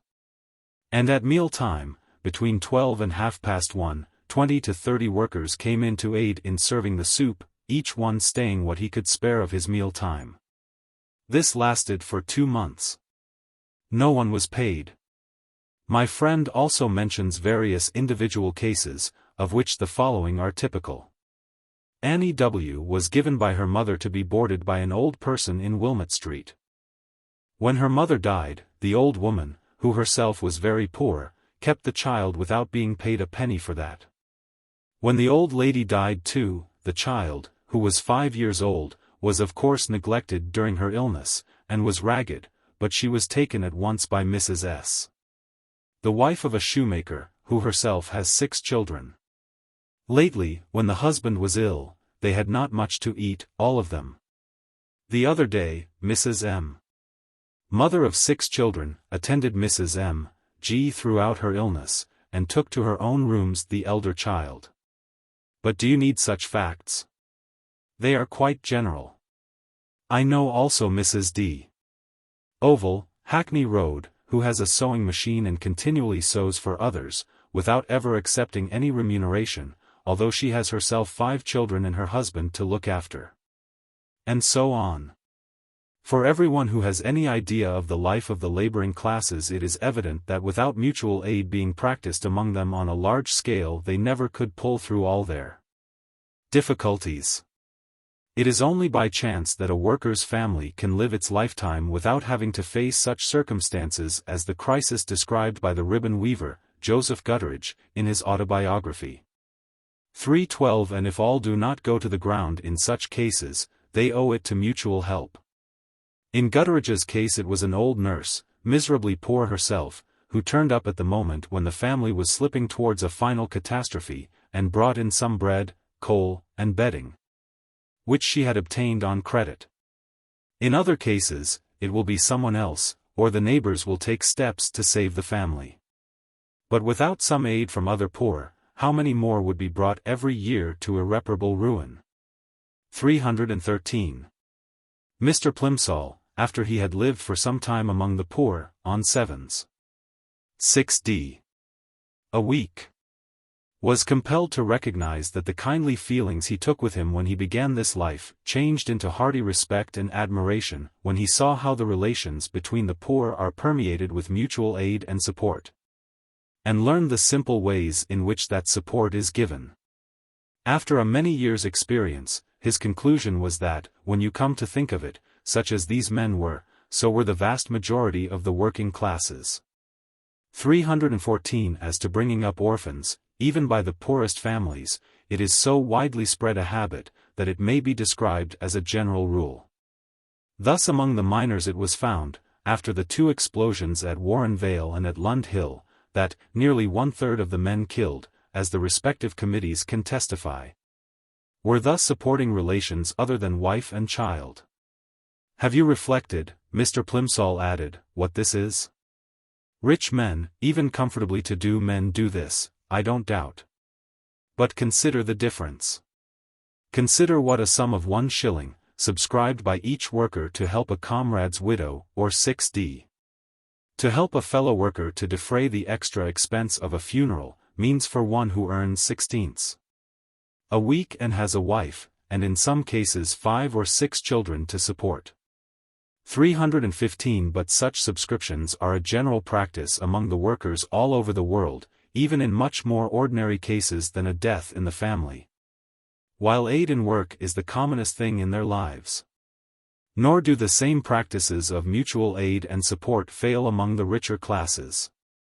Of course, when one thinks of the harshness which is often shown by the richer employers towards their employees, one feels inclined to take the most pessimist view of human nature. Many must remember the indignation which was aroused during the Great Yorkshire Strike of 1894, when old miners who had picked coal from an abandoned pit were prosecuted by the colliery owners. And, even if we leave aside the horrors of the periods of struggle and social war, such as the extermination of thousands of workers prisoners after the fall of the Paris Commune, who can read, for instance, revelations of the labour inquest which was made here in the 40s, or what Lord Shaftesbury wrote about the frightful waste of human life in the factories, to which the children taken from the workhouses, or simply purchased all over this country to be sold as factory slaves, were consigned. 316. Who can read that without being vividly impressed by the baseness which is possible in man when his greediness is at stake? But it must also be said that all fault for such treatment must not be thrown entirely upon the criminality of human nature. Were not the teachings of men of science, and even of a notable portion of the clergy, up to a quite recent time, teachings of distrust, despite and almost hatred towards the poorer classes? Did not science teach that since serfdom has been abolished, no one need be poor unless for his own vices? And how few in the church had the courage to blame the children killers, while the great numbers taught that the sufferings of the poor, and even the slavery of the Negroes, were part of the divine plan? Was not nonconformism itself largely a popular protest against the harsh treatment of the poor at the hand of the established church? With such spiritual leaders, the feelings of the richer classes necessarily became, as Mr. Plimsoll remarked, not so much blunted as stratified. They seldom went downwards towards the poor, from whom the well-to-do people are separated by their manner of life, and whom they do not know under their best aspects, in their everyday life. But among themselves, allowance being made for the effects of the wealth-accumulating passions and the futile expenses imposed by wealth itself, among themselves, in the circle of family and friends, the rich practice the same mutual aid and support as the poor. Dr. I. Hearing and L. Dargun are perfectly right in saying that if a statistical record could be taken of all the money which passes from hand to hand in the shape of friendly loans and aid, the sum total would be enormous, even in comparison with the commercial transactions of the world's trade.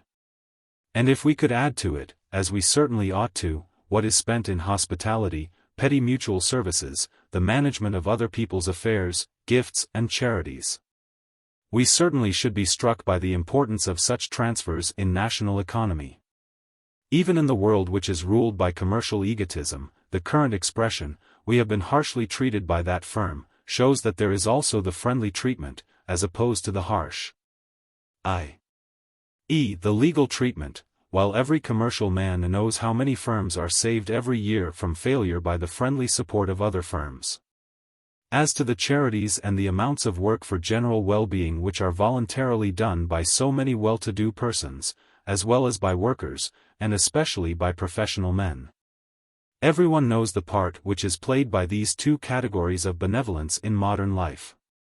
If the desire of acquiring notoriety, political power, or social distinction often spoils the true character of that sort of benevolence, there is no doubt possible as to the impulse coming in the majority of cases from the same mutual aid feelings.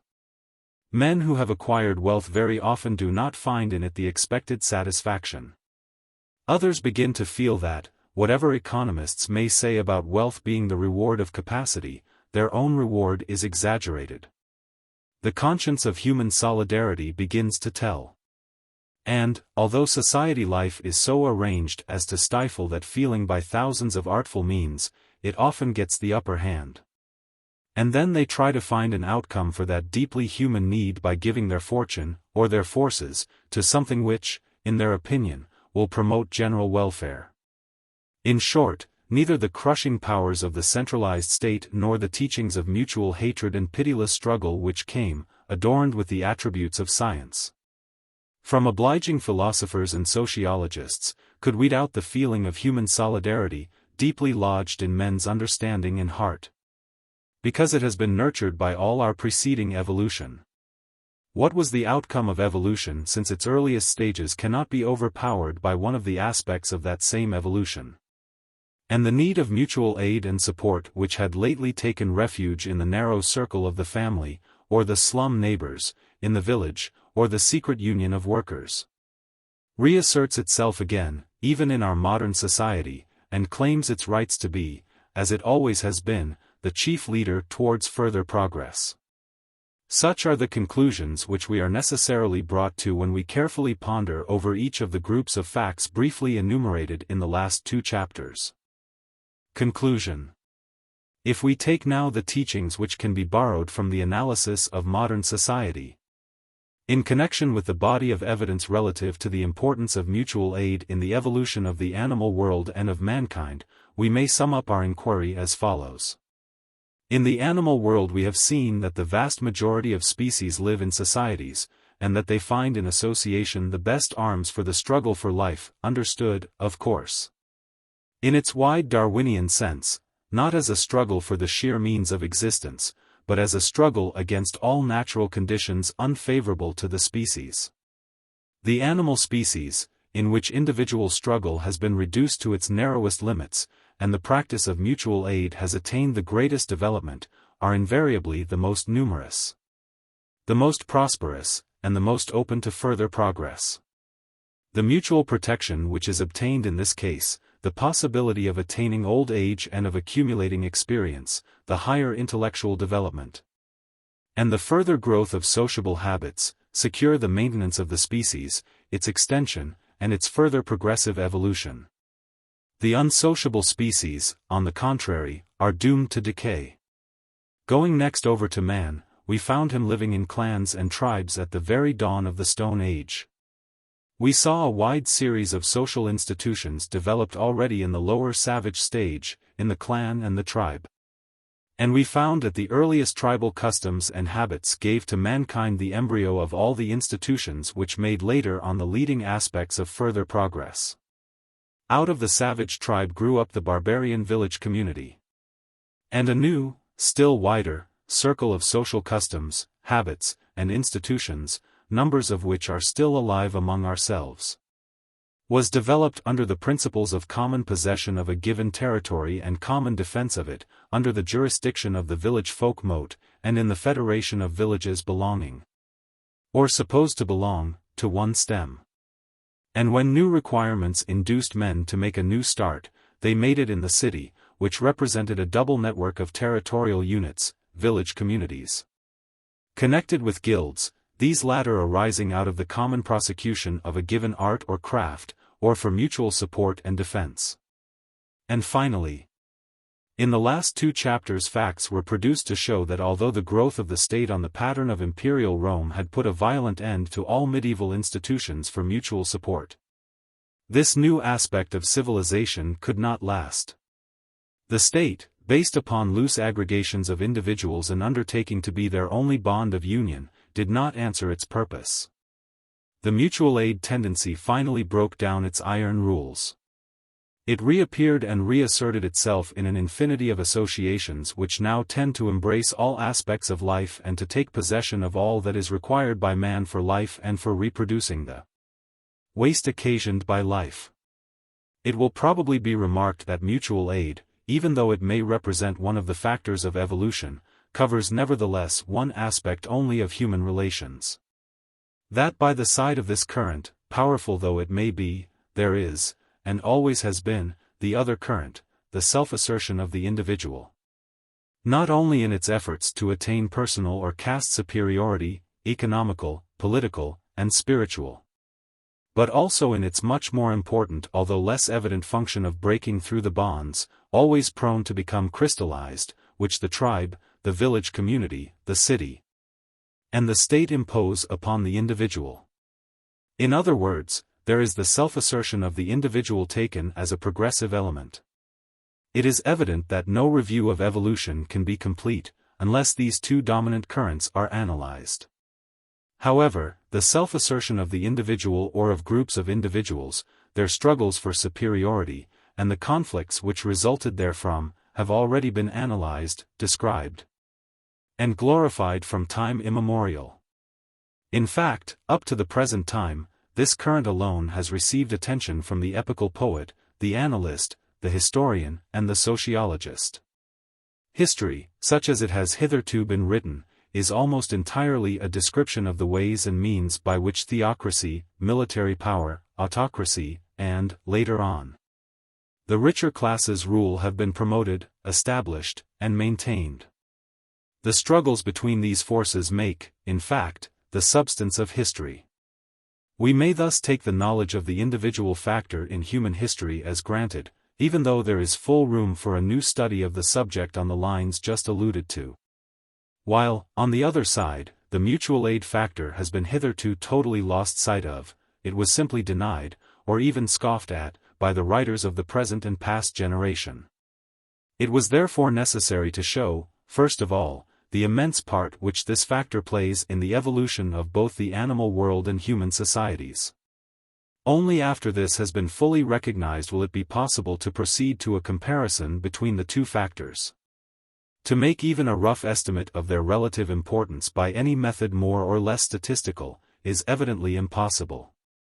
One single war, we all know, may be productive of more evil, immediate and subsequent, than hundreds of years of the unchecked action of the mutual aid principle may be productive of good. But when we see that in the animal world, progressive development and mutual aid go hand in hand, while the inner struggle within the species is concomitant with retrogressive development. When we notice that with man, even success in struggle and war is proportionate to the development of mutual aid in each of the two conflicting nations, cities, parties, or tribes, and that in the process of evolution war itself, so far as it can go this way, has been made subservient to the ends of progress in mutual aid within the nation, the city or the clan, we already obtain a perception of the dominating influence of the mutual aid factor as an element of progress. But we see also that the practice of mutual aid and its successive developments have created the very conditions of society life in which man was enabled to develop his arts, knowledge, and intelligence. And that the periods when institutions based on the mutual aid tendency took their greatest development were also the periods of the greatest progress in arts, industry, and science. In fact, the study of the inner life of the medieval city and of the ancient Greek cities reveals the fact that the combination of mutual aid, as it was practiced within the guild and the Greek clan, with a large initiative which was left to the individual and the group by means of the federative principle, gave to mankind the two greatest periods of its history, the ancient Greek city and the medieval city periods. While the ruin of the above institutions during the state periods of history, which followed, corresponded in both cases to a rapid decay. As to the sudden industrial progress which has been achieved during our own century, and which is usually ascribed to the triumph of individualism and competition, it certainly has a much deeper origin than that. Once the great discoveries of the 15th century were made, especially that of the pressure of the atmosphere. Supported by a series of advances in natural philosophy, and they were made under the medieval city organization, once these discoveries were made, the invention of the steam motor, and all the revolution which the conquest of a new power implied, had necessarily to follow. If the medieval cities had lived to bring their discoveries to that point, the ethical consequences of the revolution effected by steam might have been different. But the same revolution in technics and science would have inevitably taken place. It remains, indeed, an open question whether the general decay of industries which followed the ruin of the free cities, and was especially noticeable in the first part of the 18th century, did not considerably retard the appearance of the steam engine as well as the consequent revolution in arts. When we consider the astounding rapidity of industrial progress from the 12th to the 15th centuries, in weaving, working of metals, architecture, and navigation, and ponder over the scientific discoveries which that industrial progress led to at the end of the 15th century, we must ask ourselves whether mankind was not delayed in its taking full advantage of these conquests when a general depression of arts and industries took place in Europe after the decay of medieval civilization. Surely it was not the disappearance of the artist-artisan, nor the ruin of large cities and the extinction of intercourse between them, which could favor the Industrial Revolution. And we know indeed that James Watt spent 20 or more years of his life in order to render his invention serviceable, because he could not find in the last century what he would have readily found in medieval Florence or Bruges, that is, the artisans capable of realizing his devices in metal, and of giving them the artistic finish and precision which the steam engine requires. To attribute, therefore, the industrial progress of our century to the war of each against all which it has proclaimed, is to reason like the man who, knowing not the causes of rain, attributes it to the victim he has immolated before his clay idol. For industrial progress, as for each other conquest over nature, mutual aid and close intercourse certainly are, as they have been, much more advantageous than mutual struggle. However, it is especially in the domain of ethics that the dominating importance of the mutual aid principle appears in full. That mutual aid is the real foundation of our ethical conceptions seems evident enough. But whatever the opinions as to the first origin of the mutual aid feeling or instinct may be, whether a biological or a supernatural cause is ascribed to it, we must trace its existence as far back as to the lowest stages of the animal world.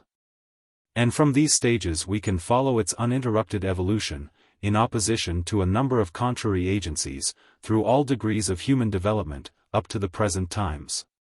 Even the new religions which were born from time to time, always at epochs when the mutual aid principle was falling into decay in the theocracies and despotic states of the East, or at the decline of the Roman Empire, even the new religions have only reaffirmed that same principle. They found their first supporters among the humble, in the lowest, downtrodden layers of society, where the mutual aid principle is the necessary foundation of everyday life. And the new forms of union which were introduced in the earliest Buddhist and Christian communities, in the Moravian brotherhoods and so on, took the character of a return to the best aspects of mutual aid in early tribal life. Each time, however, that an attempt to return to this old principle was made, its fundamental idea itself was widened. From the clan it was extended to the stem, to the federation of stems, to the nation, and finally, in ideal, at least, to the whole of mankind. It was also refined at the same time. In primitive Buddhism, in primitive Christianity, in the writings of some of the Mussulman teachers, in the early movements of the Reform, and especially in the ethical and philosophical movements of the last century and of our own times, the total abandonment of the idea of revenge, or of due reward, of good for good and evil for evil, is affirmed more and more vigorously. The higher conception of no revenge for wrongs, and of freely giving more than one expects to receive from his neighbors, is proclaimed as being the real principle of morality, a principle superior to mere equivalence, equity, or justice, and more conducive to happiness. And man is appealed to be guided in his acts, not merely by love, which is always personal, or at the best tribal, but by the perception of his oneness with each human being. In the practice of mutual aid, which we can retrace to the earliest beginnings of evolution, we thus find the positive and undoubted origin of our ethical conceptions. And we can affirm that in the ethical progress of man, mutual support, not mutual struggle, has had the leading part. In its wide extension, even at the present time, we also see the best guarantee of a still loftier evolution of our race. Appendix. Chapter 1. Swarms of butterflies, dragonflies, etc. M.C. Pepys has published in Natuurkundig Tijdschrift voor Nederlandse Indie, 1891, deel L.P. 198, analyzed in Natuurwissenschaftliche Rundschau, 1891, Volume 6, p. 573, interesting researches into the mass flights of butterflies which occur in Dutch East India, seemingly under the influence of great drafts occasioned by the west monsoon. Such mass flights usually take place in the first months after the beginning of the monsoon, and it is usually individuals of both sexes of Catopsilia, Calidrias, Crocal, cr. which join in it, but occasionally the swarms consist of individuals belonging to 3 different species of the genus Euphia. Copulation seems also to be the purpose of such flights. That these flights are not the result of concerted action but rather a consequence of imitation, or of a desire of following all others, is, of course, quite possible. Bates saw, on the Amazon, the yellow and the orange calidrias assembling in densely packed masses, sometimes 2 or 3 yards in circumference, their wings all held in an upright position. So that the beach looked as though variegated with beds of crocuses. Their migrating columns, crossing the river from north to south, were uninterrupted, from an early hour in the morning till sunset. Naturalist on the Amazon, page 131. Dragonflies, in their long migrations across the pampas, come together in countless numbers, and their immense swarms contain individuals belonging to different species. Hudson. Naturalist on the La Plata, pp. 130 seq. The grasshoppers, Zoniopida tarsata, are also eminently gregarious. Hudson, LC page 125. Chapter 2. The Ants. Pierre Huber's Les Formes Indigènes, Genève, 1810, of which a cheap edition was issued in 1861 by Cherbuliez, in the Bibliothèque Genevoise. And of which translations ought to be circulated in cheap editions in every language, is not only the best work on the subject, but also a model of really scientific research. Darwin was quite right in describing Pierre Huber as an even greater naturalist than his father. This book ought to be read by every young naturalist, not only for the facts it contains but as a lesson in the methods of research. The rearing of ants in artificial glass nests, and the test experiments made by subsequent explorers, including Lubbock, will all be found in Huber's admirable little work. Readers of the books of Farrell and Lubbock are, of course, aware that both the Swiss professor and the British writer began their work in a critical mood, with the intention of disproving Huber's assertions concerning the admirable mutual aid instincts of the ants. But that after a careful investigation they could only confirm them.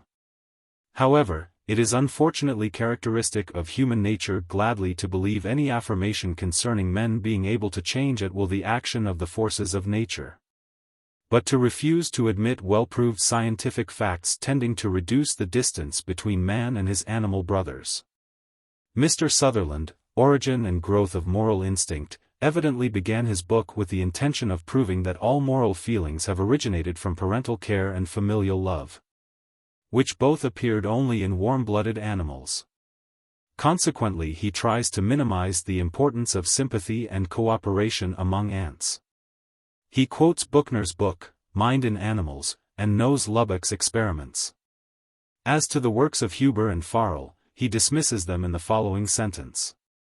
But they, Buchner's instances of sympathy among ants, are all, or mostly all, marred by a certain air of sentimentalism, which renders them better suited for school books than for cautious works of science. And the same is to be remarked, italics are mine, of some of Huber's and Farrell's best-known anecdotes, Volume I, page 298. Mr. Sutherland does not specify which anecdotes he means, but it seems to me that he could never have had the opportunity of perusing the works of Huber and Farrell. Naturalists who know these works find no anecdotes in them. The recent work of Professor Gottfried Adlers on the ants in Sweden, Myrmecologiska studier, Svenska Myrer och de Levnadsförhållanden, in Behan till Svenska Akademiens Handlingar, BD, 11, No. 18, 1886, may be mentioned in this place. It hardly need be said that all the observations of Huber and Farrell concerning the mutual aid life of ants, including the one concerning the sharing of food, felt to be so striking by those who previously had paid no attention to the subject, are fully confirmed by the Swedish professor, pp. 136, 137. Professor G. Adlers gives also very interesting experiments to prove what Huber had already observed, namely, that ants from two different nests do not always attack each other. He has made one of his experiments with the ant, Taponoma erraticum. Another was made with the common rufa ant. Taking a whole nest in a sack, he emptied it at a distance of 6 feet from another nest. There was no battle, but the ants of the second nest began to carry the pupae of the former. As a rule, when Professor Adlers brought together workers with their pupae, both taken from different nests, there was no battle, but if the workers were without their pupae, a battle ensued, pp. 185, 186. He also completes Farrell's and Mac Cook's observations about the nations of ants, composed of many nests, and, taking his own estimates, which brought him to take an average of 300,000 Formica execta ants in each nest, he concludes that such nations may reach scores and even hundreds of millions of inhabitants. Maeterlinck's admirably written book on bees, although it contains no new observations, would be very useful, if it were less marred with metaphysical words. Chapter 3. Nesting Associations. Audubon's Journals, Audubon and His Journals, New York, 1898, especially those relating to his life on the coasts of Labrador and the St. Lawrence River in the 30s, contain excellent descriptions of the nesting associations of aquatic birds. Speaking of the Rock, one of the Magdalene or Amherst Islands, he wrote, "At 11 I could distinguish its top plainly from the deck, and thought it covered with snow to the depth of several feet.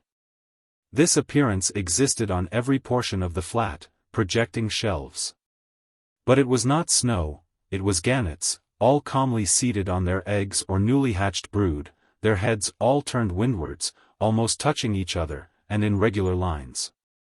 The air above, for 100 yards and for some distance round the rock, was filled with gannets on the wing, as if a heavy fall of snow was directly above us.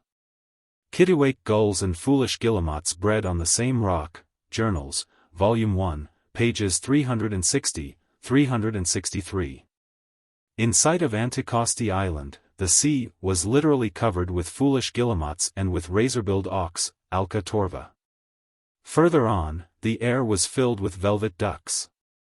On the rocks of the Gulf, the herring gulls, the terns, great, Arctic, and probably Fosters, the Tringa pusilla, the seagulls, the auks, the scoter ducks, the wild geese, Anser canadensis, the red-breasted merganser, the cormorants, etc., were all breeding. The seagulls were extremely abundant there, they are forever harassing every other bird, sucking their eggs and devouring their young. They take here the place of eagles and hawks. On the Missouri, above St. Louis, Audubon saw, in 1843, vultures and eagles nesting in colonies. Thus he mentioned long lines of elevated shore, surmounted by stupendous rocks of limestone, with many curious holes in them, where we saw vultures and eagles enter towards dusk, that is, turkey buzzards, Cathartes aura, and bald eagles, Haliaeetus leucocephalus, e. Cowes remarks in a footnote, Volume 1, page 458. One of the best breeding grounds along the British shores are the Farne Islands, and one will find in Charles Dickens's work, Among the Birds in Northern Shires, a lively description of these grounds, where scores of thousands of gulls, terns, eiderducks, cormorants, ringed plovers, oystercatchers, guillemots, and puffins come together every year. On approaching some of the islands, the first impression is that this gull, the lesser black-backed gull, monopolizes the whole of the ground, as it occurs in such vast abundance. The air seems full of them, the ground and bare rocks are crowded. And as our boat finally grates against the rough beach and we eagerly jump ashore, all becomes noisy excitement, a perfect babble of protesting cries that is persistently kept up until we leave the place. p. 219. Chapter 4. Sociability of Animals. That the sociability of animals was greater when they were less hunted by man is confirmed by many facts showing that those animals who now live isolated in countries inhabited by man continue to live in herds in uninhabited regions. Thus on the waterless plateau deserts of northern Tibet, Przewalski found bears living in societies. He mentions numerous herds of yaks, kullens, antelopes, and even bears. The latter, he says, feed upon the extremely numerous small rodents, and are so numerous that, as the natives assured me, they have found 100 or 150 of them asleep in the same cave. Yearly Report of the Russian Geographical Society for 1885, p. 11, Russian. Hares, Lepus lemani, live in large societies in the Transcaspian territory. N. Zarudnyi, Recherches zoologiques dans la country transcaspienne, in Bull. Soc Nature. Moscou, 1889, 4.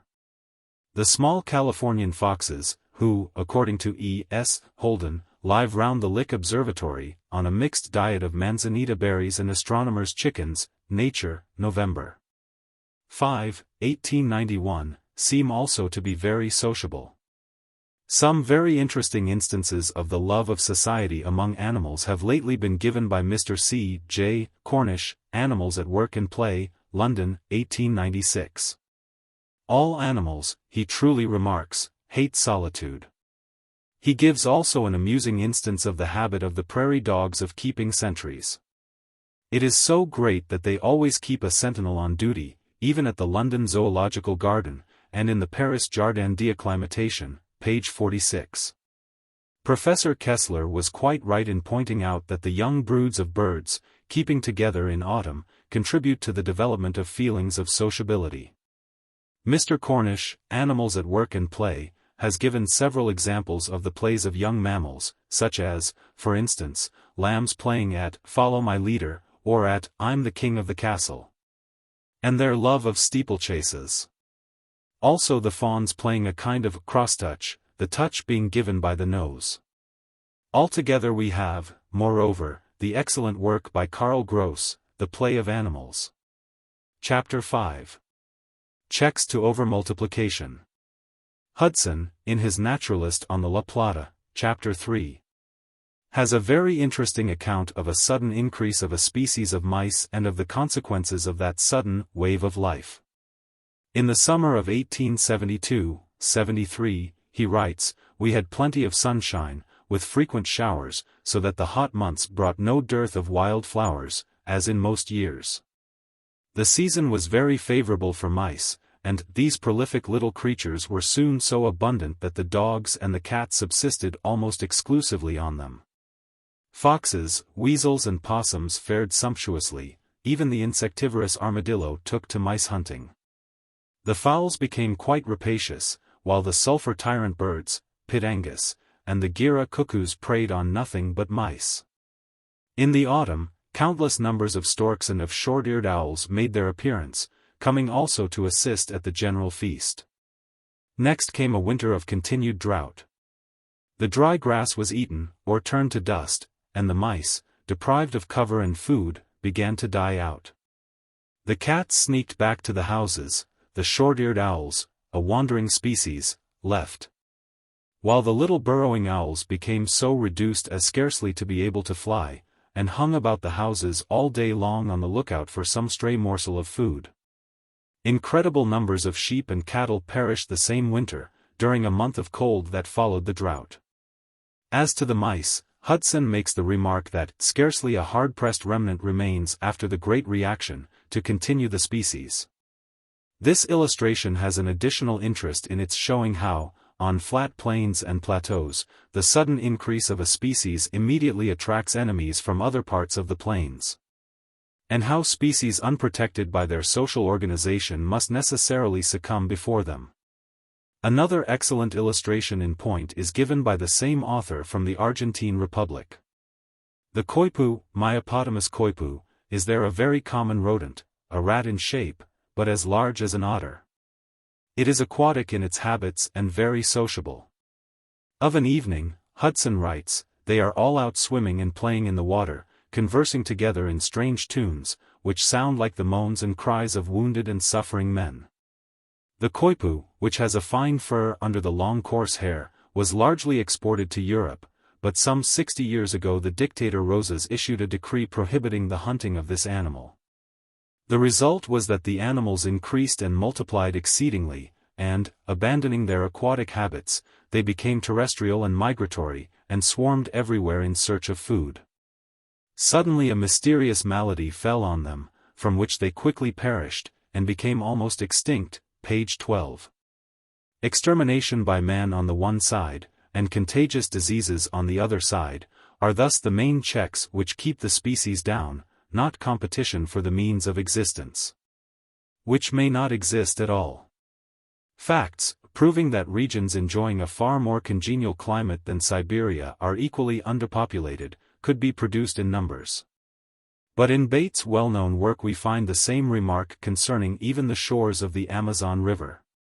There is, in fact, Bates wrote, a great variety of mammals, birds and reptiles, but they are widely scattered and all excessively shy of man. The region is so extensive and uniform in the forest clothing of its surface, that it is only at long intervals that animals are seen in abundance. Where some particular spot is found which is more attractive than the others, Naturalist on the Amazon, 6th ed. Page 31.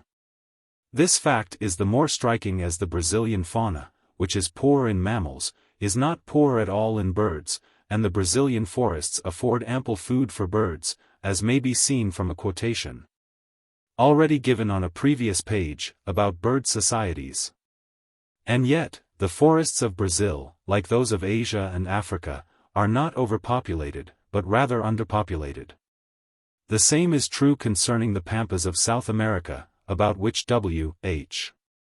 Hudson remarks that it is really astonishing that only one small ruminant should be found on this immense grassy area, so admirably suited to herbivorous quadrupeds. Millions of sheep, cattle and horses, introduced by man, graze now, as is known, upon a portion of these prairies.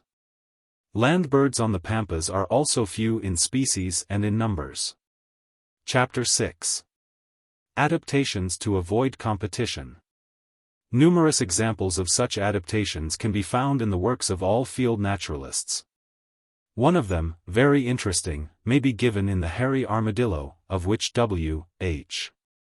Hudson says, that it has struck a line for itself, and consequently thrives, while its congeners are fast disappearing. Its food is most varied.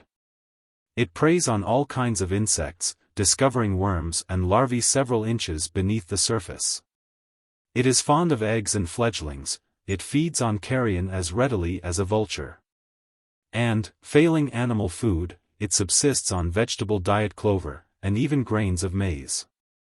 Therefore, when other animals are starving, the hairy armadillo is always fat and vigorous, Naturalist on the La Plata, page 71. The adaptivity of the lapwing makes it a species of which the range of extension is very wide. In England, it makes itself at home on arable land as readily as in wilder areas. Ch. Dixon says in his Birds of Northern Shires, page 67, variety of food is still more the rule with the birds of prey. Thus, for instance, we learn from the same author, pp. 60, 65, that the hen harrier of the British moors feeds not only on small birds, but also on moles and mice, and on frogs, lizards, and insects. While most of the smaller falcons subsist largely on insects. The very suggestive chapter which W.H. Hudson gives to the family of the South American treecreepers, or woodhewers, is another excellent illustration of the ways in which large portions of the animal population avoid competition, while at the same time they succeed in becoming very numerous in a given region, without being possessed of any of the weapons usually considered as essential in the struggle for existence. The above family covers an immense range, from South Mexico to Patagonia, and no fewer than 290 species, referable to about 46 genera, are already known from this family. The most striking feature of which is the great diversity of habits of its members. Not only the different genera and the different species possess habits peculiarly their own, but even the same species is often found to differ in its manner of life in different localities. Some species of xenops and magarornis, like woodpeckers, climb vertically on tree trunks in search of insect prey, but also, like tits, explore the smaller twigs and foliage at the extremity of the branches, so that the whole tree, from the root to its topmost foliage, is hunted over by them. The sclerotus, although an inhabitant of the darkest forest, and provided with sharply curved claws, never seeks its food on trees, but exclusively on the ground, among the decaying fallen leaves. But, strangely enough, when alarmed, it flies to the trunk of the nearest tree, to which it clings in a vertical position, and, remaining silent and motionless, escapes observation by means of its dark protective color. And so on. In their nesting habits they also vary immensely. Thus, in one single genus, 3 species build an oven-shaped clay nest, a 4th builds a nest of sticks in the trees, and a 5th burrows in the side of a bank, like a kingfisher. Now, this extremely large family, of which Hudson says that every portion of the South American continent is occupied by them. For there is really no climate, and no kind of soil or vegetation, which does not possess its appropriate species, belongs, to use his own words, to the most defenseless of birds. Like the ducks which were mentioned by Syevertsoff, see in the text, they display no powerful beak or claws, they are timid, unresisting creatures, without strength or weapons. Their movements are less quick and vigorous than those of other kinds, and their flight is exceedingly feeble. But they possess, both Hudson and Asera observe, the social disposition in an eminent degree. Although the social habit is kept down in them by the conditions of a life which make solitude necessary. They cannot make those large breeding associations which we see in the seabirds, because they live on the tree insects. And they must carefully explore separately every tree, which they do in a most businesslike way. But they continually call each other in the woods, conversing with one another over long distances. And they associate in those wandering bands, which are well known from Bates' picturesque description. While Hudson was led to believe that everywhere in South America the Dendrocolaptidae are the first in combining to act in concert, and that the birds of other families follow their march and associate with them, knowing from experience that a rich harvest may be reaped. It hardly need be added that Hudson pays them also a high compliment concerning their intelligence. Sociability and intelligence always go hand in hand. Chapter 7. The Origin of the Family. At the time when I wrote the chapter inserted in the text, a certain accord seemed to have been established amongst anthropologists concerning the relatively late appearance, in the institutions of men, of the patriarchal family, such as we know it among the Hebrews, or in imperial Rome. However, works have been published since, in which the ideas promulgated by Bachofen and McLennan, systematized especially by Morgan, and further developed and confirmed by Post, Maxim Kovalevsky, and Lubbock, were contested, the most important of such works being by the Danish professor, C. N. Starkey, Primitive Family, 1889, and by the Helsingfors professor, Edward Westermark, The History of Human Marriage, 1891, 2nd edition 1894. The same has happened with this question of primitive marriage institutions as it happened with the question of the primitive land ownership institutions. When the ideas of Maurer and Nass on the village community developed by quite a school of gifted explorers, and those of all modern anthropologists upon the primitively communistic constitution of the clan had nearly won general acceptance, they called forth the appearance of such works as those of Fustel de Coulanges in France, the Oxford professor Seebohm in England, and several others, in which an attempt was made, with more brilliancy than real depth of investigation, to undermine these ideas and to cast a doubt upon the conclusions arrived at by modern research. See Prof. Vinogradov's preface to his remarkable work, Villeinage in England. Similarly, when the ideas about the non-existence of the family at the early tribal stage of mankind began to be accepted by most anthropologists and students of ancient law, they necessarily called forth such works as those of Starkey and Westermarck, in which man was represented, in accordance with the Hebrew tradition, as having started with the family, evidently patriarchal, and never having passed through the stages described by MacLennan, Bachofen, or Morgan. These works, of which the brilliantly written history of human marriage has especially been widely read, have undoubtedly produced a certain effect. Those who have not had the opportunity of reading the bulky volumes related to the controversy became hesitating, while some anthropologists, well acquainted with the matter, like the French professor Durkheim, took a conciliatory, but somewhat undefined attitude. For the special purpose of a work on mutual aid, this controversy may be irrelevant. The fact that men have lived in tribes from the earliest stages of mankind is not contested, even by those who feel shocked at the idea that man may have passed through a stage when the family as we understand it did not exist. The subject, however, has its own interest and deserves to be mentioned, although it must be remarked that a volume would be required to do it full justice. When we labor to lift the veil that conceals from us ancient institutions, and especially such institutions as have prevailed at the first appearance of beings of the human type, we are bound, in the necessary absence of direct testimony, to accomplish a most painstaking work of tracing backwards every institution, carefully noting even its faintest traces in habits, customs, traditions, songs, folklore, and so on. And then, combining the separate results of each of these separate studies, to mentally reconstitute the society which would answer to the coexistence of all these institutions. One can consequently understand what a formidable array of facts, and what a vast number of minute studies of particular points is required to come to any safe conclusion. This is exactly what one finds in the monumental work of Bachofen and his followers, but fails to find in the works of the other school. The mass of facts ransacked by Prof. Westermarck is undoubtedly great enough, and his work is certainly very valuable as a criticism. But it hardly will induce those who know the works of Bachofen, Morgan, MacLennan, Post, Kovalevsky, etc.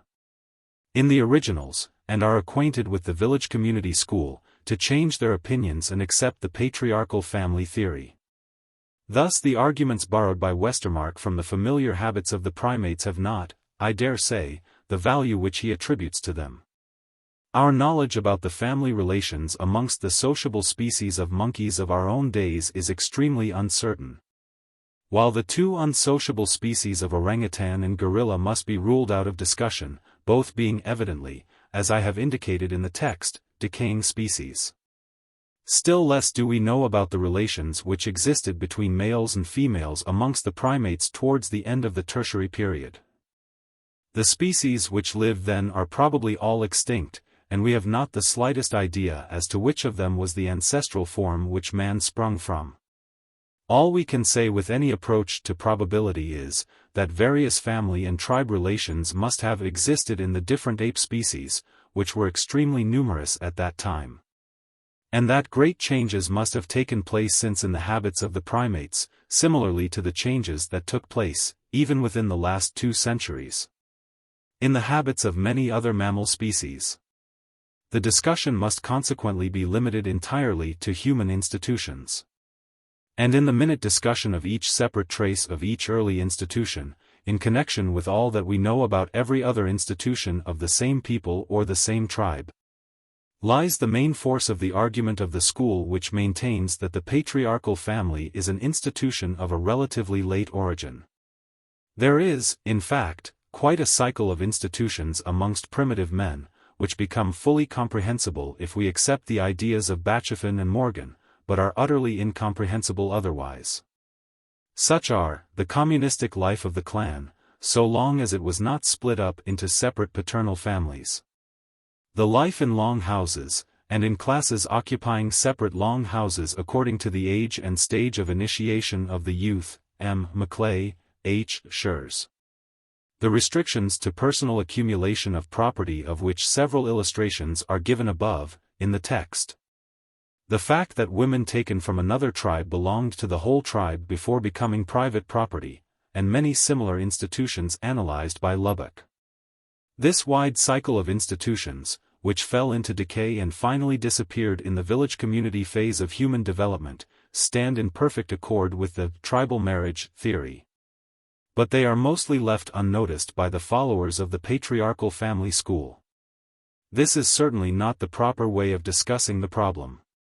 Primitive men have not several superposed or juxtaposed institutions as we have now.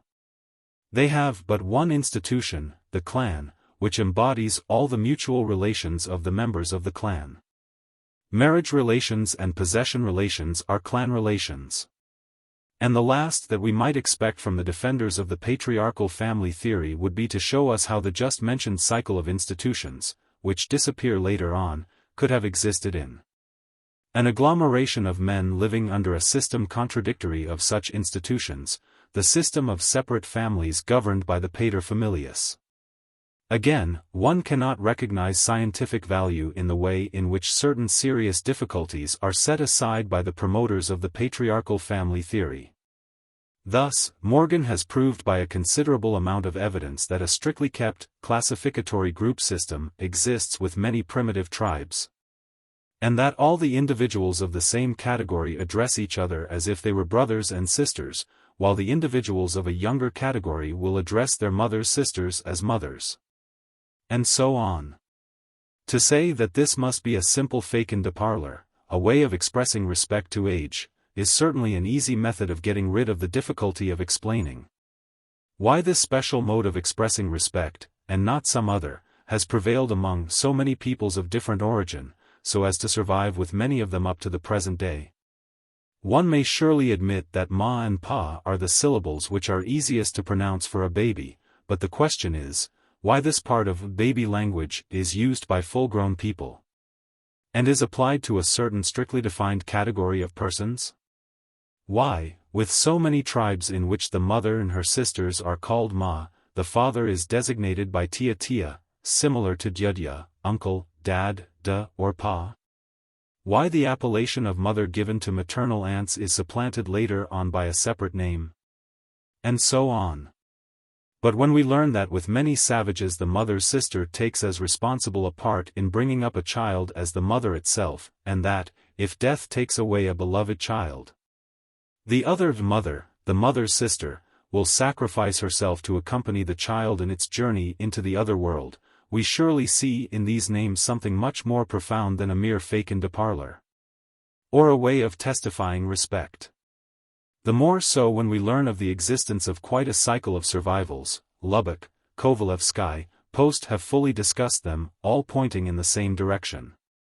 Of course it may be said that kinship is reckoned on the maternal side, because the child remains more with its mother. Or we may explain the fact that a man's children by several wives of different tribes belong to their mother's clans in consequence of the savages' ignorance of physiology. But these are not arguments even approximately adequate to the seriousness of the questions involved, especially when it is known that the obligation of bearing the mother's name implies belonging to the mother's clan in all respects, that is, involves a right to all the belongings of the maternal clan, as well as the right of being protected by it, never to be assailed by any one of it, and the duty of revenging offenses on its behalf.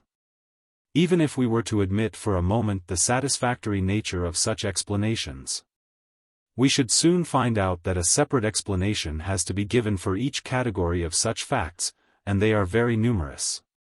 To mention but a few of them, there is the division of clans into classes, at a time when there is no division as regards property or social condition.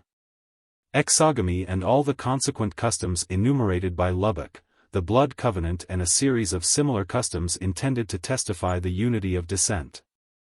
The appearance of family gods subsequent to the existence of clan gods.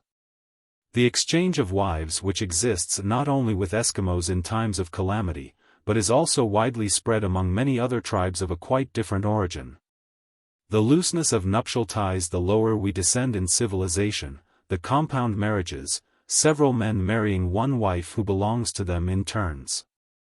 The abolition of the marriage restrictions during festivals, or on each 5th, 6th, etc., day, the cohabitation of families in long houses. The obligation of rearing the orphan falling, even at a late period, upon the maternal uncle. The considerable number of transitory forms showing the gradual passage from maternal descent to paternal descent. The limitation of the number of children by the clan, not by the family, and the abolition of this harsh clause in times of plenty, family restrictions coming after the clan restrictions. The sacrifice of the old relatives to the tribe. The tribal lex talionis and many other habits and customs which become a family matter only when we find the family, in the modern sense of the word, finally constituted. The nuptial and prenuptial ceremonies of which striking illustrations may be found in the work of Sir John Lubbock, and of several modern Russian explorers. The absence of marriage solemnities where the line of descent is matriarchal. And the appearance of such solemnities with tribes following the paternal line of descent, all these and many others 317 showing that, as Durkheim remarks, marriage proper is only tolerated and prevented by antagonist forces. The destruction at the death of the individual of what belonged to him personally, and finally, all the formidable array of survivals 318 myths, Bachofen and his many followers, folklore, etc. All telling in the same direction. Of course, all this does not prove that there was a period when woman was regarded as superior to man, or was the head of the clan. This is a quite distinct matter, and my personal opinion is that no such period has ever existed. Nor does it prove that there was a time when no tribal restrictions to the union of sexes existed. This would have been absolutely contrary to all known evidence. But when all the facts lately brought to light are considered in their mutual dependency, it is impossible not to recognize that if isolated couples, with their children, have possibly existed even in the primitive clan, these incipient families were tolerated exceptions only, not the institution of the time. Chapter 8. Destruction of private property on the grave. In a remarkable work, The Religious Systems of China, published in 1892-97 by J. M. de Groot at Leiden, we find the confirmation of this idea. There was in China, as elsewhere, a time when all personal belongings of a dead person were destroyed on his tomb, his mobiliary goods, his chattels, his slaves, and even friends and vassals. And of course his widow. It required a strong reaction against this custom on behalf of the moralists to put an end to it. With the gypsies in England the custom of destroying all chattels on the grave has survived up to the present day. All the personal property of the gypsy queen who died a few years ago was destroyed on her grave. Several newspapers mentioned it at that time. Chapter 9. The Undivided Family. A number of valuable works on the South Slavonian Zadruga, or compound family, compared to other forms of family organization, have been published since the above was written. Namely, by Ernest Myler, Jahrbuch der internationaler Vereinigung für Vergleichen Rechtswissenschaft und die Volkswirtschaftslehre, 1897, and I.E. Jesso's Zadruga in Bulgaria, and Zadruga Ownership and Work in Bulgaria, both in Bulgarian. I must also mention the well-known study of Bojizic, de la famille dit inakosna, de la famille rurale chez les Serbes et les Croats, Paris, 1884, which has been omitted in the text. Chapter 10. The Origin of the Guilds. The origin of the guilds has been the subject of many controversies. There is not the slightest doubt that craft guilds, or colleges, of artisans, existed in ancient Rome. It appears, indeed, from a passage in Plutarch that Numa legislated about them. He divided the people, we are told, into trades, ordering them to have brotherhoods, festivals, and meetings, and indicating the worship they had to accomplish before the gods, according to the dignity of each trade. It is almost certain, however, that it was not the Roman king who invented, or instituted, the trade colleges. They had already existed in ancient Greece. In all probability, he simply submitted them to royal legislation, just as Philippe le Bel, 15 centuries later, submitted the trades of France, much to their detriment, to royal supervision and legislation. One of the successors of Numa, Servius Tullius, also is said to have issued some legislation concerning the colleges. 319.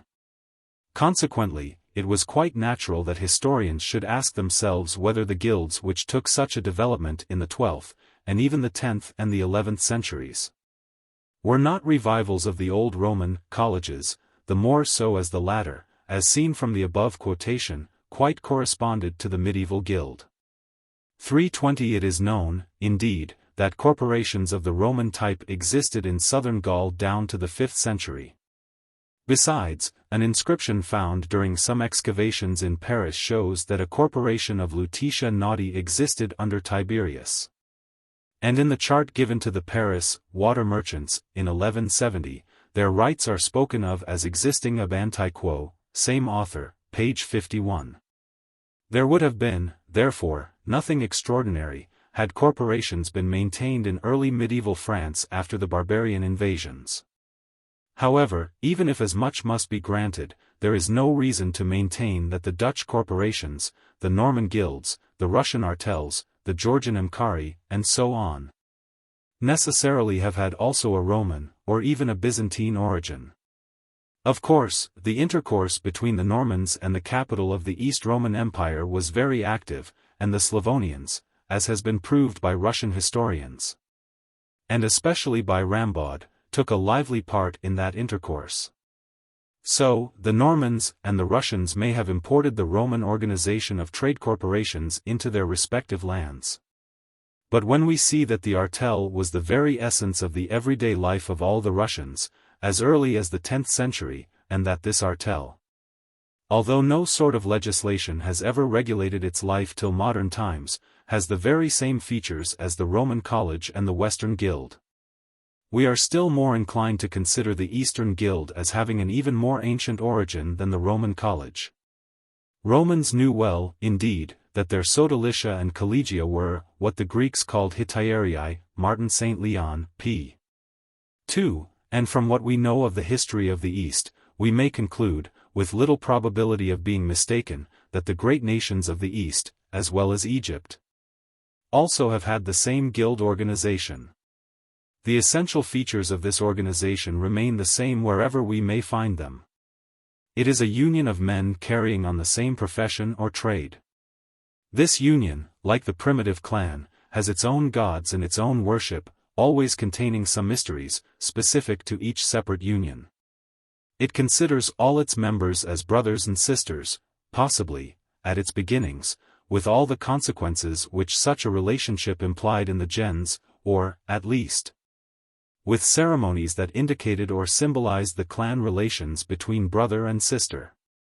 And finally, all the obligations of mutual support which existed in the clan, exist in this union. Namely, the exclusion of the very possibility of a murder within the brotherhood, the clan responsibility before justice, and the obligation, in case of a minor dispute, of bringing the matter before the judges, or rather the arbiters, of the guild brotherhood. The guild, one may say, is thus modeled upon the clan. Consequently, the same remarks which are made in the text concerning the origin of the village community, apply, I am inclined to think, equally to the guild, the artel, and the craft or neighbor brotherhood. When the bonds which formerly connected men in their clans were loosened in consequence of migrations, the appearance of the paternal family, and a growing diversity of occupations, a new territorial bond was worked out by mankind in the shape of the village community. And another bond, an occupation bond, was worked out in an imaginary brotherhood, the imaginary clan, which was represented, between two men, or a few men, by the mixture of blood brotherhood, the Slavonian pobratimstvo, and between a greater number of men of different origin, i.e., originated from different clans, inhabiting the same village or town, or even different villages or towns, the phratry, the hetaerii, the amkari, the artel, the guild. 321. As to the idea and the form of such an organization, its elements were already indicated from the savage period downwards. We know indeed that in the clans of all savages there are separate secret organizations of warriors, of witches, of young men, etc. Craft mysteries, in which knowledge concerning hunting or warfare is transmitted, in a word, clubs, as McClucko-McClay described them.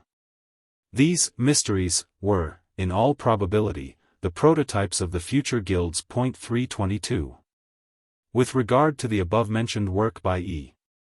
Martin St. Leon, let me add that it contains very valuable information concerning the organization of the trades in Paris, as it appears from the Livre de Métiers of Boileau, and a good summary of information relative to the communes of different parts of France, with all bibliographical indications. It must, however, be remembered that Paris was a royal city, like Moscow or Westminster, and that consequently the free medieval city institutions have never attained there the development which they have attained in free cities. Far from representing the picture of a typical corporation, the corporations of Paris, born and developed under the direct tutorship of royalty.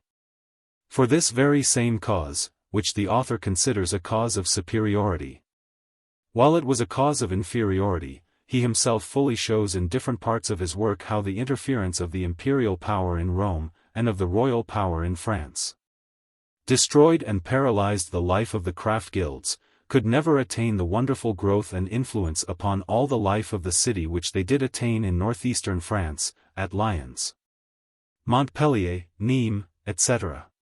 or in the free cities of Italy, Flanders, Germany, and so on. Chapter 11. The Market and the Medieval City. In a work on the medieval city, Market und Stadt in ihrem rechtlichen Verhältnis, Leipzig, 1896.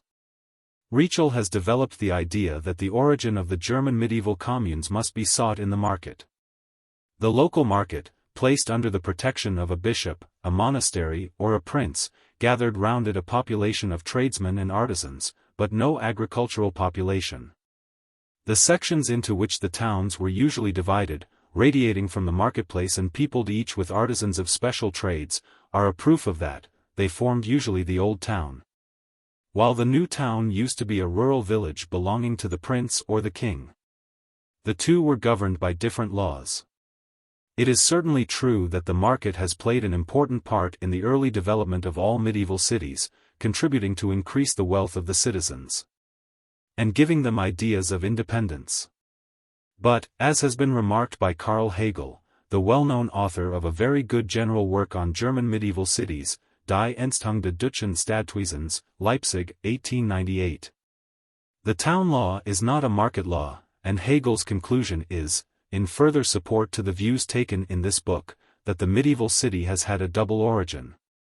There were in it two populations placed by the side of each other, one rural, and the other purely urban. The rural population, which formerly lived under the organization of the Almenda, or village community, was incorporated in the city. With regard to the merchant guilds, the work of Herman van den Linden, Les Guilds Marchands dans les Pays-Bas au Moyen Age, Gand, 1896. In Recueil de travaux publiés par la Faculté de Philosophie et Lettres, deserves a special mention. The author follows the gradual development of their political force and the authority which they gradually acquired upon the industrial population, especially on the drapers, and describes the league concluded by the artisans to oppose their growing power. The idea, which is developed in this book, concerning the appearance of the merchant guild at a later period which mostly corresponded to a period of decline of the city liberties, seems thus to find confirmation in H. van den Linden's researches. Chapter 12. Mutual aid arrangements in the villages of Netherlands at the present day. The report of the Agricultural Commission of Netherlands contains many illustrations relative to this subject. And my friend, M. Cornelissen was kind enough to pick out for me the corresponding passages from these bulky volumes, Uitkomsten van het onderzoek naar den toestand van den landbouw in Nederland, 2 volumes 1890. The habit of having one thrashing machine, which makes the round of many farms, hiring it in turn, is very widely spread, as it is by this time in nearly every other country. But one finds here and there a commune which keeps one thrashing machine for the community, Volume 1, 18. Page 31. The farmers who have not the necessary numbers of horses for the plough borrow the horses from their neighbors. The habit of keeping one communal ox, or one communal stallion, is very common. When the village has to raise the ground, in the low districts, in order to build a communal school, or for one of the peasants in order to build a new house, a bede is usually convoked. The same is done for those farmers who have to move. The bede is altogether a widely spread custom, and no one, rich or poor, will fail to come with his horse and cart. The renting in common, by several agricultural laborers, of a meadow, for keeping their cows, is found in several parts of the land. It is also frequent that the farmer, who has plough and horses, ploughs the land for his hired laborers, Volume 1, 22, page 18, etc. As to the farmers' unions for buying seed, exporting vegetables to England and so on, they become universal. The same is seen in Belgium. In 1896, 7 years after peasants' guilds had been started, first in the Flemish part of the country, and 4 years only after they were introduced in the Walloon portion of Belgium, there were already 207 such guilds, with a membership of 10,000, Annuaire de la Science Agronomique, Volume I, 2, 1896, pages 148 and 149.